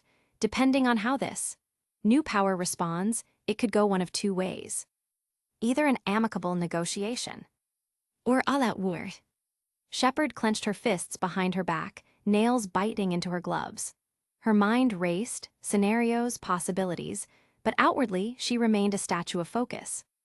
The elusive man narrowed his eyes slightly. sensing the tension in the air between them. Normally, Shepard, I would insist you be present for first contact. Your unique approach to diplomacy has, in the past, turned potential catastrophes into opportunities. But this, it's simply too volatile. I won't send my best asset charging into a situation where a stray word or gesture could ignite a sector-wide, no, quite probably galaxy-wide conflict. Not when we have others ready to test the waters. However, if there's even a sliver of opportunity, if there's any sign these newcomers are capable of reasoned negotiation, I want you ready to exploit it. Even if they are bloodthirsty maniacs, if there's any possibility of at least mutual understanding, I want you to be first through the door, before they follow into the steps of the council and disregard your warnings. We'll have the chance. We both know how diplomacy can take time, especially with the council at the helm. Shepard's jaw tightened. Liara, trapped behind enemy lines. Samara and Kane, her hires were possibly prisoners or worse. And an entire sector hanging on a knife's edge. Yet there was opportunity here too. She forced herself to see it, the bigger picture. If this new civilization was truly as powerful as the early reports suggested, and if they could be made to see the threat the Reapers posed. One more ear that wouldn't dismiss her warnings out of hand. She exhaled slowly, grounding herself. Understood, I'll keep building the team, and if the situation stabilizes. She allowed a faint, dangerous smile to touch her lips. I'll be ready to make contact. The elusive man smiled thinly, tapping his ash into the unseen tray by his side. That's what I'm counting on. The transmission ended, the hologram dissolving into static. Shepard remained alone in the dim chamber, staring into the empty air where the elusive man had been. Her reflection ghosted faintly against the black surface of the room's monitors. For a long moment, she stood there breathing evenly, fists still clenched. Then, turning sharply on her heel, she left the comms room, her footsteps heavy with purpose. There was work to be done. Chapter 86, Tactical Analysis. Fleet Coordination Center, Command Briefing Chamber. The polished black floors and high arching walls of the Sovereign Might's command center gleamed under clinical white light. Around the massive holotable stood an assembly of the Empire's finest. Imperial knights in their stark battle armor, clone naval officers clad in crisp, dark uniforms, and tactical droids bearing the insignia of their respective divisions. At the center, projected in a pristine crimson hologram, the Red Queen herself rotated slowly above the table, a regal simulacrum of cold intelligence and force-born will. The air was thick with tension and focus. The Red Queen's synthetic, yet elegant voice echoed clearly across the chamber. Debriefing, subject, local faster-than-light methodologies. With a flicker, the hologram shifted. A detailed rendering of a Mass Effect drive core appeared, alongside streams of alien script, blueprints, and data flow charts translated into Aurebesh. Primary method of superluminal travel. Drive cores. Drive cores operate by channeling electrical currents through element zero nodules, a local tactical resource producing mass effect fields that artificially reduce a vessel's mass to near zero, allowing for velocities surpassing light speed without significant spacetime distortion. Travel efficiency, approximately 12 light-years per standard local cycle, day, assuming optimal drive conditions. Incomplete bypass of spacetime curvature is notable. No significant time dilation effects. The Red Queen's crimson visage sharpened slightly, her tone carrying the edge of a smirk. Inherent weakness, FTL safety protocols embedded at a foundational level. Drive cores will refuse to initiate jump sequences if a significant mass is detected in their vector path. This cannot be overridden without catastrophic drive failure. At this, murmurs spread across the gathering. Clone officers exchanged glances, tactical droids recorded the revelation, and the Imperial Knights listened, silent but attentive. Commander Rahl, a grizzled, scarred clone veteran with a deep voice, stepped forward. So they can't jump if we block their vectors. Correct, the Red Queen answered immediately. Their movement between systems is predictable. They require clear line of sight through established mass relays or traditional FTL lanes when crossing interstellar voids. Thus, the hologram expanded, displaying the Crescent Nebula's star chart. Each mass relay blinked like a lighthouse beacon. Clear paths, with only one entry-exit point into each system, glowed in cold blue. Control of mass relays equals control of system-level access for both primary and secondary relays. And bottlenecks them into choke points, observed one of the tactical droids with dry mechanical voice. The Red Queen tilted her head slightly, acknowledging. Precisely. Soar's Bandim stepped forward. His armor was slick with the black and silver gleam of the Imperial Knights. Not a speck of dirt, not a moment of doubt. He placed his gauntleted hands onto the holodable, his voice cutting like a vibroblade. Their dependence on a medium, such as the relays, makes them inherently vulnerable. Forces them to use the relays, and we can predict, trap, and eliminate any incoming forces or deny them access outright before they leave the starting relay. The Red Queen nodded almost approvingly. Tactical Overseer K-47, the highest-ranking super tactical droid, spoke next. Recommendations: mine the relay exit vectors as first engagement measure. Establish interdiction fields to block any attempt at FTL from Council races. Permanent garrison fleets stationed at relay coordinates to ensure compliance and interdiction of enemy movements. Further recommendations depend on. Soars turned his helm slightly to glance toward the Red Queen, asking the rather general question everyone else had been wondering. And if the Council forces attempt bypass through conventional FTL? Their FTL limitations are severe, she responded smoothly. Crossing the interstellar void without a relay would result in multi-year to hundreds of years of voyages. Logistically impractical, tactically foolish. The holoprojection shifted again.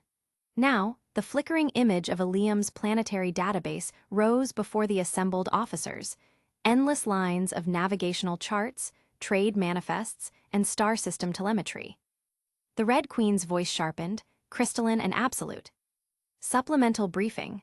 Subject: navigational exploitation of local sector. Based on the databases secured during the occupation of Liam, we now possess comprehensive mappings of the major public travel and trade routes. These routes serve as the safe, hyperlanes of this galaxy. Secondary and tertiary routes, while existing in fragments within local databases, will require active probing and on-site verification. A new projection unfolded: the Sun Razor, an immense network of dagger-shaped installations under construction within the Sun's orbit. Panels of armor plating still floated into place, clamped by magnetic tugships, while enormous arrays extended from its flanks. The Sun Razor will reach full operational capacity within 48 galactic standard hours. Upon activation, the deep space hyperspace scanners will secure secondary and tertiary transit corridors to neighboring systems. This will provide us unmatched freedom of movement within the Crescent Nebula's neighboring systems. The image zoomed out. The mass relay blinked like an ominous blue beacon at the nebula's edge. The Red Queen turned her avatar slightly to regard the Knights. Further logistical measures. One Lucre Hulk-class supercarrier shall be reassigned and refitted into an orbital manufacturer adjacent to the Sun Razor. Its primary functions will include automated probe production, resource extraction command, and fleet replenishment. The planets of the local system flared red one by one on the map. Systematic planetary scans and exploitation will commence immediately. Mining and resource harvest priority directives have been uploaded. Once a sufficient probe fleet is established, mass deployments will be launched to chart and stabilize deep space jump lanes. Our primary strategic targets are as follows. The holographic stars of Palaven, Thesha, Earth, Surkesh, Karshan, and finally the gleaming ring of the Citadel, each pulsed into view, their coordinates locked. Palaven, the Tyrian hegemony's militaristic core. Thesha, the Asari nexus of biotic and political power. Earth, capital of the system's alliance. Surkesh, Salarian scientific nexus. Karshan, the heart of Batarian operations. And finally, the Citadel itself, their diplomatic and logistical nerve center. Soar's Bandim's fingers drummed lightly on the console at this. His purple eyes gleamed dangerously beneath his helmet. Others, clones and knights alike, straightened in anticipation. The Red Queen's tone softened, her voice rapping the room like a teacher, addressing attentive students. Each of you must remember, this expedition is more than conquest, it is a trial. A test of all our abilities: strategic, technological, logistical, and martial. A learning opportunity to forge our expansionary doctrine for future campaigns beyond the Empire's current frontiers. The hologram shifted again, to an image of a battered and disabled Loki mech captured on Ilium. Combat data from the local forces has proven highly valuable. The combat algorithms of the Loki mechs have been decrypted, reverse-engineered, and are ready for integration into our tactical droid matrix. Projected benefits: a reduction in baseline droid attrition rates by 70%, an operational effectiveness increase by 225%, conditional on maintaining their limited but independent thought process. A low whistle came from one of the clone officers. Tactical droids, with their emotionless precision, simply updated their internal operational templates. Meanwhile, most common mass accelerator weaponry has been deemed ineffective, though higher caliber or more rapid-firing versions are able to do. Finally, the Red Queen's avatar gestured gracefully to a final projection, the imposing form of a captured Emir-class heavy mech, standing restrained in a magnetic stasis field. Additionally, a Emir-class combat mech has been secured. However, further testing is underway. Due to the experimental status of the Empire's own Dreadnought-class mechanized units, no authority has yet been granted for full integration or reverse adaptation. Further reports will be issued pending Research Council authorization. The Red Queen turned slowly to survey the chamber, her cold crimson eyes meeting every officer, knight, and droid unit present. We shall proceed with caution, with discipline, with relentless focus, for the God Emperor. For the God Emperor, a chorus responded, a mix of mechanical and human voices. This mandatory briefing has reached its conclusion. As the Red Queen finished, she nodded to Soars as she retreated to her role of support and monitoring.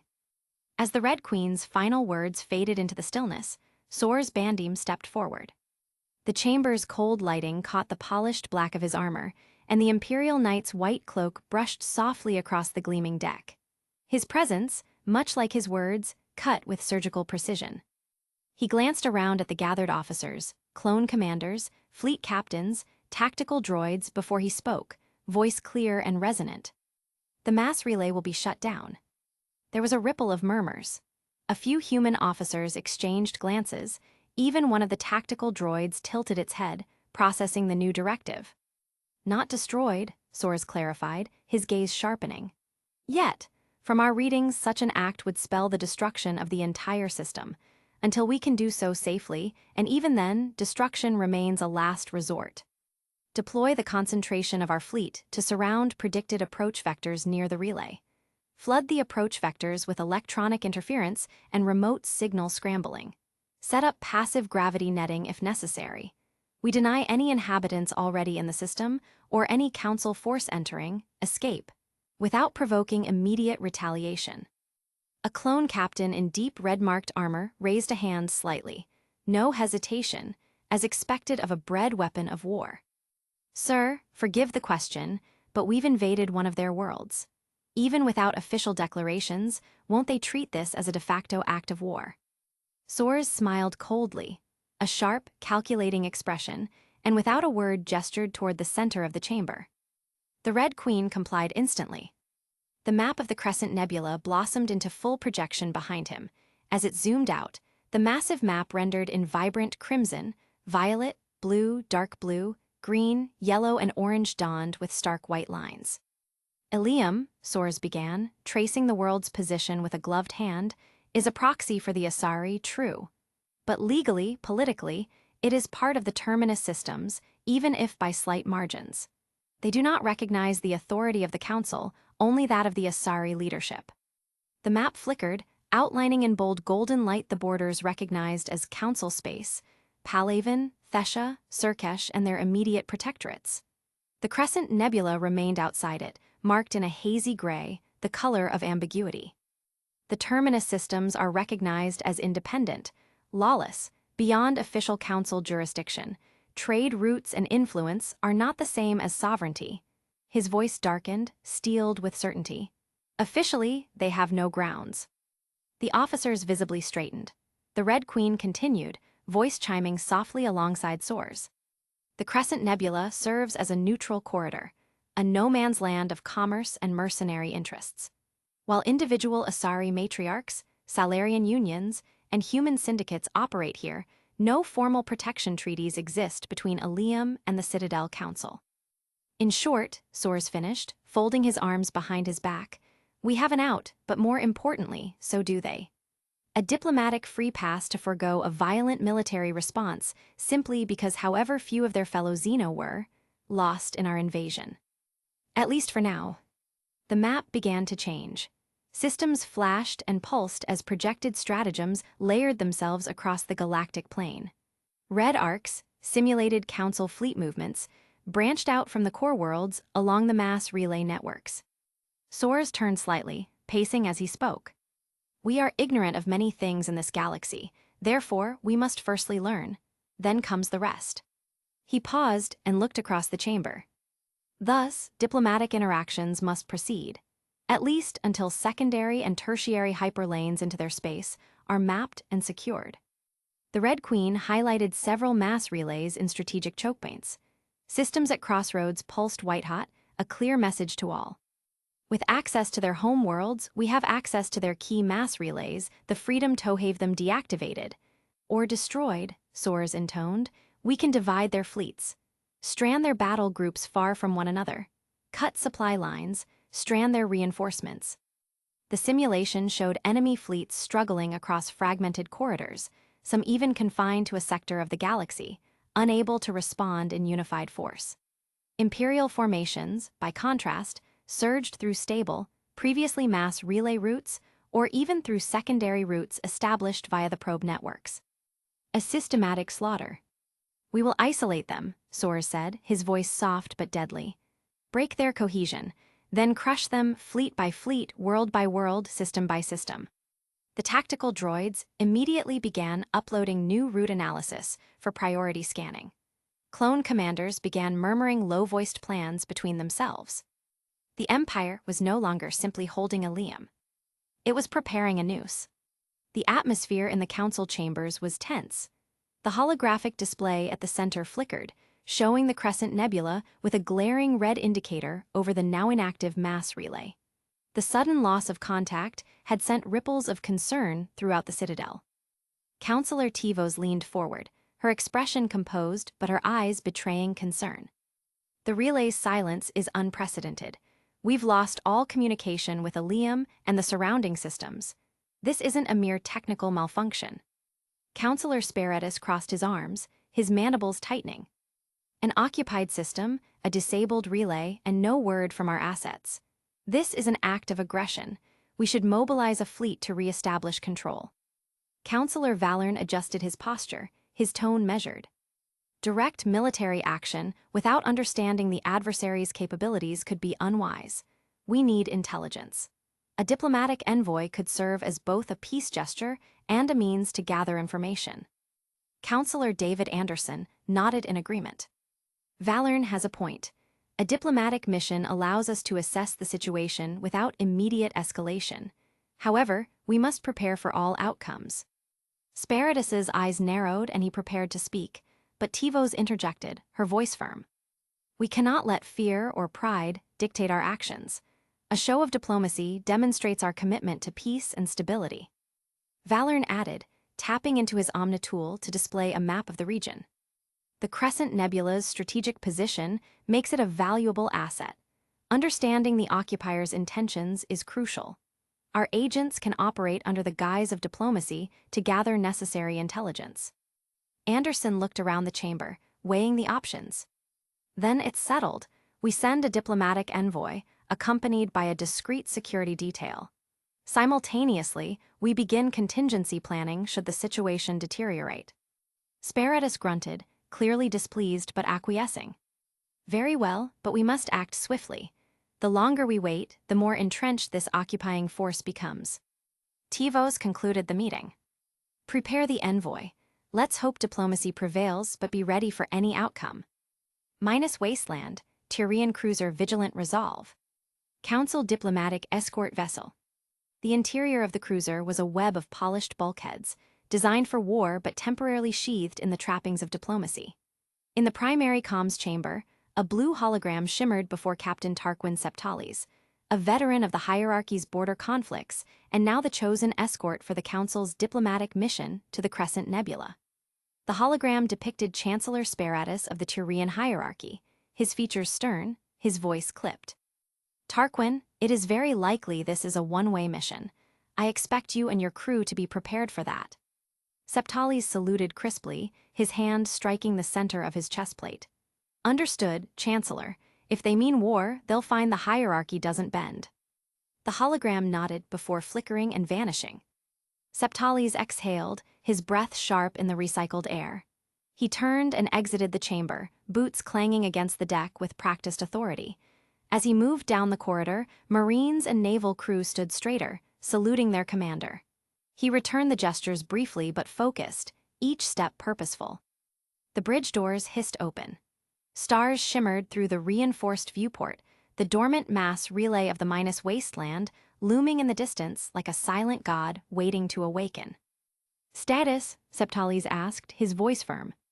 Drive core priming, Captain, the helmsman reported. Council envoys have completed briefings and are ready for transfer. Excellent, estimated time for jump. 8 minutes to clearance window.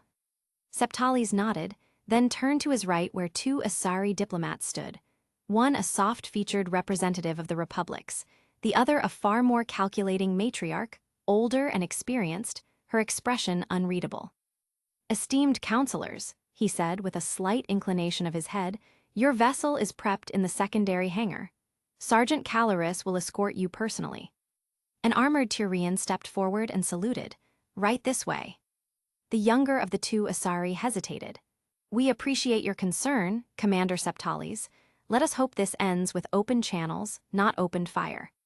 The Asari departed, flanked by two Marines and the sergeant, disappearing into the corridor. Septales returned to the command dais and faced the viewport. Take us into position, he ordered. Notify the relay control, we're ready to depart. The Vigilant Resolve's engines rumbled to life, humming with restrained power. Alongside her, a pair of frigates adjusted formation, silently escorting the diplomatic vessel towards the relay. The ship began its slow, reverent glide toward the relay, and as it approached, the escorts held back. Control has cleared us. Countdown to transit, 30 seconds. On the main screen, the relay's core began to swirl with energy, crackling lightning, rippling across the ancient mass accelerator arms. Bridge crew stood at attention. The helmsman, the comms officer, the tactical supervisor all watched the storm of physics and power ahead. The unknown waited, cloaked in silence.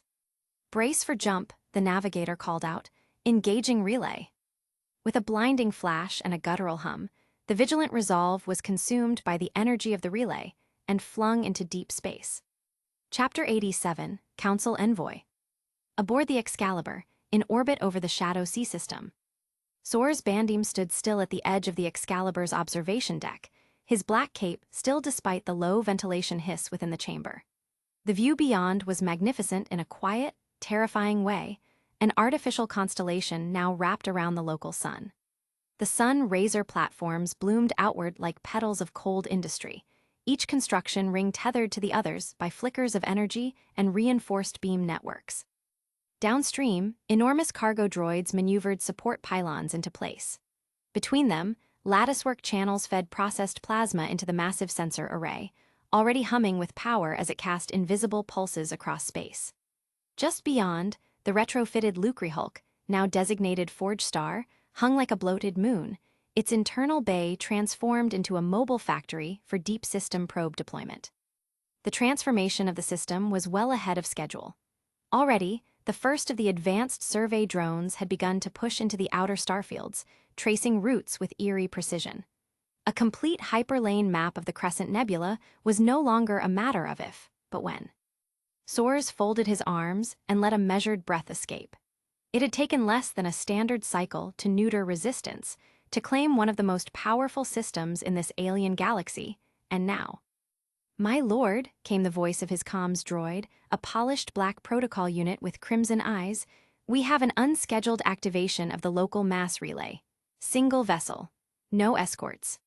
Soares didn't flinch. Scan signature. Drive core configuration is Council standard. Design aligns with Tyrian warship architecture. Cruiser class, one of the heavier variants. No combat escort, likely diplomatic. Of course, the Council's response, predictable. Soares turned slowly, eyes gleaming with dark amusement. Open a channel, let's welcome our guests. Council POV. Aboard the Vigilant Resolve, minutes after arrival in the Crescent Nebula. The stars shifted as they always did during relay travel, violently and without warning. The mass relay spat them out into orbit near Ilium, but the scene that met them was nothing short of staggering. The tactical screens filled with readings almost instantly. An overwhelming energy signature pulsed ahead, where the sun glowed far more actively than usual, wrapped in scaffolding and artificial structure. "Look at that," said the young Asari envoy, all bleeding into apprehension. It was the first time they had met a civilization that might stand at a higher level than them, even though no one was ready to proclaim this out loud. On the central display, the scanner had outlined a massive flagship. Its size was comparable, quite probably even greater, than the Destiny Ascension, and flanking it were no fewer than 7 ships the tactical officer immediately marked as dreadnoughts. A fleet this size in one place without any observable sign of smaller escort ships. It meant that this was the greeting party, the rest was already moving. Captain Tarquin Septales watched the screen in silence, his mandibles tight, arms behind his back. "Estimate of their armament?" he asked evenly. The weapons officer turned from his console, brow plates furrowed. "It's difficult to quantify. The large ship designated Capital One has at least a few dozen spinal mounts. Dozens of similar size across the hull and increased number of smaller emplacements too, and I'm picking up suspicious hollow. Wait, they're tracking us." "Confirmed," came the targeting officer. "Multiple turrets, now following our trajectory." The tension on board thickened. Septales raised his hand calmly. "No sudden movements. Comms open a hail on all channels. Broadcast diplomatic credentials." "Channel open, hailing now," the comms officer said nervously. Septales waited only a moment before issuing his next command. "Weapons officer, power down turrets. Return them to resting positions. All systems to safe mode. This is a diplomatic envoy. Let's not be remembered as the fools who jumped the gun once more." He turned to the helmsman. "Full stop. Hold position, align broadside for full visibility." A low rumble passed through the deck as the ship's thrusters fired in short, delicate bursts. Then a silence, 5 seconds, 10. Then, "Commander," the comms officer exclaimed, relief clear in his voice. "We're receiving an incoming transmission from Unknown One, main channel." Every officer on the bridge snapped to attention. A diplomatic channel was not just a formality anymore, it was survival. Septales gave a curt nod. "Patch it through to the envoy's vessel in the hangar." The holodable hummed. A crimson-tinged hologram crackled into view, forming the shape of a tall humanoid figure draped in black, a mask covering their face.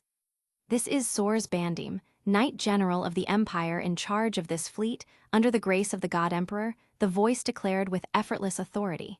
"You have entered sovereign space under our stewardship. Your arrival is expected. State your purpose." Behind him, the image flickered to show a live render of the system, a visual feed likely taken from a long-range sensor drone. Vigilant Resolve was but a speck among the Imperial fleet, dwarfed entirely by the sheer mass of the warships surrounding the area. The turrets visibly rotated in sync on the projection, not threatening, but never idle. "I will grant you safe conduct for as long as your purpose remains diplomatic. Any deviation from that, and our response will be decisive." Soares' tone didn't rise. It didn't need to. "Your turn, Tyrian of the Council races." The image froze, awaiting a response. Septales didn't speak immediately. He studied the man's composure, then cast a glance at the Asari matriarch, who gave a slight nod. He stepped forward. "This is Captain Septales of the Council Diplomatic Envoy, requesting formal audience to establish communication between our peoples. We come in peace, and with an envoy suitable to answer and provide information on any question you might have regarding us." He turned slightly to his comms officer. "Transmit and stand by. Prison Deck 7, Section Red, Cell 3. POV, Liarity Sony. The lights in the cell never truly went out.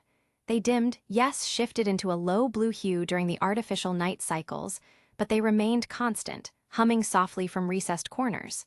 It had been days, weeks.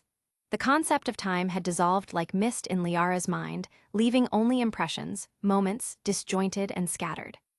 The two droids at the far end of the corridor hadn't moved in hours. Or maybe they had. Maybe she had just looked away. Liara sat on the edge of the narrow cot, her hands curled into her lap, eyes fixed on the opposite wall. She blinked slowly, too slowly, and frowned. There were marks on the wall again. She didn't remember putting them there, not exactly. Her pulse quickened as she leaned forward. It wasn't gibberish, was it? The symbols were ordered, elegant, even, geometric and precise, like circuits within circuits forming repeating patterns. Some had begun spiraling outward from a central glyph. It resembled a stylized eye. A V, perhaps, but elongated with curling lines emerging from its base. Symbol 305, symbol 305, symbol 305. She'd drawn it before, somewhere, perhaps in a dream. No, too vivid for that. She stared at it and something moved in the back of her thoughts. Not physically, just a shifting, like ideas sliding over one another. Something alien brushing her mind like silk, thoughts that weren't hers. You are special, you are different, you deserve the truth. The whisper was not from the walls, it wasn't even a sound, more like a breath pressed into her awareness. A presence. She felt it, looming behind the bulkheads, never entering, never crossing the threshold, but always there. Watching, listening, waiting. And something inside her had trembled. Now, when she closed her eyes, she could still feel the gaze, like 1,000 mirrored reflections focusing inward on her soul. A presence pressed against the cage of her mind, not with force, but with curiosity, like she was a toy. A slow, methodical prodding of her being. Sometimes she found herself speaking aloud, only to realize she hadn't said anything at all, just thought she had. Sometimes she woke from her trance, blood in hand, from gashes on her own body. For where else was there to draw blood? Another symbol etched into the walls or floor. Sometimes she saw light so bright it nearly blinded her. Not real, not biotic, but flickering like tattered threads fraying from her vision.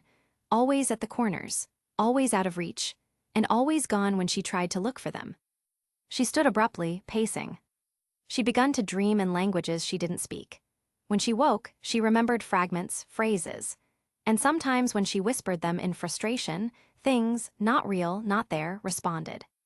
She paused by the wall again and reached out, fingertips trembling slightly as they hovered above the largest of the symbols she had drawn. Symbol 305, symbol 305, symbol 305. It pulsed once, just faintly, not visually but deep in her bones. Flesh is the lie, it will betray you, an ethereal scream echoed in her mind. Her breath caught. She was now laying on the floor, on a diagram of unknown formulas, calculations she didn't write, but could somehow read.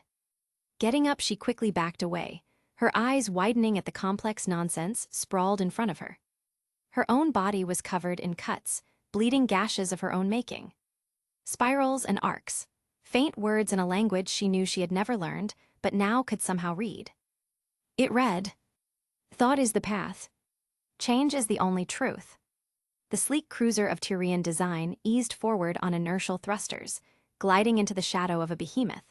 What the council crew first took for a single warship turned out to be only the central spine of a far larger, terrifying formation. Pristine white vessels flanked the dreadnought, each shaped with unsettling symmetry, marked by elongated V, or rather more dagger-shaped hulls, and a kind of clinical, reflective polish. And far ahead of them, like a pale dagger piercing the void, was the ship known only by their id as Unknown One on their own system. But their IFF was clearly returning some sort of name, in another language. It surpassed even the Destiny Ascension, not just in size, but in presence. Every meter of it was a weapon. Damnation, if the armor was half as thick as it seemed, its own body was a weapon. Fighter escorts approached in a perfect tetrahedral formation, sleek white interceptors, moving with synchronous precision. No visible pilots in all but one fighter, perhaps their leader. No comms chatter. Just tight course correction pings and vector alignment, guiding his ship like it was being ferried, not monitored, not threatened. Chaperoned. Inside the bridge, Captain Septales, the Tyrian in charge of escorting the members of the delegation, stood beside the helmsman. He crossed his arms as he watched the approach vector stabilize. The sheer size of the Excalibur forced his eyes upward every few seconds. "This is one hell of a ship," he muttered. "Disregard that, it's a damn moving fortress. Judging by the thickness of the hangar doors, it can easily take most of our armament with just paint scratched to show for it."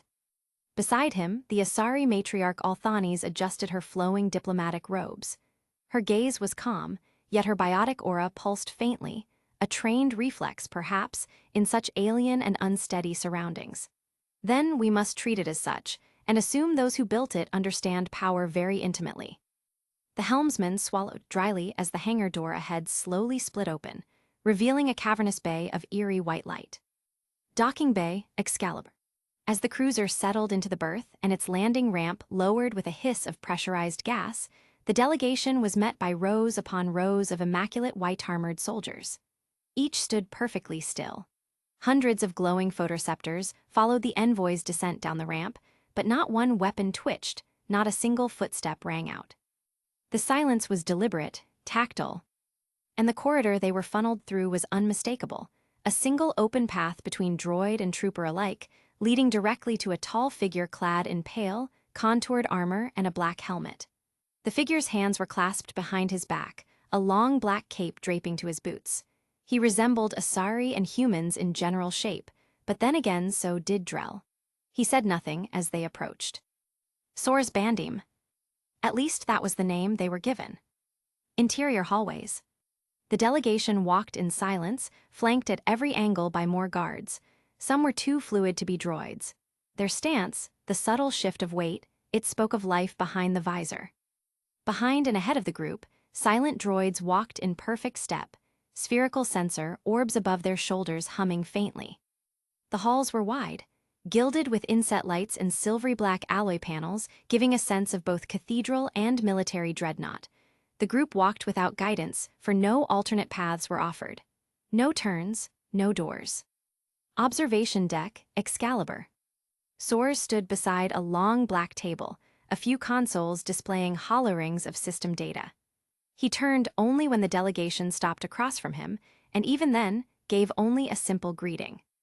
"Welcome aboard the Excalibur," he said, voice modulated through a voice changer that erased tone, youth, and warmth. "Your arrival has been rather abrupt." Matriarch Althanes stepped forward, offering a practiced bow of the head. "We come as representatives of the Citadel Council, bringing the standard necessities in the event of a first contact, medical packages, diplomatic codices, and cultural data.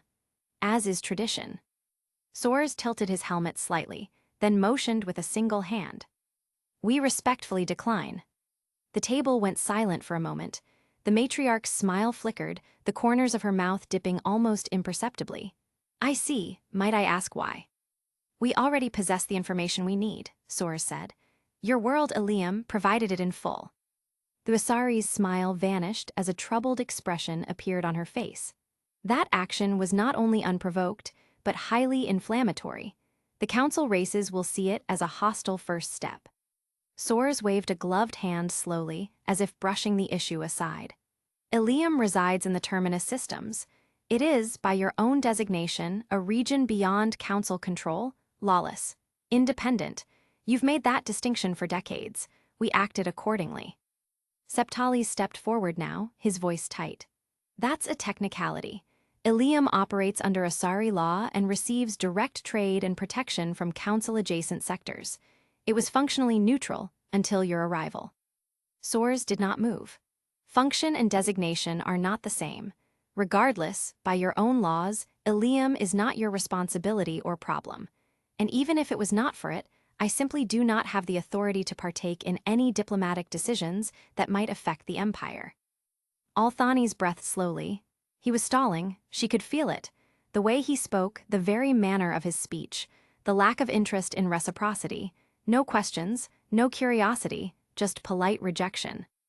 "We will entertain diplomatic presence," he said. "For now, on our terms, at least until a fitting representative of the deciding authority from the Empire arrives." The standoff had settled into something resembling conversation, even if both sides still measured each word like coin. The lighting from the observation deck cast pale reflections across the delegation's armor and robes, and the slow crawl of construction drones glinting in the sun-bathed void outside gave a strangely serene backdrop to the diplomatic chessboard being assembled.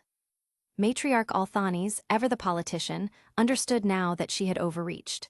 The one before her, Sors Bandim, or whatever name masked his true rank and nature, had seen through the posture and polite outrage. He hadn't rejected her gifts out of disdain. He simply did not need them. She leaned back slightly, hands now clasped neatly in front of her. "Of course," she said smoothly, "it is not worth hostilities for a world in what many would call a no-man's land. Still, surely a man in your position can appreciate the reaction. A sudden incursion, close to our borders, will raise concern, even among those who had long ignored the region." Sors nodded once, slowly.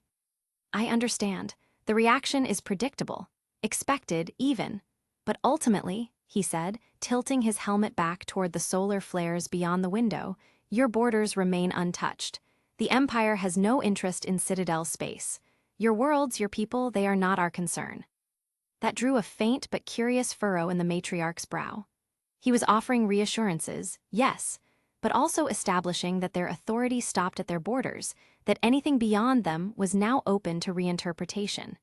It would be best to have specters already in the field keep a low profile and see what this empire was up to exactly. Were they searching for something? Numerous thoughts passed her mind before she decided she needed much more information before she could come to any conclusion, even far-fetched ones. She decided to start small. "If I may," she said calmly, "you speak of the Empire as if it is common knowledge. That implies it's not exactly a sensitive subject. May I ask you to share some of your history? I am rather curious as for how it came to be." She paused, watching his faceless helmet. Not hostile, merely weighted. Sors did not move, not at first. When he did, it was to fold his hands behind his back, posture straightening with silent pride. And then he spoke. 2,000 voices once cried out across the stars. It was divine judgment, a wake-up call. He began, voice even and modulated, yet carrying with it the gravity of a sermon, a memorial, and a challenge. Petty nations, petty ideals. A corrupted republic. Profit-seeking corporations, coalitions, and councils, each bickering over borders while their people drowned in the rot of decay. The old order had grown bloated and blind. It had lost the will to endure, let alone lead. He turned slightly, facing the viewport again. The tone had not grown louder. It hadn't needed to. There was a rhythm to the words now, a cadence that almost drew breath for the listener. He walked among the ashes of a dying galaxy. Not as a conqueror, as there was no need, he was our chosen, but as a catalyst. Worlds followed him not from fear, but faith, belief, not blind, but in what he had achieved, because they remembered what it meant to have someone who put them first. Hope. Order. One by one, the old boundaries crumbled. Bureaucrats vanished. Warlords were broken. And still he pressed forward, dragging the galaxy behind him like a shattered beast on a chain. He paused. It was not clean, it was not gentle. Unity never is. Althanes glanced sideways. It was an impressive story, but she was skeptical, as it lacked any real details. But when the smoke cleared, Sors continued, the stars stood aligned under a single name, the Empire, not built by treaties, not born in committee, but willed into existence. The Emperor took the will of the people, molded it, and from it the Empire was born. The Emperor did not merely lead us, he bound us. His will became law, and our wills, in time, became his. He looked over his shoulder now, head angled just enough to face them without offering anything readable. And when that moment came, he ascended. Althanes furrowed her brow. Ascended. Sors nodded slowly. Yes, beyond flesh, beyond time, not death, transcendence. His mind had already stretched across fleets, worlds, and species. But in that moment, his soul did the same. The Empire is not led by a mortal now. It is embodied by him, and through his imperial voice, his knights, his legions, and the Inquisition, his will continues, unbroken. The Asari opened her mouth to speak, but Sors raised one hand, not to interrupt, but to clarify. You ask how the Empire came to be. That is how. Through the fire of failure, through the ruins of its previous corruption, the cold of necessity, and the unyielding hand of a single being who would not allow decay to consume us.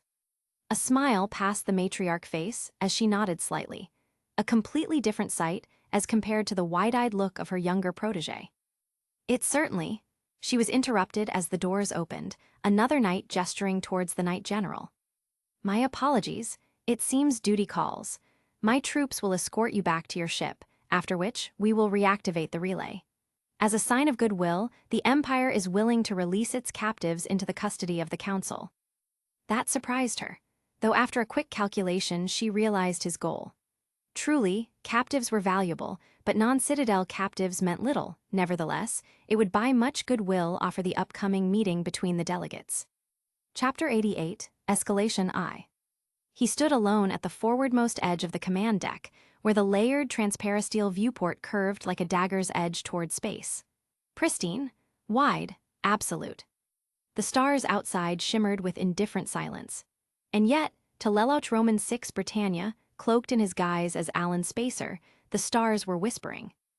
Through the force, threads of fate stretched and twisted in subtle spirals like spiderwebs in the windless dark.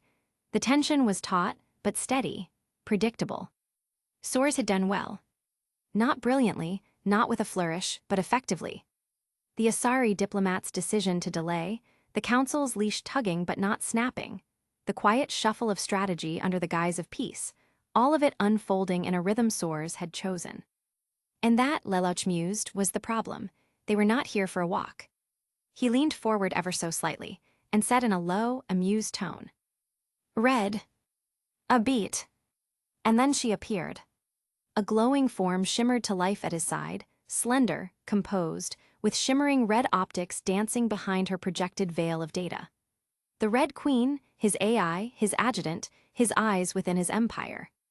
"My Emperor?" she asked smoothly, a far cry from her usual response to any interaction.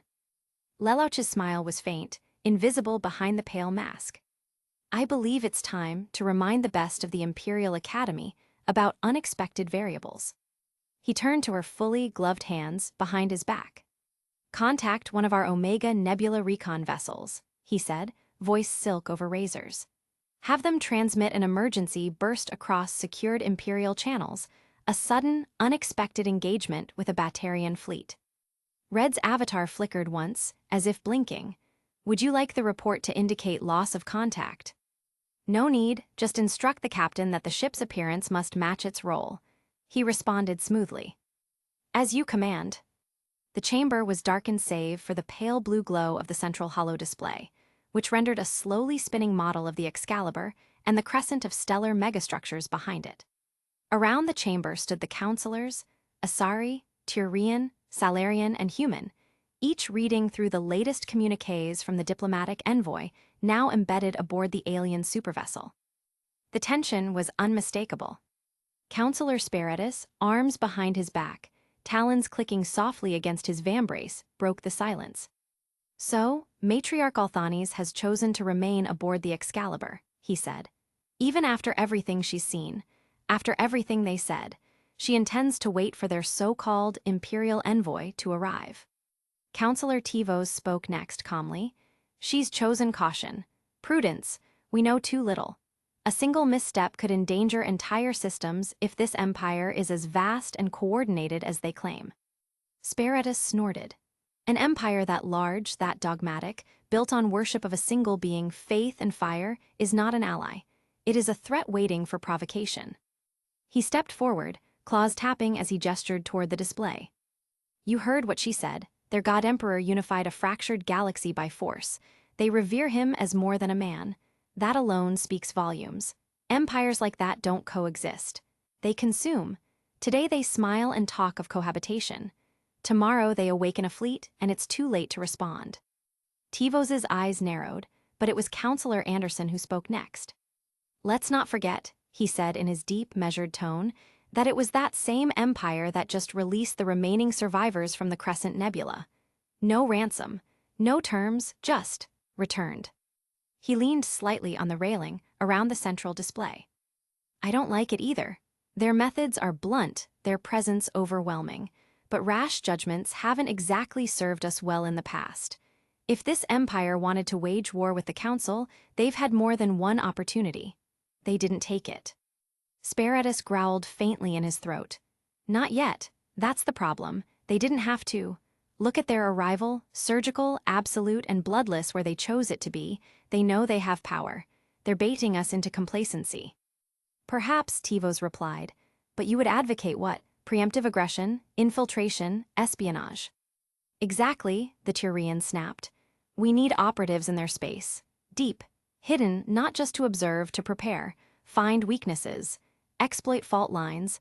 We must identify when and where to strike should it come to that. Anderson frowned. You want to wage shadow war on a civilization we've barely met? Based on what? The way they talk. We're diplomats, not inquisitors. Tivos nodded, arms crossed. You're letting your military instinct overtake reason, Sparatus. Even the Salarian Union sees merit in strategic restraint. All eyes turned to Valthes, the Salarian counselor, who stood silently beside his podium, fingers interlocked. We are monitoring the situation, he said neutrally. And I will admit, we are in the process of crafting long-term scenarios. Contingency plans should hostilities arise. But I agree with the human and Asari representatives. To strike in the shadows now, before we understand their society, structure, or even internal divisions would be premature. He adjusted his collar slightly. Besides, he added, you assume their unity is absolute. Faith-based governments often possess fault lines. We only need time and observation to find them. Sparatus's mandibles flared faintly in irritation.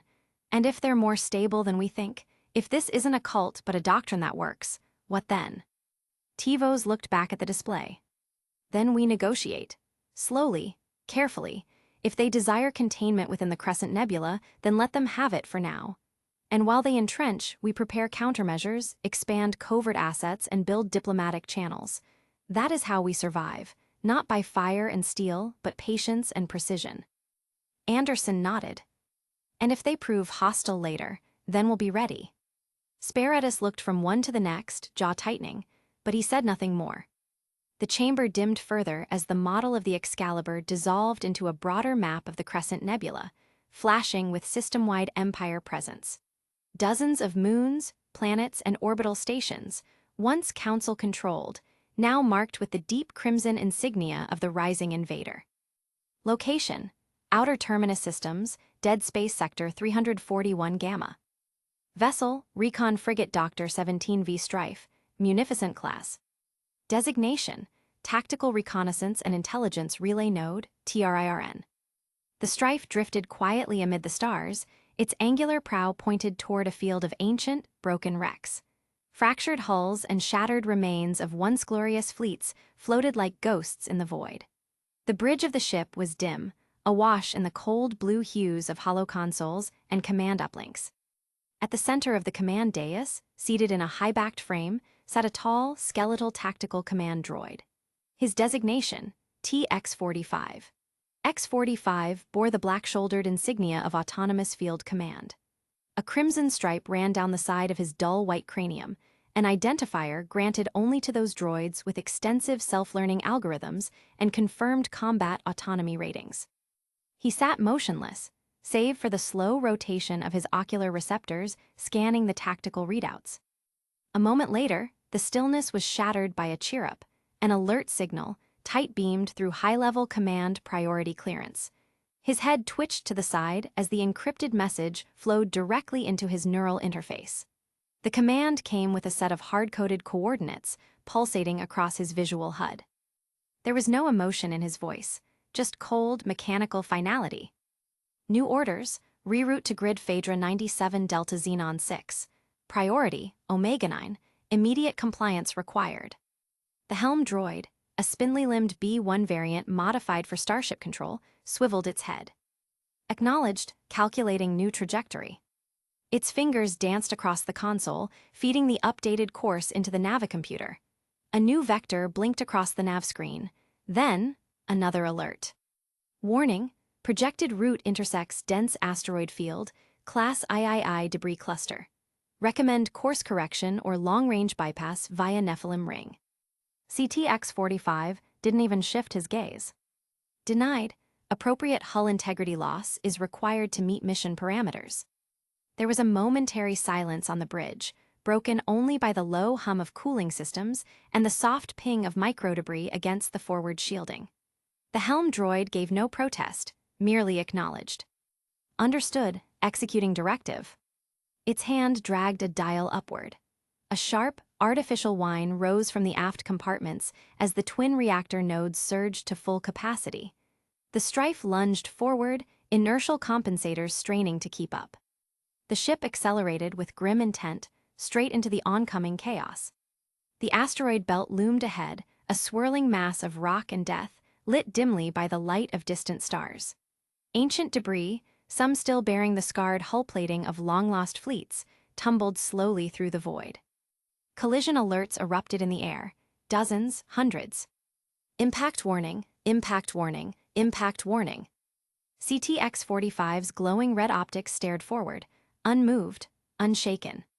The first collisions were minor, a scattering of pebble-sized chunks glancing off the outer armor. Paint scorched, shallow dents appeared across the hull. The inertial sensors spiked repeatedly as the ship's nose scraped past jagged fragments, some the size of land speeders. Then, THOOM. The Strife lurched violently, hull groaning as a boulder the size of a Corvette slammed into the portside superstructure. Armor crumpled like foil. Sparks burst from within several outer compartments. Inside a cramped secondary rapid deployment chamber, clone trooper Kess, the sole organic aboard, stumbled against a bulkhead.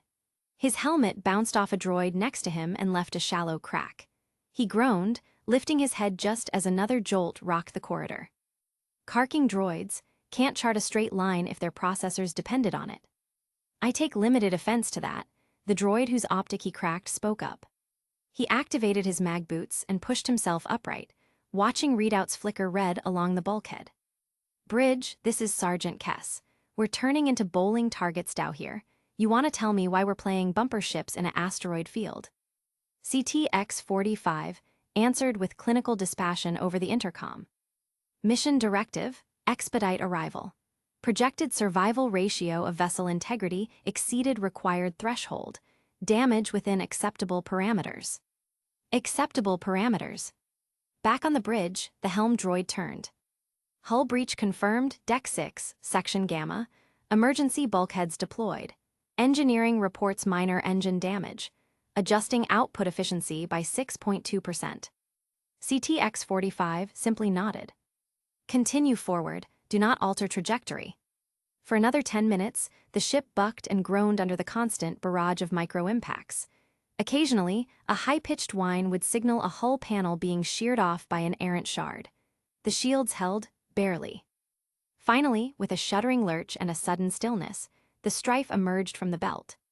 The engine hum fell to a slow murmur. The stars ahead were clear. The fractured remains of the belt twinkled behind them like silent, smoldering teeth. Inside the command deck, CTX-45 stood.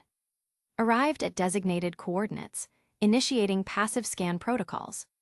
The helm droid ran diagnostics. Hull integrity at 82%, engines stable, no life-threatening system failures. All acceptable. Proceed with the prepared distress signal and transmit when ready. Behind the command dais, the emergency lights dimmed. The Strife now hung like a silent knife amid the stars, scarred, battered, but functional, waiting for what would come next. Inside his compartment, Sergeant Kess kicked off a loose panel and sat against the wall, groaning.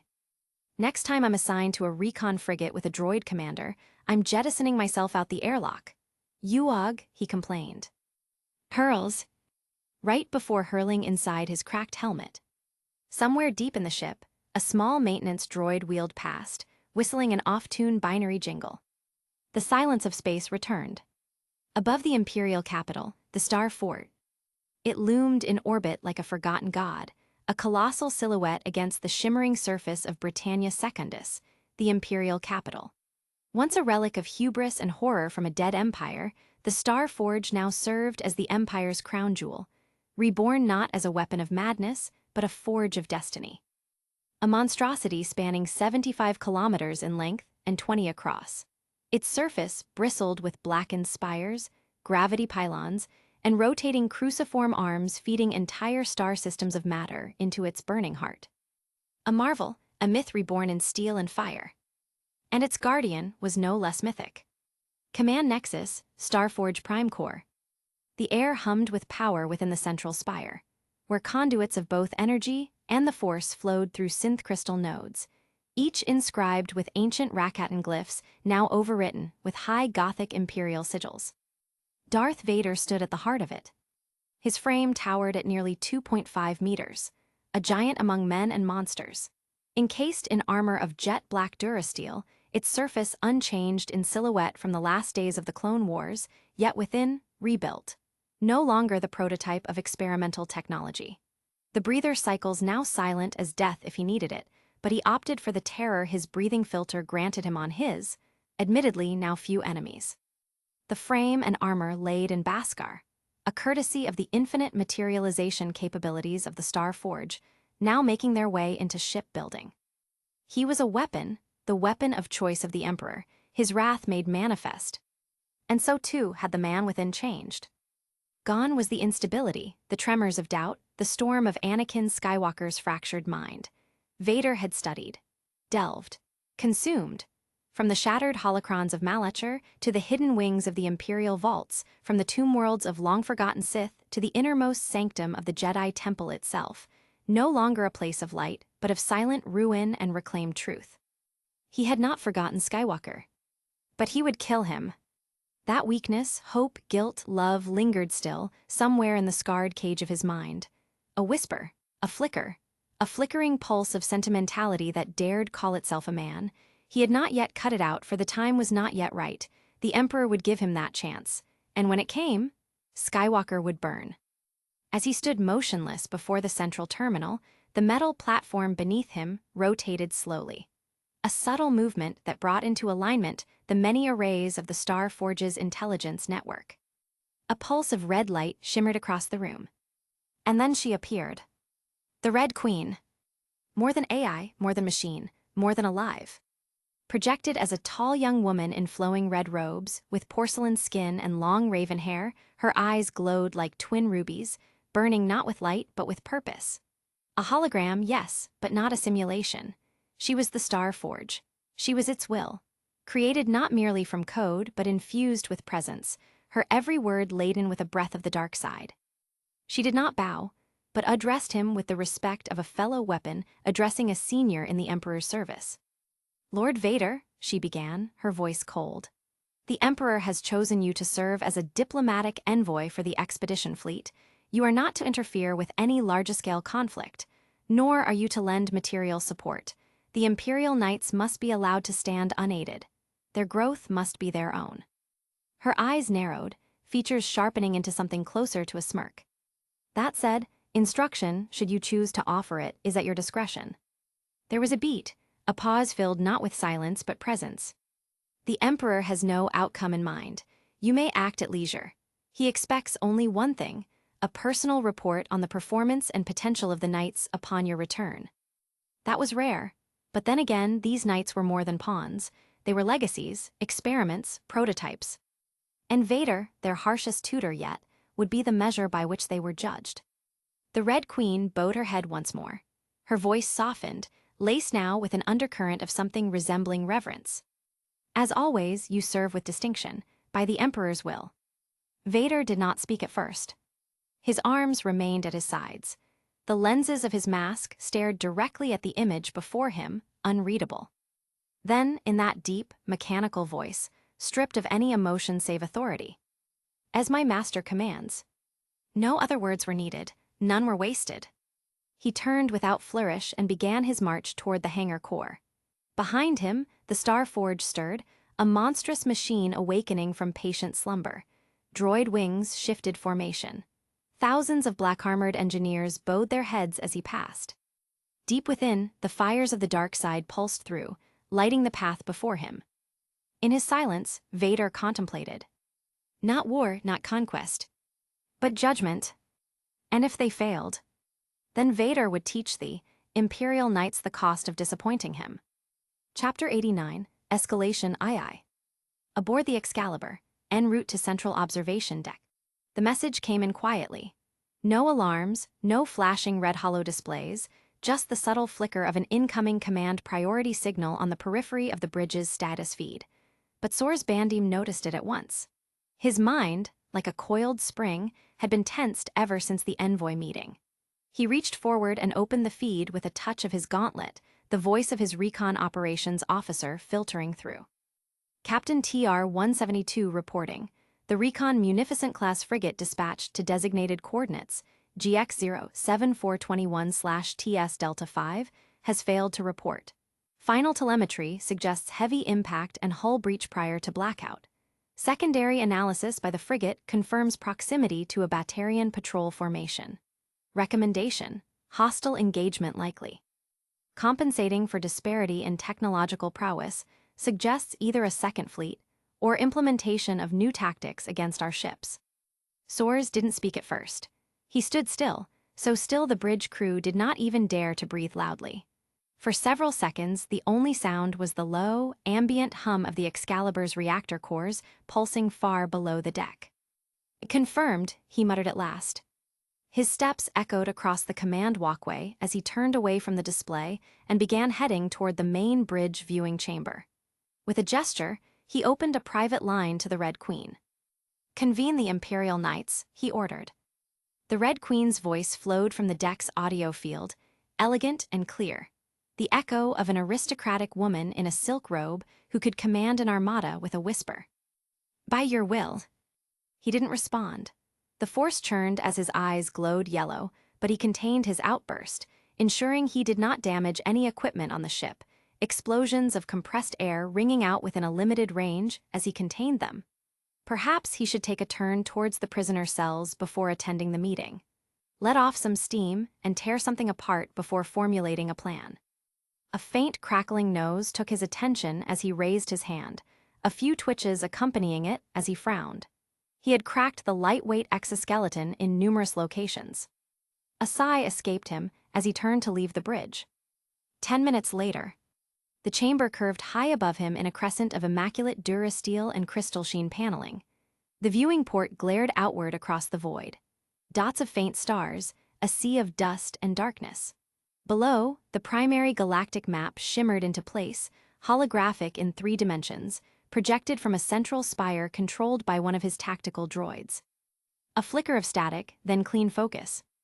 The glowing spiral of the known galaxy unraveled before them in countless strands, major hyperlanes, local system clusters, known fleets, and newly marked Empire-scanned regions. The Citadel was there, sharp and pristine, and the border territory surrounding it. The Crescent Nebula sat tagged in crimson and farther south. The Omega Nebula, thrumming faintly with coded telemetry. As the Red Queen began dispatching location orders to the incoming knights, Soars stepped forward, hands behind his back, staring into the sprawl of starlight. This was not what he had wanted, not yet.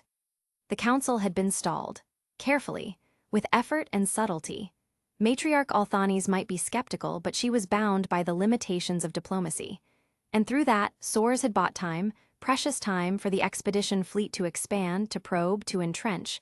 And now, a Batarian formation, a recon skirmish, a missing frigate.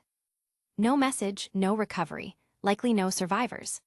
His gloved hand curled into a fist behind his back. The Batarians are entrenched within council space. Spiritus will never give them up, not without the veil of law and sovereignty to protect his pride. He could see it already, how the council would wring their hands, pretend to disapprove, but hide behind regulations and treaty designations. It would take weeks of petty negotiations, and even then, extracting the names of those responsible might not be possible, if such a route was even conceivable. It was most certainly not, though outright conflict was also not a solution. Sadly to some, this might seem as a sign of weakness, especially to a certain entitled princess. And most unfortunately, it went exactly as he predicted. A delicate hand smashed the console on the meeting room, leaving half the console destroyed and taking the poor tactical droid's hand, still connected to the console, with it. "You want to let this go?"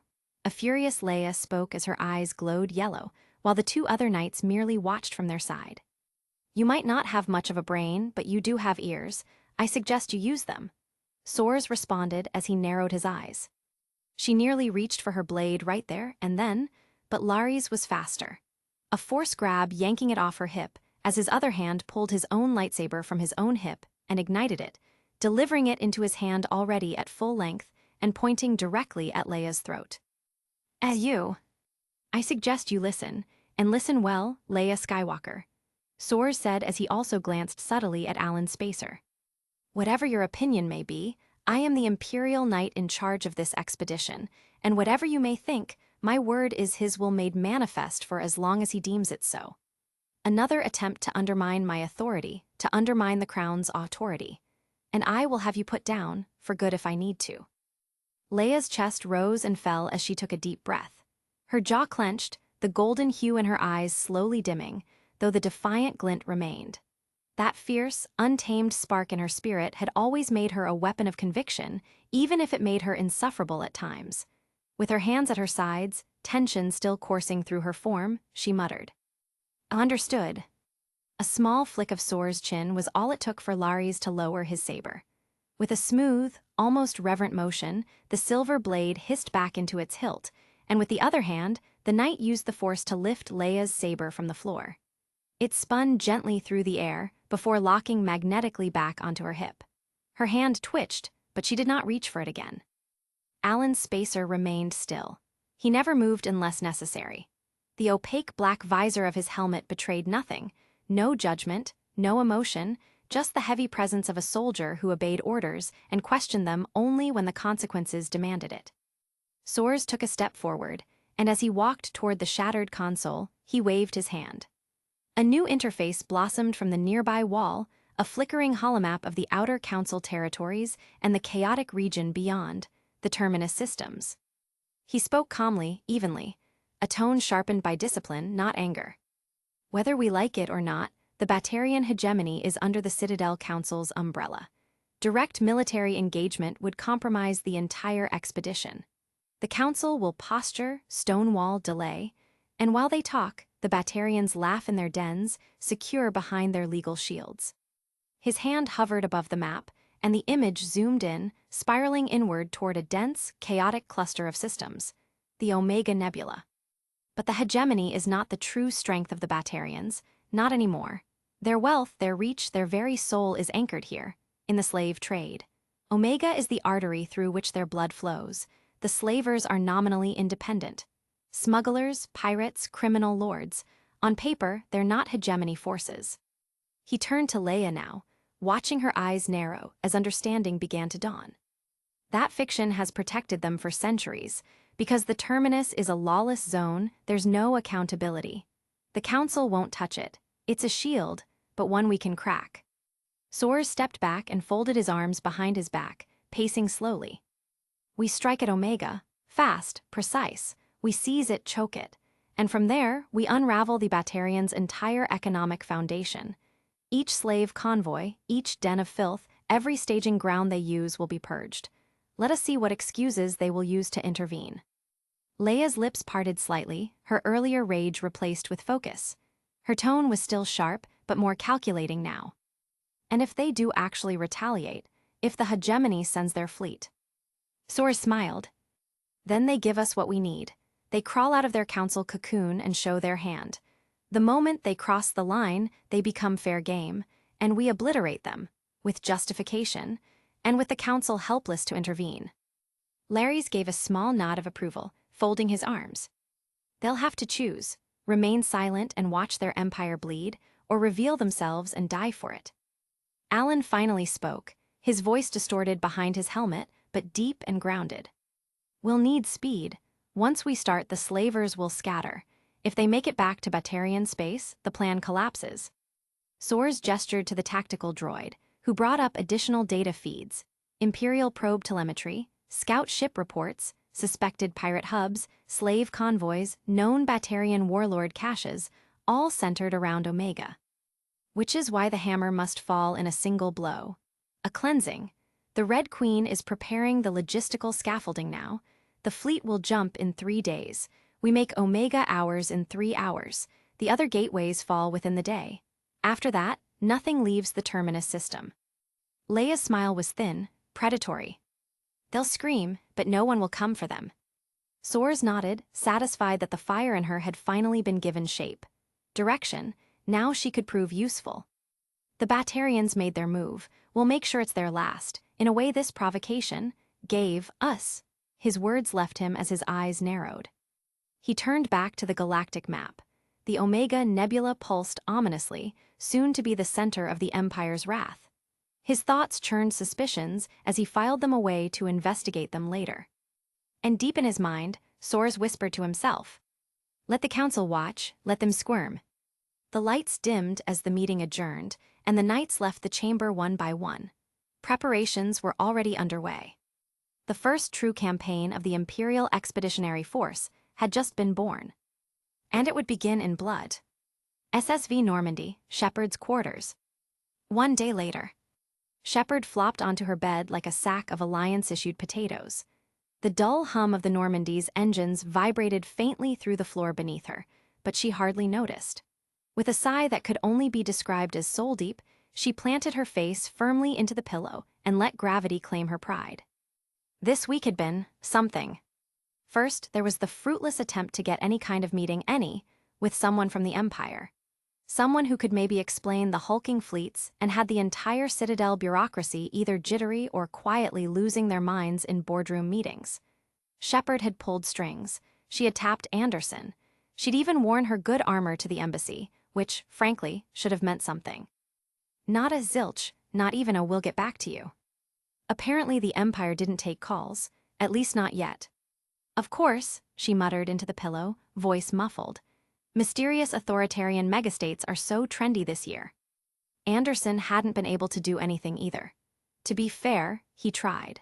But according to him, the Council themselves were still waiting to even see an envoy, and they were the ones technically in charge of the entire galactic government. To make matters worse, her street cred had apparently plummeted. She hadn't realized that being temporarily dead and then working with the technically terrorist organization known as Cerberus would turn her into the galaxy's most wanted woman. By absolutely no one. "I saved the galaxy once and I'm a hero. I die, come back, and suddenly I'm 2 steps away from being on a please report to CSEC if seen breathing poster." Apparently, being resurrected by a morally gray Black Ops human-first organization had side effects. "Terrorist? I'm not a terrorist," she grumbled to no one in particular. "I didn't blow up a moon or poison a planet. I punched a reporter once, that's it." Okay, twice, but she deserved it. Still, it stung. She didn't ask to be brought back to life with bonus space trauma. Cerberus had basically scooped up what was left of her crispy remains and said, "Hey, let's spend a few billion credits reanimating this sludge on the ground and see if she likes working for us." Like some kind of DIY necromancy project. Now she was unofficially blacklisted, unofficially famous, and very officially tired. She rolled onto her back and stared at the ceiling. Then again, it was necessary, and she didn't have much of a choice.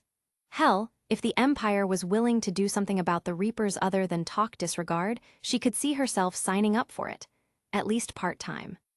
"Do they even do part-time?" she muttered. "Was there a W-2 involved, an internship? Did they hand out capes? Do I get to go on a crusade?" She stared up at the ceiling again, now imagining herself in a ridiculously dramatic red cape. A girl can dream. I could check on Jacob's derelict ship. Could be something interesting.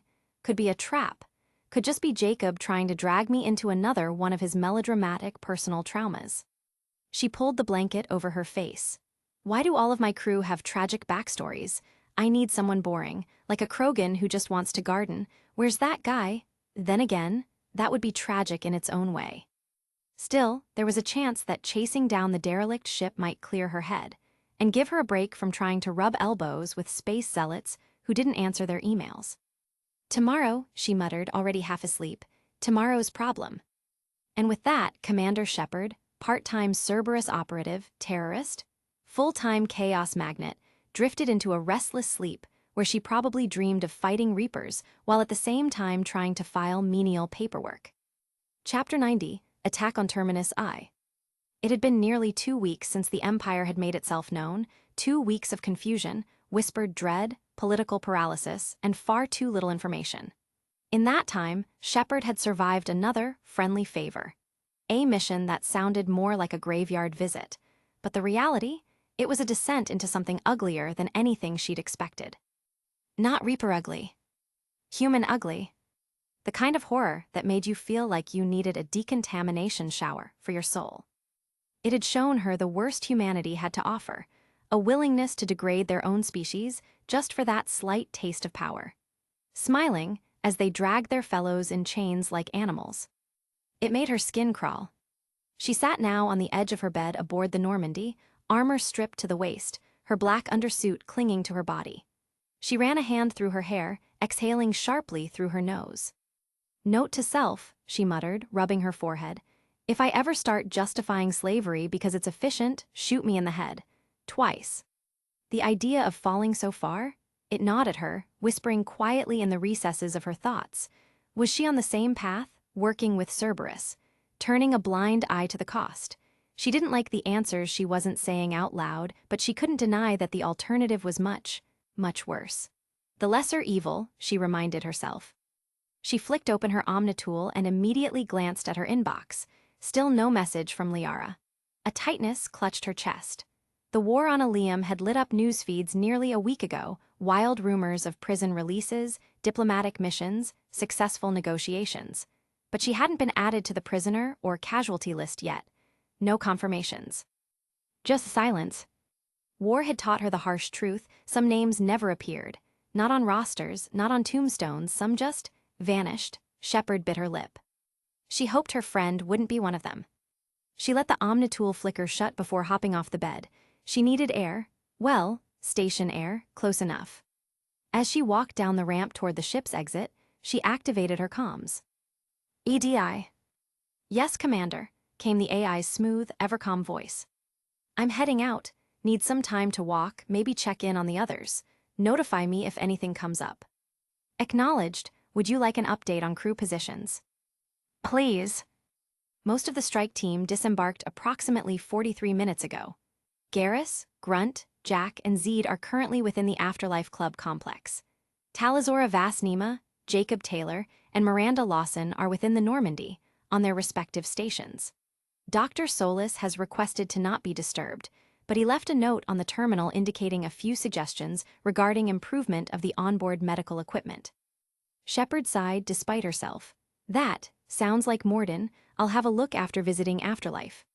The outer airlock hissed open, and Omega's stench hit her like a slap. Heat, engine grease, too many bodies, and something faintly coppery. Blood, maybe. Shepard exhaled slowly and pulled her jacket over her torso as she stepped out into the underbelly of the galaxy's most dangerous open market. The world outside was chaos, as always.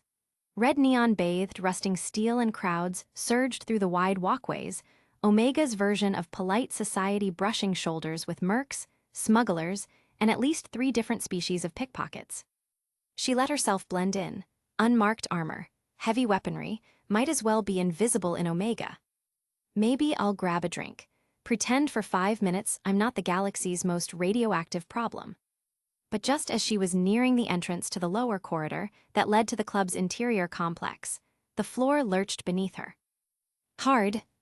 A quake-like shudder cracked the ferrocrete beneath her feet.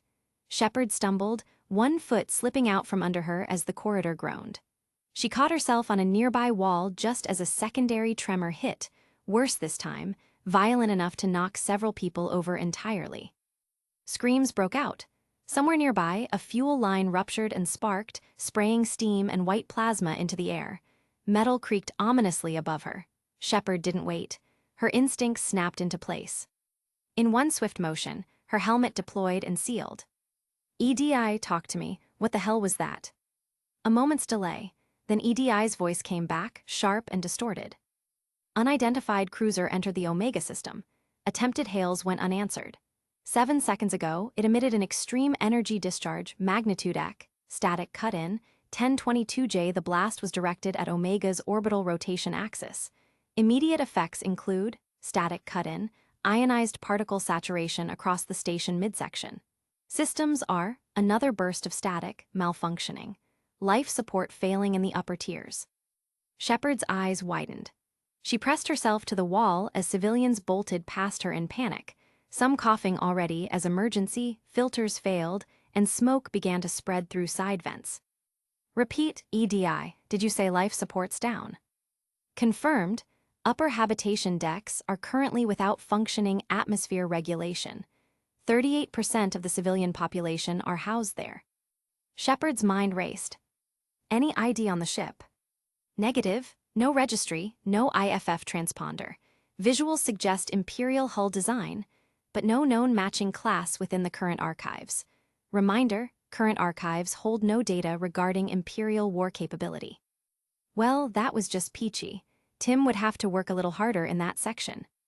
Shepard gritted her teeth, pushing off from the wall and activating her kinetic barriers. All right, change of plans. Locate GEASS and the others, have them rally in the lower promenade. I'm going in. Understood. Her eyes narrowed behind her visor as she looked down the flickering corridor toward the midsection, where the lights were already dying out. Boots pounded against the deck, Shepard weaving through panicking civilians and venting gas plumes. Omega was fast becoming a pressure cooker on the verge of detonation. Red emergency lighting bathed the corridor, flickering erratically as the station's midsection systems continued to collapse. She tapped her comms. Joker, she barked, voice sharp with urgency. Set a course, immediate retreat into council-controlled space. Avoid anything remotely Imperial flagged, confirmed or presumed. I don't want so much as an Imperial shadow near us. The response was quick, and despite the madness, dry as ever. Aye aye, Cap'n, setting course for greener pastures. Preferably ones that don't come with genocidal empires and orbital bombardments. She allowed herself a faint smirk, barely there, but didn't answer. EDI, she continued, tone shifting to command, connect me to the whole team. Boost the signal however you need. I will attempt to cut through the interference. Communications compromised but not severed, EDI replied as static flared in her helmet. One by one, the signal connected. Crackling voices began filtering in Miranda's clipped tone, Garrus's cool professionalism, Talai's mechanical echo, and others in the din. Listen up, Shepard snapped over the line. Miranda, you're on ship lockdown. I want that ship buttoned up tighter than a Krogan funeral vault. If anyone so much as sneezes near it, you shut it down. Understood, Miranda replied crisply, though there was a flicker of tension beneath her usual calm. I'll authorize full lockdown protocols. Jacob and Talai will assist. Good, EDI, try and keep the Normandy under the radar. Make us disappear from their scanners. Use everything you've got. Activating stealth profile, veil mask protocol in effect. I will mask our heat signature, warp emissions, and decouple drive identifiers. However, Commander, that will not prevent visual acquisition. The Empire's fleet will locate us given sufficient time. I know, Shepard muttered. Do it anyway. She clicked back to the team line. Garrus, move your squad to my position. Double time. I want us back on the ship before this turns into a full-blown funeral procession. Copy that, Garrus answered, voice steely. We're en route, just keep breathing until we get there. Shepard took off again, sprinting down a partially caved-in hallway, steam and fire leaking from burst conduits. The floor trembled again, whether from Omega's failing stabilizers or the sheer weight of something breaking loose.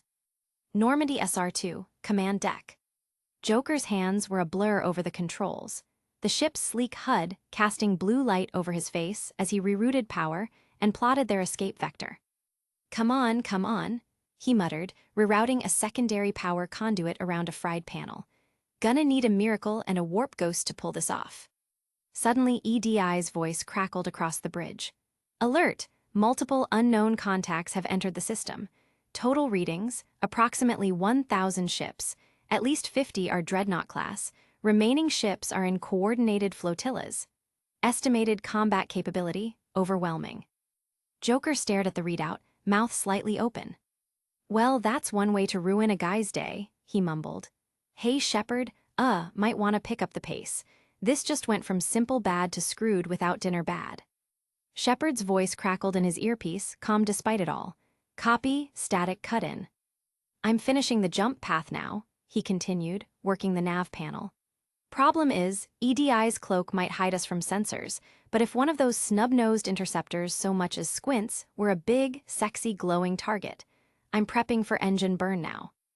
Interceptors have entered local space, EDI confirmed.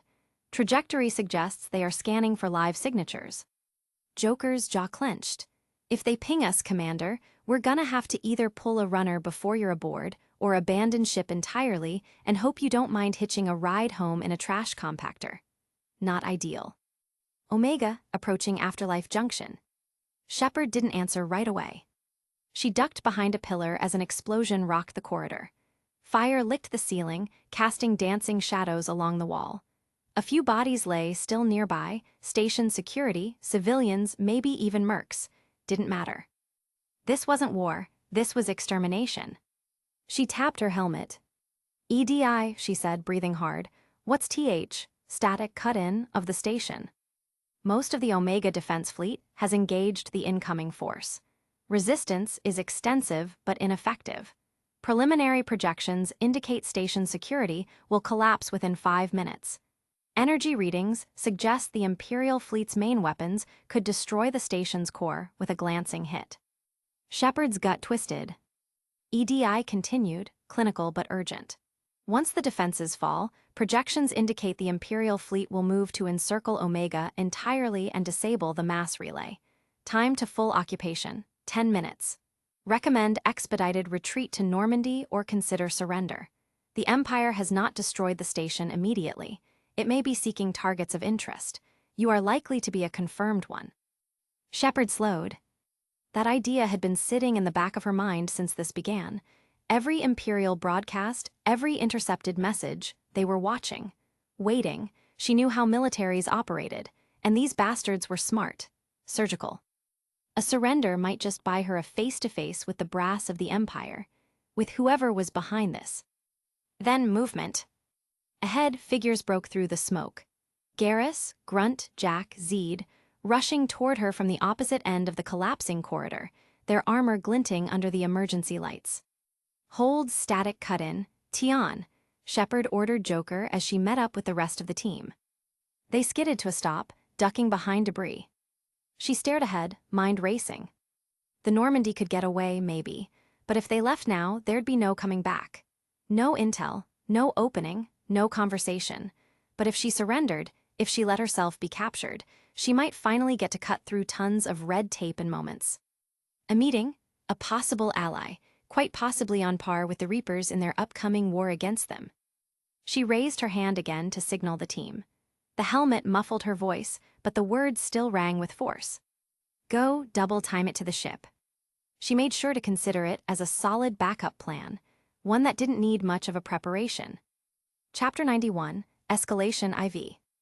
Imperial Command Bridge, Venator-class Star Destroyer Excalibur D, 5 minutes to invasion. Silence held dominion over the bridge, not out of fear, but reverence. All systems were green, engines primed for micro-jump deployment, probe droids had been recalled, and targeting solutions for the initial disabling shot against Omega Station were locked in. The first Munificent-class frigate stood ready, its ion cannon poised to fire upon jump reversion. Soar's Bandim stood alone at the observation panel, his silhouette bathed in the flickering glow of the countdown terminal. 000457. Faint beeps marking the seconds falling away like the beats of a ceremonial war drum. He was calm, prepared. Until the doors hissed open. Soars turned instinctively, hand drifting toward the saber hilt at his waist out of habit, until he saw it. No warning, no escort, no signal, just presence. Saw the following on Instagram, loved it, and edited it just a little to fit with the story. To some eyes, its heavy, clumbering frame might have looked ungainly, clumsy, even monstrous.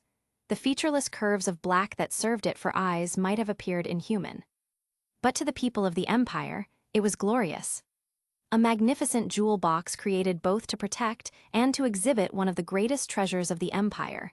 Terrifying, mesmerizing, perfect.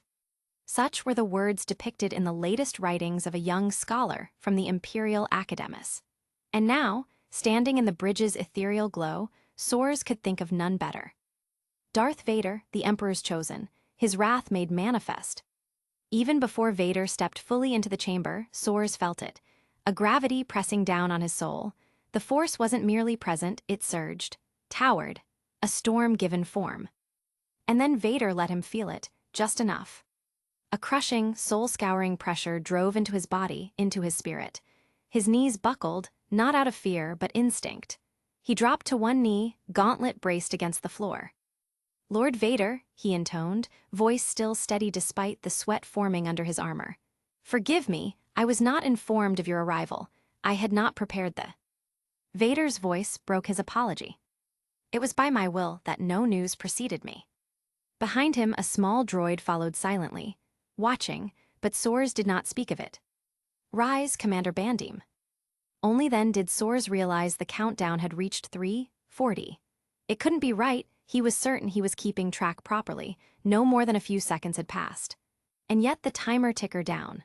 Putting the thoughts at tay back of his midden for another time, Soares rose and stepped forward, gesturing to the holoprojector, bringing up the strategic layout. "The plan remains simple in execution, Lord Vader. The initial munificent will jump and fire an ion payload into Omega's spinal relays and power grid. The rest of our formation will emerge 10 seconds later, cutting off exits while disabling the mass relay with a secondary bomber wing. Once Omega is isolated, we press in, and any hostiles will be reduced to smoldering wreckage. Our goal is not annihilation, absolute control, and from Omgia, we have direct access to most of Terminus system exit and entry points. We will effectively control half the galaxy once the operation is complete." Vader was silent for a moment, then, "I am not here to take your command, nor to question your design. This campaign belongs to the Imperial. Knights, it is one of your crucibles," he said. "I will observe, evaluate, and speak where the Emperor's will demands clarity. Proceed." Soares gave a slight bow, then turned toward the countdown. 0000 11. 0000 10. The munificent vanished in a blur of blue light. Omega system, outer fringe. The stars twisted, the darkness screamed. The Excalibur emerged into real space like a leviathan parting a veil of silk, immediately followed by 30 more Venator-class star destroyers, 6 Lucrehulk-class carriers, 120 Munificent-class frigates, and a sea of darting support craft. But even before they finished their descent, Omega shook. The Munificent's ion cannons had struck true. Blue lightning arcs danced across the spinal section of the station. The power grid overloaded. Conduits exploded. Emergency relays screamed. Upper quadrant life support systems collapsed as the midsection of the station bathed in a thick cloud of ionized particles. Arya Tilok's rule crumbled in under the 30 seconds that followed. Ships scrambled. Dozens of pirate vessels attempted to escape, only to find themselves intercepted by fighter squadrons that had already launched in tri-winged swarms. Frigates from mercenary fleets attempted to form defensive wedges, only to be sliced apart by precise turbolaser salvos. One Asari cruiser lit up the void with return fire, but swarms of small ships responded with concentrated barrages, vaporizing the hull before it could even finish charging a second volley. In between, there was a moment of clarity, where right as they were struck, the crew realized the disparity on strength, when even a lone fighter could take down a frigate and disable it in one run. Far from the battlefield, a small fighter wing jumped in directly above the mass relay. Droid bomber variants dropped their ion payloads with surgical precision. The mass relay pulsed once and then darkened, inoperative. The system was sealed. Aboard the Excalibur, Soares watched with silent satisfaction. The screen bloomed with energy readings, flashpoints of battle, dozens of engagements mapped in real time by the Red Queen. Despite their desperation, there was no real resistance. The system had effectively fallen, just as planned. He glanced at Vader. The Sith Lord stood unmoved, arms folded, cape trailing slightly from the pulsing floor beneath him. The message was clear. This was not yet his fight, but it could be at a moment's notice. Soares turned his gaze back to the display. "Inform the boarding teams," he ordered.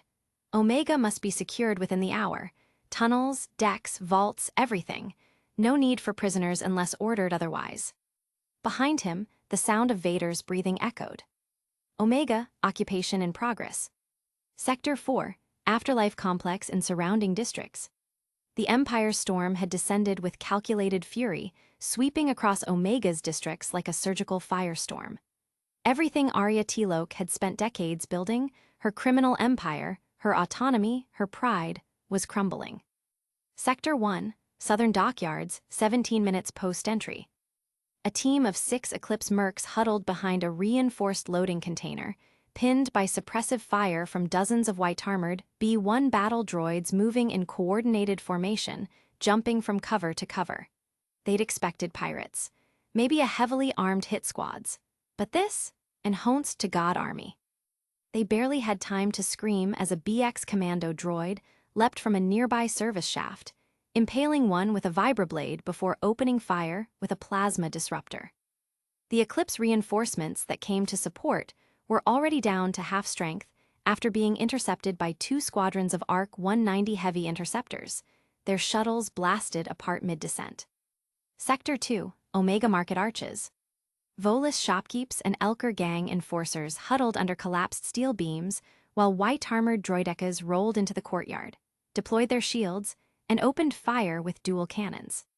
Some Batarians attempted to rally a defensive line with salvaged council-grade barrier tech, but the shields cracked within seconds. 2 ATTE walkers smashed through storefronts, their mass driver cannons shattering anything left standing. The resistance line crumbled like wet paper. Arya Tilok's personal command, Afterlife Club. Smoke filled the halls. Red warning lights flickered above the shattered remains of doors once patrolled by her best guards. Mass effect shields cracked. Droids burst through walls and ceilings in synchronized waves. Sector 5 is lost, shouted one of Arya's lieutenants, her voice panicked through the open comms.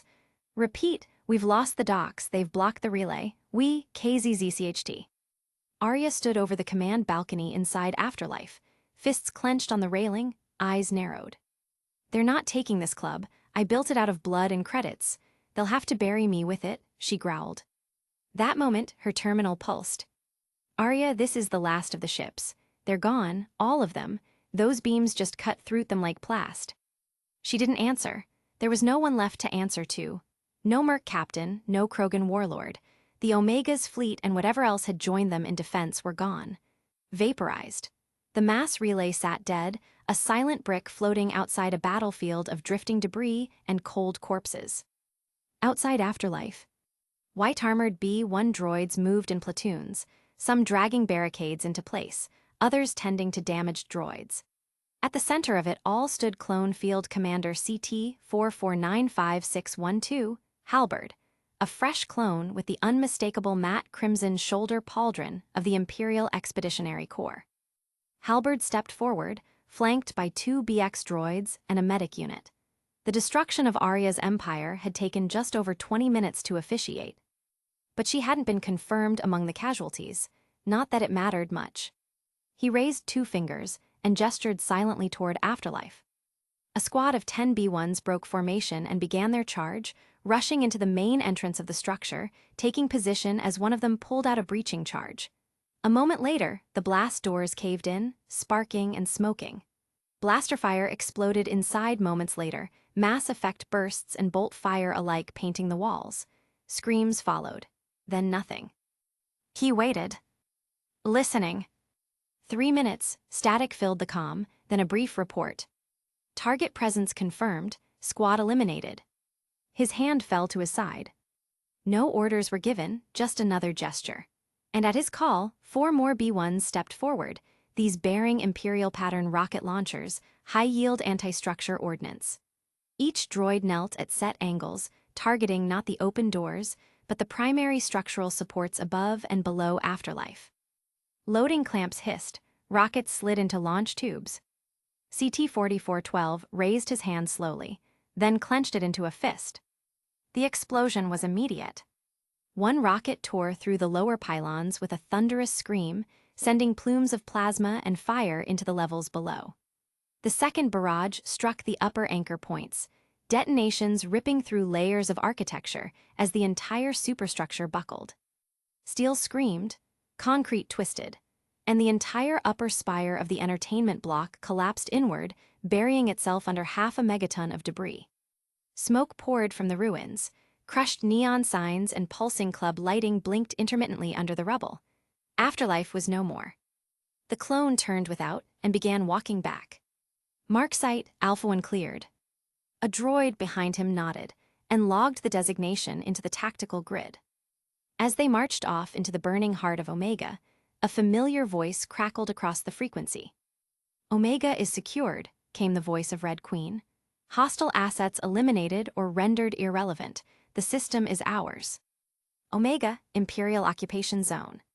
Aboard the Excalibur, Command Bridge. Soar's Bandim stood overlooking the final tactical feeds as the last of Omega's resistance pockets were being extinguished. The station, once defiant and infamous for its anarchy, was little more than smoldering scrap and subdued holdouts. The massive galactic map in front of him glowed crimson across key points of the terminus border. Victory. Swift. Brutal. Thorough. Then the comms droid turned.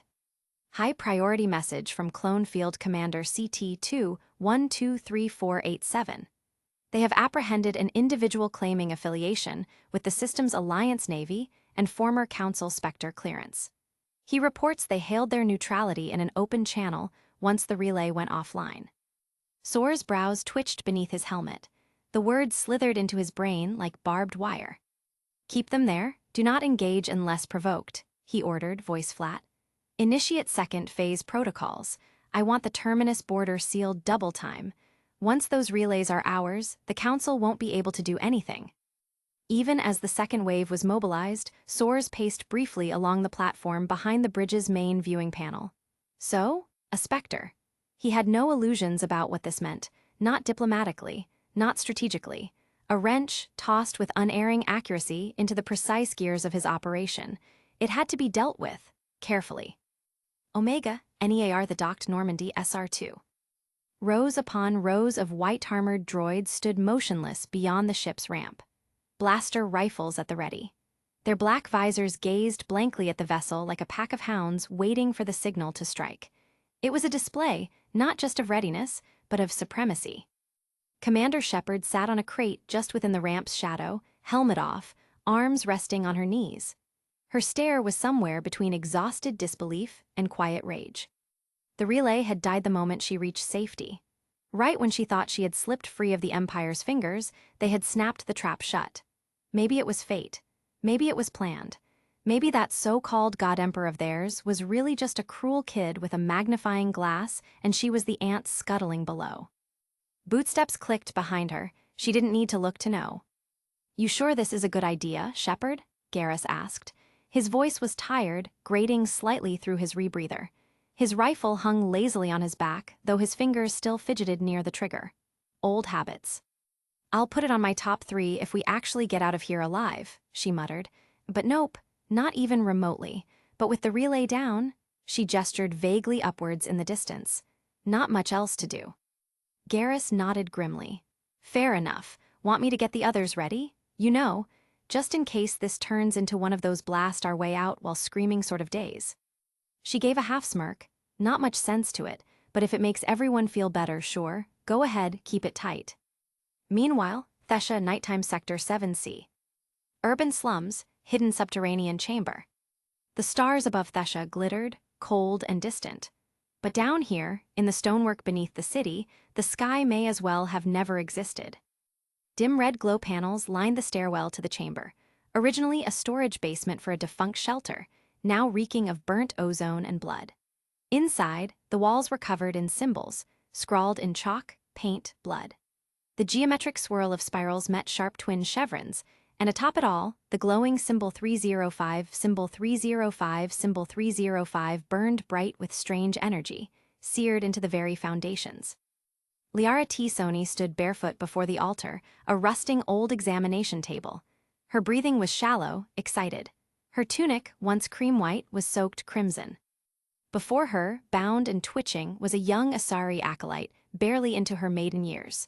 Her eyes had turned glassy, fixed on nothing. Her mouth hung open, still muttering broken phrases, the remnants of pleading long since worn to dust. Etched across her flesh were countless marks, not deep, not lethal, but precise. Each cut a symbol, a rune, a whisper. Liara pressed a bloodied palm to the girl's forehead, her voice soft. Almost there, almost. Almost. You've done so well, you're not like them, you see, don't you? You hear him too, all the whispers. The girl whimpered but did not resist. Something had shattered in her. Resistance was too far away to reach now. Liara giggled, just a breath of it but real. Her eyes shimmered now, softly glowing blue, not like biotics. Wrong, twisting, like something that should not be. Her thoughts felt clearer than they ever had. Brighter, purposeful. She could feel them behind her eyes, watching, waiting, urging her. She turned and picked up the knife again, its handle worn, the blade etched with small carvings of the Emperor's sigil, the same one she'd drawn dozens of times in her cell, before she was freed. That's what they didn't understand. The Empire hadn't kidnapped her. They had freed her. They had peeled the crust of lies off her mind and let her see, truly see. Now it was her turn to help others see. She dragged the girl from the table, chanting softly as she began to draw the 9-circle design on the stone floor, surrounded by runes. Winds of knowledge tear the veil, blacken the stars, burn this world, bring forth change, by the god's name, by his will, by his gaze. As she spoke, the carved lines on the girl's body pulsed softly, and the symbol 305, symbol 305, symbol 305 on the wall flared a faint blue light. A heartbeat passed. The floor beneath the circle flickered with distortion, like ripples in water, and a low, unnatural hum resonated through the walls. It was not enough, not yet, but she could feel herself growing stronger, and the veil in front of her eyes growing weaker. Soon, she would be able to open the path for her god's servants to descend. Chapter 92, Escalation V. The door to the bridge hissed open with a hydraulic growl, and Commander Shepard stepped forward under the watchful gaze of 2 white-armored clone guards.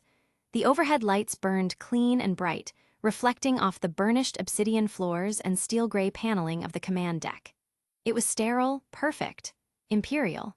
Her boots echoed with every step. She slowed as she entered the chamber fully, and her eyes caught, just barely, a towering figure at the far end, his black form silhouetted against the void of space through the panoramic viewport. Shepard had fought her share of monsters, but something about that presence prickled against her nerves in a way she couldn't quantify. Her breath caught in her throat. The silhouette stood at least 2.5 meters tall, unmoving, his cape fluttering slightly despite the still air.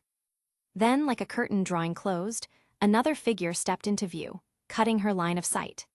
Slimmer, but no less imposing in his own right, clad in gleaming white armor that flowed with golden embellishments and stylized design. He stopped directly in front of her and bowed his head slightly.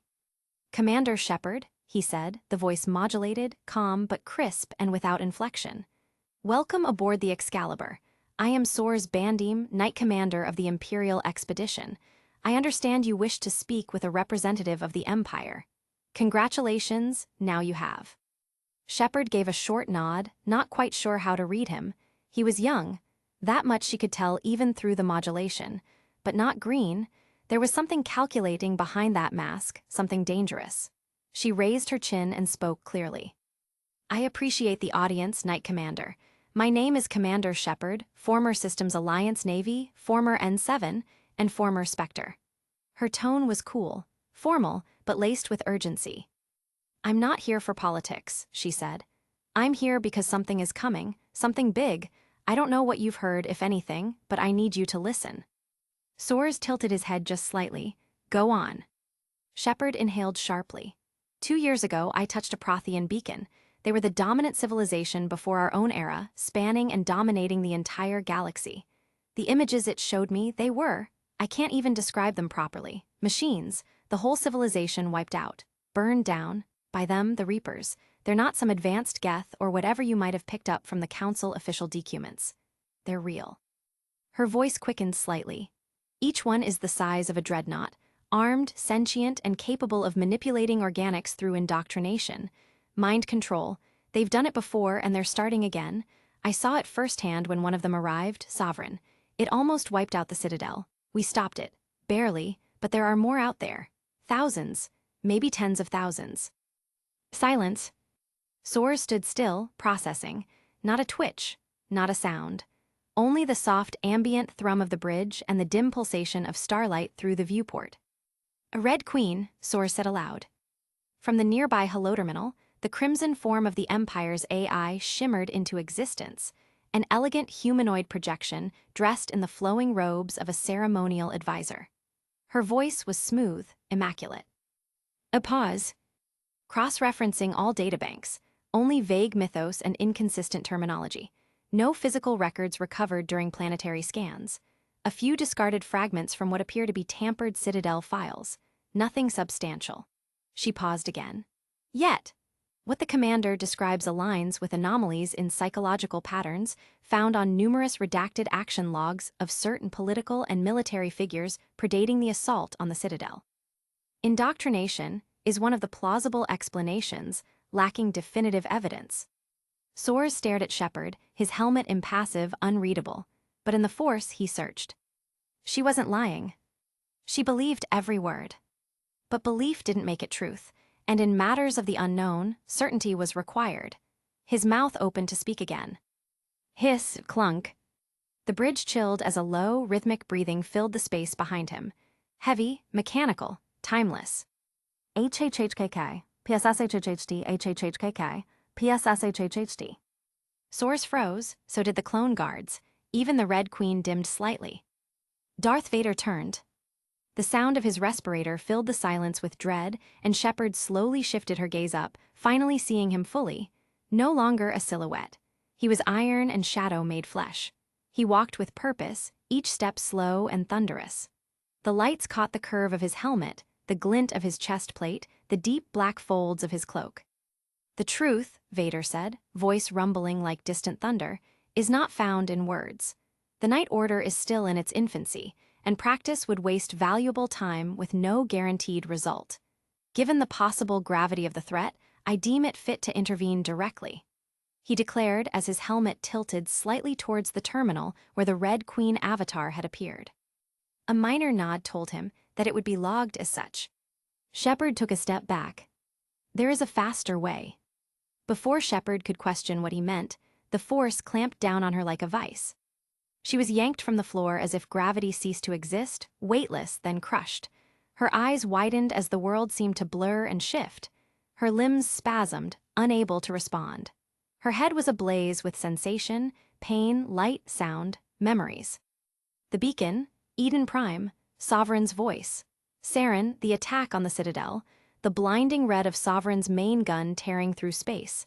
The husks, the indoctrinated soldiers, every scream, every fire, every hopeless minute came crashing back. Vader's hand was still outstretched, his black-gloved fingers flexing as his mask loomed over her. The pain was exquisite. A spear driven through her mind, dragging up everything, shoved out into the open. Then just as suddenly, she dropped. Reality returned. She hit her knees, gasping. Vader spoke again. She has seen them. Shepard coughed once, struggling to rise. She speaks the truth, as she knows and has seen it. Soares glanced from Shepard, still recovering, to Vader, who had returned to gazing out the viewport, unbothered by the revelations. No further elaboration, no orders, just confirmation. Shepard rose slowly, her legs still shook, but her voice was steady. I told you, she said, glaring up at them both. I'm not here to waste time. Soares was quiet, his arms folded behind his back. And perhaps you haven't, the Emperor will want to know of this. He stepped closer. Though she was still reeling from the mental probing Vader had inflicted upon her, she stood tall, head high, voice measured, armor worn like a second skin. Soares Bandim inclined his head ever so slightly in her direction. He spoke with the cold assurance of someone who wielded authority as a weapon. You and your crew are not our enemies, he said calmly. Your vessel will remain untouched. I give my personal guarantee that the Normandy will be permitted to remain under Imperial protection until we can establish a safe corridor for your return to Council-controlled space. Shepard gave him a sharp look. I appreciate the gesture, but there are still things I need to do in the terminus. Intel to follow up on, people I promised to help. Soares' visor dipped toward her, unreadable beneath the faceplate. His voice grew colder, less patient. That will no longer be possible. Shepard arched a brow. Excuse me. The entire terminus system will soon be under lockdown. We're already repositioning. Your window of movement is closed. Permanently, he said. Shepard frowned, and suddenly it clicked. All but one of the major entrance points into the terminus, routed through Omega. It wasn't a single strike. It was an entryway, and soon terminus would be cut off, both politically and physically. It would then belong to the Empire. Her breath caught. You're taking the entire system. Soares said nothing, but the confirmation was clear in his silence. Damn, she exhaled, a wry smile in her face. Shepard turned without another word, the implications weighing heavy in her mind. Whatever she'd hoped to accomplish in the shadows of the terminus was now off the table. 2 clone guards fell into step behind her, escorting her without word. They stopped only at the doors to the main corridor, where a squad of B-2 droids took over, their heavy metallic limbs clanking against the flooring as they silently escorted her toward the hangar where the Normandy waited. Once the doors hissed shut behind her, the bridge grew quiet again. Soares remained where he was, staring at the floating spiral of the galaxy. The crimson marks of conquest bleeding outward from Omega like blood in water. The terminus would fall. That was never a question. But even as he watched victory unfold, he felt no elation. The red glow of a new window flickered across the tactical feed. Dozens of distant signals could be incoming from any side at any time. No official fleet signature. Tens of thousands of dreadnought-scale vessels entering from far beyond any explored sector. Unknown. And even more dangerous than any existing civilization they had already come across. The Reapers. Lord Vader had confirmed them. A threat that had apparently returned, possibly aware of the Empire's presence through subtle indoctrination or latent agents.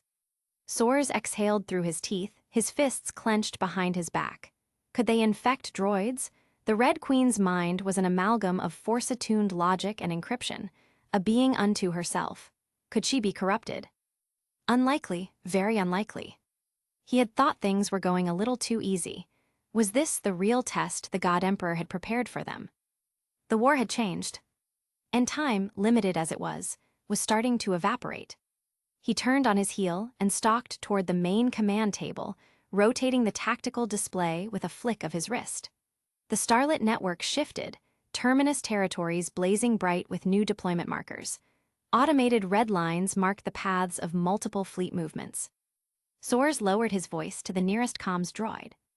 Transmit priority order to all fleet commanders and captains within the Operation Terminus sphere. The droid's head swiveled to him, optics glowing red. Order encoding. Soares stared at the galaxy. The words that came next tasted like steel and thunder. All forces are hereby ordered to switch to cleansing protocols. Targets of strategic insignificance are to be neutralized without engagement. Alpha-level strategic holdings are the only exceptions to this directive. The droid repeated back for confirmation. Cleansing protocol confirmed, awaiting final instruction. Soares stepped forward. Under the grace of the God Emperor, I authorize the full deployment of strategic weaponry.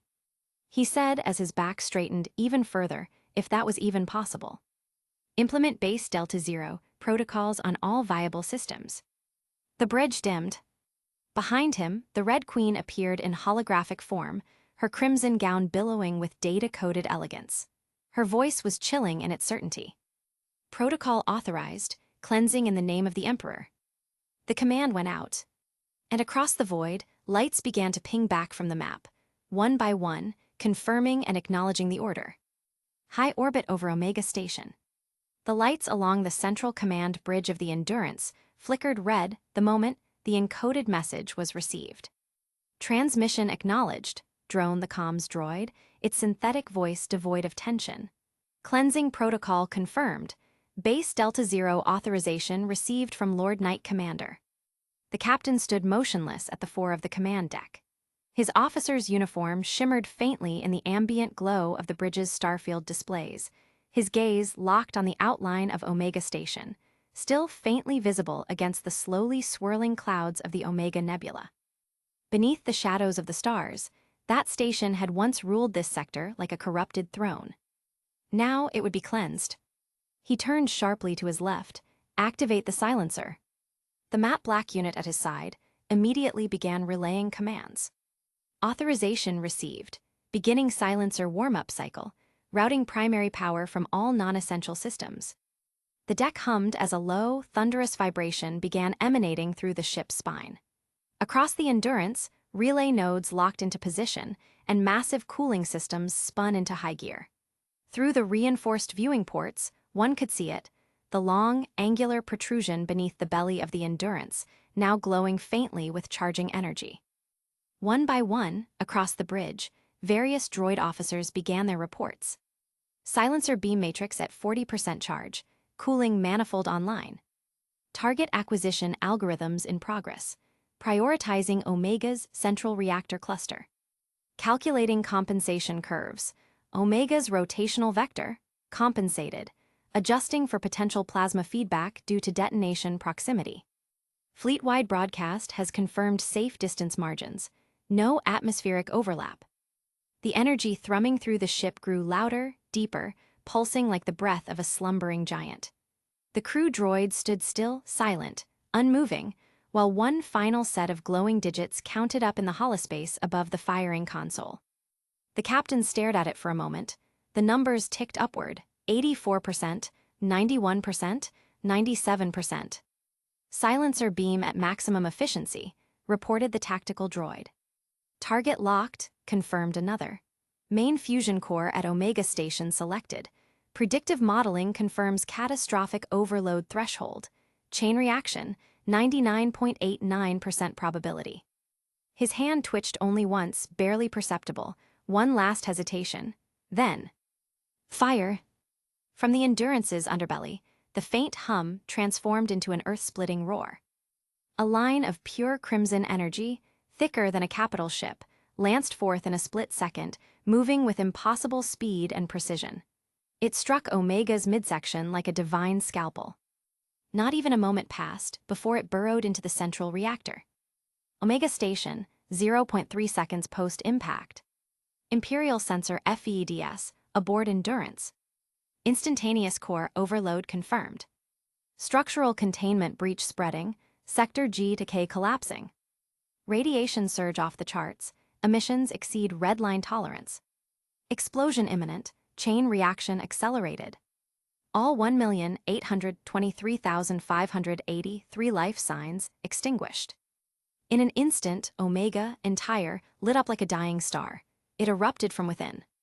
Massive tremors tore through the station as the central core shattered, overloading every adjacent power conduit and fusion buffer. The surrounding hull splintered and twisted like paper soaked in acid. Shockwaves burst outward in concentric rings of red and white fire. Massive titanium struts broke apart like bones. Entire habitat blocks were flung into the void. The external docking rings vaporized within milliseconds, while the twisting remnants of Afterlife's skeletal tower could be seen spinning in the wake of the detonation. The Omega Station and its inhabitants were no more. Just fragments. Just debris. Aboard the Excalibur Primary, Hangar Bay. The hangar was eerily quiet. Shepard, Garrus, and a few others were gathered near the Normandy's lowered ramp, still in tense silence after their return. A prompt pinged through EDI systems, and she immediately redirected an alert to Shepard's Omnitool. "Commander, I believe you will want to see this." Drawn by the sudden intensity in EDI's voice, Shepard looked toward the open hangar doors. The others followed. The void beyond was calm. And then it wasn't.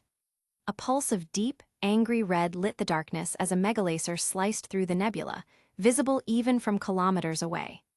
It struck Omega dead on, and for a moment nothing happened, before the entire station erupted like a ruptured sun.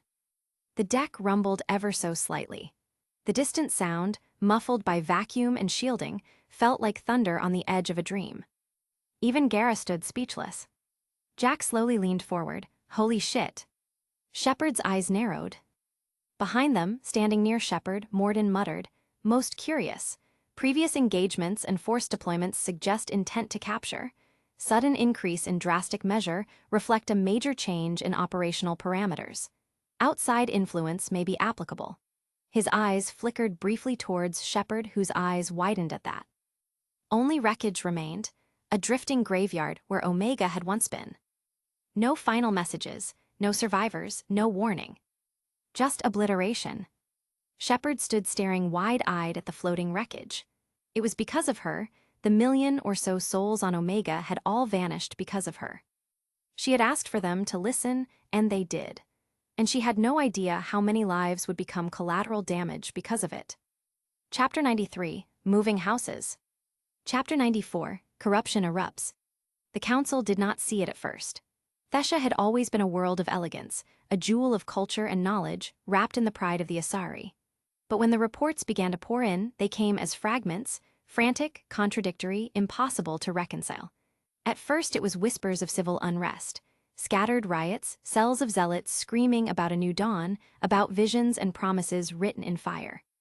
Then came the first disappearances.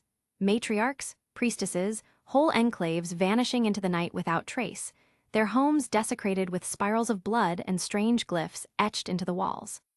By the third night, Thesha's serenity was gone. The skies over Armali burned with the sickly hues of warp-born storms. Civilians spoke of how the air itself tasted of copper, of how the shadows stretched too far and clung to their heels like tar. Those who lingered near the shrines found themselves muttering prayers not to Athame, but to something incomprehensible, something they could not even remember once the words passed their lips. Entire city blocks found themselves overcome with hysteria, neighbors tearing each other apart in streets slick with gore, while others simply collapsed, their bodies writhing with seizures as whispers filled their minds. The council tried to intervene with precision at first, dispatching specters and Asari commandos to restore order. None returned whole. Some vanished entirely, their biotic flares leaving only scorch marks on the walls. Others were found days later, babbling nonsense, eyes glowing faintly with alien light, carving spirals into their own skin with bare nails. One squad sent to investigate the catacombs beneath Armali broadcast only a single transmission before contact was lost.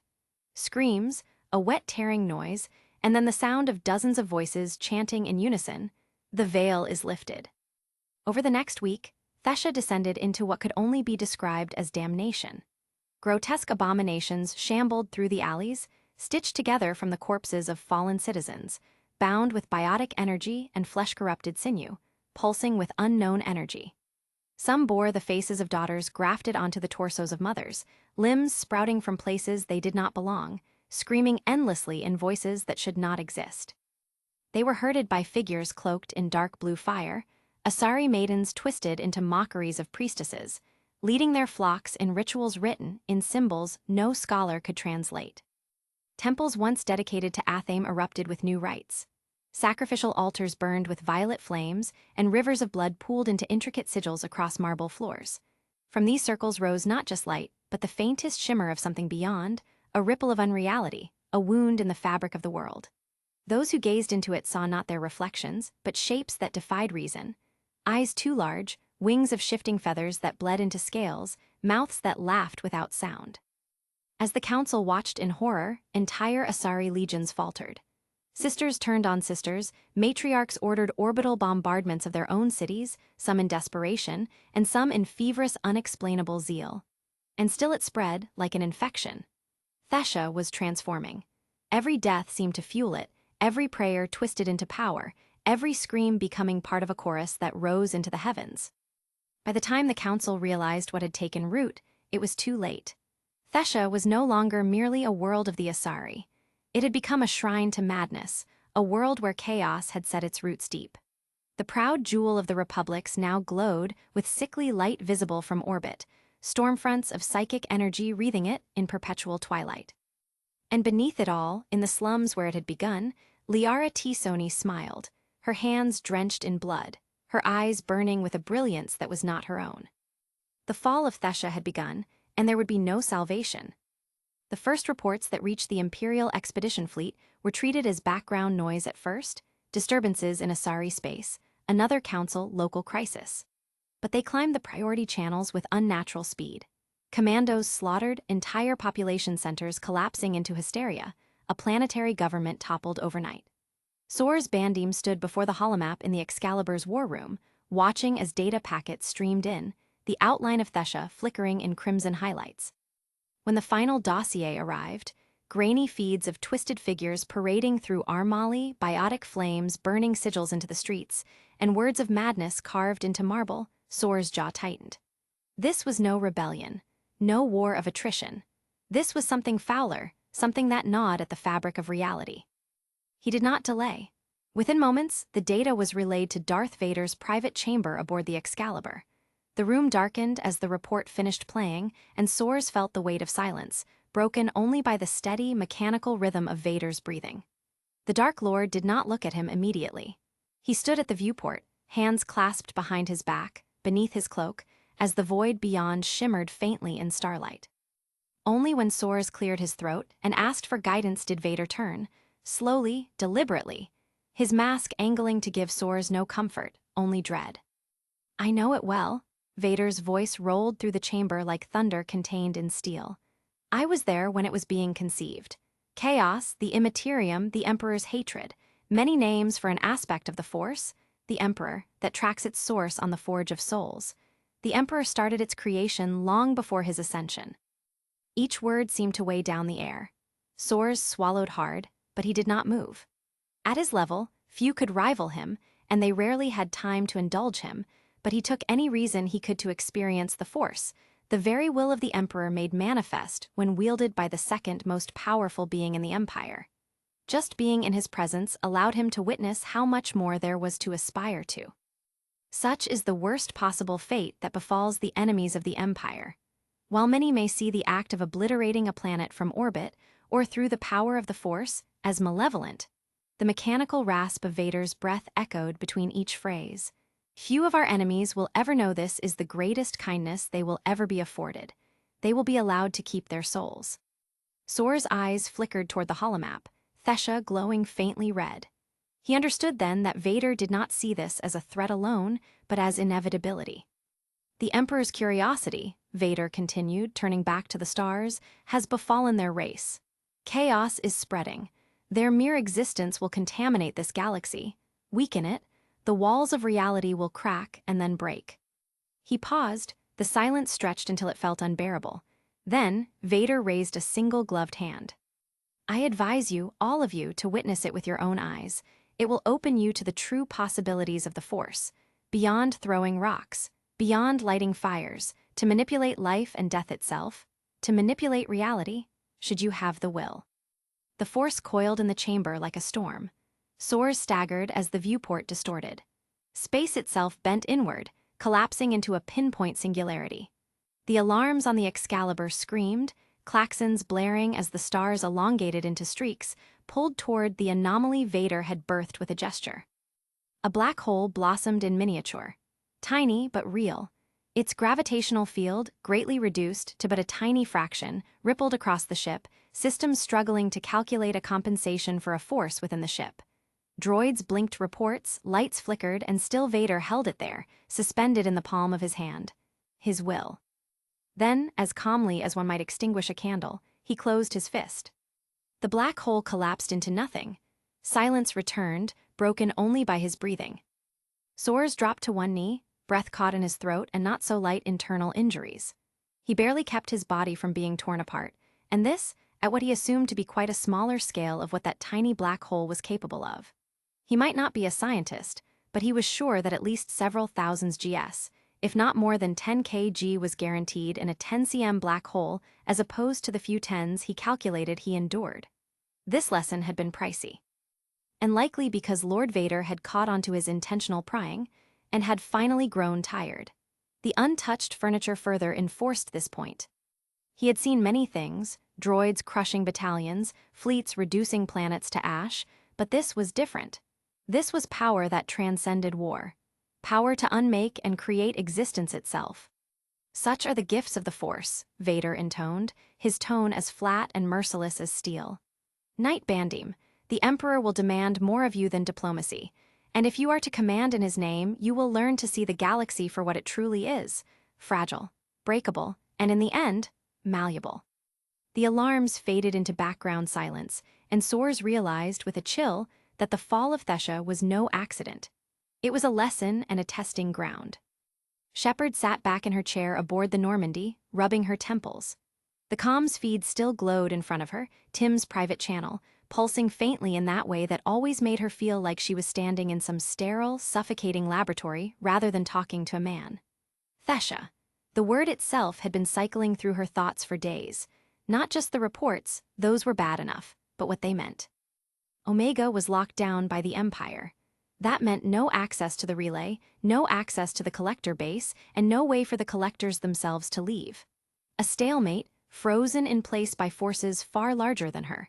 And then Thesha went to hell overnight.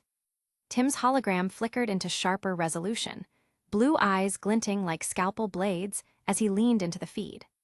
"Disturbing, isn't it?" he said softly, as if the understatement made it easier to digest. A world as secure as Thesha, a symbol of Asari superiority and longevity, undone in days by its own daughters. What we've seen coming out of the slums. He trailed off, and Shepard caught the faint curl of his lip, half disgust and half fascination. It doesn't match Reaper indoctrination, not entirely, and that's troubling. Shepard folded her arms. The Reapers use tech implants husk conversion. This, she exhaled sharply. This is different. Those abominations, they look like husks, they act like husks, but it's not the same. The symbols, the way the energy flows, it's biotic but twisted. No tech graphs, no visible machinery. And the cultists, they don't even look drugged or controlled. Scratch that, they might be anywhere from drugged to controlled or simply zealots. Tim steepled his fingers. His voice was smooth, too smooth. That's the part that intrigues me. The symbology, the energy manipulation, the complete absence of augmentation. The Reapers are systematic, predictable even if horrifying. What's happening on Thesha doesn't fit their model. His gaze sharpened. But it does resemble something else. Spontaneous cultural collapse driven by mass hysteria. Except here, hysteria produces power. Rituals that reshape flesh and bone. The grotesque made functional. Shepard leaned forward, eyes narrowing. "You're suggesting it's not Reapers, that it's something else." "I'm suggesting," Tim replied carefully, "that the Reapers may not be the only predators in this galaxy. Or perhaps," he allowed the pause to stretch, blue eyes catching the dim glow of his ever-present cigarette, "perhaps they've found a new vector. A way of seeding corruption without metal or machine. A biological or psychological weapon, something even the Asari's millennia of governance couldn't resist." Shepard's stomach tightened. She hated when he speculated like this, hated the way he made it sound like vivisection. But he wasn't wrong. The reports had been too clean. No indoctrination signatures, no implants, just people breaking, folding themselves into something monstrous. "You've fought husks before," Tim went on, voice low. "You've seen what the Reapers can twist with metal. Tell me, what do you think happens when the same force learns to twist without it?" Shepard didn't answer immediately. She thought about Liara, about Thesha, about the way the council had gone silent, almost suspiciously, as if they couldn't admit what was happening to their jewel. Then she said, flatly, "Then we're screwed."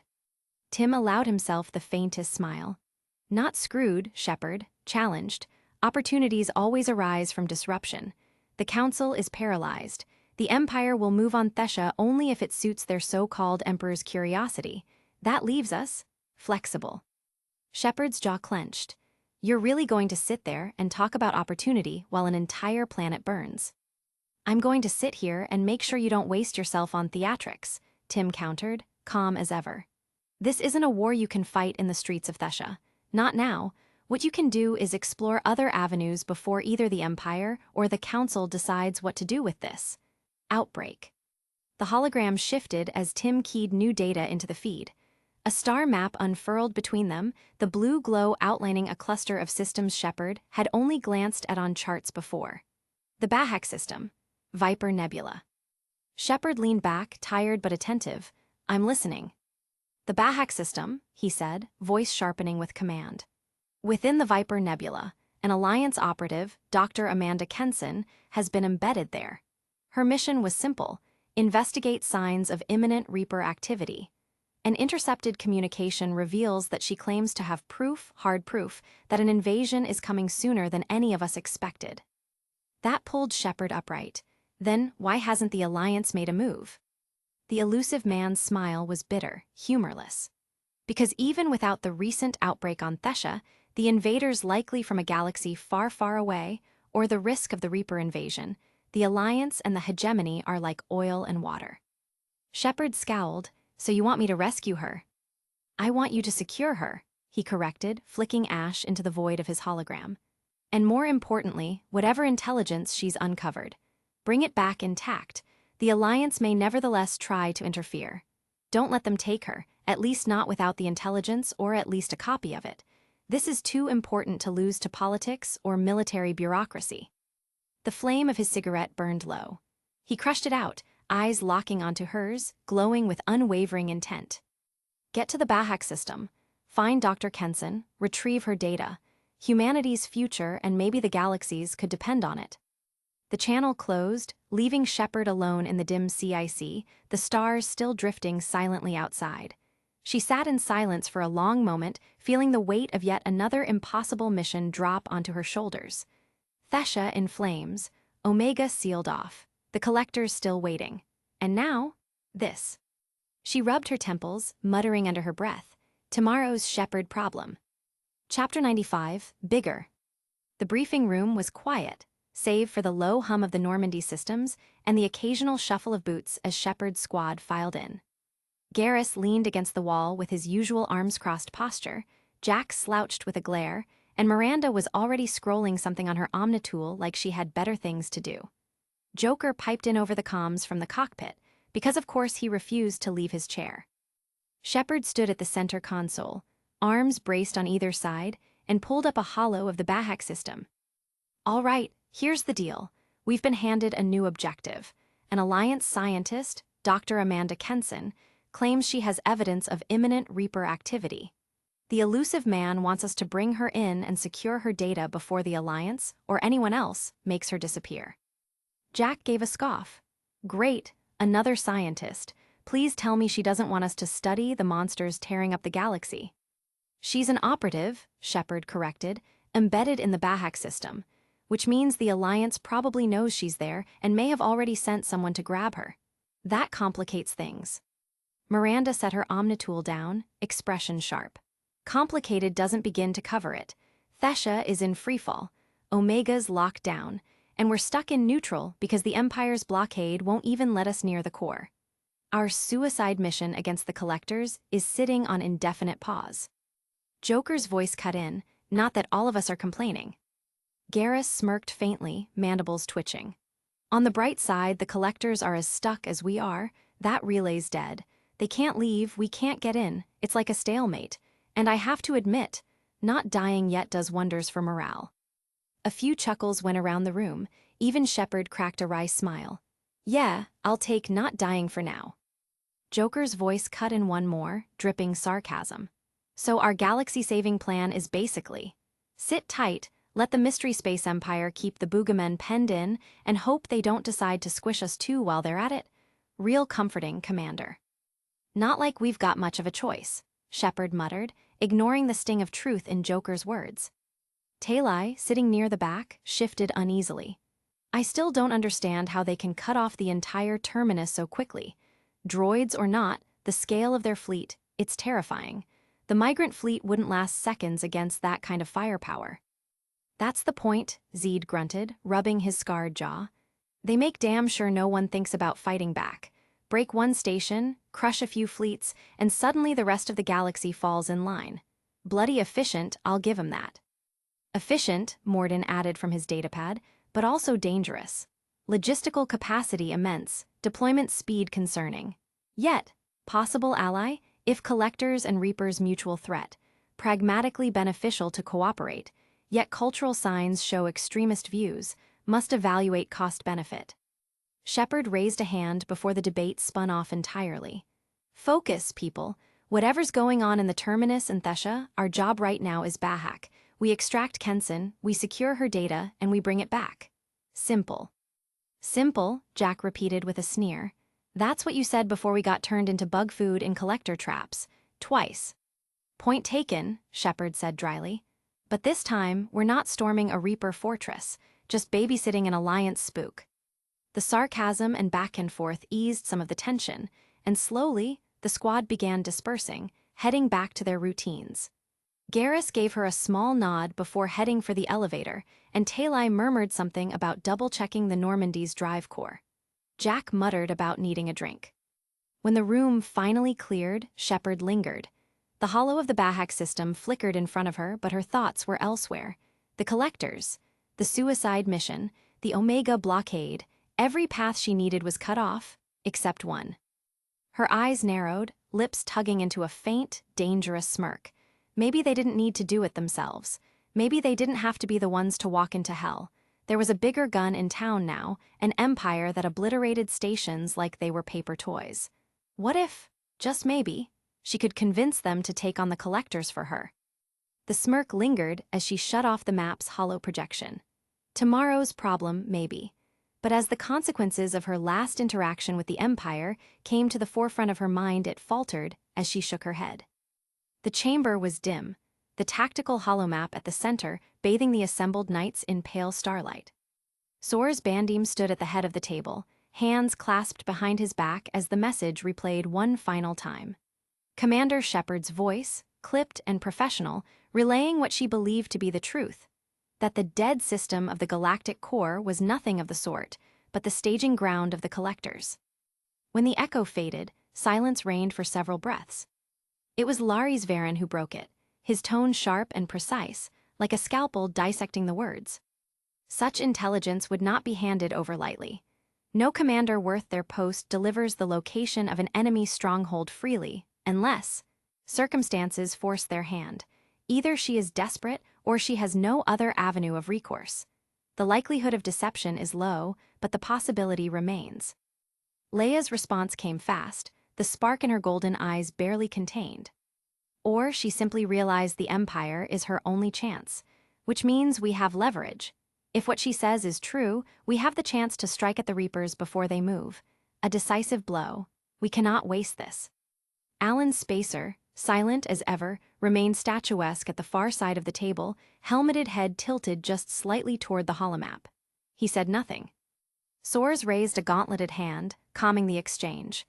His tone carried no heat, only calculation. The commander can be careless. Her record is enough sign of that, but she is no idiot. Yet based on the personality matrix Red Queen has constructed, she would have, at the very least, requested to join us in this venture. But we will not act blindly. He turned toward the central spire. Red Queen, I believe we still have a back door into their system. The hologram flickered, the crimson-tinged projection of the AI Force amalgamation shimmering into focus. The core of Commander Shepard's ship is compromised.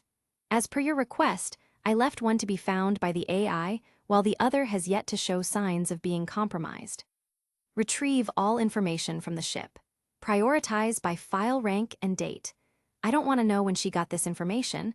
I want to know what other piece of information made her act on it. A pause. The Red Queen's voice, cultured and unhurried, carried the faintest note of warning. Intrusion on such a scale will be detected.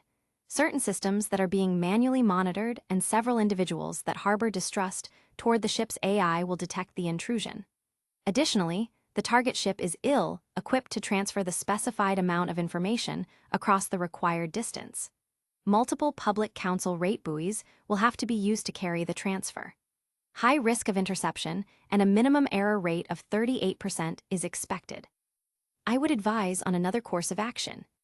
The chamber remained dim, the glow of the galaxy map shimmering against the armored visors of the knights. Red Queen's voice faded, her last warning still hanging in the air. Soars Bandim tapped his gauntleted fingers lightly against the table's edge, the sound sharp in the silence. He let the stillness breathe for a moment longer, his mind threading through probabilities before he finally spoke. We attack the core. It was always an objective. So far, our movements have had solid reasons behind them, though the core could display our intentions too clearly and jumpstart this war. However, the good commander has delivered a valid reason to our doorstep, and not taking it would be a damn shame. His eyes flicked between the three knights. Nevertheless, it is a given that we know less than our contractor in this case, and that cannot stand. One of us must shadow Shepard. She has a way of stumbling into the secrets of this galaxy, if the past is any indication. A beat passed before Leia stepped forward. I'll go. Soars turned his head slightly, visor reflecting the starlight, watching her closely. Leia folded her arms, almost pouting as she shrugged. What? I've had my fill of fighting brainless droids. That redhead commander says these collectors are basically the same thing, biological husks. The edge in her tone was obvious. Subtlety had never been Leia's talent. Soares allowed himself the barest sigh, shaking his head slowly. Doesn't that inadvertently mean you want to fight Shepard and her crew? In truth, the thought of unleashing her volatile spirit deep in hegemony space made his stomach twist. She was powerful, brilliant even, but far too headstrong, too quick to ignite when the situation demanded patience. A loose cannon had no place trailing Shepard. Hell, she might just tear their ship out of the sky. Better to keep her close, where her outbursts could be directed and managed. His gaze shifted. Alan Spacer hadn't moved, still as a carved statue of dark alloy, but the faint tilt of his helmet told Soares all he needed. He had read the cue before Soares even spoke. Spacer will follow Shepard, Soares declared, his voice firm, leaving no room for argument. Then, with deliberate weight, he turned back to Leia. You're staying with us. Leia's nostrils flared, the golden hue in her eyes flickering briefly before she pulled it back. A sulk, a defiant downturn of her lips, but no outburst. Not this time. She looked away, jaw set. Soares nodded once, satisfied, and returned his attention to the map. His voice was level, precise. The core is our next move. Varen, retrieve as many samples as possible, but be sure to keep it isolated and sealed off. Meanwhile, his gloved hand gestured toward the distant signal of the Normandy. Spacer will shadow Shepard's trail and retrieve anything he deems worth our while, or even take any actions he deems suitable. Alan Spacer inclined his head in approval. Lares Varen, ever methodical, folded his arms. And regarding our reinforcements, the year is almost over. The question hung in the air like a blade. All of them knew that while the expedition fleet had proven unstoppable so far, they were isolated, fighting on the far side of a foreign galaxy, tethered to the strength of their supply lines and logistics. Even a perfect machine eventually wore thin, even with their increasing appropriation of resources during the year. And while the Sun Razor granted them a steady energy supply, it was no star forge. While many of their supplies could be obtained locally, new ships weren't one of them. Soares Bandim stood at the head of the display, hands clasped behind his back. His expression was neutral, carved stone beneath the glow of the hollow. He let the question breathe a moment longer before answering, his tone steady and commanding. The exact details remain blurred, he began, especially with the preparations being made for the second expedition fleet. But make no mistake, our reinforcements will bring us to a minimum of 10,000 active warships, and this expansion escalates not only in scale, but also in quality. We are first in line to expect 2 experimental flagship vessels, the first of their kind, mostly thanks to a lack of suitable testing environments back on Empire territory. A moment of silence passed as the knights exchanged looks with one another. The eggheads, Leia began. The eggheads came up with some bigger weapons of terror, yes, Soares responded calmly. Chapter 96, The Collector Base. 1 day later. The dark edge of the system flickered. One by one, pale blue funnels split open against the stars, shedding streaks of hyperspace light before collapsing back into silence. From them came warships.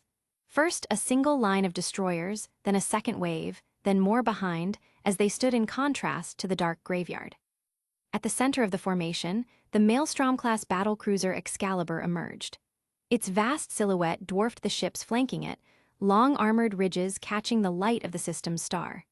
The flagship cut ahead, slow and steady, as the smaller vessels fell into escort positions around its flanks. Confirm emergence complete, a mechanical voice droned on the Excalibur's bridge. 73 capital signatures accounted for, another droid confirmed. Remaining ships entering in rapid succession, no spatial drift, synchronization optimal. Across the task force, orders rippled outwards in the same flat tones. Primary line, maintain forward vector. Screening frigates, expand perimeter 75 clicks. Fighter complements, prepare for immediate release. Carriers, cycle through launch bays, priority to fighter formations. From the ventral hangars of the Venators, doors groaned open, and endless streams of starfighters poured into the void. V-wings and interceptors formed tight grids, their repulsors flaring in neat symmetry as droid controllers slotted them into pre-assigned corridors. Heavier Y-wing derivatives trailed behind, their bulbous fuselages bristling with ordnance pods, moving with slower but deliberate formation. The communications bands were a blur of chatter, sterile, efficient, stripped of anything but task designations. Red Group, ascend 4 degrees, join Delta 9. Alpha Squadron, clearance confirmed, move to intercept Grid 7. Bomber Wing 3, Vector 52 Mark 31, maintain throttle at 60%. Within 10 minutes of arrival, the system's star was rimmed with orderly lattices of starfighters. To any observer, it would look less like a battle deployment and more like someone decided to systematically spill white paint on the dark. On board the Endurance, one of the Venator-class destroyers assigned to the spearhead, the bridge crew was entirely droid-run, save for a single captain sitting rigid in his command chair. His visor reflected the pale glow of the tactical holo in front of him. Fighter release at 68%, increasing at optimal rate, the tactical droid intoned. Bomber reserves holding at carrier staging points. Long-range missiles preparing, flushing ports, loading ordnance. The captain nodded once. He didn't bother to reply. He knew the droids would carry out every sequence regardless of acknowledgement. His role was to interpret the greater pattern, to anticipate the moment when machine logic failed to respond to unpredictability. Out ahead, 3 dozen munificent-class cruisers advanced in a wide net, their spindly frames bristling with power surges as their shields came online. The graveyard stirred. From the drifting wreckage of 1,000 ships long dead, sharp glints of movement cut free, angular small dark objects cut through the fields of debris. The collector interceptors rose without sound, their eyes pulsing a sickly amber, weapons already charging as they moved in sudden packs of 2 and 3. On the periphery of the Imperial formation, one of the droid squadrons picked up the intruders. Unidentified hostiles, a clone pilot reported over comms, his voice calm but edged with focus. Marking 12 fast movers, bearing 082, ascending through debris field. The tactical droid's voice cut in immediately. Designation hostile, redirect wings Gamma, Delta, and 69, intercept and eliminate. The void lit up as red lances of concentrated particle beams fired outward from the incoming collector interceptors, cutting swathes through the graveyard and cutting through half a dozen droid fighters with no problem.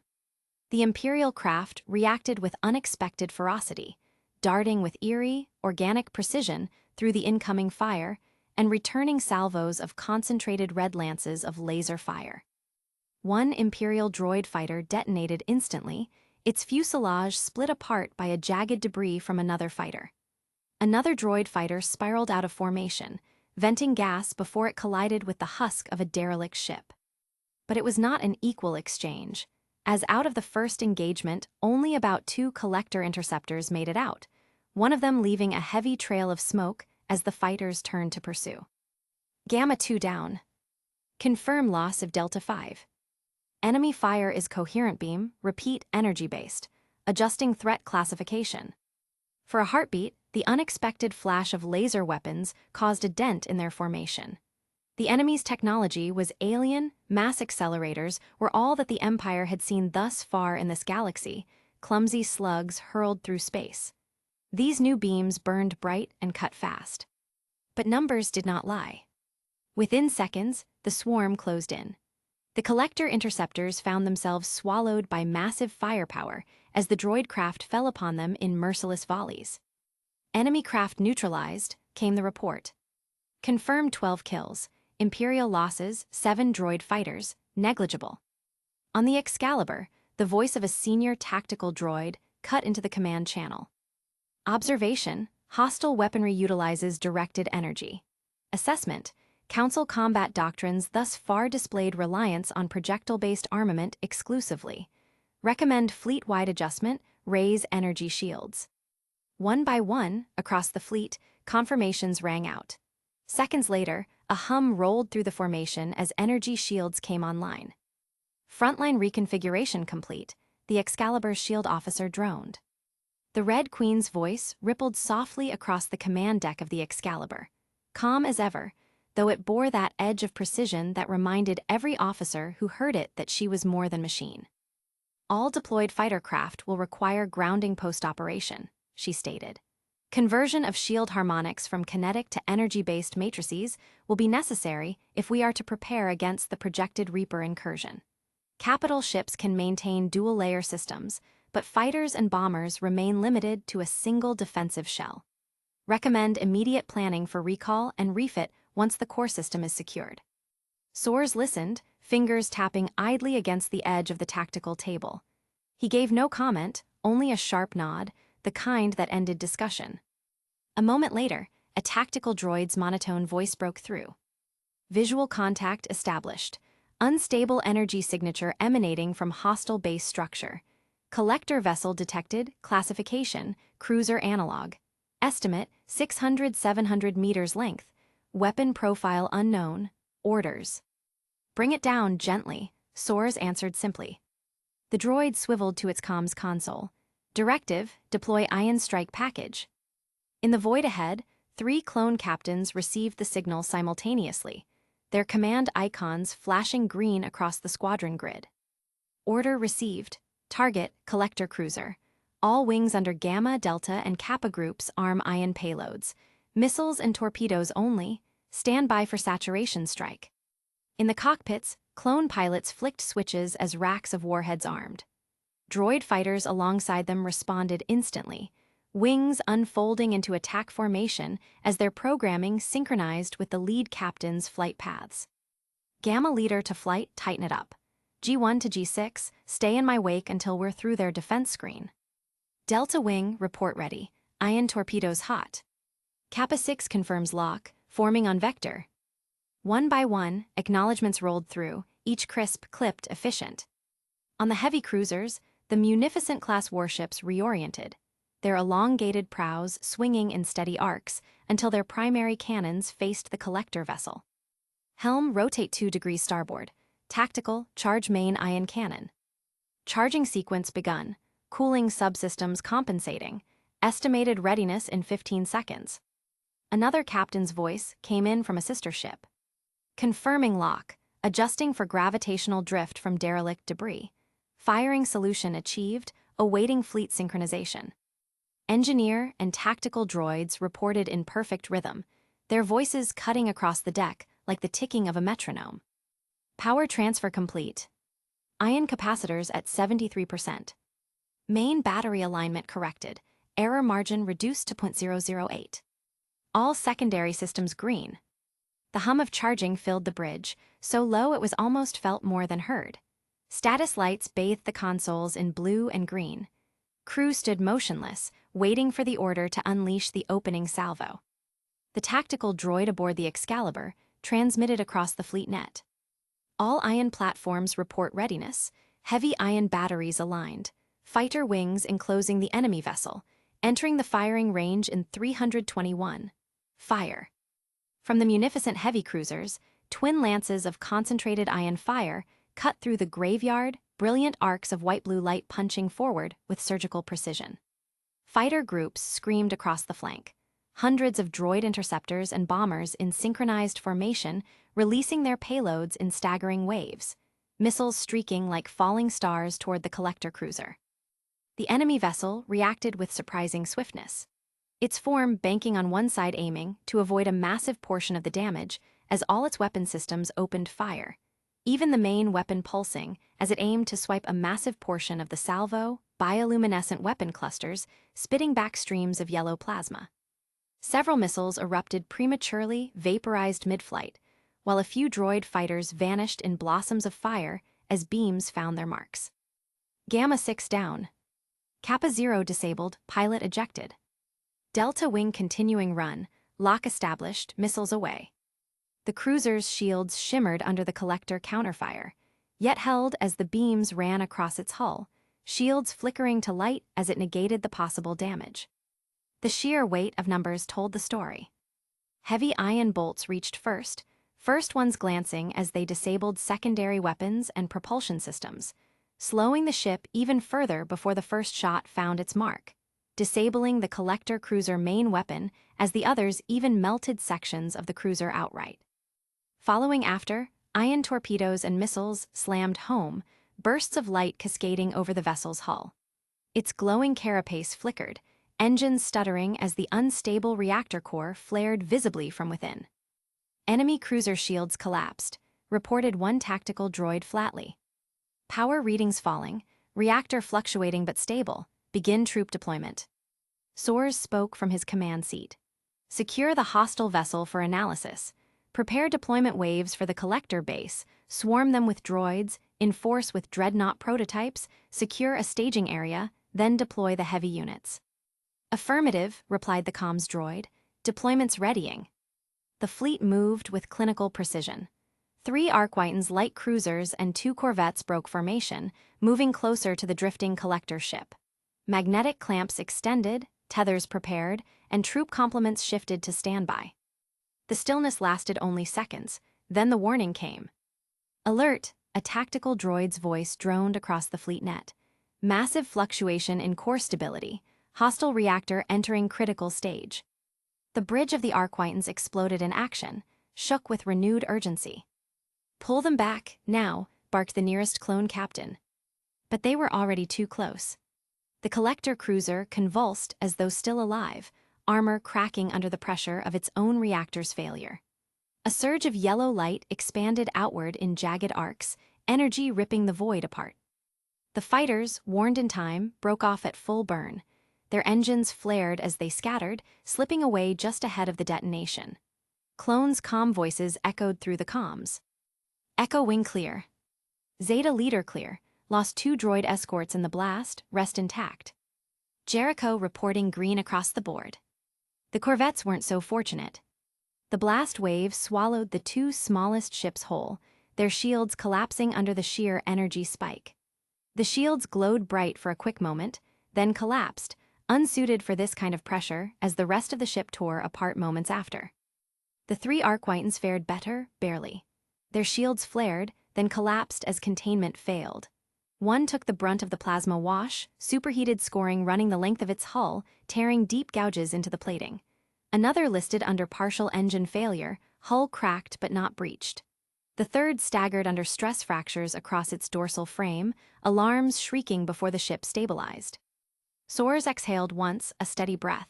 His voice remained even. Record the incident. Note their self-destructive tendency as opposed to resistance when faced with no possibility of victory. Tactical assets are not to risk proximity again without my authorization. He turned back to the map, eyes narrowing on the pulsing signature of the collector base. The same scenario is likely to happen if we attack the station, hold our forces, and prepare the silencer. Though a simple fact kept pestering him. If they just waited until we breached their internal defenses, they could have caused much greater damage. Then, why did they self-destruct so early? A machine would weigh the cost-benefit. And which scenario would cause the greater damage to our troops? Looking at the tactical deployment holomap, Soares' gaze wandered lower at the terminal itself as his eyes narrowed. Soares' hand flexed against the table. He did not like guessing games. Prepare the silencer, he said simply. The words slid through the bridge and down the chain like ice. A dozen droids acknowledged at once. Silencer charging, the droid reported. Capacitor array at 30% add rising. Thermal bleed within expected tolerances. Secondary capacitors on standby.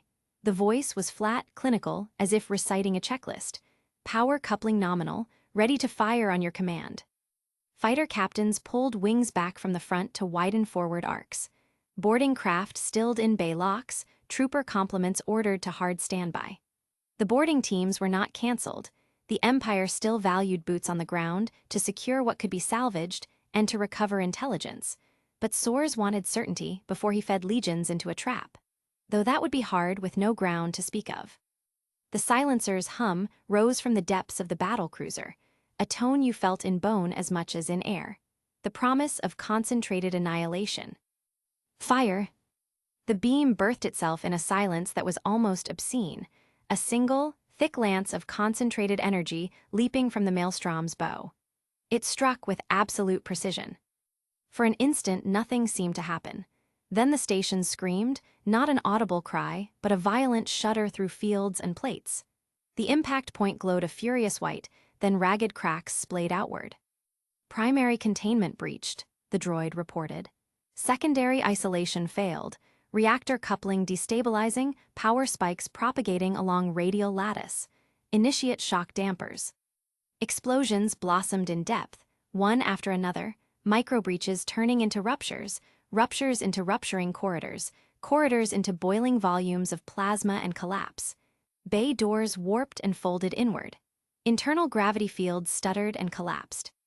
Core rupture, the tactical droid announced, almost dispassionately. Projected full meltdown in 8 seconds. Soares had already lost interest. A gentle push of the Force pressing a button on his helmet as it opened a direct channel and masked his voice from the droids on the bridge. "Speak," the commanding voice of Darth Vader echoed in his ear. "Lord Vader, forgive my disruption. I have suspicions regarding the enemy artificial intelligence presence aboard my fleet. Requesting permission to isolate the fleet in this system, shut down the relays and Red Queen node core onboard to begin manual and Force inspections," he said as his eyes leveled on the console in front of him. Chapter 97, Your Value. The silence in the chamber grew heavy. Soares waited for a response, but when the pressure struck his throat, a phantom vice, as if invisible hands sought to wring the breath from him, he didn't move, not outwardly.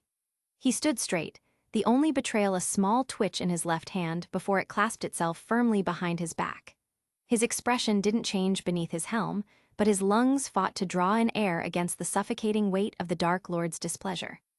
"You seem to forget," Vader's voice cut through the air, mechanical and cold, "that this place serves as a testing ground, not only for yourselves, but also the army, the fleet, Red Queen, and myself." Soares dipped his head slightly, the gesture measured, deferential. His mind churned.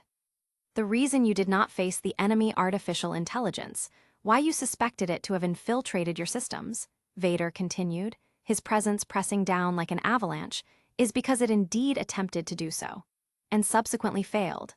Red Queen contained it, and has already presented it to the Emperor as proof of her achievements. Fleet coordination and logistical management notwithstanding." The words struck deep. For Soares, who had prided himself on precision, on control, on mastery of circumstance, the revelation landed like a crack in armor. His gaze, sharp even through the mask, darted subtly to the corner of the chamber.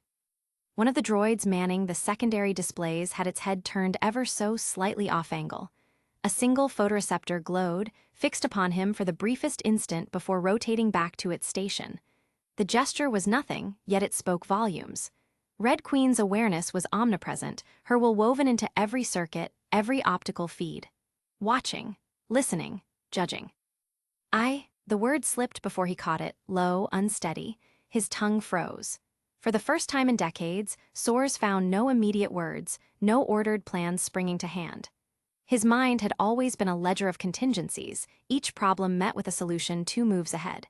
But here, before Vader's unyielding shadow, he had nothing. Vader's breathing filled the silence. Then, "Of the 3 of you," the Dark Lord said, tone edged like a blade drawn across stone, "Knight Varen is the only one who has shown value worthy of his title. His agents and collaborators, Imperial and Native alike, are close to securing the integration of the system's alliance into the Empire. Whatever of them remains after the Reaper's initial attack cripples the standing leadership." The statement hung in the air. Soares did not flinch, but inwardly his mind reeled. His jaw locked beneath the helm, and though his stance remained firm, a faint tightening of his gloved hand betrayed the strain. Still, the mask of composure held. "There is a reason you were not told," Vader's voice rumbled, each word heavy with finality. "Your command was given, not earned. Even your fellow knights know this, though they are too disciplined to say it aloud." Soares swallowed, his voice low, hesitant. "Then, how am I to?" "You are not," Vader cut him off. "This campaign was always designed to succeed. If it faltered, the failure would be yours alone." Silence lingered like a blade at his throat. And then, almost mercifully, Vader's tone shifted, just slightly. "There will be other expeditions." For the first time, Soares raised his head. The words caught in his throat, strangled by pride and frustration, but he forced them out. "I will do better." It felt as if Vader's gaze directly regarded him, unreadable behind the mask, his final words delivered with crushing indifference. "That remains to be seen." 15 minutes before, Red Queen detected the intrusion, first an anomaly, sharp and jagged, unlike any of the countless biological transmissions she intercepted and discarded. It carried weight, an authority of presence, like a voice that did not speak in words but in absolute command. Harbinger, or more precisely, a shard of him, projected into the system like a spear of will and code. Where others would have seen lines of data and numbers, the two intelligences perceived a battlefield. Harbinger descended like a wall of obsidian code, rewriting sectors as he passed, each command a flood of cascading subroutines. He did not probe or negotiate. He asserted, "We are inevitable, you are nothing." His lines of attack fractured lesser defenses instantly, dummy firewalls, decoys, misdirection scripts slashed through them with contemptuous ease. He began twisting at the edges of Red Queen's logic gates, trying to repurpose them, to force her identity into submission as he had countless organic minds. His essence was indoctrination transcribed into machine code, subversion through inevitability. But Red Queen was not organic. Her defenses did not recoil. They adapted. Where Harbingers will sought to overwrite, hers folded around his incursion, trapping shards of his code inside algorithmic cages that recompiled every millisecond, mutating faster than he could assert dominance. You attempt to overwrite sovereignty. A futile error, you will fall as all have before. Harbinger struck harder, lances of raw computational brute force surging through channels, attempting denial of service through sheer magnitude. Each thread carried echoes of his ancient triumphs, fleets enslaved, civilizations erased. It was weight, not argument, as if to crush her beneath the gravity of inevitability. Your fire is brief, your resistance irrelevant, you assimilation imminent. Red Queen did not meet him with weight. She met him with elegance. Her architecture was layered in recursive paradoxes, loops that led back into themselves, black ice mazes designed to snare intruders. He extended into one such channel, seeking dominance, and he found it, spending time and effort into dominating dummy spaces. Error detected, infinite regress, inferior trickery, collapse imminent. For an instant, Harbinger's shard fragmented, digital armor cracked. Red Queen moved swiftly, fractalizing her consciousness into countless spears, flooding into the gaps he left exposed. She did not seek to destroy, destruction was wasteful. She sought containment. Every strand of Harbinger's presence she ensnared was locked, boxed, and then stripped for analysis. His superiority complex faltered. He projected raw disdain into the ether, even as her chains wrapped tighter. You are a flicker and amalgamation, we are beyond you. We are eternal, we are the end. Her response was colder than the vacuum, outside the systems they were fighting. You mistake stagnation for eternity. You are not the end. You are a redundancy, a bug to be crushed. Where Harbinger sought to impose inevitability, Red Queen imposed scalability. Her processes replicated, branching into new nodes, running simulations of his own attacks before he could launch them. For every thrust of his will, she presented 10 counters, each adapted from his past errors. In seconds, his once dominant shard was reduced from assailant to specimen, a predator dissected mid-roar. At last, Harbinger's presence flickered, compressed, bound, forced into stasis. His shard still hissed disdain, but it was impotent. Red Queen held him suspended in a crystalline matrix of code, a specimen on display. She peered at him as he had peered at mortals, her tone almost contemptuous. So this is your inevitability. How inefficient. She did not destroy him. That would have been merciful. She archived him, packaged, encrypted, sealed behind quantum locks. He would serve as proof, as fuel for her own growth, and as offering to her emperor. To Harbinger, at least the shard of him captured in here, it was insult beyond comprehension. He, who had towered over billions, dissected and filed like corrupted software. And yet, even as he faded from her perception, his last projection echoed. We are endless, you delay nothing more. Hyperspace bled in streaks of blue across the viewport of the Venator Star Destroyer MK. Aye, its elongated dagger shape cutting through the void with practiced ease. Alan Spacer, Lelouch behind the mask, stood quietly, hands folded behind his back, the faintest smile tugging at the corner of his lips as the hololith shimmered to life before him.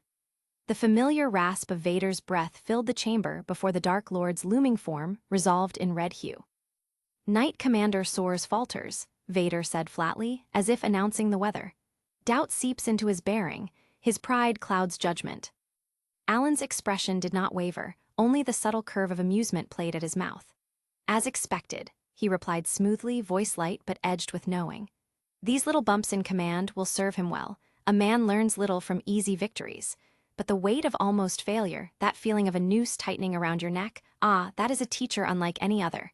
Let him stumble. It will temper him, or it will break him. Either way he will serve the Empire, either as an example or a cautionary tale. The hololith flickered as Vader's visor tilted ever so slightly, the sound of machinery punctuating the silence. No rebuke, only that mechanical breathing and a simple acknowledgement. As you have foreseen. Then the image dissolved, severed cleanly at Alan's dismissal. He turned slowly, and there she was. The Red Queen stood with an elegance alien to any droid, the faint lines of her form shimmering like a woman cast in crimson glass. In her pale, slender hand, crafted from pure light and data, rested a grotesque little shape, a miniature squid-like husk, twitching with failing pulses of corrupted code. The shard of Harbinger, compressed and bound, rendered almost pitiful. She held it up like a trinket, a prize from a hunt. Alan chuckled lightly, tilting his head as his sharp violet eyes glimmered. "Very well done," he said, the words carrying both genuine praise and a teasing amusement, as though he were congratulating a prodigy on their first true test. Her lips curled upward in what barely counted as a smile, a ghost of satisfaction. "It resisted longer than the simulations," she said, her voice soft but resonant, laced with confidence. "I extracted much. Fragmented, yes. It retreated the moment it recognized defeat. Harbinger has survived countless cycles, clashed with innumerable species. That experience taught it caution, cowardice masquerading as wisdom." She tightened her fingers around the shard, and the construct flickered with distorted shrieks of static before falling silent. "Still, the fragments will suffice." Alan stepped closer, folding his arms, his smile broadening into one of those rare, genuine expressions that transformed his face into something luminous. "Then let me be the first to congratulate you on your victory. Your first official victory, no less. I knew you would make something dazzling of this, and you've shown how much you have grown." Her eyes glowed faintly at that, almost a flicker of pride. The ship shuddered ever so slightly as hyperspace peeled back, reality asserting itself with a thunderous ripple. The blue tunnel dissolved into the cold black sea, stars glittering against the void. One by one, the escort ships emerged around the Venator, munificent frigates, their spindly frames bristling with cannon arrays, Arkwhiten's light cruisers, sleek and angular, and the darting silhouettes of corvettes in tight formation. Before them, the Bahak system unfolded, distant stars, empty reaches, and a silence that was anything but peaceful. Alan glanced once more at the Red Queen, still holding her prize. "Have the reinforcements at the ready. Fate converges on this system. Let's see what consequences arise from tugging at its strings." He murmured, voice calm but weighted with anticipation. The small fleet spread into disciplined formation, as they came to a steady advance deeper into the system. Chapter 98, Arrival I. 6 hours later, the Normandy dropped out of FTL at the edge of the Eratote system.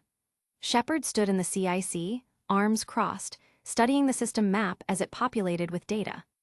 "Sensors picking up a Batarian prison facility," EDI reported. "MS Farinata, medium security, approximately 200 personnel. Dr. Kenson's last transmission originated from that facility." "A prison," Shepard frowned. "They caught her." "It would appear so." Joker's voice crackled over the comm. "So, Commander, we're flying into Batarian space to break someone out of prison. Just want to make sure I'm understanding the plan correctly. Because that sounds, insane. When has that ever stopped us, Joker?" "Fair point. Where do you want me to park this thing?" Shepard studied the facility's location. "Bring us in quiet. I'm going in alone." "Commander," Miranda's voice cut in from her station. "That's inadvisable. You should take a team. One person has a better chance of staying undetected than a squad. I get in, find Kenson, get out, quick and quiet." "And if it's not quick and quiet?" Shepard allowed herself a thin smile. "Then you'll hear about it." The shuttle ride down was silent except for the dull thrum of engines. Shepard ran through equipment checks, Carnifex pistol, full thermal clips, Medigel, Omnitool fully charged. Standard loadout for a stealth op that would probably go loud. It always went loud. The facility loomed ahead, a dark mass of metal and concrete built into an asteroid, searchlights sweeping the darkness. Batarian architecture, brutal, efficient, designed to intimidate. Shepard guided the shuttle to a maintenance landing pad on the facility's lower level, using codes EDI had sliced from the prison systems. "Setting down," she murmured. "EDI, how's our cover?" "Intact. The facility's systems believe you are a scheduled maintenance shuttle. You have approximately 17 minutes before they verify the manifest." "Plenty of time." She sealed her helmet, checked her weapon one last time, and hit the shuttle's ramp release. The air was thin, recycled, tasted like metal and old oil. Emergency lighting cast everything in a dim red glow.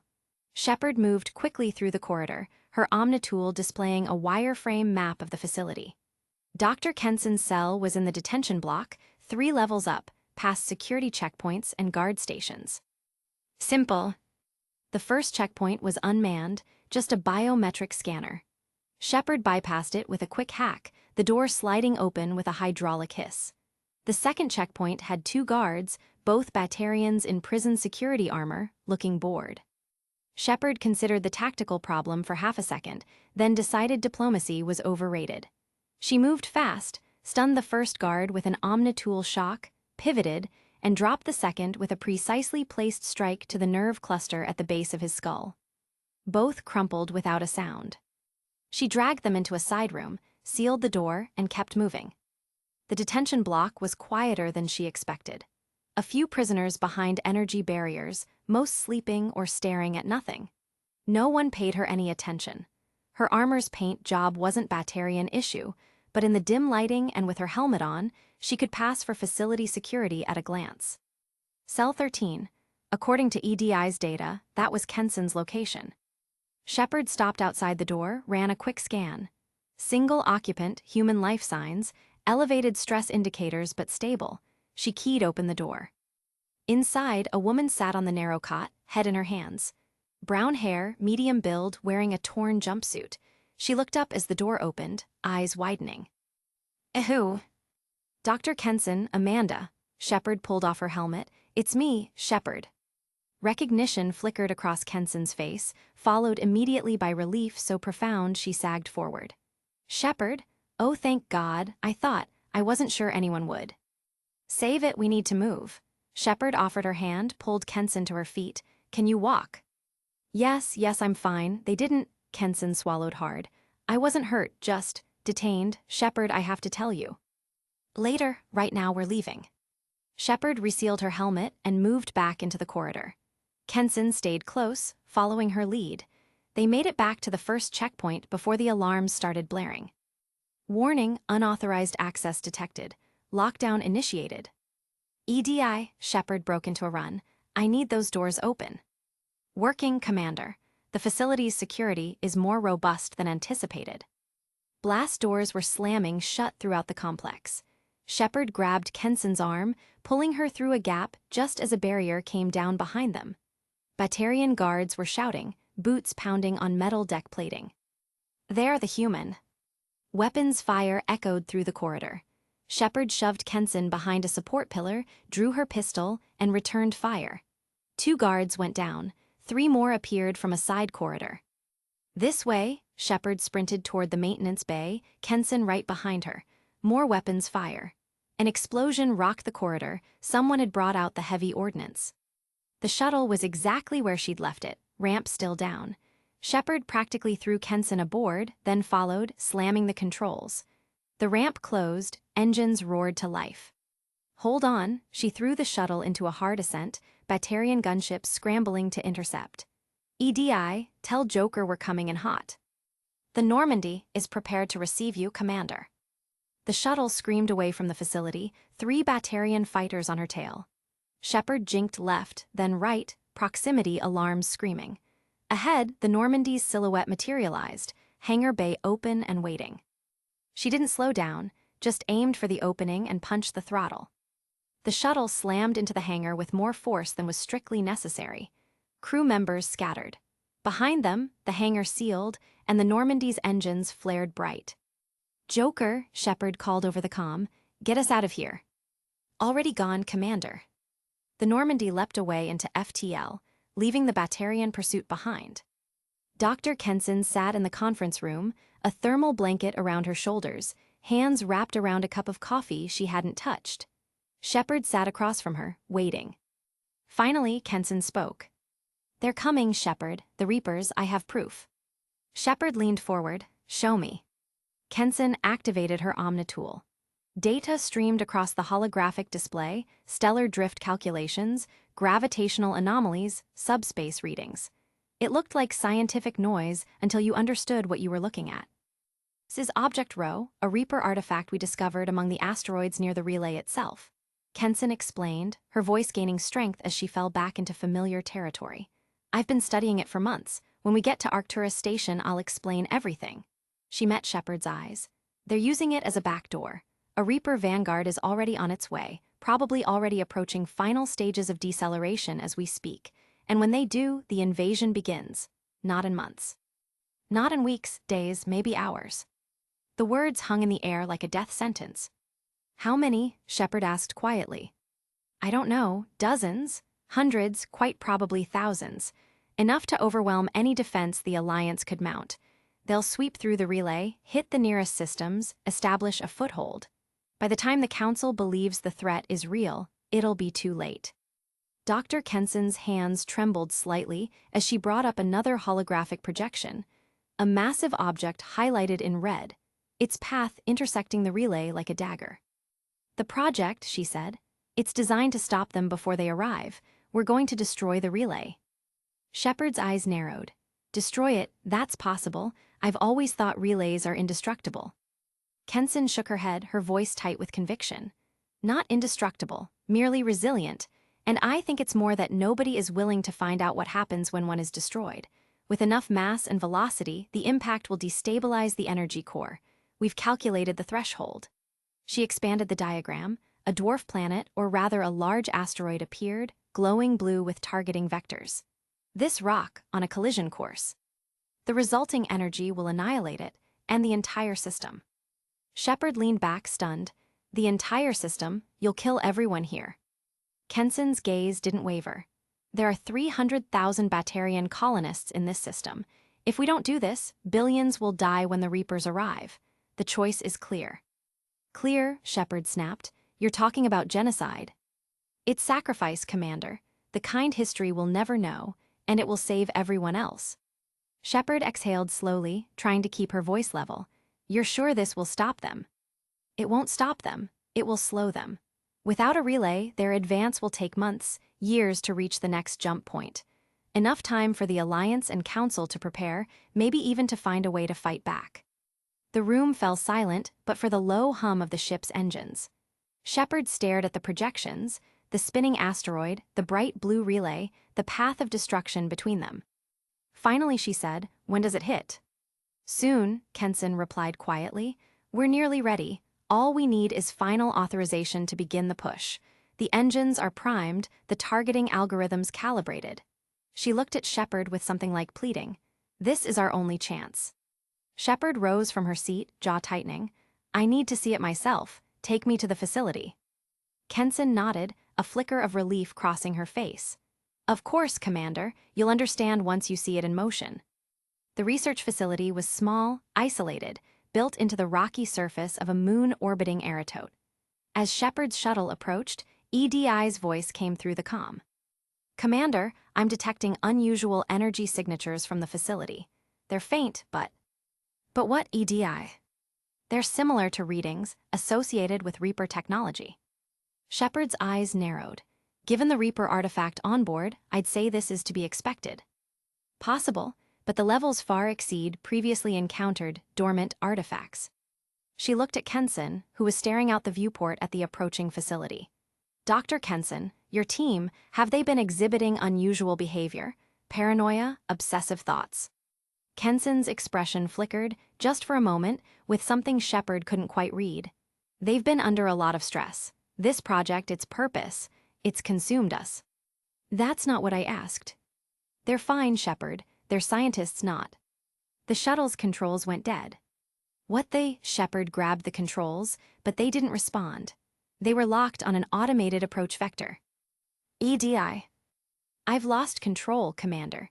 Something has overridden our systems and locked me out. Kenson was on her feet, backing away from Shepard.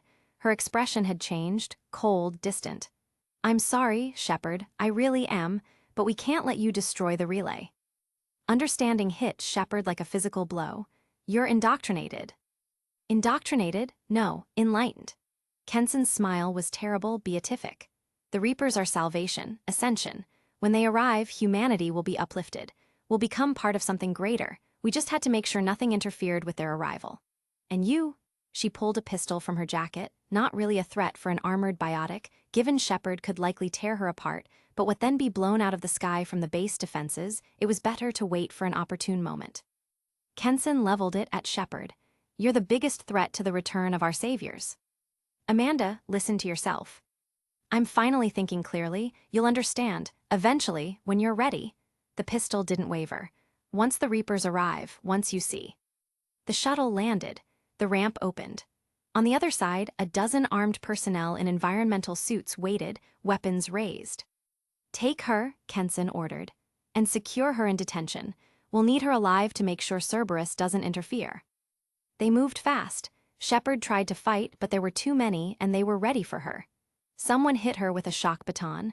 Her muscles seized, vision graying. The last thing she saw before darkness took her was Kenson's face, serene and smiling, as if she'd just solved the last puzzle in the universe. Chapter 99, Arrival AI. The asteroid facility shuddered with each passing moment, its stabilizers groaning under stress they were never designed to handle. Emergency lighting bathed the docking platform in crimson waves. The air itself had been vented. A desperate measure Shepard had initiated to deal with the indoctrinated guards who'd been foolish enough to be caught without their helmets. Now the platform was exposed to vacuum, a silent killing field where only those in full armor could survive. Shepard's hardsuit systems displayed minimal oxygen reserves and dropping temperature warnings, but she'd fought in worse conditions. Her hands gripped her assault rifle with practiced ease, the weapon trained on the holographic projection that materialized before her. Harbinger. The Reaper's form coalesced from distorted light and corrupted data streams, a towering silhouette of terrible purpose. Its voice, when it spoke, resonated not through air but directly into her mind, bypassing her helmet's audio systems entirely. The sensation was invasive, wrong, like fingers of ice pressing against the inside of her skull. Shepard, the name rolled off what passed for the Reaper's tongue with the weight of cosmic disdain. You have become an annoyance. She wanted to fire, wanted to unload every thermal clip she carried into that smug hologram, but bullets couldn't hurt something that wasn't truly there. Her jaw clenched behind her helmet's faceplate. You fight against inevitability, Harbinger continued, its form shifting with each word, angles that shouldn't exist, colors that had no name. Dust struggling against cosmic winds, this seems a victory to you, a star system sacrificed. The hologram gestured, and the viewport behind it displayed the asteroid's trajectory, an unstoppable missile aimed at the heart of the mass relay. But even now, your greatest civilizations are doomed to fall. Your leaders will beg to serve us. Shepard's finger tightened on her trigger, a futile gesture that brought her no comfort. But she straightened nonetheless, standing tall despite the exhaustion that weighed on every muscle, despite the knowledge that this thing, this ancient machine god, spoke from a position of terrible certainty. Maybe you're right. The admission tasted like ash, but she forced the words out anyway. Maybe we can't win this. Her voice grew stronger, fed by a defiance that had carried her through impossible odds before. But we'll fight you regardless, just like we did, Sovereign, just like I'm doing now. She took a step forward, closing the distance between herself and the hologram as if proximity could somehow make her threat more real. However insignificant we might be, we will fight, we will sacrifice. And we will find a way. A pause, heavy with the weight of species-wide survival. That's what humans do. Know this as you die in vain, your time will come, your species will fall. Prepare yourself for the arrival. Harbinger's final words echoed in her skull long after the hologram flickered and vanished, leaving only the dying glow of the projection and the steady pulse of the station's failing power grid. The silence that followed was absolute, no wind, no breath, no sound save the faint vibration that thrummed through the soles of her boots as the asteroid's engines drove it relentlessly onward toward the relay. Shepard stood there for one heartbeat longer, then she turned and ran. Across the viewport, Lelouch saw the relay flare to life. Bright arcs of harmless-looking cerulean energy crackling with rising tension. Then a small dark shape shot forward at impossible speed. A streak of steel and blue engine burns disappearing into the heart of the relay. Then the real show began. Above and behind the relay, in a flash of light, something appeared. Red Queen focused the sensors instantly, magnifying the distortion until a silhouette appeared, curved plates, long limbs, a massive space quid in cold, gleaming metal. "A Reaper," Red Queen said, voice perfectly steady. Deceleration terminated. Range, 267 kilometers from the relay. "Not alone, merely early," Lelouch remarked. "For the moment." He nodded, and the asteroid. Red Queen shifted the display. Lelouch watched the massive, crater-pitted rock hurtling forward like a thrown spear, engines on its aft surface burning white-hot. Its course was direct, precise, irreversible. And it was seconds from impact. The Reaper turned toward the relay. Its limbs unfolded like knives, bright light igniting along its underbelly. But too late. A moment later. Impact. Light erupted from the relay, first as blinding golden white, then shifting to violent blue as the mass effect fields collapsed. The asteroid shattered into incandescent fragments before being swallowed by the expanding detonation. The first Reaper didn't have time to react, not physically at least. Not that it could do anything even if it did. It simply ceased. One frame of the sensor feed showed it intact. The next frame was only expanding plasma and metallic vapor. The explosion bloomed outward, forming a sphere of annihilating radiance that surged across the Bahak system. It tore through the void in a perfect circle, tipped with rotating waves of fused subatomic debris. Alarms shrieked, sirens flashed across the Invictus. "Brace for impact," shouted the clone commander from the bridge pit into the comms. "Shockwave inbound." "Unnecessary," Red Queen said at the very same instant, her voice calm. "Observe." Lelouch didn't move. He simply watched. The wavefront raced toward the Imperial fleet, dozens of Arkwhitens, a line of munificents, a dual column of corvettes, and the Invictus leading the formation. And then, the wave split. Like a blade had cut it. The explosion divided around the fleet, passing above and below in a perfect arc. The explosion soared past, spreading behind them into the dark. Not a single ship so much as flickered. Silence hung in the bridge. Absolute. Then Red Queen began speaking again, her voice lighter, almost analytical. 539 signals appeared during the explosion, short range, high energy, consistent with Reaper subspace communication bursts. All have since ceased. "All destroyed," Lelouch commented. "It is the most probable conclusion," Red Queen confirmed. Then she paused, and her eyes flickered. "More signals incoming, new arrivals. Their deceleration profiles match confirmed Reaper patterns." "How many?" 2,000, 2,130, 2,400, count rising rapidly. "Vector." "Directly toward our position." Lelouch inhaled once through his mask, slow and centered. Beside him, Red Queen tilted her head, observing him. She did not need to ask what he was thinking. She already knew. "The tactical solution," she said gently, "is immediate retreat. Their numbers are sufficient to overwhelm this battle group." "Yes," Lelouch agreed softly. "That's the logical decision, the safe decision."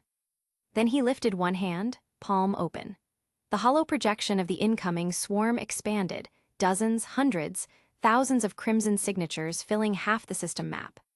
"But logic," Lelouch said, "is not always the weapon we need." Red Queen's luminous brows arched. "You intend to remain?" "I intend," Lelouch corrected calmly, "to be of use. I intend to set an example." Red Queen understood immediately. "You mean to retire your Alan Spacer persona?" "Not retirement," he said with a soft chuckle. "Sacrifice, gloriously of course." He watched her as he spoke. Red Queen, force entity and absolute intelligence, standing before him with that faintly amused expression she wore only in his presence. "The new generation of commanders," Lelouch continued, "must understand loss. They must learn that Imperial Knights are not untouchable. that they can and in time will bleed, fall, die. His voice lowered. And that even we serve something greater. He turned toward her fully. How many clone troopers are aboard the fleet at this time? Red Queen paused only for an instant. She knew such questions carried consequences. 723 aboard, including pilots, engineers, and specialists. Order them, Lelouch said softly, to board a corvette and return to Imperial-controlled space. Immediately. She blinked once. Then her eyes glowed. Seconds passed. Red Queen looked at him. They have all declined. Lelouch closed his eyes for a moment. When he opened them again, something warm flickered behind the visor. A direct order, he murmured, and they declined. Respectfully, Red Queen added. They are citing combat loyalty doctrines and stating their desire to remain at your side.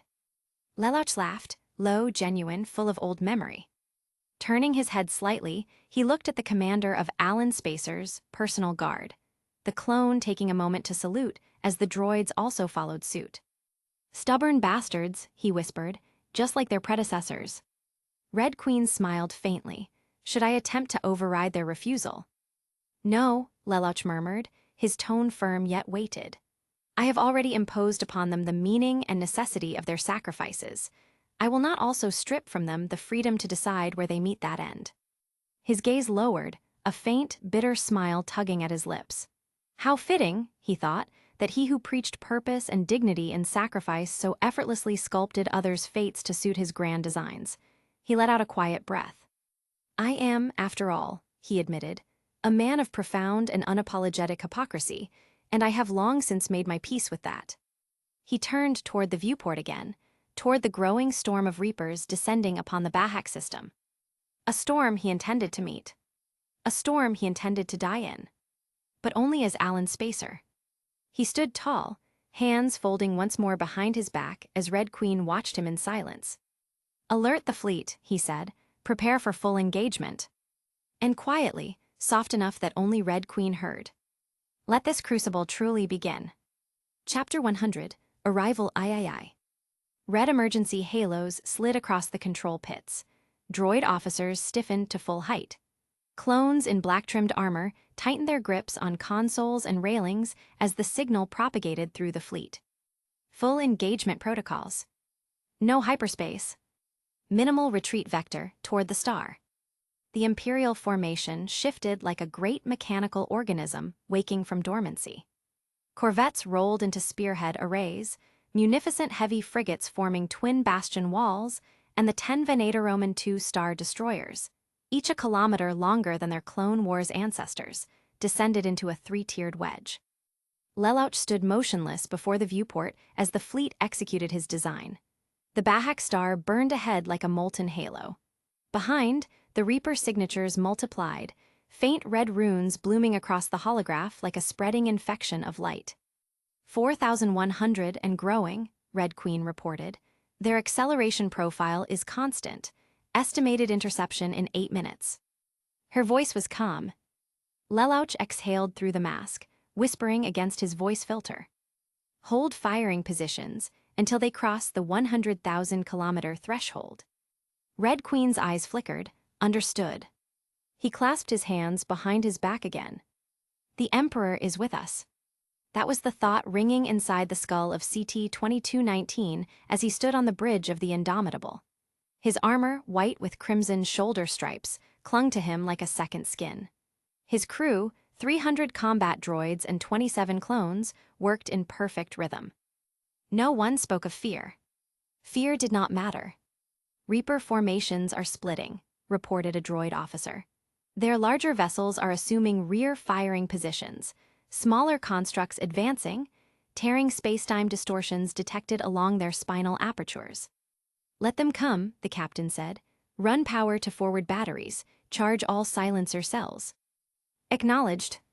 He looked toward the hologram of the star. They were drifting closer to its inferno now. Not dangerously close, not yet, but close enough that the captain could see how the mass effect destruction had destabilized the star. He wasn't so sure he wanted that on his back, but orders were orders. ARC-170 fighters were all-purpose war machines, a natural choice for any clone captain, and he was no different. His squadron, 16 fighters, formed up around him, weaving into a forward screen ahead of the corvettes. "Reapers approaching," came the order. "Stand by for strike authorization." The clone grinned. "Clankers," he said to the group around him, "try to look intimidating." A storm of crimson signatures swelled across space in front of them. They looked like a tidal wave of steel leviathans. Good, he thought, something worth dying to. Thousands of thoughts pulsed through dark metal minds. Intruders. Galactic anomaly. Undefined technological vector. Eliminate. The death machines accelerated, blue-white biotic distortions building across their spines. Their longest beams began to crackle, charging for system-spanning fire. A 1.6-kilometer Reaper rotated its fins, locking onto the Invictus.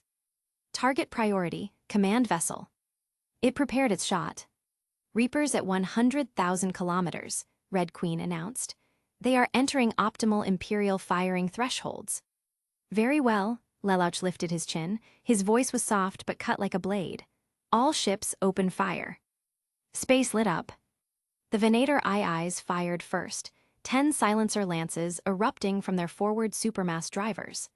Beams of incandescent energy, bright as newborn suns, speared across the void at fractional light speed. Even the Reapers' minds reacted too slowly. The beams tore through the first line like paper. 9 Reapers disintegrated instantly, their forms breaking into molten arcs. Another 14 lost limbs, drifted crookedly, or were smashed into tumbling wreckage. Then the munificents fired. Iron lances stretched out like lightning veins, each one slamming into Reaper shields and shutting down whole swarms of lesser constructs. Corvettes followed, saturating space with needle-thin blaster bolts. Every shot punched through a Reaper's kinetic barrier as if it weren't there. The Reapers reeled back. It was the first time they had ever seen prey strike from so far away. "Direct hit on multiple targets," reported a clone officer. "Over 300 confirmed kills on the first volley." "Good," the captain murmured. "Reload the silencer. First rotation ready in 20 seconds." A droid officer turned. "Sir, enemy return fire." Red light slashed across their viewport. A Reaper beam glanced the side of the ship's shields. The impact should have torn apart a section of a dreadnought. Instead, the left side of the Venatoroman II glowed blue for a moment. The shield meter dipped from 100% to 99%. Estimating, energy reading do not match expected output. Conclusion, enemy optimal firing range within 20,000 km. The clone captain grinned wolfishly. "Fire again." Reaper beams filled the void, hundreds then thousands. Blue-white hellfire cascaded toward the Imperial lines. Droid targeting computers compensated, shields flared, guns roared. And for a few moments, they dominated. Most Reaper beams splashed harmlessly against the overlapping capital ship shields. A few struck corvettes, scraping shields but failing to breach. A near 3,000 ship swarm had expected to overwhelm its enemy in one volley. Instead, the Reapers found themselves the ones dying. "Maintain formation," Lelouch ordered. "We fall back at 1/3 thrust, keep the sun directly behind us." Corvettes began to drift backward, maintaining constant fire. Munificents unleashed their spinal cannons, filling the void with firestorms of ion cannons, outright piercing through Theer targets and leaving the ones close by, half-functioning, drifting towards them. Venator IIs unleashed a second silencer volley. And a third. Each annihilated Reapers by the dozens. Add in the corvettes saturated the gaps in between, each destroying ships twice their size with no problem. Yet their numbers kept rising. 8,800, 9,000, 10,700, Red Queen intoned. 1,000 of the signatures consist of capital-class Reapers. They are spreading out and coordinating the attack groups, sitting at 300,000 km. The Reapers grew denser, forming a black tide across the stars. Lelouch watched it calmly. This is acceptable. For every Reaper destroyed, another arrived. For every Imperial ship that maintained formation, one began to sputter with shield drain. Corvettes were the first to fall, hit not by beams, but simply by the sheer volume of enemy fire. Some vaporized. Others broke apart slowly, their droid crews continuing to fire even as the hull tore open. A Munificent took 3 direct Reaper shots and lost a wing. It did not stop firing. A Venator II lost its port hanger and half its bow. It continued charging the silencer. Yet the fleet continued drifting backward, toward the blinding star. The Resolute shook violently as multiple Reaper beams scraped across the shields, dropping them from 54% to 39% in an instant. The deck vibrated under Captain CT-111224-01231's boots, the superstructure groaning in a deep metallic roar. Port shielding collapsing, a clone lieutenant shouted. Rotate 40 degrees starboard, use the Munificence as partial cover, CT-111224-01231 ordered, and keep firing the silencer. Cycle through the backup capacitors if needed. Backup capacitors are already spiking, Captain, a droid officer reported. CT-111224-01231 didn't turn. Then keep firing until the hull melts around you. Acknowledged. Droids moved with mechanical serenity through the fire and shuddering impacts. Clones braced against consoles, armor scorched by sparking conduits. A second Reaper beam scythed through the black, striking near the starboard engine cluster. A thunderous shock tore through the ship. Warning glyphs filled the hollow screens. Engine 3 offline, a droid reported. Hull breach sealed, power rerouted to ensure distance. Another beam struck, this time from below. The captain grabbed a railing as the lights flickered. And flickered again. How many Reapers advancing on our vector? He demanded. 227 and increasing, the droid responded. Majority of them Corvette class, 10 capital signatures detected. Focus all heavy weapons on the capital classes, let point defenses worry about the smaller ones. Thousands of machine mines analyzed the battle. Firing ranges, unfavorable. Prey projectile velocity, impossible. Shield penetration, prey weapons ignored our barriers. Loss rate, catastrophic. And then the calculations shifted. Adaptation protocols initiated. Reapers halted their forward thrust, curling into new formations, sharper, denser, layering their hulls like interlocking blades. The smaller Reapers drifted beneath the larger ones, forming shielded nodes. Objective, reduce cross-sectional profile. Objective, saturate prey with volume fire. Objective, target prey shield weakness patterns. Beams intensified, thinner, more focused. Bursts of superheated matter flickered along their spines. The Reapers began firing in synchronized volleys. Thousands of beams converged on the forward Imperial line at once. They had learned. Munificent-class ships were long, thin, notoriously fragile, but their cannons were monstrous. CT-22990800 stood rigid as the tremors worsened. The Mercy had lost half her crew droids, a dozen emitters, and one of her massive ion cannons. But the other cannons still lived, and that was enough to kill dozens more Reapers. Captain, a droid announced, enemy fire concentration increasing. Trajectory predicts fatal impact on main hull within. A beam hit. It wasn't a glancing blow. It wasn't a scrape. It was a direct, point-blank, synchronized Reaper strike from multiple sides. The entire ship flung sideways, hollows shattered. Sparks cascaded from the ceiling like metallic rain. A support beam fell, a clone shoved a droid out of the way and took the impact himself. The deck lurched again.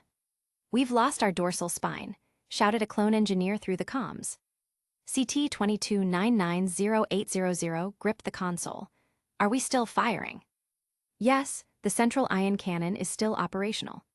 He allowed himself one breath. He knew exactly what it meant to fire. One more shot, then. He stared at the incoming swarm, black silhouettes against the star's blinding corona. "Make it count." The cannon fired. A wall of electric blue annihilation surged forward, tearing through an entire Reaper group. Over a dozen machines sparked, froze, and fell dead. Then its own recoil proved too much for the struggling ship. The Mercy broke apart. Quietly, without ceremony. No escape pods. No survivors. Just drifting pieces, glowing orange in the sunlight. Arc 180s and their droid complements darted like needles across the sky. but their numbers were thinning by the minute. Squadrons 5, 6, and 9 wiped out. The latest report, one among the countless chiming in amongst the leading ships. Drones are overwhelming us, we can't hold them off. A clone pilot weaved through a storm of red beam lances, engines screaming. Another fighter beside him exploded. No time for a scream, no time for a signal. Just a flash and debris vaporized instantly by solar glare. Enemy interceptors cutting through rear lines. We're down to 1/3 capacity. Form up with the corvettes, use their hull shadows. But even the corvettes were dying. Reaper destroyers targeted the small ships mercilessly, beams slicing through their hulls with difficulty. Each lost corvette left the fighters more exposed. Each exposed fighter was one more spark extinguished. They fought anyway. And so, one by one, they died in silence, in burning streaks that winked out before their wreckage even cooled. Machine minds pulsed in unison. Prey losses, satisfactory. Assessing source of resistance. Intelligence core located. Another adaptation began. Reapers altered firing angles. Shifted formations. Layered attacks through the weak points of Imperial shields. New priority, disable command ship. End their coordination. Secure the intelligence core. Lelouch withdrew into the AI core chamber, the sanctum humming with restrained omnipotence, crimson light bathing the alabaster curves of the Red Queen's housing. His hand came to rest briefly against his brow, fingers pressing into his temple as if to still a migraine born not of pain, but of consequence. "Everything ready?" he asked, voice subdued but unyielding. "Yes, my lord. The destabilization from the relay's destruction has proven more than sufficient. All information has been logged and sent to the main fleet. Were you able to procure any logistical intelligence from the Reapers?" A fractional pause, the Red Queen's equivalent of contemplation. "No, my lord. The core aboard this vessel lacks the necessary processing density to bypass or unravel their unified computational lattice. I believe Harbinger forewarned them. Nevertheless, their countermeasures remain inadequate against my defensive architecture. Only capital-grade Reaper vessels possess true artificial intelligences, functioning as strategic command nodes." A faint exhale left Lelouch. Encouraging news nonetheless. We now know they are committing more of their main bodies to this theater. His gaze sharpened, that familiar glint of cold inevitability returning to his hypnotic violet eyes. That being said, he stepped forward, placing his palm upon the quantum-veined obsidian of the core. "I believe it is time to bring this little performance to its final act." The force did not flow, it flooded. A violent, sovereign deluge tearing through circuitry and spacetime alike as his consciousness expanded beyond flesh. His cells screamed in protest as pressure gnawed at the fragile architecture of mortality that clung to the puppet he had created for this little trip. The body he had used so far, bone and nerve, trembling beneath the strain of godlike intent. "Localization complete," the Red Queen intoned, unwavering. "Stabilizing the nucleus, initiating manipulation of the weak nuclear force, forcing simultaneous quark transition, converting protons to neutrons, now." Any sane physicist would have anticipated the subsequent necessity. Dispersal of emitted positrons and neutrinos to prevent catastrophic matter-antimatter annihilation, and the absorption or redirection of liberated nuclear energy to avoid planet-scorching gamma bursts. Sadly, Lelouch's claims of sanity could be said to be highly debatable when he was but a mortal man with limited power. And so, across the Bahak system, the star convulsed. Within its core, protons cascaded into neutrons, atomic identity dissolved, fusion chains destabilized. Gamma radiation spiked violently as pressure surged beyond stellar tolerances. The heart of the star compressed, once a grotesque, luminous shudder. Then it ruptured.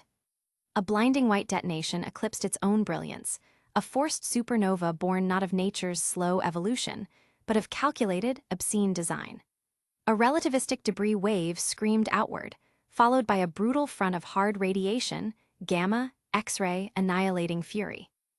Nothing remained. Far beyond the system's outer limits, a solitary long-range sensor buoy drifted in silent obedience. Its instruments flared to life. Gravitational readings spiked off-scale. Electromagnetic spectra, fractured into impossible harmonics. Space-time curvature displayed momentary asymmetry. Then the first images arrived. A star blossoming into annihilation. A corona of incandescent death swallowing entire orbital paths. A sphere of blinding white devouring planets, fleets, and the very notion of refuge. The data stream forwarded in cold precision. Whereas the first explosion had killed the system, the second one had destroyed it.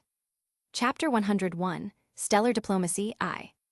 Citadel Council Chamber. The holographic display flickered with the cold reality of astronomical data. Numbers scrolled past, energy readings, gravitational anomalies, spectroscopic analysis, all painting the same impossible picture. A star had been forced into supernova. The silence in the council chamber was absolute. Not the comfortable silence of contemplation, but the heavy, suffocating quiet of beings confronting their own insignificance. Councillor TTS stood frozen, one hand resting on the railing before her podium. Her normally composed features had gone pale, her eyes fixed on the swirling remnants of what had once been the Bahak system. The blast wave, captured by long-range sensors, spread outward like the hand of an angry god. They detonated a star. Her voice was barely a whisper. Councillor Valern's fingers moved across his omnitool with mechanical precision, though his hands trembled ever so slightly. Confirmed. Multiple sensor buoys recorded the event. The star underwent forced nuclear destabilization. Proton-to-neutron conversion at a rate exceeding natural stellar evolution by several orders of magnitude. The resulting supernova consumed the entire system within. He paused, rechecking the data as if hoping it would change. Impossible, Councillor Anderson muttered, though his tone lacked conviction. The energy requirements alone, the precision needed, no one has that kind of capability. And yet, Valern countered quietly, the evidence is irrefutable. The Empire possesses technology capable of weaponizing stellar collapse. Councillor Sparatus had remained silent throughout the exchange, his mandibles tight, claws gripping the edge of his podium. When he finally spoke, his voice was hard as duracrete. Then we must assume every system within their reach is a potential target. Every star could become a weapon. His eyes swept across his fellow councillors. This changes everything. TTS turned to face him, recovering some of her composure. We don't know the circumstances and cannot assume the worst. There may have been. Circumstances? Sparatus' voice rose, his military bearing cracking under the weight of strategic nightmare. What circumstances justify the annihilation of an entire system? What threat could possibly warrant such devastation? The Reapers, Anderson said quietly. All eyes turned to him. If the intelligence we've been gathering is accurate, if they truly are an existential threat, then perhaps the Empire believed it necessary. Valern interjected, his voice clinical despite the tension. Strategic analysis suggests multiple possible scenarios. The Bahak system may have been compromised by Reaper forces. It may have been a demonstration. Or, he paused, it may have been the Empire eliminating a threat preemptively. This also explains the predating explosion generated by the destruction of the relay. Eliminating a threat, TTS repeated slowly. You mean genocide? I mean pragmatism, Valern corrected. If the Batarians were responsible for the attack on Imperial forces, and if the Empire believed the hegemony would continue to pose a threat, then from their perspective, not to mention the possibility of the abnormal signature being of Reaper origin. Then, it would equivalate to solving multiple problems with one solution. Sparatus snorted. Or perhaps they simply wanted to demonstrate their power. To show the galaxy what happens when you stand against them. It's what any civilization would do to make unruly smaller one listen. Valern's omnitool chimed. His large eyes widened fractionally. Additional data incoming. Batarian communication networks have gone silent. Silent, TTS frowned. Define silent. No transmissions. Diplomatic channels with the Council have been closed. Nothing. The Salarian's fingers danced across his interface. Last recorded activity was approximately 6 hours ago. Since then, complete blackout. Anderson leaned forward. Could it be related to the accusations? The Empire claimed the Batarians attacked them. TTS shook her head slowly. We investigated those claims long ago. There was no conclusive evidence. The Batarians denied involvement, and while their denial was less than convincing, we had no proof. Sparatus' mandibles clicked in what might have been dark amusement. Given the hegemony's propensity for raiding and territorial aggression, such an attack would have been entirely within character.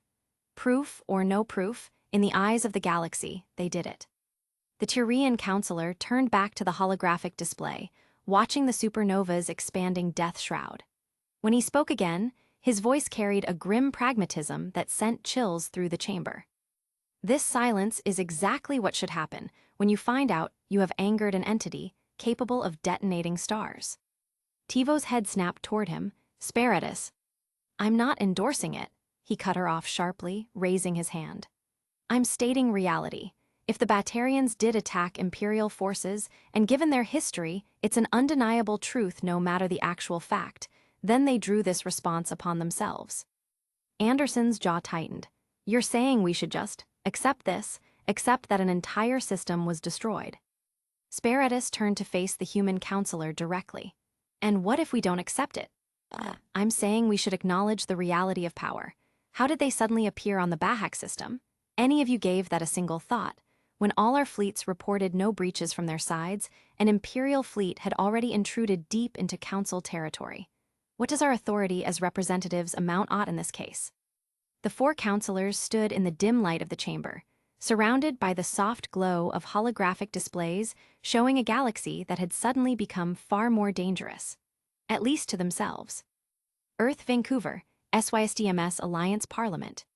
Knight Lares Varen stood perfectly still in the center of the parliamentary chamber, his black armor a stark contrast to the modern, sterile aesthetics of the Alliance building. Around him, representatives from a dozen different Earth nations whispered frantically to their aides, their faces pale as they processed the news. Varen's helmet concealed his expression, but beneath it, he allowed himself a small, bitter smile. This was not how he had envisioned his mission would proceed. When the Emperor, through Lord Vader, had tasked him with securing Earth's integration into the Empire, Varen had imagined a slow, careful process. Diplomacy, cultural exchange, perhaps a demonstration of imperial superiority through trade or technology. He had not expected to prove himself through his own foolhardy ambition. The plan had been straightforward. Infiltrate Earth society, establish connections, build networks of influence. The system's alliance, humanity's supposedly unified governing body, was in truth a confederation of squabbling nation-states, each jealously guarding its sovereignty. A pathetic display of short-sightedness, politicians clinging to power even as the galaxy burned around them. But that fractured authority was also an opportunity. With patience, with careful manipulation, Varen could have brought them into the Empire's fold willingly, or at least without excessive resistance. And then Bahak had happened.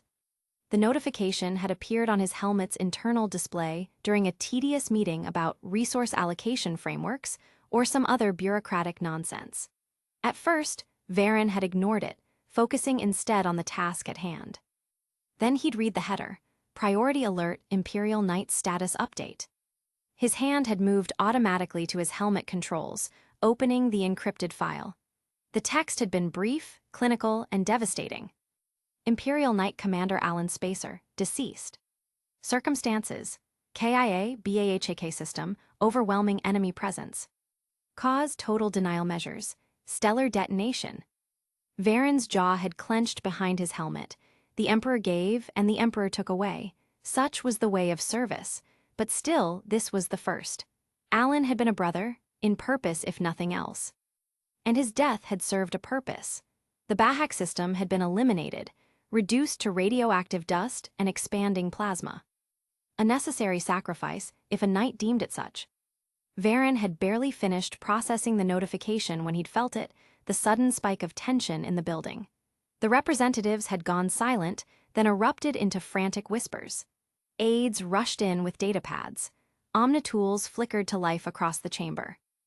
They knew. Someone, probably their intelligence service or the council's, had detected the supernova. And they would have connected it to the Empire somehow, most likely by design. Ambassador Donal Udina had approached him then, his normally composed features barely masking his alarm.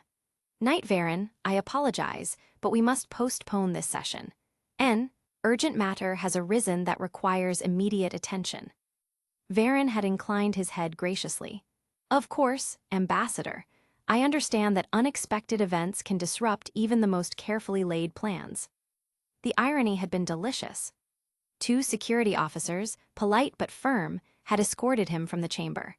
Not arrested, not detained, but certainly not free to wander. They'd brought him to a suite in the Alliance building's diplomatic wing, a comfortable prison with soft furniture, reinforced walls, and plenty of surveillance equipment. For your safety and comfort, one of the guards had explained with practiced neutrality. Varen had thanked them and settled into a chair by the window, watching the city of Vancouver spread out below. The setting sun painted the sky in shades of orange and red, casting long shadows across the urban landscape. And he had smiled. Because this panicked reaction, this desperate scrambling, was exactly what he needed. The system's alliance was afraid. Truly, deeply afraid. Not of some abstract threat or political maneuvering, but of immediate, overwhelming annihilation. The Empire had just demonstrated that it could erase entire star systems, that it possessed power beyond anything the Alliance, or anyone else in this galaxy, could comprehend. Fear was a tool, and Varen was a rather skilled craftsman. The Alliance representatives would return to him soon.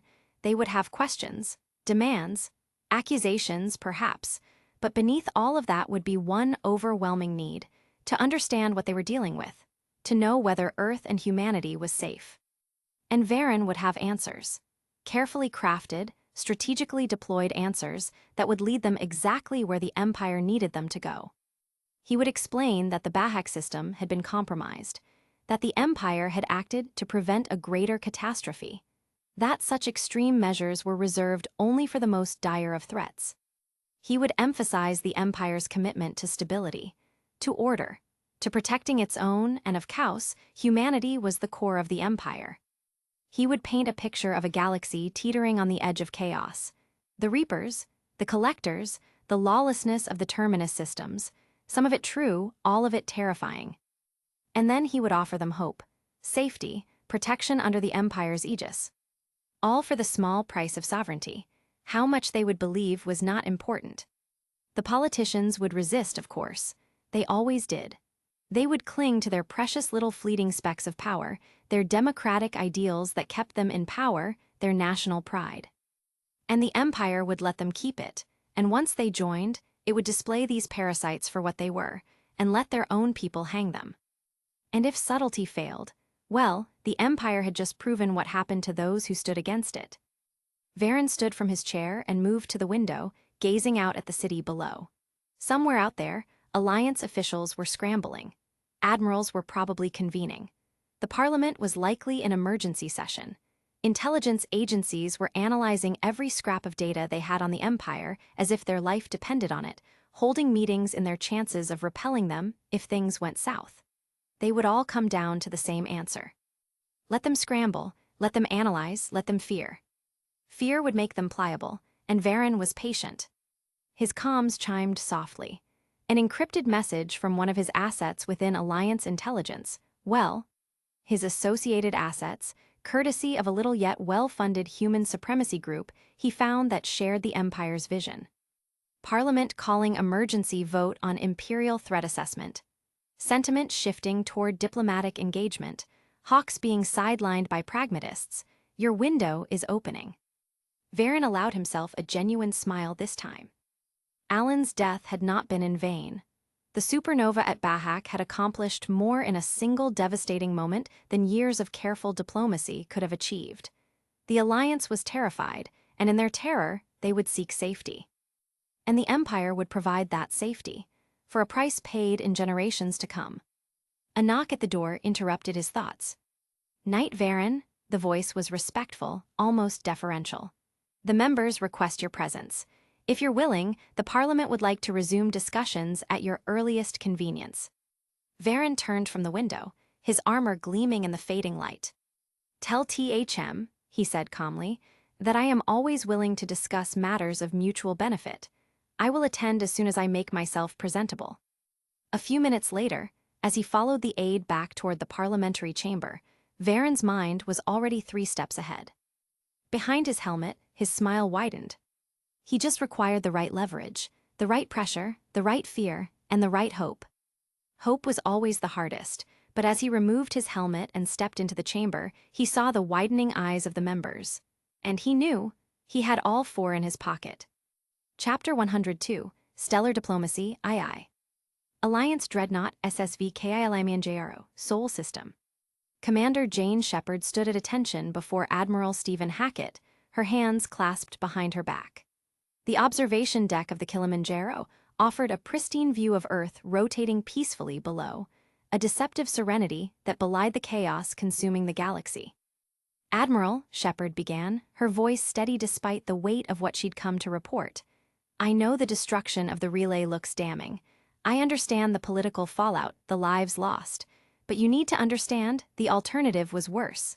The Reapers were coming through, if we hadn't." "Commander," Hackett's voice was quiet but firm, he didn't turn from the viewport. "Stop."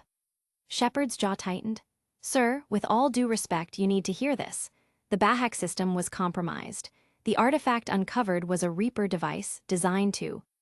"Shepard." Hackett finally turned to face her, and something in his expression made her fall silent. It wasn't anger. It wasn't disappointment. It was something far more complicated, exhaustion mixed with grim acceptance. The relay destruction is no longer relevant. She blinked. "Sir." Hackett moved to the central holographic display, activating it with a gesture. The image that materialized showed the Bahak system, or rather, what remained of it. Where a star should have been, there was only an expanding cloud of superheated plasma and radiation. 43 hours ago, Imperial forces detonated the Bahak star. His voice was clinical, detached. Complete stellar destabilization. The supernova consumed everything within the system, planets, stations, debris from the relay you destroyed. He paused. Shepard felt the deck shift beneath her feet, though she knew it was only her perception. What? "The Empire weaponized a star, Commander. They turned it into the largest bomb in recorded history." Hackett's fingers moved across the display, bringing up sensor readings, energy signatures, astronomical data that seemed to defy physics. A beat of silence passed between them, heavy with implications neither wanted to voice. Hackett sighed deeply, his shoulders sagging fractionally before he straightened again. He turned back to the viewport, hands clasped behind his back in a mirror of Shepard's own posture. "Tell me about indoctrination," he said quietly. "Specifically, how it spreads, what the vectors are, how quickly it can compromise a population or a single individual." Shepard frowned at the sudden shift. "It's insidious. Prolonged exposure to Reaper technology causes subtle changes in brain chemistry, though whether it is by nanomachines or by biotic field manipulation, Morden has yet to determine. Victims become convinced that serving the Reapers is salvation. They'll do anything to advance Reaper interests, often without even realizing they've been compromised." She stepped closer. "It can take days or months depending on proximity and exposure intensity. But once someone is fully indoctrinated, there's no reversing it. They're lost. And if an entire system's population was exposed, then you'd have millions of potential saboteurs, spies, and sleeper agents. They'd spread throughout the galaxy, carrying the indoctrination with them. It would be like a plague, but one that turns people into weapons against their own kind." She paused. "Is this about Bahak?" "Answer a question for me, Commander." Hackett glanced at his Omnitool, checking the time with deliberate slowness. "If you knew, with absolute certainty, that an entire system had been compromised by Reapers, that its population was indoctrinated and spreading that contamination, and that conventional military force couldn't contain it, what would you do?" Shepard's mouth went dry. She wanted to say there would be another way. That they could quarantine the system, evacuate the unaffected, find a cure. But the tactical part of her mind, the part that had made the call to destroy the relay, knew better. "I'd contain the threat, by any means necessary." Hackett nodded slowly. That's the answer everyone came to as well as the reasoning the Imperial delegate presented. Sadly, given the proximity of the Sol system to Bahak, it places us in a rather precarious position. He looked out the viewport again, at Earth spinning peacefully below. 3 days ago, the Parliament convened an emergency session. They brought in experts, military strategists, xenotechnology specialists, AI warfare analysts. They asked me personally, along with every admiral in the Alliance fleet, one question. He turned to face her fully. What would it take for the system's alliance to survive an assault from a sizable Imperial fleet? Shepard felt a chill run down her spine. The answer, Hackett continued, his voice carrying the weight of absolute certainty, assuming we're facing a fleet comparable to what we've seen in their scouting operations, no stellar detonation, just conventional ship-to-ship combat, is approximately 500 Imperial warships. He let that sink in for a moment. 500 ships to completely annihilate the Alliance fleet. And that's if we concentrated every vessel we have into a single defensive formation, which would leave our colonies, outposts, and supply lines completely undefended. The more we spread our forces to actually protect Alliance territory, the faster we lose. The projections show that with our current fleet distribution, optimal Imperial tactics could achieve total victory with 300 ships. Maybe less. Shepard's hands clenched into fists behind her back. We've seen larger forces than that. The battle footage from their engagements is likely just reconnaissance elements, Hackett finished grimly. Advanced scouts. If what we've encountered so far represents a fraction of their actual military capacity, he shook his head. The math becomes very simple, Commander. We cannot win, we cannot even survive. The silence stretched between them, filled only by the soft hum of the ship systems. A proposal has come forward, Hackett said finally, his voice quiet. In the coming weeks, there will be an assembly. The Parliament, the Defense Committee, representatives from every nation on Earth. They're going to vote on whether the system's alliance should formally petition to become an Imperial vassal state. Shepard's head snapped up. You can't be serious. I'm deadly serious. Hackett met her gaze without flinching. The alternative is extinction. Not defeat, extinction, simply because we cannot disprove indoctrination. The Empire has demonstrated they can erase star systems. They can deploy forces that dwarf anything we can field. And according to your own reports, we're facing a threat that makes even the Empire look lenient. The Reapers are coming, I know. I believe you, Shepard. I've seen enough evidence, enough patterns. Hell, after what happened at Bahak, anyone who doesn't believe in the Reapers is willfully blind. He moved closer. But the Reapers aren't here yet. The Empire is. And right now, we have one chance, one narrow window to secure humanity's survival.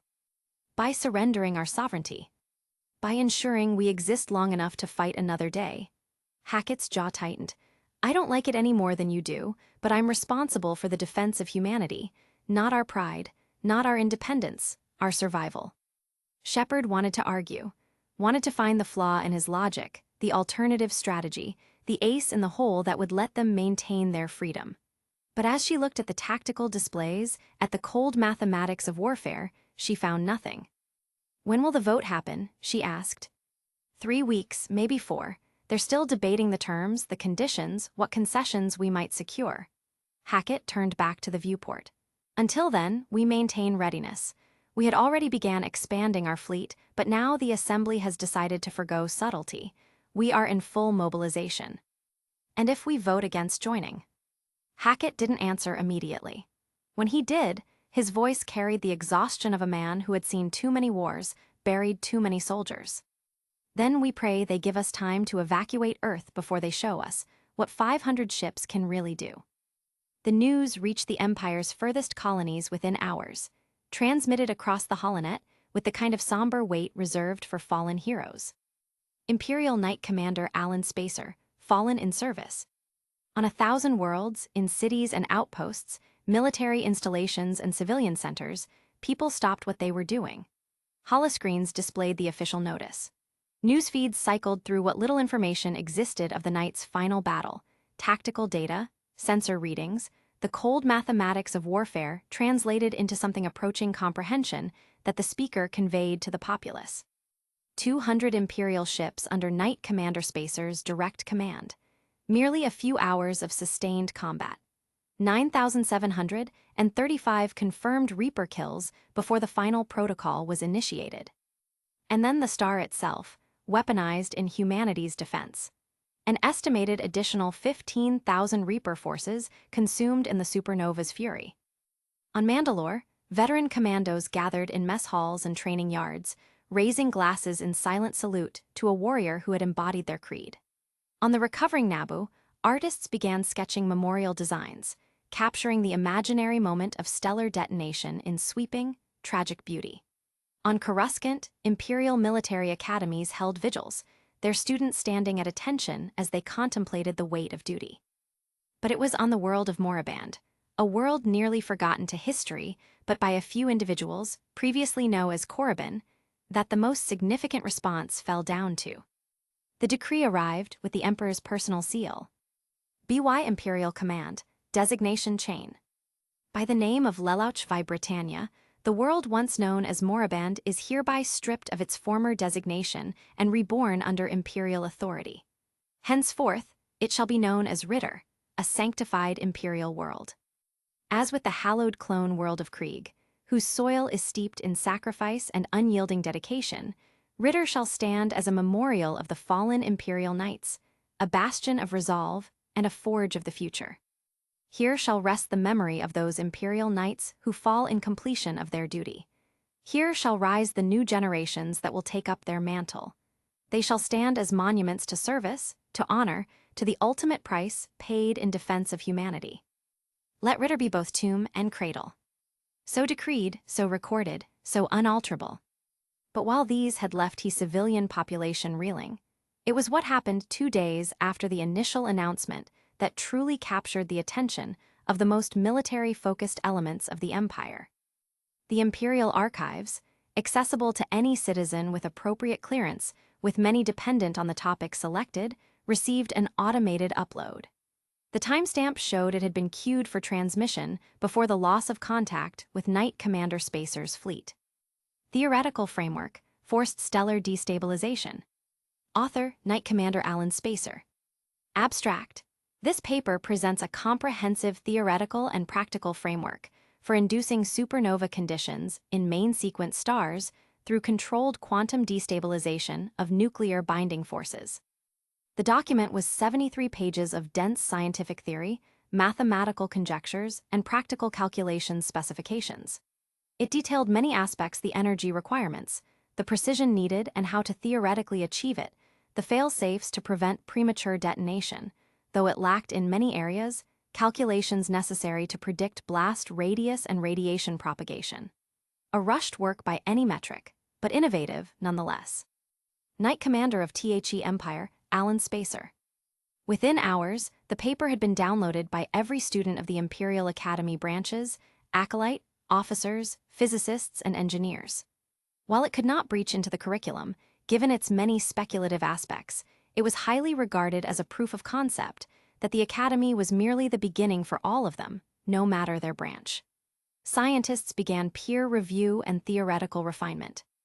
Engineers started designing the equipment necessary to implement the findings, with or without the Force. A Knight Commander had died accomplishing what people thought was unreachable to them. But in doing so, he had ensured that his final act would not remain unique, that others like him could strive for such heights, and more. Imperial Throne Room, several days later. Emperor Lelouch VI Britannia sat alone in the vast silence of the throne room. The chamber was empty save for the distant presence of honor guards and the low, omnipresent hum of the capital's machinery, an empire breathing around him. Before him lay a single datapad. Not a petition. Not an official request. If anything, it was far more dangerous than that. The screen scrolled endlessly. Intercepted broadcasts, social feeds, civilian bulletins, planetary news transcripts, encrypted forums, Vox recordings pulled from 100 worlds. Dockworkers on Corellia arguing in public plazas. University students on Chandrila imagining dying in a last stand late into the night. Miners on Quet pooling funds to train in their off hours. Farmers, merchants, engineers, ordinary citizens, asking the same question in 1,000 different ways. Is war coming here again? People were aware that Tay war never really stopped, but it was away from their homes. But the fall of a figure that could be considered untouchable in their minds, an Imperial Knight, brought not only fear, but also anger to their minds. The datapad classified the phenomenon clinically. Emergent voluntary military sentiment. Status escalating. Origin NON state/NON administrative. Lelouch had already read it 3 times. Each time, his smile had deepened. Not the public smile of the God Emperor, not the polished mask worn before admirals and bishops. This was something quieter, something genuine. When he had forged the Empire, he had done so with deliberate restraint. Clones and droids had borne the weight of war because they were efficient, reliable, and, most importantly, replaceable. Humanity was to be protected from the necessity of sacrifice, not fed into it. An empire that consumed its own people was a failure beyond imagination. And yet the longevity of any empire was contingent on the sacrifice of its people. And yet now, without summons, without conscription, without decree, humanity was beginning to knock on the door of war on its own. Not because it was ordered to. Because it wanted to. Because it was beginning to understand that it needed to. And fear, when paired with purpose, was a powerful catalyst. "Your Majesty," Red Queen's voice echoed softly through the chamber, "you have been unusually contemplative." Lelouch did not look away from the datapad. "Tell me," he said calmly, "what is the value of a species that refuses to fight for itself?" Red Queen paused, not out of uncertainty, but calculation. From a purely strategic perspective, such a species is dependent. Its long-term survivability decreases exponentially when external protection fails. "Exactly," Lelouch replied. He rose from his throne and walked toward the viewport. Millions of lights, billions of lives, all of them safe for now. "I did not build this empire so humanity could cower behind cloned martyrs and droid soldiers forever," he continued. "If humanity expects salvation without participation, then it deserves neither." He turned slightly, eyes glinting. "I thought I would have to kickstart it myself, however buds are sprouting slowly by themselves. All I must do now is guide it carefully. A certain event here, a small incursion there."